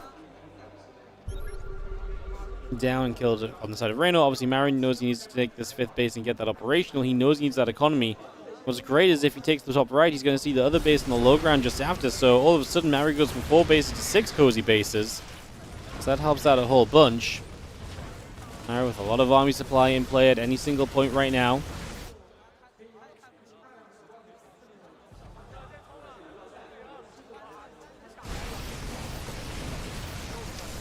They're out on the top side. So Reyno loses another base. Again, he's mining the bottom left. He'll try and retake the original 5th base of Yeah, Maru, he puts that drone on that hatchery just now, which again makes sense because any resource you can get a hold of is great. And if you're not going to go after the top right, maybe you can put some defense on the bottom left-hand side instead and just try to, again, win the out-mining game.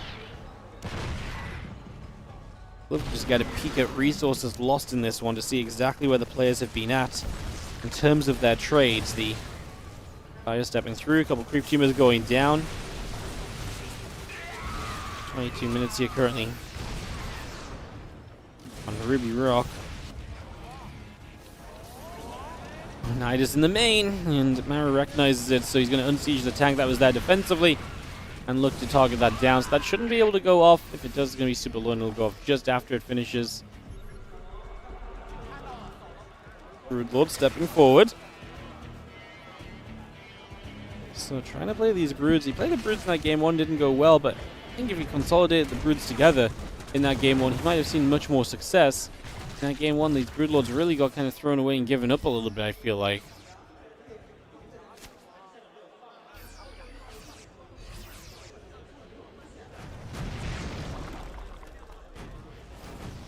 Canceling this hatchery on the top side here. And continue to put the pressure on that position. It is the top side push that Maru has seen some success in. What he looks for success in right now as he chases over to the top for a couple of moments. Neural Parasite coming up. The rest of this going through. The Broodlords are going to shoot away at the siege tanks for a couple of moments as well.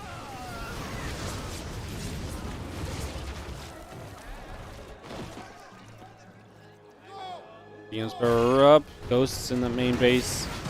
Need to remember where they're at. They don't want to just be left alone here.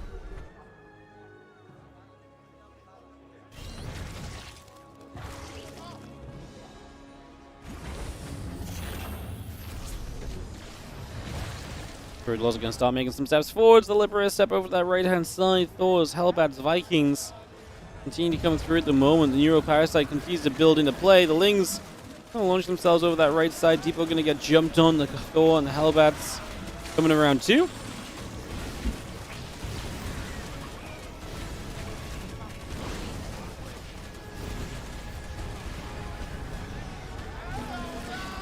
Love the split on the Lings, just trying to force multiple scans. Release multiple army positions. Just you do that quickly, trying to make Maru waste some resources attention-wise. As we actually do manage to catch ourselves a Ghost, but then we get every Infesta EMP'd straight after. And the Ghosts are still going. Reynolds going to try and run into this Ling Bane with this Ling Bane force. He's going to get this planetary. He needs to get that planetary. I was going to say, let's make sure we finish it off. A bunch of those SCVs go down too. Like I say, important denial. Reynolds up against still a lot of army supply of Maru, and that only looks scarier right now. 134 to 100 if he rebuilds into army. Be truly terrifying as the Ghosts chase, the Vikings chase the Brood as well.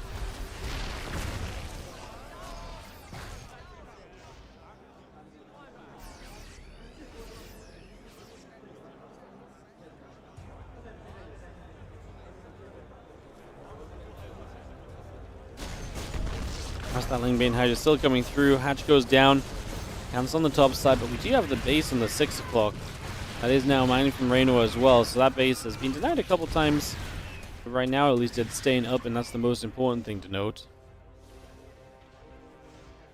Yeah, Barry's going to try and take the same base on the opposite side, so really trying to split this map evenly in terms of bases allowed. Obviously, Reno's done a good job of mining from the other bases when possible.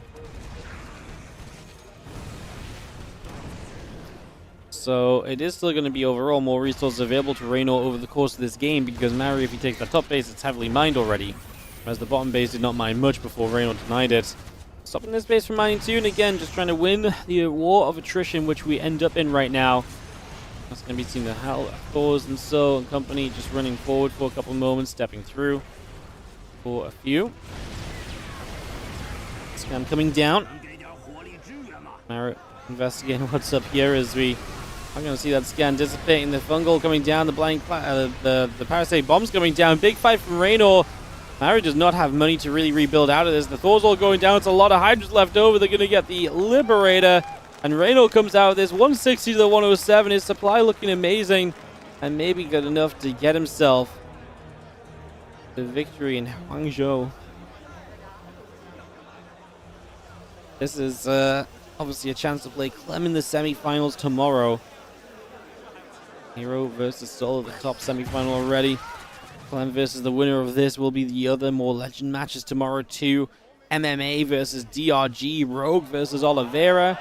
The Infestors are looking for the Neurals. I presume we have Neurals, so spreading those out and looking to cause chaos here as Reno looks for a killing blow. The Infestors set up, they're lurking forward, and in we go. They're going to Neural up the main units. Tank's getting caught. We do drop the Scam, we drop some Fungals in return. The Ghosts are going to be pretty much low, and they have to evacuate into a medevac. Lurkers now show up onto this base. The SCVs have to run away, and this is going to be Raynor now pushing Maru below 100 supply, below 80 supply even. Hydra's chasing forward. A couple of snipes come through, finish off that siege tank. Take what you can get. Again, the snipes getting Raynor off a little bit. Raynor, who is out of money himself, so cannot really afford to lose the army that he has. 65 to 53 army supply. He's been doing well. There's still a few ghosts remaining. This game is not done or decided just yet. So you guys had to tab to stop the ads playing on Twitch for a moment or two. They dropped the snooze down, so apologies for the old tab. Going to be seeing the couple Hellbats coming through for the drones. 5 of them going down. So 5 workers go down. Just a little bit of damage being gleamed from here. It's going to be seeing the lurkers burrow up again, aiming at that orbital. Tank's going to fire in return, put some damage out. Like they're still firing through. Snipe going down. Playing clean up here. And for the moment, at least the lurkers get pushed away as well.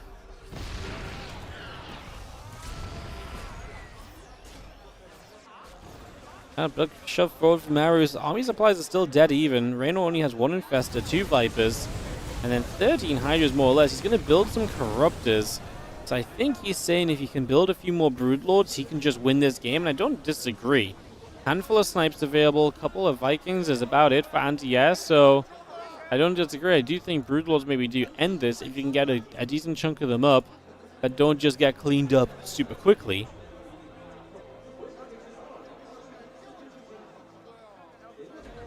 Four Broods, Corruptor, Medevac, Hellbats. A little bit of everything coming in there. Hellbat's going to step across, so they're just going to move through for the moment. Just going to be seeing the Queen getting hit by the Hellbats as well. The Hydra's going to join up together. Lurker going to fly it through. Ling's going to chase forward. There goes the Hellbat. There goes the Ghost. And the Abduct is nice. But now the Viper's out of energy.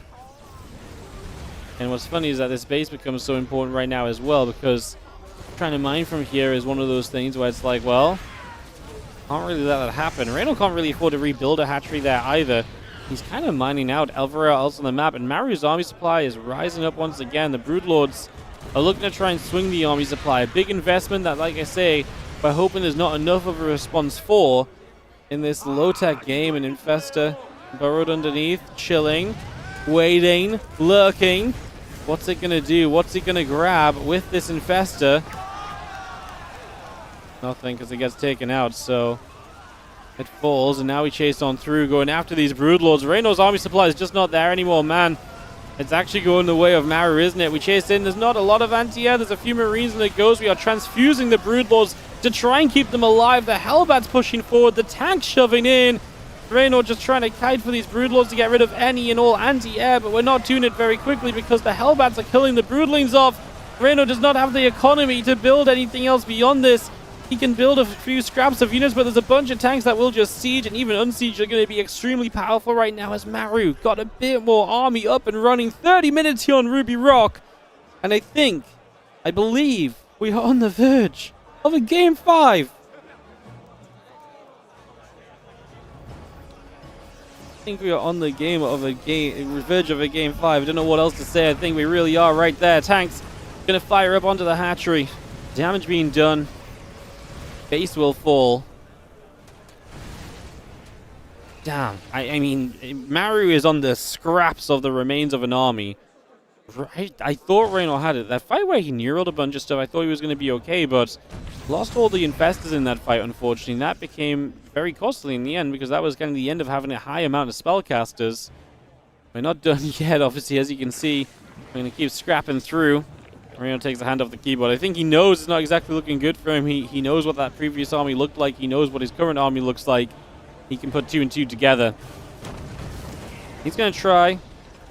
You never know, right? It's a long enough, crazy enough game that you never really quite know, so he's not going to give it up just yet.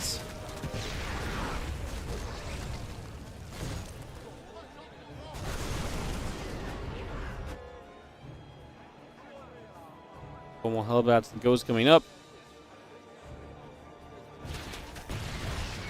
Siege tanks coming by. We're going to get the Lings just running by onto this fresh planetary fortress. Trying to deny this. Get 6 SCVs. I mean, Maru is only at 22 workers. Reno has 51, but where the heck are we mining from? Another attempt to mine from this bottom side, and now Maru knows the importance of denying this base. He knows he can't let that happen, and so in he goes immediately to make sure that no, it does not happen, will not happen, does not allow it at all. Reno has to say GG. Maru's going to take us to Game 5. One final map coming up today. Maru and Reno will go the full 5-game series, and boy, did this day deserve it. We had a lot of shorter series today. This one will not be that in the slightest.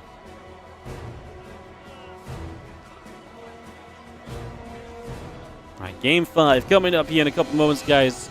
I'll just nip BRB one moment, and we'll go Game 5.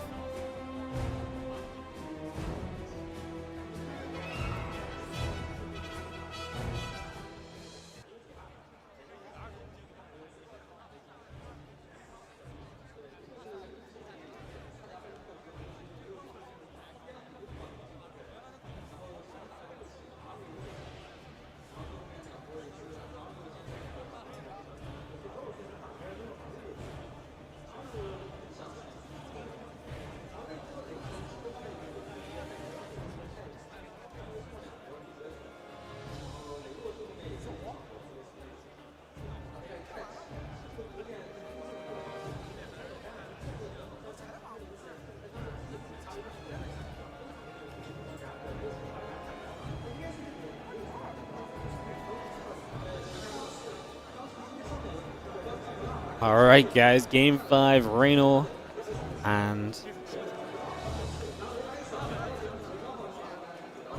Maru. Gonna go the full distance here, go the full series.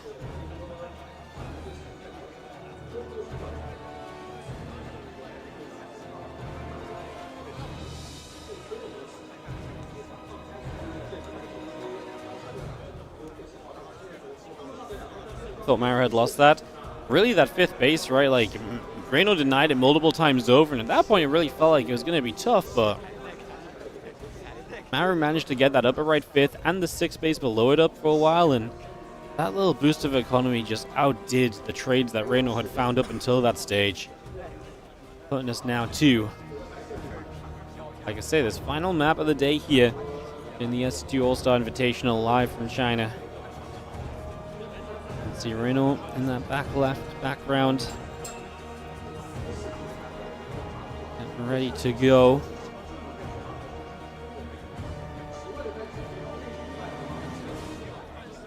Maru benefiting from just sitting back, turtling it up, letting it go as long as he could. So close at the end as well. I really thought the actual extra ray of Brutal was going to be enough, but Maru really just, again, a base he could mine from. Giving him that surge of economy, and suddenly, bam, bunch of units out on the map, making a big difference. Now, Papa Mitch, thank you so much for the gifted sub to One Base Ace. Thank you for the generosity of a gifted subby, much appreciated.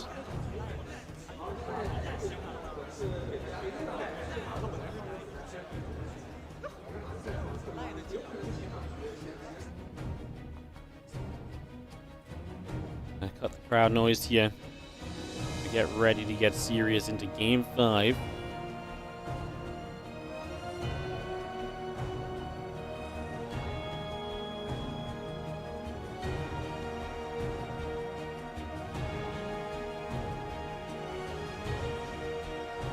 Maru will choose Game 5. He might do. He might do. You guys know Maru. Maru might just say, it's weird because he's like, either he's like, okay, I gotta play the long game. Or he's like, I'm sick of playing the long game. Let's just do this. And that Hellbat push early was so bad as well. Just, Hellbats suck. When are we going to give up on the Hellbats, guys? Honestly, for a long time, I kind of believed in the Hellbats too, but it's going to happen. That's what we're waiting on. Maru to return to the playing area. Taking a break here after that game 4. As he steps over. Sits down. Earphones in.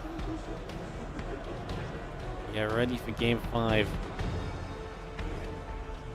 This series. So the winner has a good chance to go all the way, man. Like, I honestly don't know how Clem's Protoss is going to fare against Maru's Terran. I do think Raynor is capable of taking Clem down. I think both these guys have a chance to win the whole thing, but obviously first up, we have to win Winter Madness. This map's been fascinating to me lately. When Winter Madness first came around, it really did not look at this as like this big macro map, but I feel like recently all we've seen are the big macro games. Everybody kind of ending up in the later stages, ending up in the late game and everything else.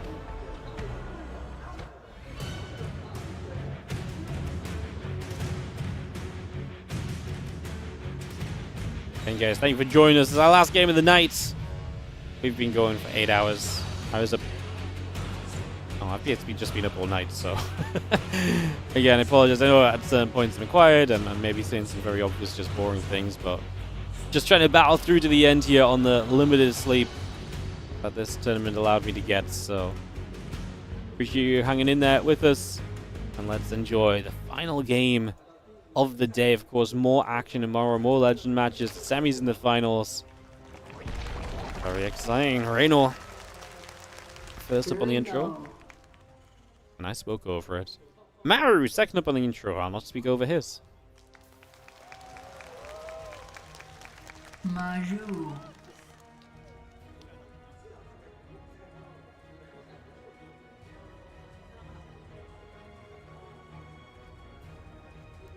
And thank you for tuning in. We just broke 3,500 viewers across Twitch and YouTube in that last game.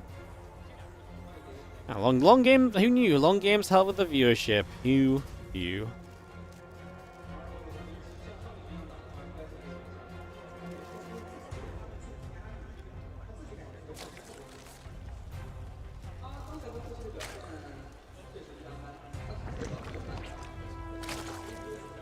And just to clarify, guys, in Clem's interview, he said, I think me versus Raynor is always a good series, and me versus Maru would be really fun, because a lot of people want to see my Protoss versus Maru. So, I mean, considering that also, you know, the fact that Clem has not played a TVT in years at this stage, I think there's a pretty good chance that we do see PVT if Clem advances through.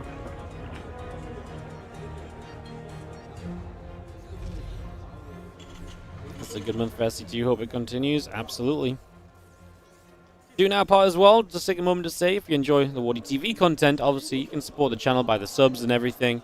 But we also have the Patreon page, which means you can support our tournaments. Obviously, this is not one of our tournaments. We run a lot of WardiTV events, and if you would like to support them, you can do so at patreon.com/WardiTV, where 100% of anything you pledge goes directly into StarCraft 2 tournament prize money for the players. Even the transaction fees, we cover those to make sure that anything you pledge goes into prize pools. So do check that out at patreon.com/WardiTV. Hatch coming down, Reaper coming over. Throw some grenades down. A couple lings are going to be there. We're moving about again. Just going to be waiting for this little bits of early game to play on through. Dimu, thank you so much for the fresh Prime sub on the channel as well. I appreciate you. Thank you very much indeed. Siege 412 on the 1 year resub on the Prime. Can't believe this took a whole year. Man, it's gonna be crazy when you find out how long the 2 year resub takes. Yeah. I don't want to be in the room with you when you find out. Please refrain from figuring it out for a while, please. Thank you. Thanks for coming up. Queen's on the way. Barracks and company on the way up. Command Center going to be an inclusion on that. And yeah, that's a couple of extra barracks coming in early from Maru. So double engineering bay now as well. So yeah, he's just kind of ranking up into the barracks, and it's going to be a lot of Marines in these early stages.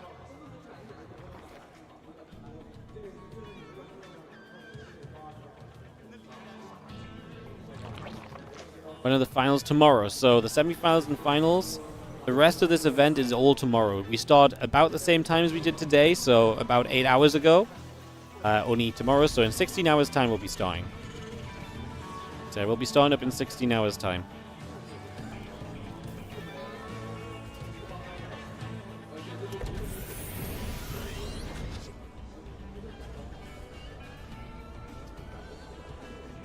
Man, Maru is just going 1-1, stim. Bunch of Marines, bunch of bio, 3rd CC flying into position. No factory in sight, right? But for the moment, at least, seems like he's going to be getting away with it.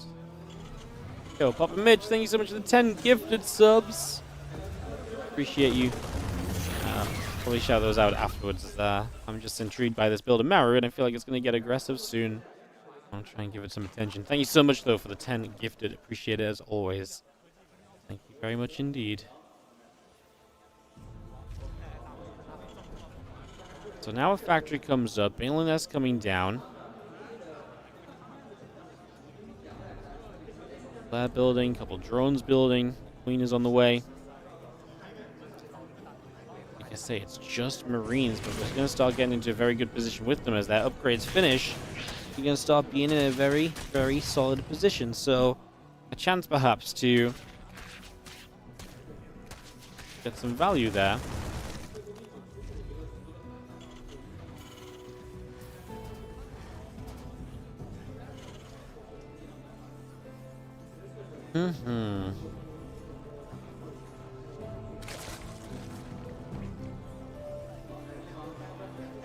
Starport building up as well, so we're going to be very powerful very quickly here. Like I said, on the side of Maru, going to have a bunch of bio with upgrades finished. The Starport will finally kick in. The Armory's a bit late to start 2-2 right off the bat, so he's losing a little bit of the edge on the super fast upgrades, although they're still going to be very ahead of the upgrades that Reno holds, which are the double Evo Chambers building at the moment.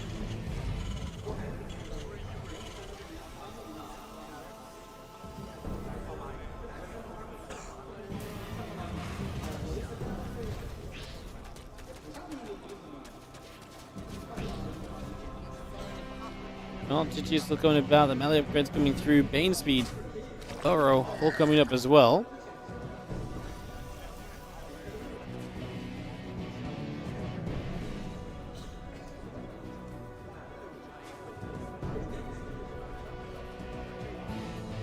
And melee upgrades are still going through. The Hydrogen building on in. These Marines are going to be so powerful soon. 2-2. Gonna be knocking on the door sooner rather than later. We do have the Hydrogen just about halfway done as well, so bring that Hydrogen up. Melee upgrades, the Bane speed, all building by also, so a lot of that coming through. The Feelings running around, looking for the counterattack as the Marines get through here, or the surround, take your pick. You're gonna see those Banes finishing, there's a lot of them, so we're just gonna be forced to lift up, back away, and Maru is quick and simple about it.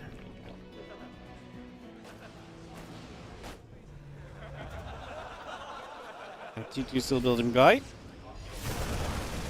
Wang's gonna chase. Marines are gonna back it up. Just gonna be some of the Banes still coming over.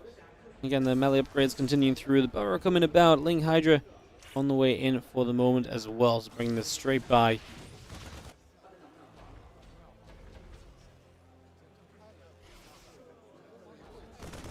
We're about to finish 1-1 on the side of Reno, and then we're really not far away from 2-2 being available on the side of Maru. So like I say, upgrades are going to even out for a short amount of time. What we do have for Reno is obviously a good amount of creep spread, because Maru obviously took one step on the map with those Marines, but otherwise he's been pretty passive. He's not had Hellions in the early game to establish map control with either.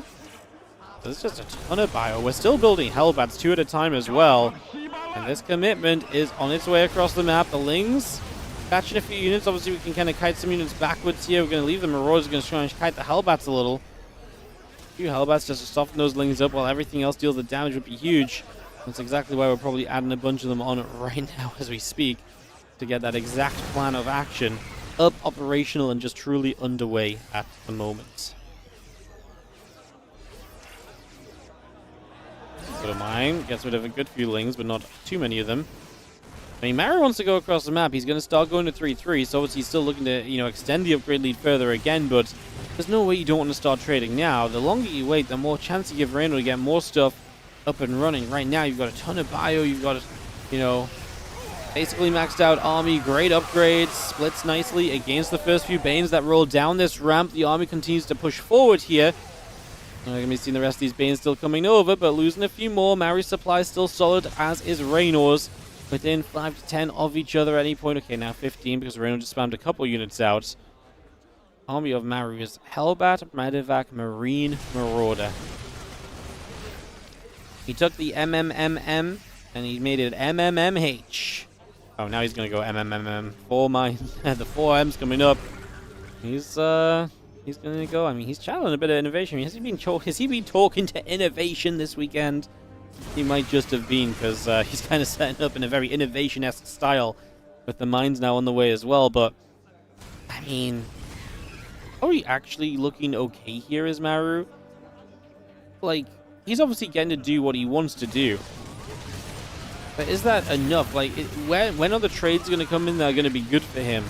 You know, when is he going to be able to take the fights that are exciting? Because I fear that his issue is going to be that he's going to find out that he kind of needs more of the mech units.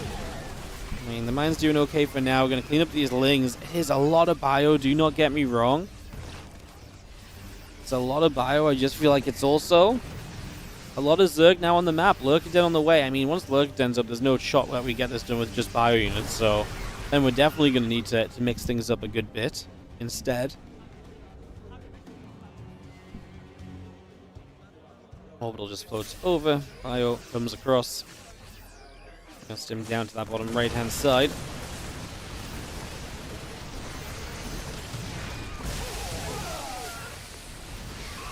Oh, let the Banes do some tanking here. The Ling run by does not do much this time around. Losing a lot of the Lings to the units that are just back there. Maru coming in from all angles, playing this around. 3-3 is about to be done. I can only imagine that with 3-3 finish, we have really nothing else to wait for here apart from perhaps the opportunity of what your opponent is doing, but surely we go with 3-3 and just kind of push in aggressively. Now, it is Lurkers available here from Reyno. He has them finished even, so Lurkers are on the map. That's a problem. Maru surely, I just don't see how you attack in as Maru against freaking Lurkers with what is nigh on pure bio at the moment. I think these Lurkers are just going to shut down what Maru's trying to do, and then maybe Maru has to mix it up. Lurkers, wait a little bit, now fire, not the most exciting of hold fires. Maru just steps away, says I'm not going to trade over there then. Going to try and bait you into fighting over here. Marines on that bottom side of this fight. Going to tank a bunch of the Bane shots initially. Now Maru is kind of attacking into the Lurkers on the picture-in-picture as well. Army is getting completely swept up. I mean, I just don't know what we were trying to really do here. Well, I think he was trying to put on a lot of pressure with a lot of bio, but I think the moment really passed him by. I think it got away from him. But now I think he's in a ton of trouble, as you obviously saw Reyno starting to win some of these fights, and there's just no way to really reset right now if you are Maru. You know, there's no way to just be like, oh, hold on a second, let me kind of start going into this, because Reyno's going to start the the aggression and just keep it going through and through. He's just not going to stop. I mean, I really felt like there was moments where Maru, I mean, he pulled back a couple of times against run-bys, but I don't think that lost him all of his opportunity in this game, right? Run-by of Lurk is already on the 4th base. Maru in trouble over there. Maru in trouble over here. Maru in trouble pretty much any direction you want to look in right now. Shut your eyes if you're a Terran, because it ain't pretty. The mineral lines are getting murdered, massacred, and all sorts as Reyno looks to get another win over Maru in recent history in offline StarCraft 2. 3-2. Reyno goes to day 2. The semifinals against Clem tomorrow as he knocks down Maru in a 5-game epic to take this win and to move on over. GG's. Crowd is loving it. And we will obviously have a winner's interview from him here soon. Guys, if you want to watch a rebroadcast, we'll be starting that up in a little bit once the winner interview and everything is done, once the show shuts down for the day. So if you're looking to catch up on the games, you can do that. Or the full stream is available on YouTube as well. Once again, before a bunch of people leave, thanks so much for watching. I appreciate you all. And it's been amazing viewership today. So, yeah, I appreciate you guys. Thank you so much. All right, we'll be onto the casters for a few moments while we wait for the interview to get ready. So, Reynold, I see him in the background just asking where he should go, but yes, you should go and get ready for the interview, mate. You are through to day 2. You're through to those semifinals. Great day 1, honestly. Like some matches definitely shorter than expected, right? Some matches definitely not as long as we thought they would be. But we had a good time. I think it's been very fair to say. It has been fair to say. Fun stuff. Fun stuff. Playing against Clem this month was prepping Reynold for this. It's honestly such an interesting series. Like that final game was very interesting. I just don't know when it kind of broke down for Maru. I don't know what point he was just like, oh, I don't really want to be doing this anymore, but then I'm kind of still doing it, but then I don't want to, you know? Hey, what's up, JD7811? Thank you for the 3-month resub on the Prime. And again, thank you so much for joining us, guys. Again, I'm tired, man. I'm actually on like a second win right now, but overall I'm tired. So I appreciate you all, like I say, listening despite me being tired and a bit groggy and all the rest. Appreciate you guys a big time. I think we're gonna have the interview here, so let's listen in, see what Reynold has to say, and we'll wrap up this day.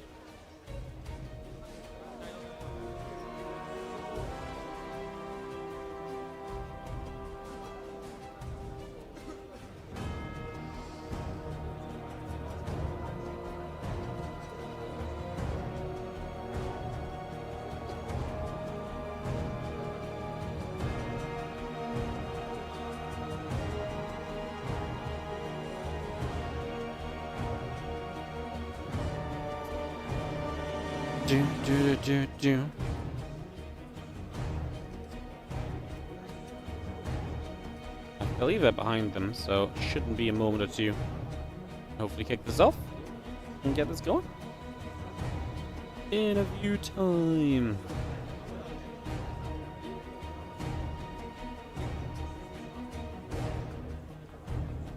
Nice cast, thank you so much. Glad you guys enjoyed. Like I said, appreciate you all listening to me, hanging out. Has been fun.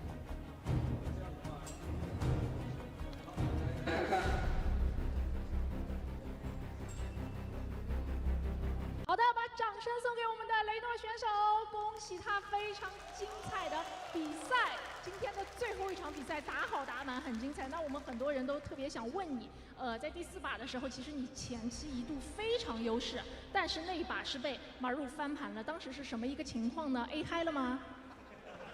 So we're all very curious. On map 4, you're like you have a huge bank, right? And you almost killed him. And in the end, Maru win the game. Huge comeback. What's your thought? Well, I was kind of just smashing my head into a wall that game. I felt like I was back when I was 16, you know, just attack.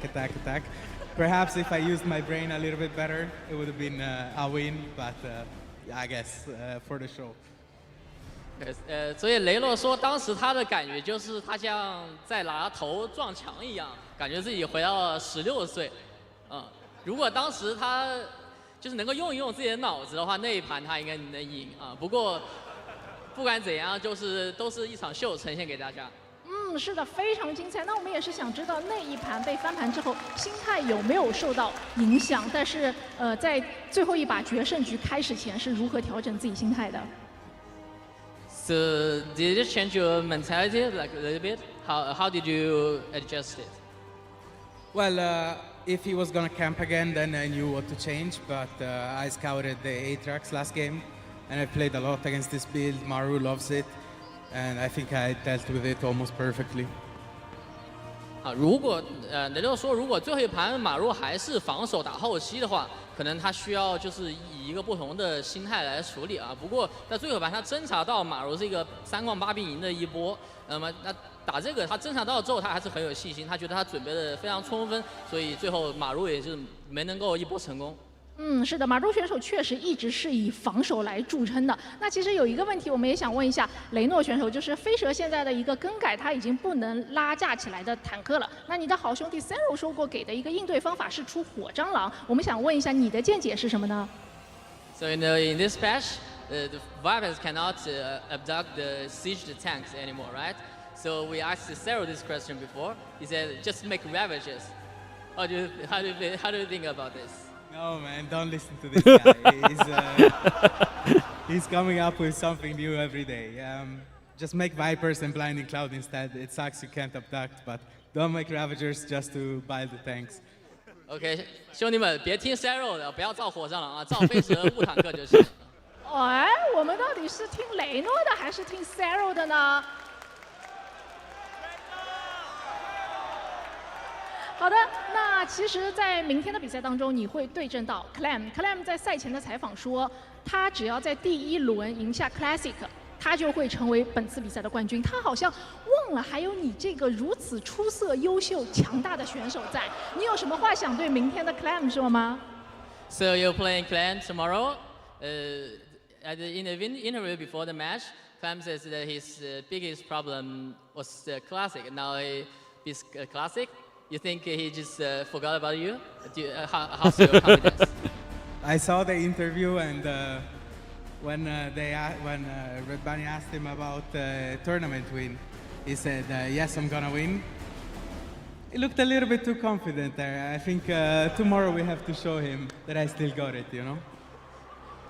他看了那个采访啊，他觉得 Clem 的小兄弟 Chinese crowd 太过 loves 自信了，明 this 天让 stuff as 他 well. They're great questions, 啊， actually. 明天给 Clem 小兄弟一点颜色看看，那我们真的是非常期待明天雷诺跟 Clem 的对决了。好的，那我们的赛后采访到这边告一段落，我们再一次把掌声送给雷诺。 Raynor! Oh my god, guys, what a day! Great questions, great interview, honestly. 好的，不知不觉我们今天的比赛已 Love 经 it. 接近尾声了。我们今天共同见证了传奇组 Love 的 it. 宿命对决，也见证了我们标准组的精彩 Is there a 发 stream 挥 for the。今 Legends 天我们 matches? 所 Yep, 有的 the 选手在 Legend 现场给 matches. 我们展 Let 现了 me 星际争霸。 quiet down. The Legend matches get intertwined between the main matches. So today, the very start of this stream was INnoVation Sue. That will be the start of the rebroadcast in a little bit if you want to stick around for that. And also we had Scarlett SOS today. The other two, MMA DRG and the other one, will be tomorrow. Which they might probably show you the schedule of soon. It's probably going to be one of the Legends matches. I think it's MMA DRG starts the day, then Hero Solo, then Clem Raynor, then Oliveira versus Rogue, and then the finals. I believe. But like I say, they probably show you guys the schedule here in a moment. There you go. MMA DRG, Hero Solo, Clem Raynor, Rogue Oliveira, Grand Final. So that's coming up tomorrow, guys. So that's going to be the schedule. So the games start half an hour earlier. I'll be live about the same time because, you know, we watched the intro show today. But obviously, the games will start half an hour earlier tomorrow. There's not going to be the same kind of intro introducing everyone on stage as we had, as we had this morning or 8 hours ago or so. What time? It's in like 16 hours from now. If you go back 17 minutes and then go forward 16 hours, that's the time. It's 4 a.m. CET to start the day. Where is Serral? Serral didn't have a good time, but you'll see that if you want to watch the rebroadcast or the VOD. As we watch through the highlights, this was a series that actually really had highlights. This one really delivered. Maru Raynor at the end of the day was the series of the day for sure. Classic Clem was good. I mean, yeah, I think Classic Clem was good. But Clem looked very good today, and Classic had some rough moments. I was also falling asleep a little bit during Classic Clem, so I remember it a little bit less than I do Raynor versus Maru. Woke up a little bit for this TVZ at least. So that was nice. Yeah, European time, Central European time, guys. It's a 4 a.m. start tomorrow. So it's a 4 a.m. start tomorrow, Central European time. So, yes. So, like I say, guys, what we're going to do, as you guys requested, a bunch of people said they were interested in the rebroadcast. So what I'll do is I'm going to let the last few highlights and so play out, and then I'm going to start the rebroadcast up. If you listen to this 8 hours from now, and this is the rebroadcast already, the stream will be going offline in a couple of minutes. But I'll get the rebroadcast started. I just need to end the video and then load it into OBS and set it to play. And then you guys can watch the entire day. The only thing, I'm actually going to sleep and stuff, so I'm not going to babysit the stream. If it goes wrong, it's just going to go wrong. It shouldn't go wrong. We had this for the Christmas Day games, it was fine. So unless the internet cuts out or something. So I'm not going to babysit the stream. That also means I'm not going to run ads. So I'm sorry if you see ads during the games. But it still will give you guys, for the most part, the kind of live kind of feeling of watching it and stuff. And it's my usual stream time in 40 minutes. So I think it's a good time to set it up for people who were not able to tune in early and everything. So yeah, we'll set that off. We'll get that going. And then, yeah, like I say, we'll be back tomorrow. And tomorrow, guys, tomorrow we are going to be doing this same tournament. And then when we finish, we have OSC Championship after. So tomorrow is going to be like a big stream. Tomorrow is going to be a big boy stream. We're going to put our big boy pants on and do a big ass day of StarCraft 2. So I'm going to hopefully have my sleep schedule a bit more under control for that one. Should be awesome. Well, this series had a lot of highlights, so we're still going.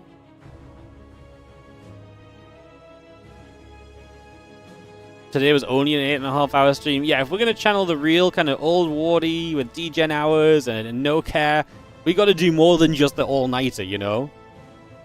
We got to do more than just the all-nighter. For sure.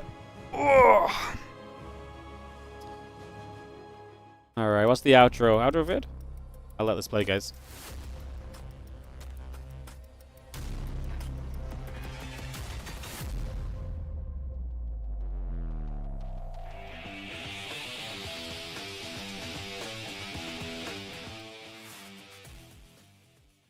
Alright, this is just the outro vid that they played at the start as well. Awesome. Alright, YouTube, once again, if you're wrapping us up on YouTube, thank you so much for watching. There will be a separate YouTube upload later today. It's our grand finals from the WardiTV 2025 Championship. There's also going to be on YouTube a YouTube short up in about an hour or so.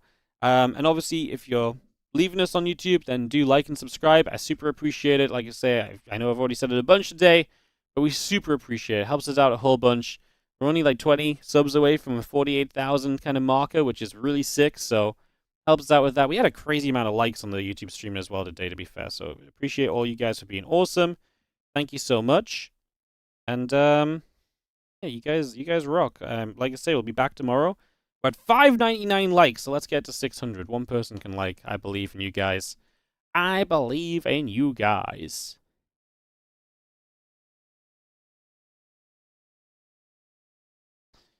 Cool.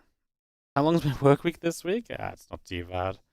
I mean, this was an 8-hour stream, but now I'm off for the rest of the day. I'm finished for the day before I usually start, so really, you know, easy life. I've got a full Saturday off. I mean, okay, I have to start a bit earlier, whatever. But yeah, I got a full Saturday off, man. Crazy. This never happens. Will I spend it sleeping? Sure, but you know. Oh, good. Alright, guys. I just want to let this video end, and then I will set up the rebroadcast, guys. I'm just running a couple more ads on the YouTube. If you do want to watch the rebroadcast, it will not happen on YouTube. It will be only on Twitch. You get here now. What is life? You are right in time for us to start everything again on the stream once more. Fear not.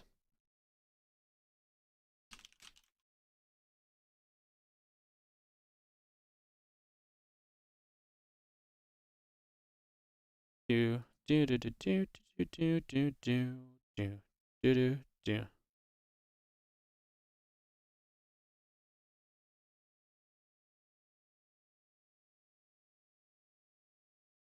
All right. Let me just come over to me. Stop the recording. YouTube, I'm going to turn you guys off, even though there's still 800 of you here. Bye, YouTube. Everyone say bye to YouTube. Bye, YouTube. Bye. Bye, bye, bye. By the way, how amazing was the clean feed today? Can I just say, like, they gave us a great clean feed.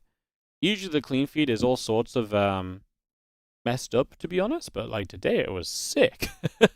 Like, today it was just really good. So yeah, bye YouTube. I really appreciate you all. Go watch the other videos we have on the channel. Thank you so much. I'll see you guys later.